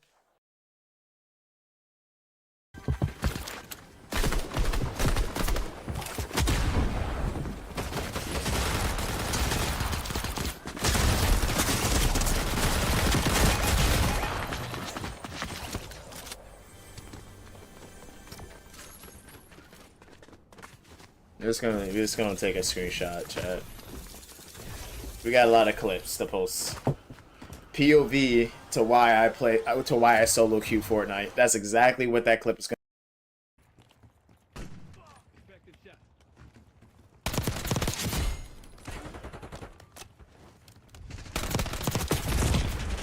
Dude's just sitting in the fucking corner, wedgie. More like you suck, bro. The fucking corner. Fuck, bro.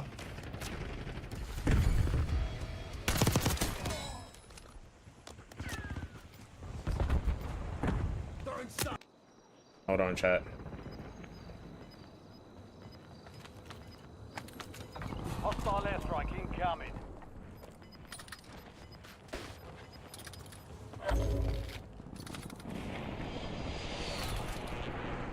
Oh, he left.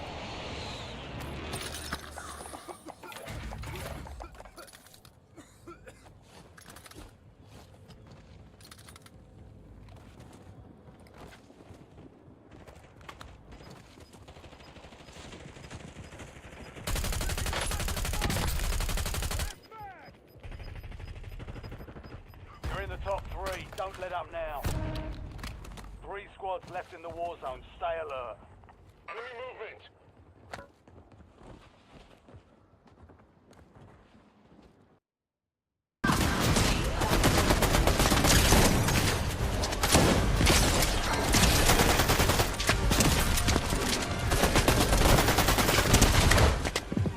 Oh my god.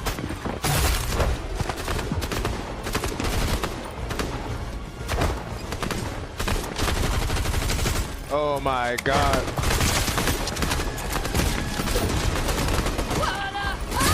Stupid games. Oh god, chat. What does he do? He just kept running in circles. Lord. Chat, am I not? Damn, you see, this is why I need to practice with the red dot, because... Hold up.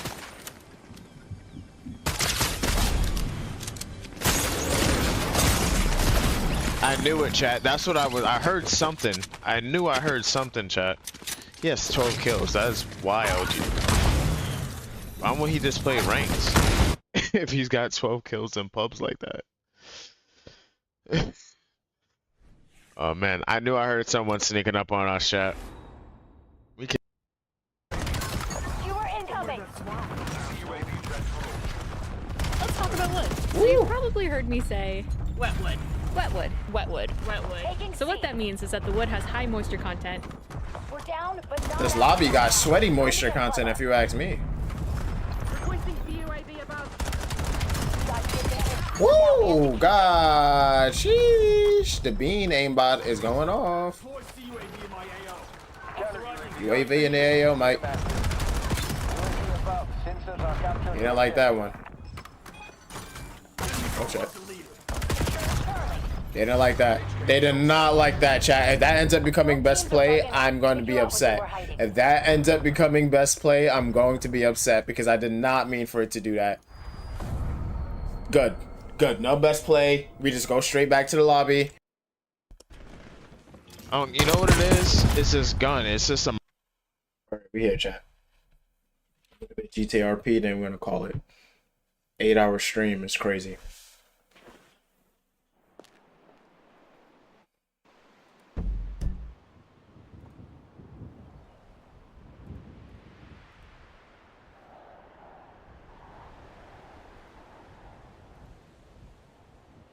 W podcast today, chat. How many people in the city? We only got one person in the city, bro.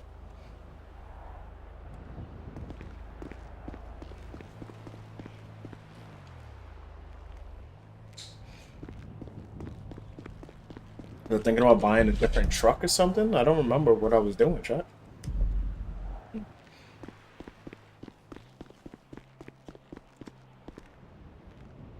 He's no good, no good. Oh, I could still eat it?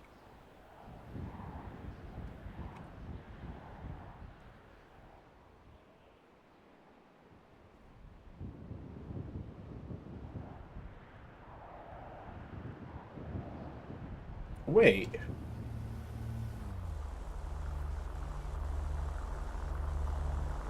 What the fuck? You can eat zero dirt food?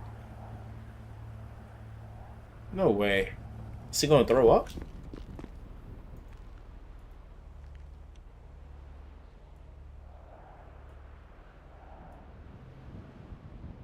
W podcast? Oh yeah, for sure. Okay, I don't. That's what I was like. There's no way I shouldn't have been able to eat that. For sure, divergence. Hey man, I was giving your.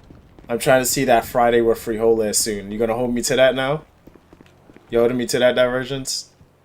But what I was gonna say is that yeah, brother, I had to give you your flowers. Talking about you know, with the camera getting tired of me talking up doing the stream. I was like, here, just do it, man. But yeah, I mean, if I can get Fridays, I mean, I feel like if I can get consistently on Fridays, I gotta make that a thing. What's up, Radicor? How you doing today, brother? I don't think the wheel spin is working. Chat, there's no one in the server. You're just gonna grab a car off of someone. Lord above. Lord. He said, Lord above. Homie.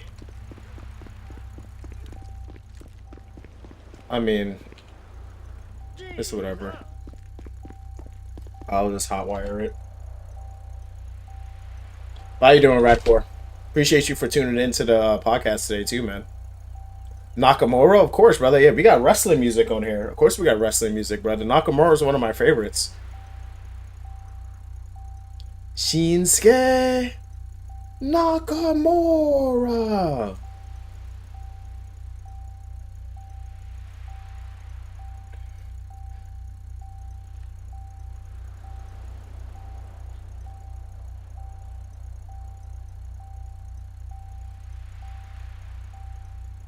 Did it work? What the fuck? Did it not work?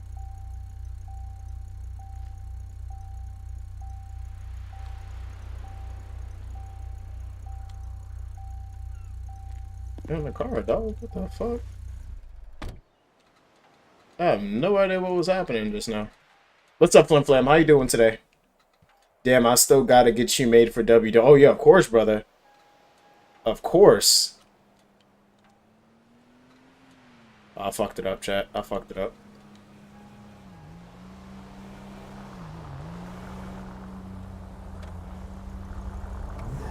If you need me to think up of a gimmick and stuff like that, I'll do it. I got 2 off the top of the dome.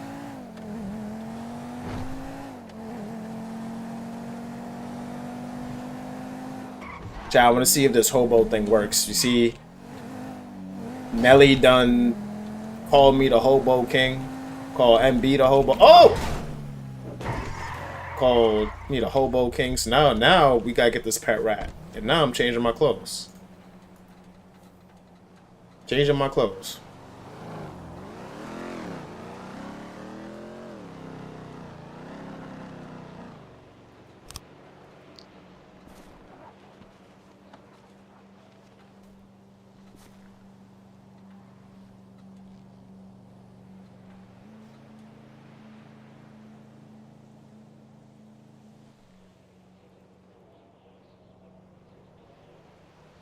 Open this back up. I gotta stop doing that shit. It makes the cars disappear every time, chat. Every fucking time the car disappears.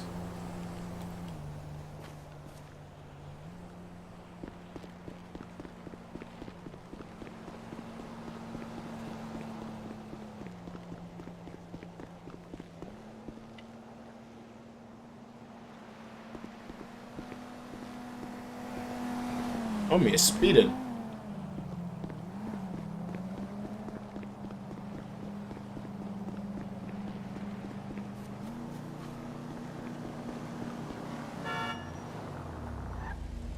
Try this one more time. Fuck! Like I don't shoot your dumb ass.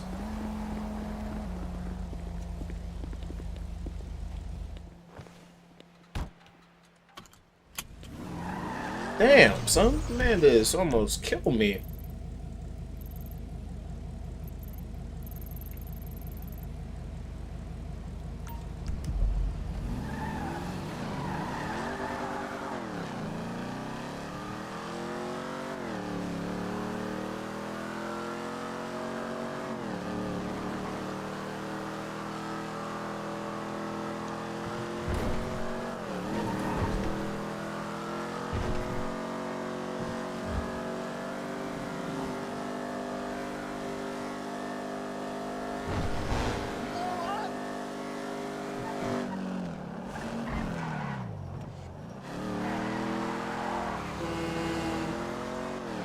So I hope you don't take it wrong.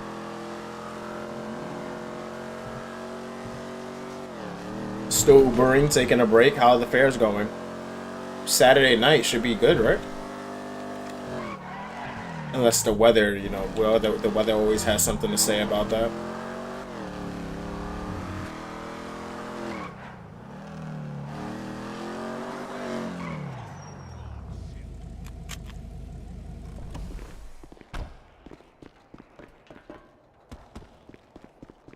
It's good. Good to hear that. Money's flowing. Vibes are going. That's all that matters, Flim Flam. Safe travels out there to you and Bloodwood.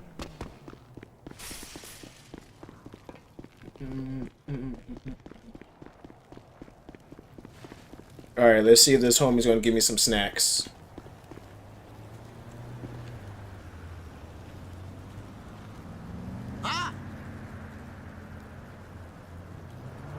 No shit. Yeah, these are rat treats. You can't buy the snacks. Kiflon. Hey, let him out.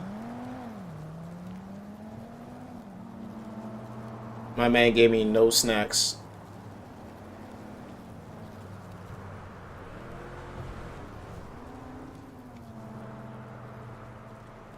Some days, the man ain't just looking at you, man.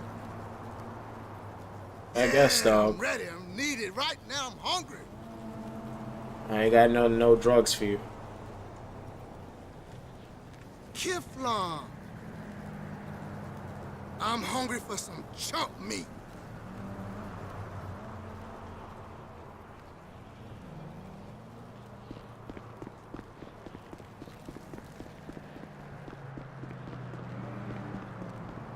Keep saying find a raccoon to tame, but I'm just like, bro. What's up?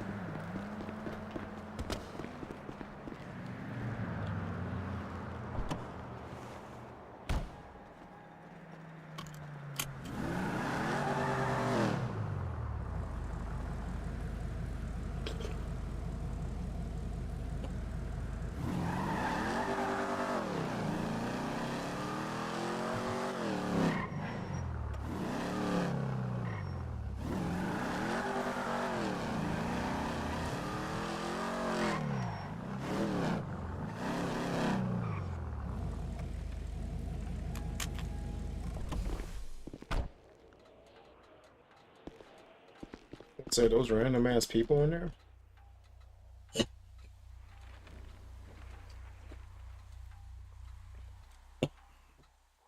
Oh no, I got stabbed by a needle. That's not good.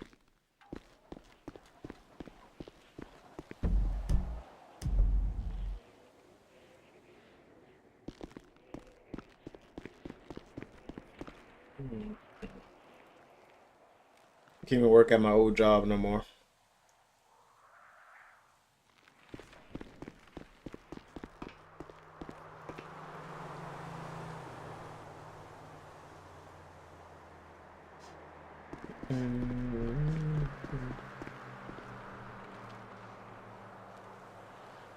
Bro, come on, thank you.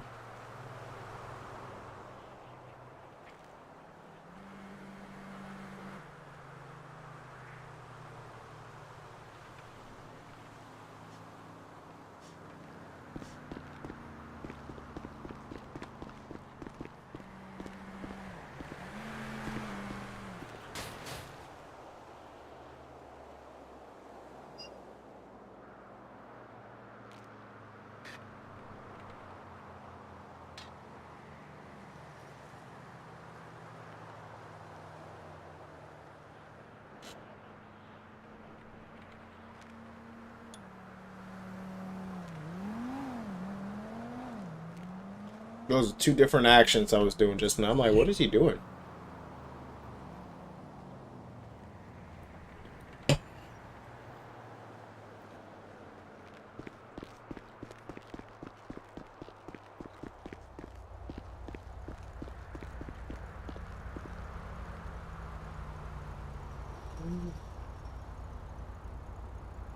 Bruh, I need them to post this Bears Packers highlight. Oh yeah, they came back. That's what Juice God said, right? Juice God said they came back. Bears scored 25 points in the fourth. My son, what's his name? What's their quarterback over there? Caleb Williams.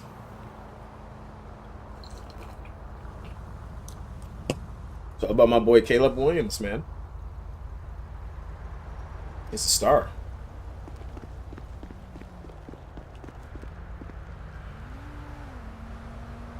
He is a star.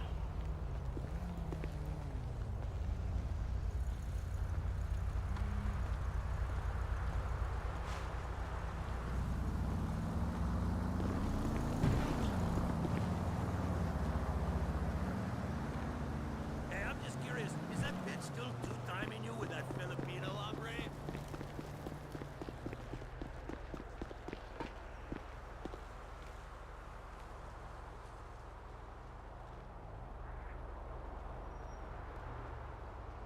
That's crazy. Saturday night football, man.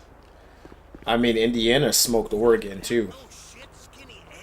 Rams barely skated by, too. 34-31? Damn. I'm down. Just tell me the time and place. I got your back, man. Damn. Whoa. Hold up, man. Did you say skinny Eddie or thin Eddie? Yeah, he and your bitch are gonna have mutant ball sack children. That motherfucker can rot in hell.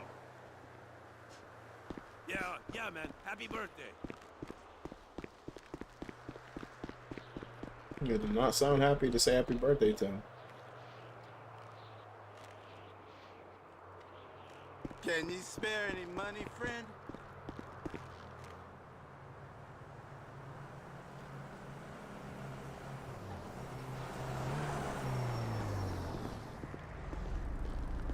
Oh, he doesn't beat me.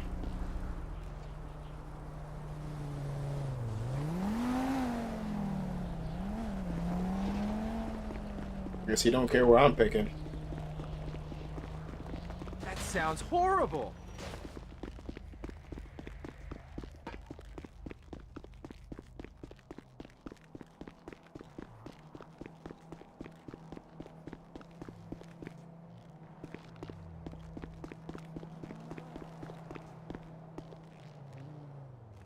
Yeah, trash bin. 34-31.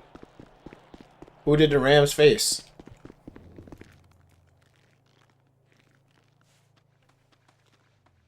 Panthers. Bright. Who's on that team? Who's on the Panthers? That young kid, right? The young quarterback? Who they lost to during the regular season, damn. Bryce Young, yep.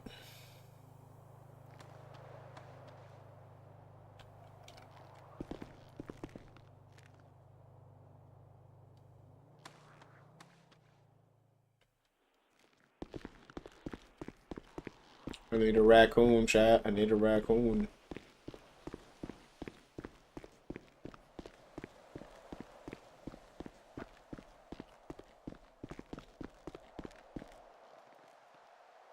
Not gonna lie, the Super Bowl is a complete toss-up. Yeah, it is, man. It is.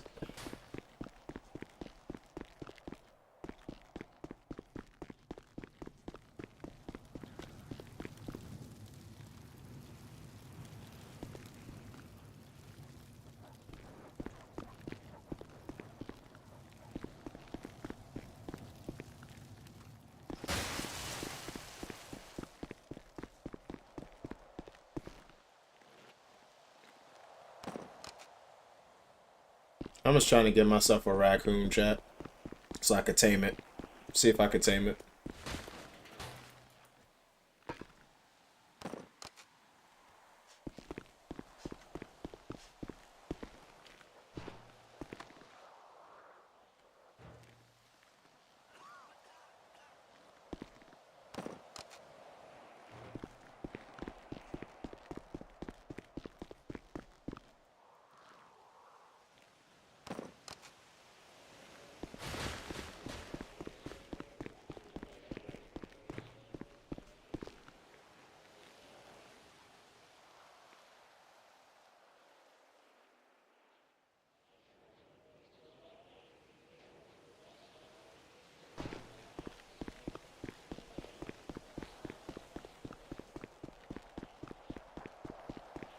Still couldn't get anything. Let's looking for a raccoon, chat.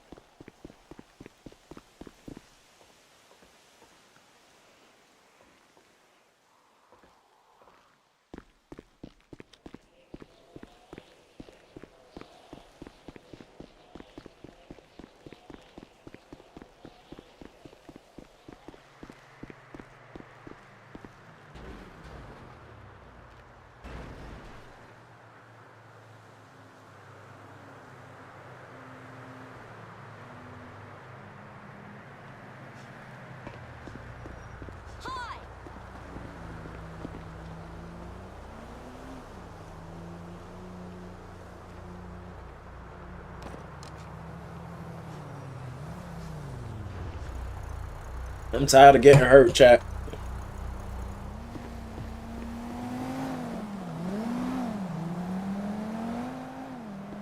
Hello, what you want now?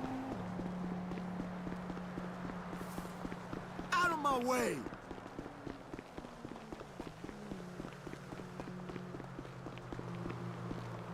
So stressed out. You have no idea. This job is killing me. Boy, you ain't the least How you bit doing? sorry. If you was, you'd take me down to the pit.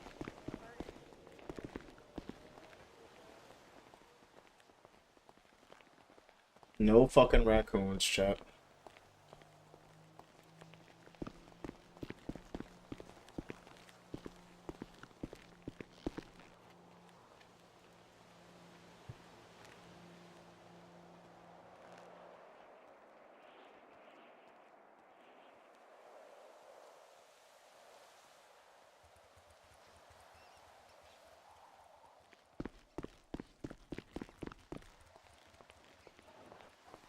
Rats, but no raccoons.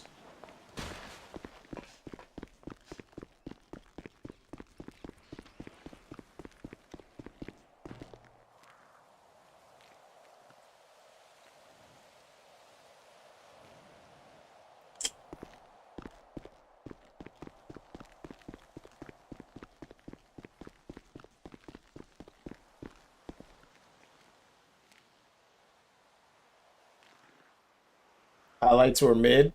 Was it just bad defense?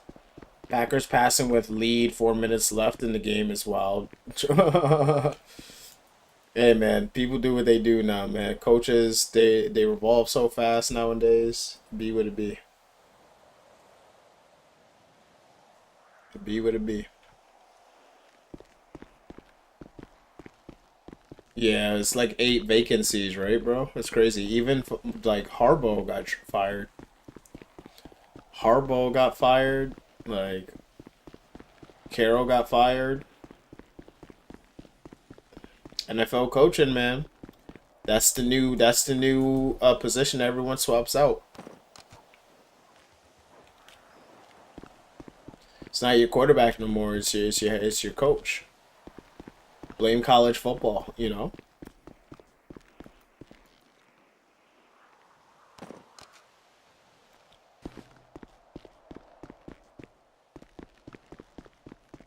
Chat, not one motherfucking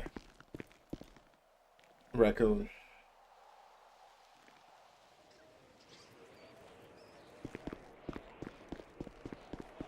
Better not be picking my trash, man.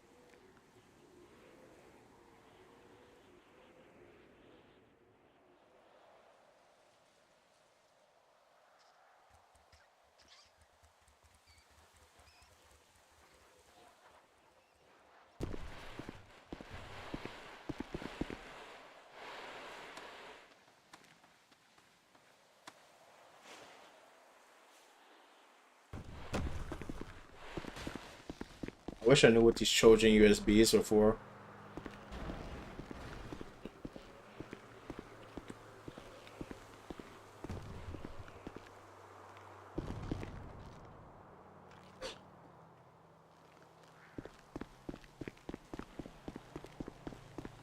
You don't know me. I don't.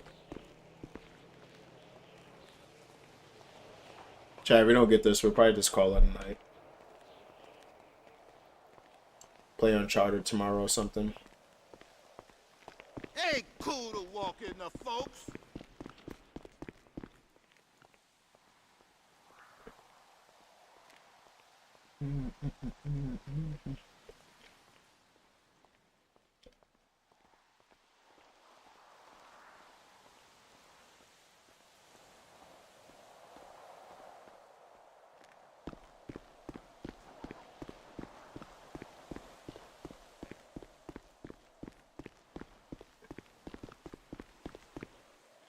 Hey, homie, that's a heist.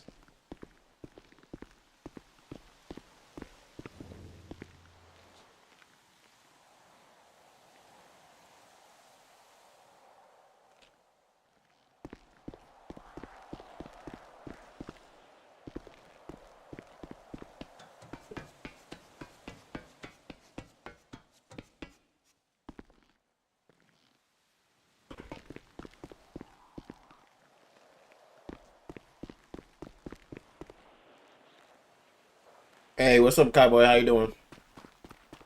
We just finished doing a 4-hour podcast earlier. Like a little less than an hour ago. Playing some GTA RP. Trying to get a raccoon so I can tame it. But I can't seem to pick the trash that has the raccoon. But how are you doing, brother? How's your kid doing? And how's the wife? How's the familia? But we're probably going to get off soon. Been on for 8 hours and did a like 4-hour podcast.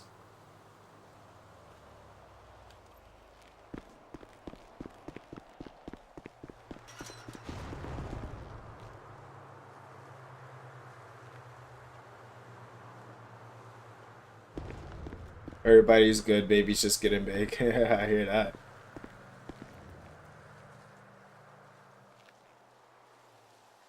Well, I mean, dude, you said you're like 6'2", right? So kid definitely might clear 6 feet easy.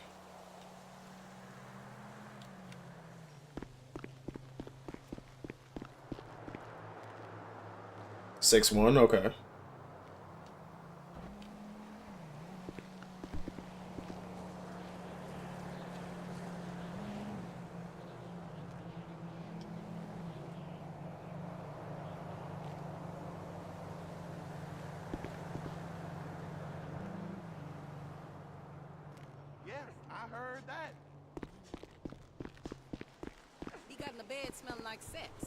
I just get one fucking thing? One raccoon. Sure. I found a condom in the car. Well, talk later. Bye.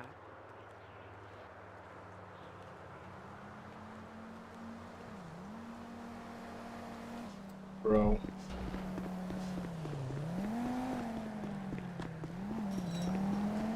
Dude, Nelly, you can't buy... Damn Hobo King. Look at him starting his shit again.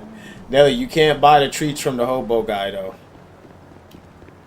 Oh, of course. Of course. Appreciate you for having me, man. That was W content right there. Did you go to the new MLOs? I did see where the new apartments were at, but no, I didn't get a chance to check stuff. I did clear my cache, too. But I'm trying to complete this, man, because I want to get my jobs back. Hey, girl. How's life? New apartment? Yeah, where the U-Tool is at. I did peep the houses over there, the apartments and stuff. Okay, you bring this on yourself and you know it, okay? The problem is, you just... Yeah, I didn't peep all of them though. But I did clear my cache. The only way to be happy in love, girl, is like Yeah, I'm trying to see if I can tame the raccoon without treats because the homie's still not giving me treats.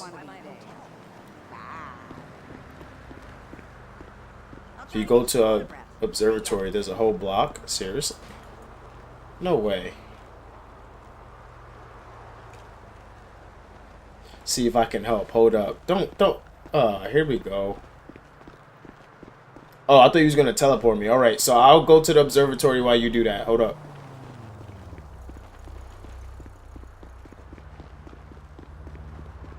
Yeah, I'm gonna steal a fast car.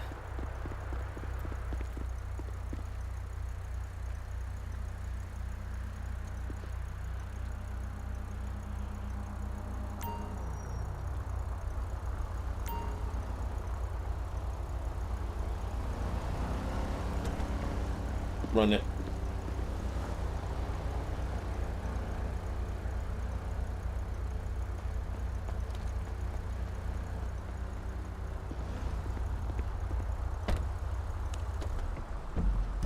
Oh my chat. I gotta stop doing that. You better go home or I'll beat your motherfucking ass. Your fucking history. You ain't got nothing.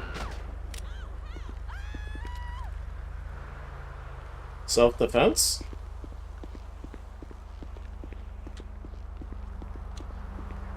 Self-defense?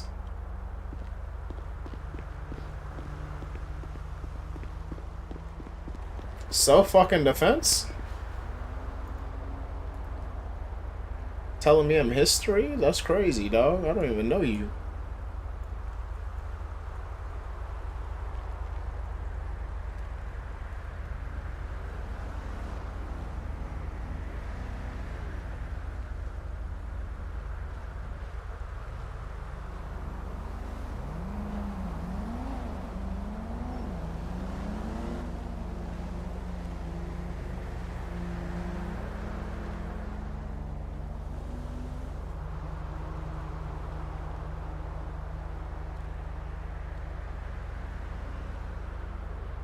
What the fuck?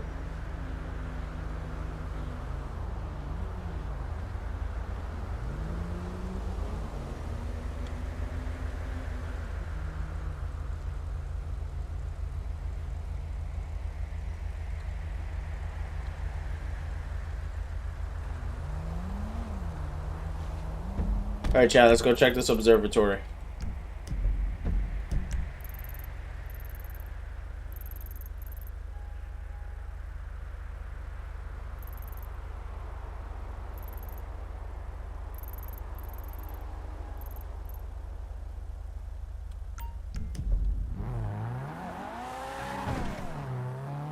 Crazy.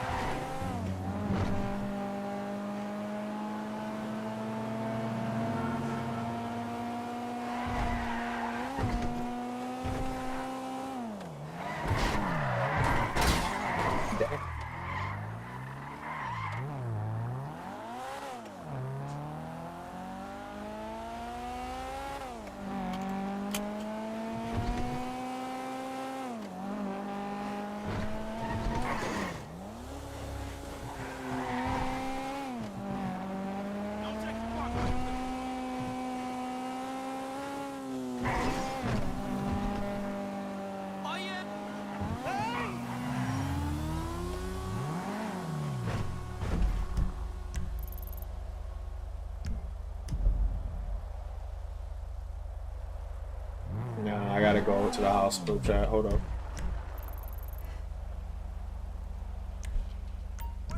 Loki needs to go to the hospital. I forgot that I got shot. A lot shot.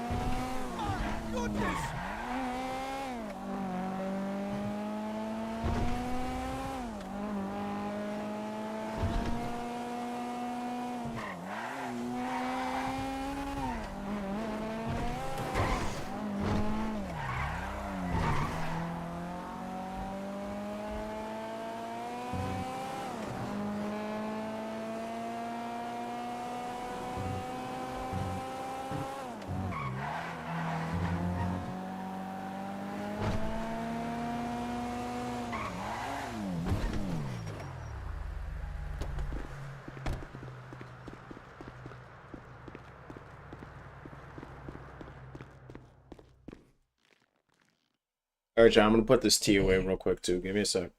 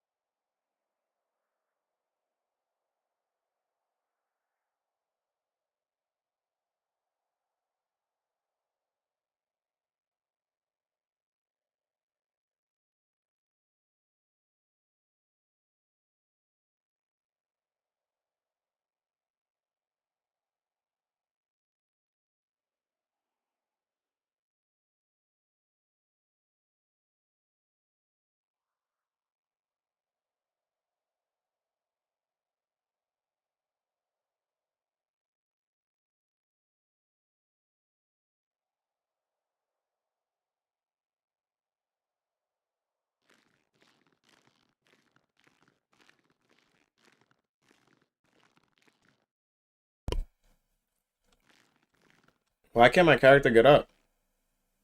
Yeah.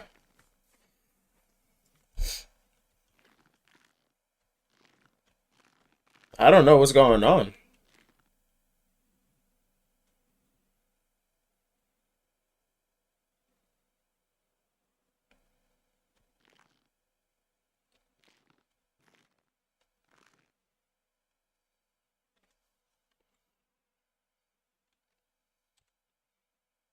What in the world?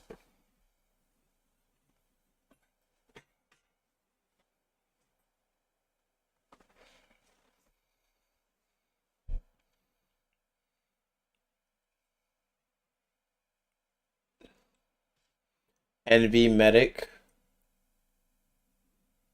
No. No, I don't see any of that.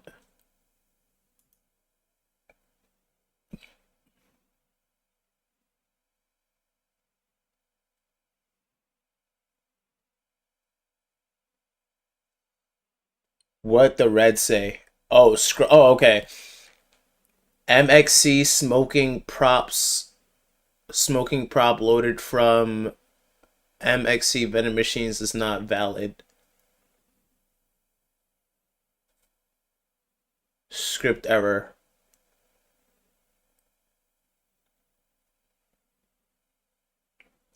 I don't know if I'm cooked right now. I have no idea. I have no idea.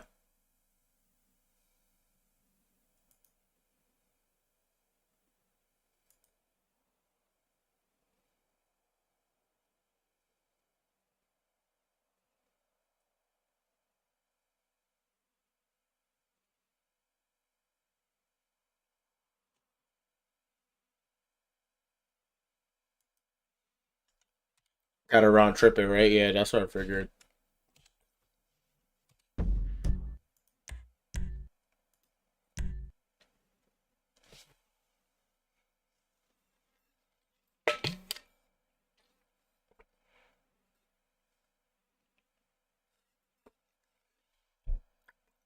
If you F8, you can type quit. Oh, I didn't even know that.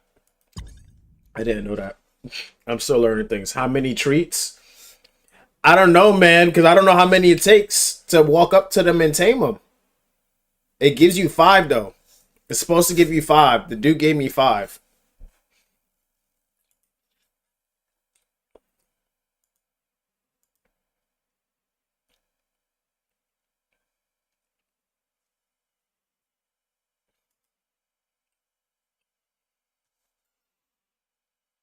But honestly, once I do this, man, I'm done being the hobo king. I want my jobs back.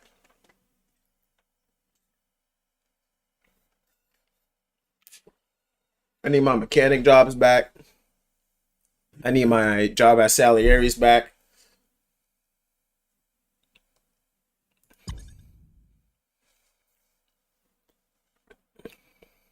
Okay, open box outside. All right. Make sure that they're actually the raccoon treats. Not the rat treats. The raccoon treats. Is Casino Will still broken too?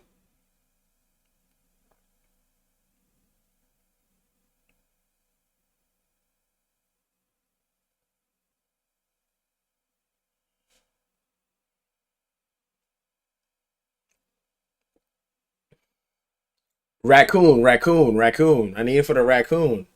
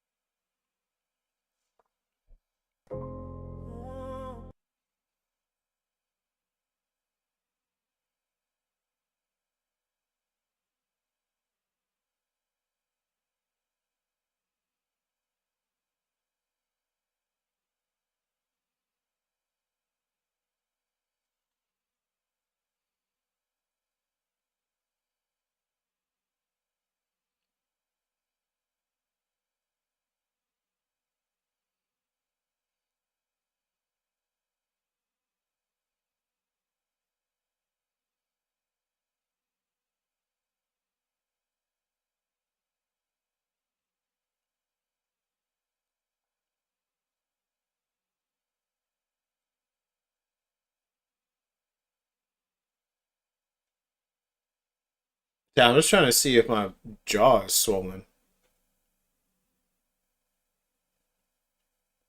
But I don't think it is. I think I'm bugging out.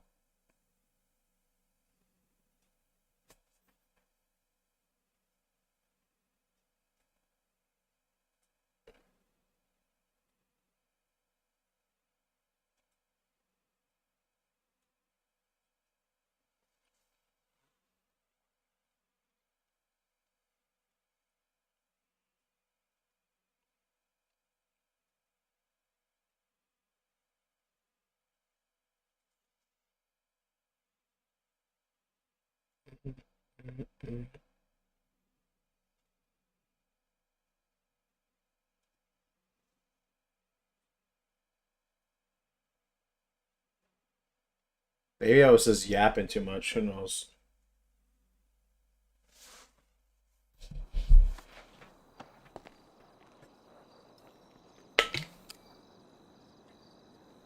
Let's see if we can get this pet raccoon chat. Then we're gonna call it.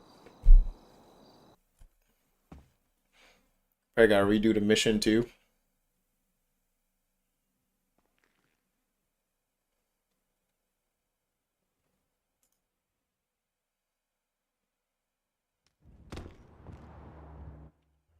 The fuck?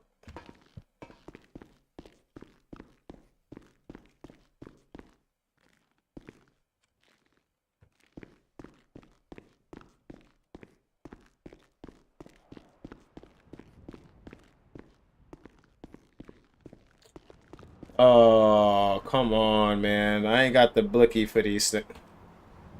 Hold up, chat. Hold up, chat. Know how this is gonna go.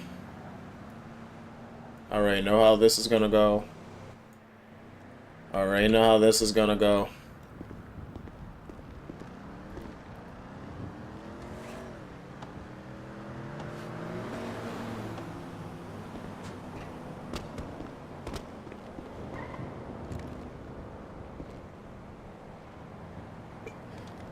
Woo-wee, man.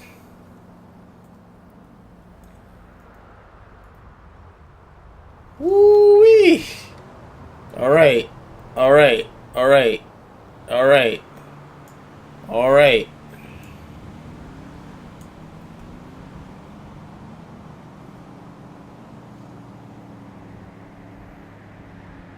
Put this away. Now we're gonna figure this shit out, chat. Get it again just in case. Hey man, that's a lot. This step is on cooldown.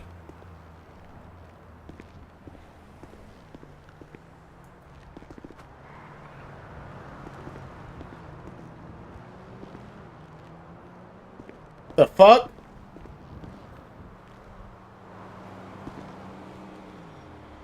Kind of ghost monitors is sitting right there watching us, huh?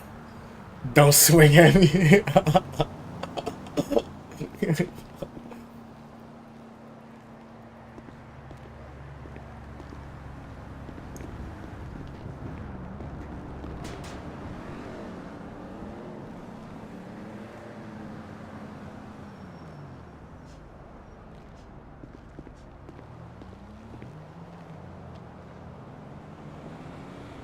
Let me see if I can get the raccoon to pop out, actually.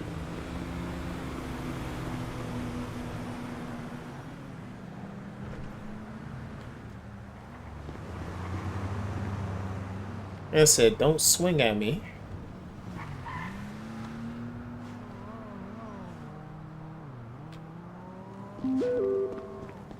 Then you put a restart in 30 minutes? So you telling me we only got 30 minutes? Alright, let's hurry up, chat.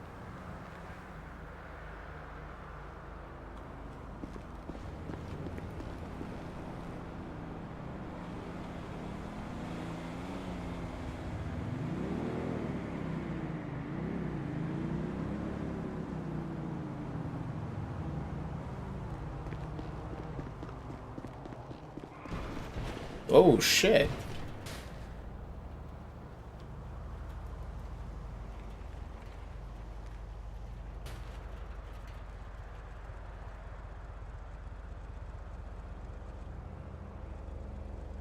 Oh, oh, oh.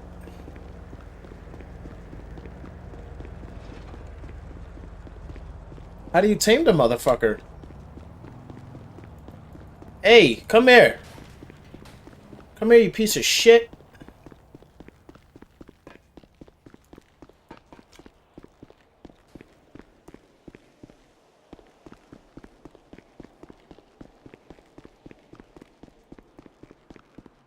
Bro, I can't even... I'm hitting the button to tame him.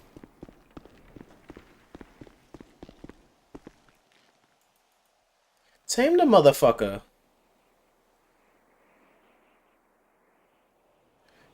What? On the first go? Chat. I have a pet raccoon. What does this mean? We got the pet raccoon. Now I'm officially a raccoon whisperer. What does the raccoon do? What the fuck?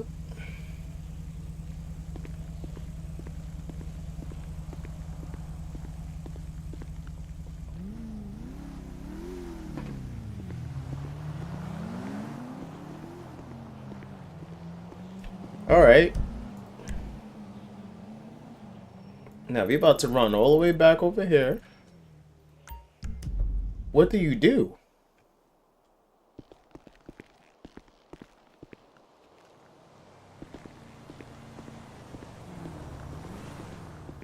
Are you following me?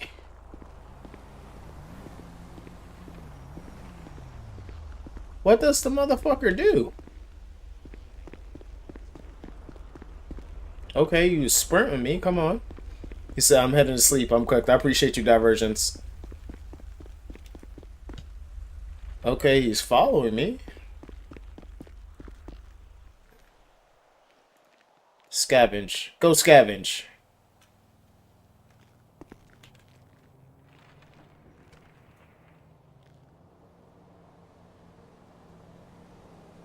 He didn't scavenge shit.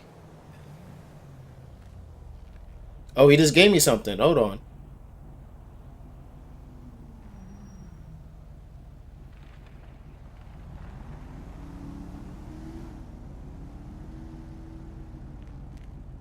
What did he give me?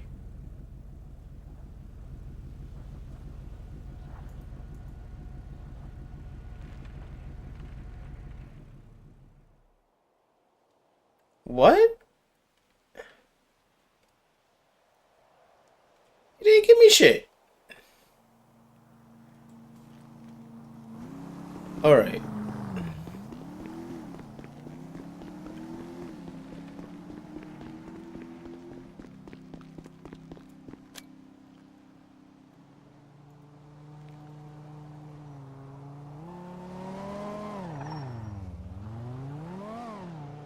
I have to call my car when the garage is right here.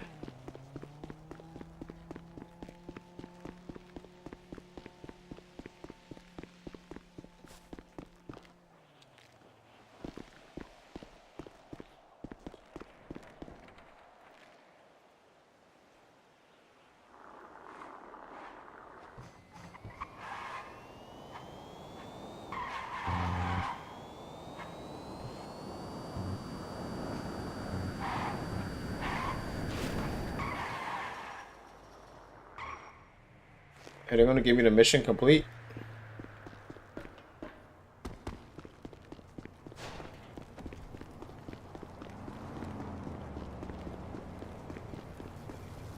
Do I gotta start the mission over again?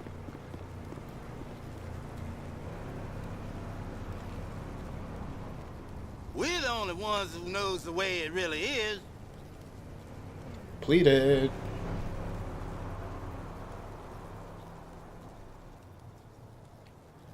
Hey! You're telling me. Alright. Alright. So, Nelly, are you in here still? What is this raccoon supposed to do? Because I collected the homie and he went to go search something and he ain't give me shit.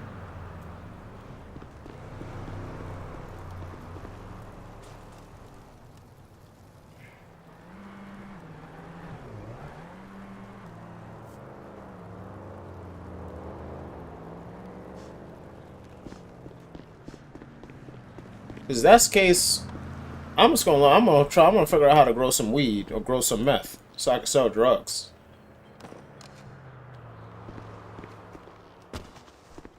Or go find this black market homie too with the fucking tablet. Drop my 90K for this tablet already, man.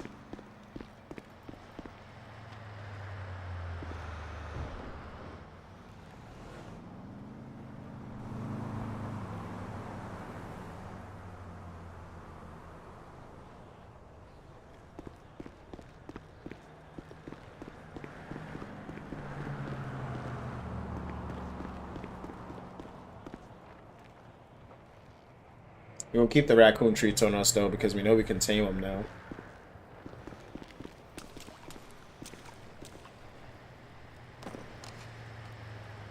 Chat, I'm glad that we tamed them on stream. W's.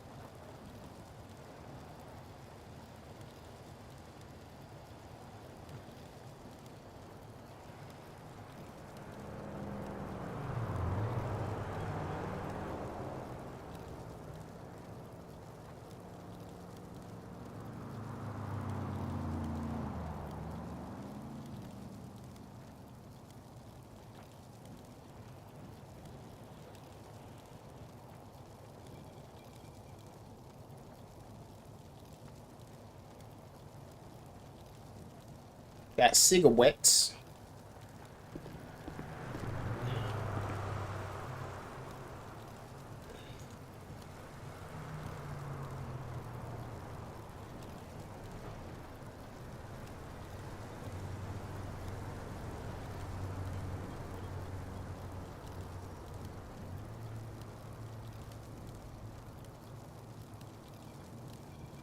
Oh, wrong button.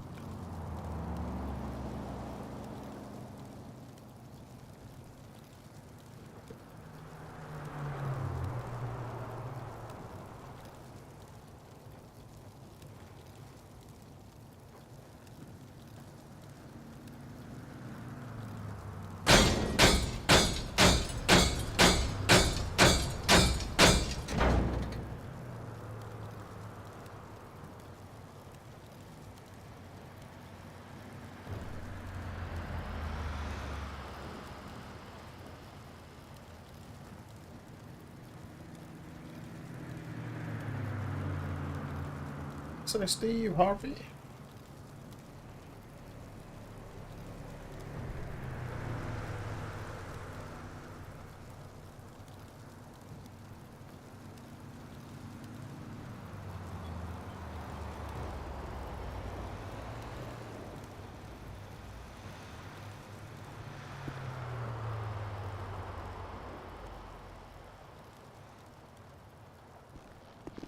Alright, child, let's try to find another raccoon, I guess. I don't know. Let's see what the raccoon can do. To pay your taxes. Man, shut your ass up. What? What? Stupid fuck.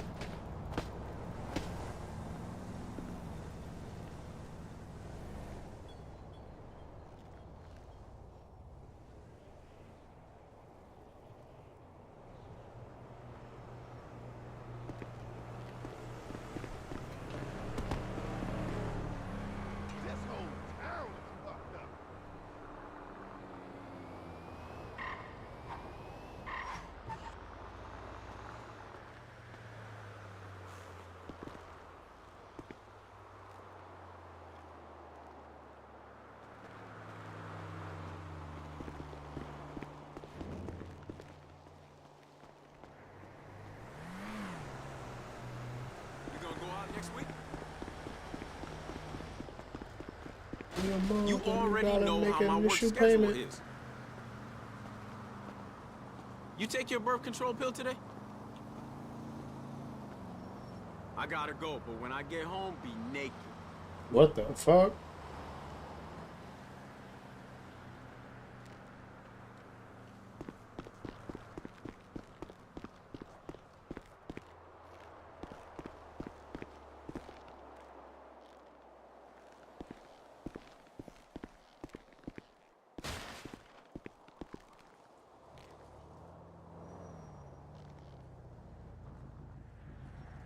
That was another needle? No way, back-to-back needles?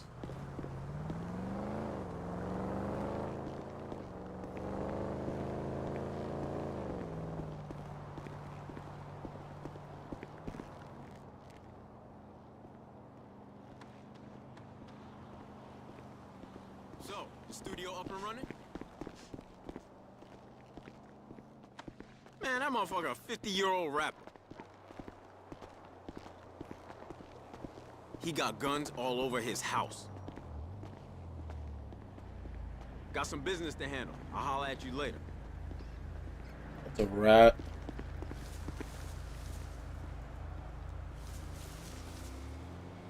Hey, what's up, Barter? How are you today, brother? Just trying to tame. I tamed the rat, finally, which is like one of the final things to do. But the rat, not the rat, the raccoon, but the raccoon didn't give me anything. But yeah, I didn't mean to do that. But I'm trying to find a raccoon.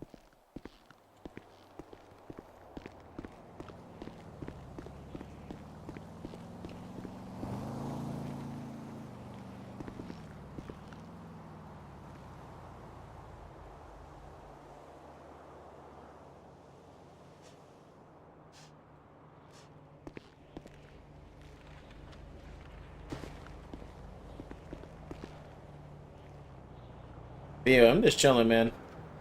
I'm gonna try to look for this black marker homie still too, but I might do some of that offline, honestly, chat. We've been online for almost 10 hours today, which is crazy to think about. 10 hours is something. How you doing? Hey, baby. I'm just picking trash, man. That's how I'm doing.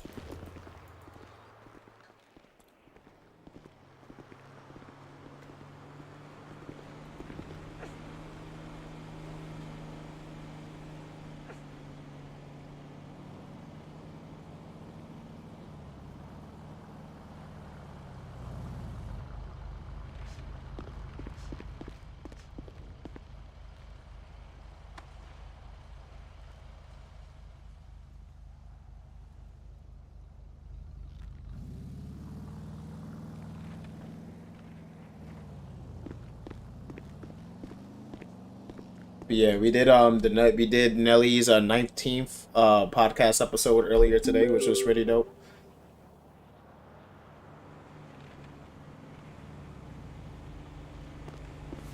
We got more casino trips.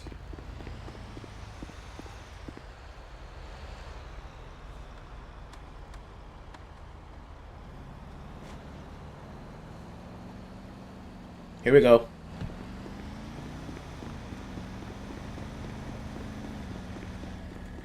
Yo, my boy, I need to holler at you. Hell yeah.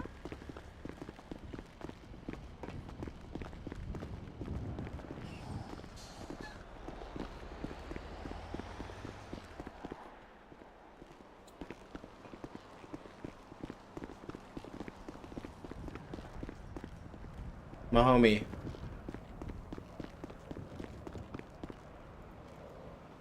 What do you mean I didn't give enough money this weekend?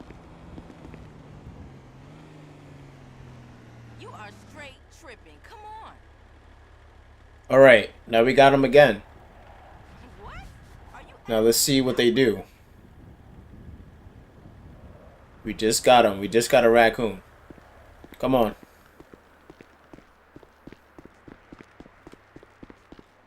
Where you at? Let's go.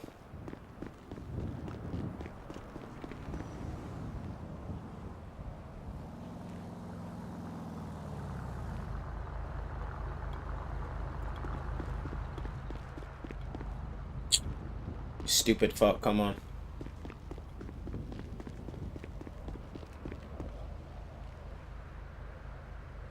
Come on. Get your wax on. We're hitting the beach this weekend. What can you do? Look for a trash bin for you to fucking search. You with me? Where's he at?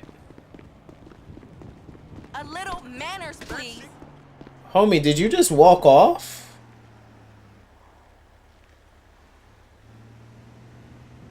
So it's only for a limited amount of time?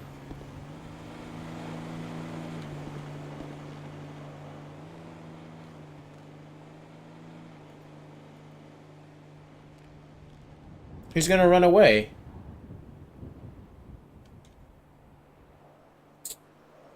Give me my jobs back, man.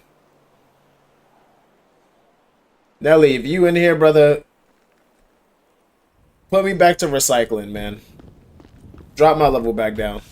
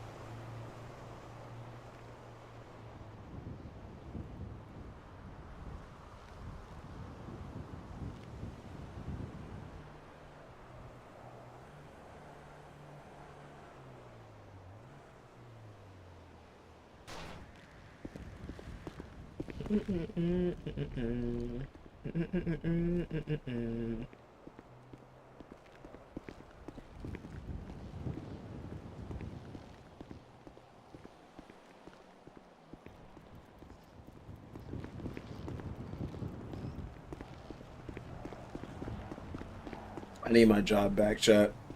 I need my jobs back.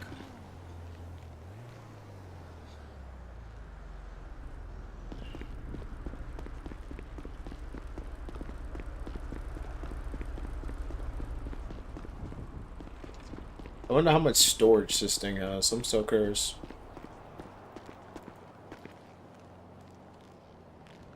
Let me see.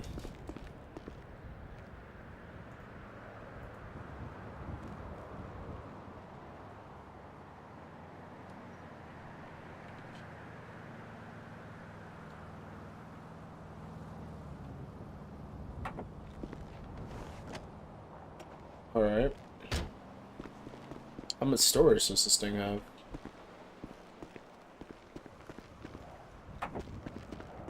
Same amount as my other truck. Okay.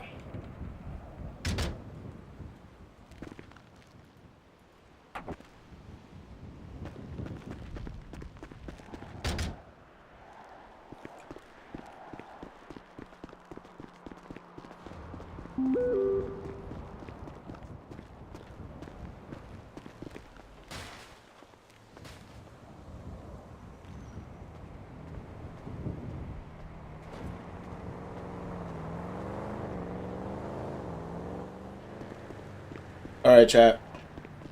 I think we're gonna fly out. We got the raccoon twice.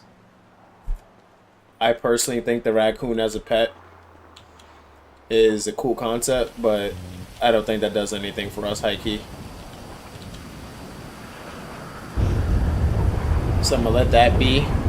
I don't know if I'm gonna fly back in offline, chat, and just mess around. Just have some fun. Do a little heist or something.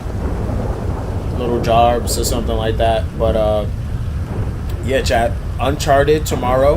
Uncharted 4. I know that for sure.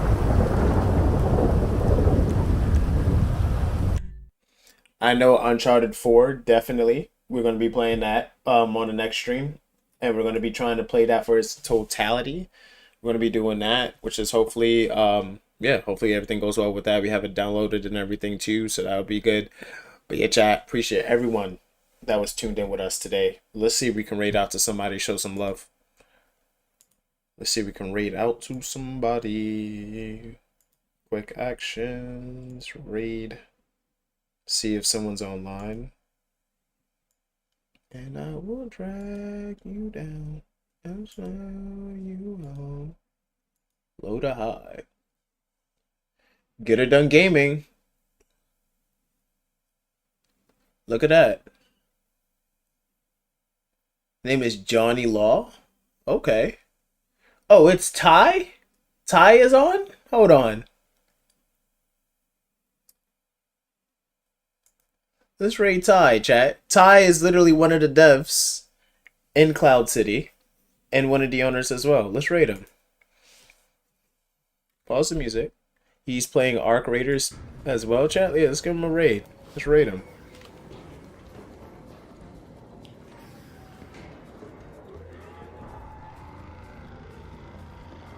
They fucked me. Yes, have a good night, Flip Flame. I appreciate you. Be safe with your fares, alright? Be safe with your fares. Alright, chat, we're gonna drop some emotes.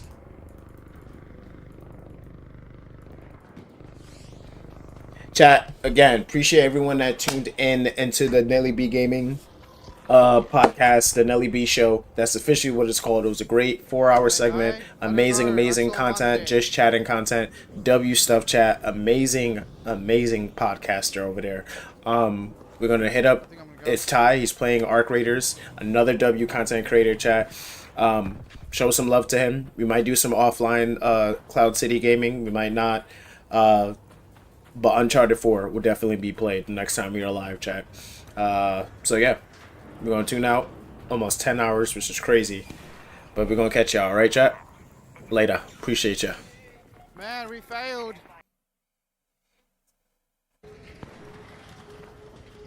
Get in. Oh, thanks, boys.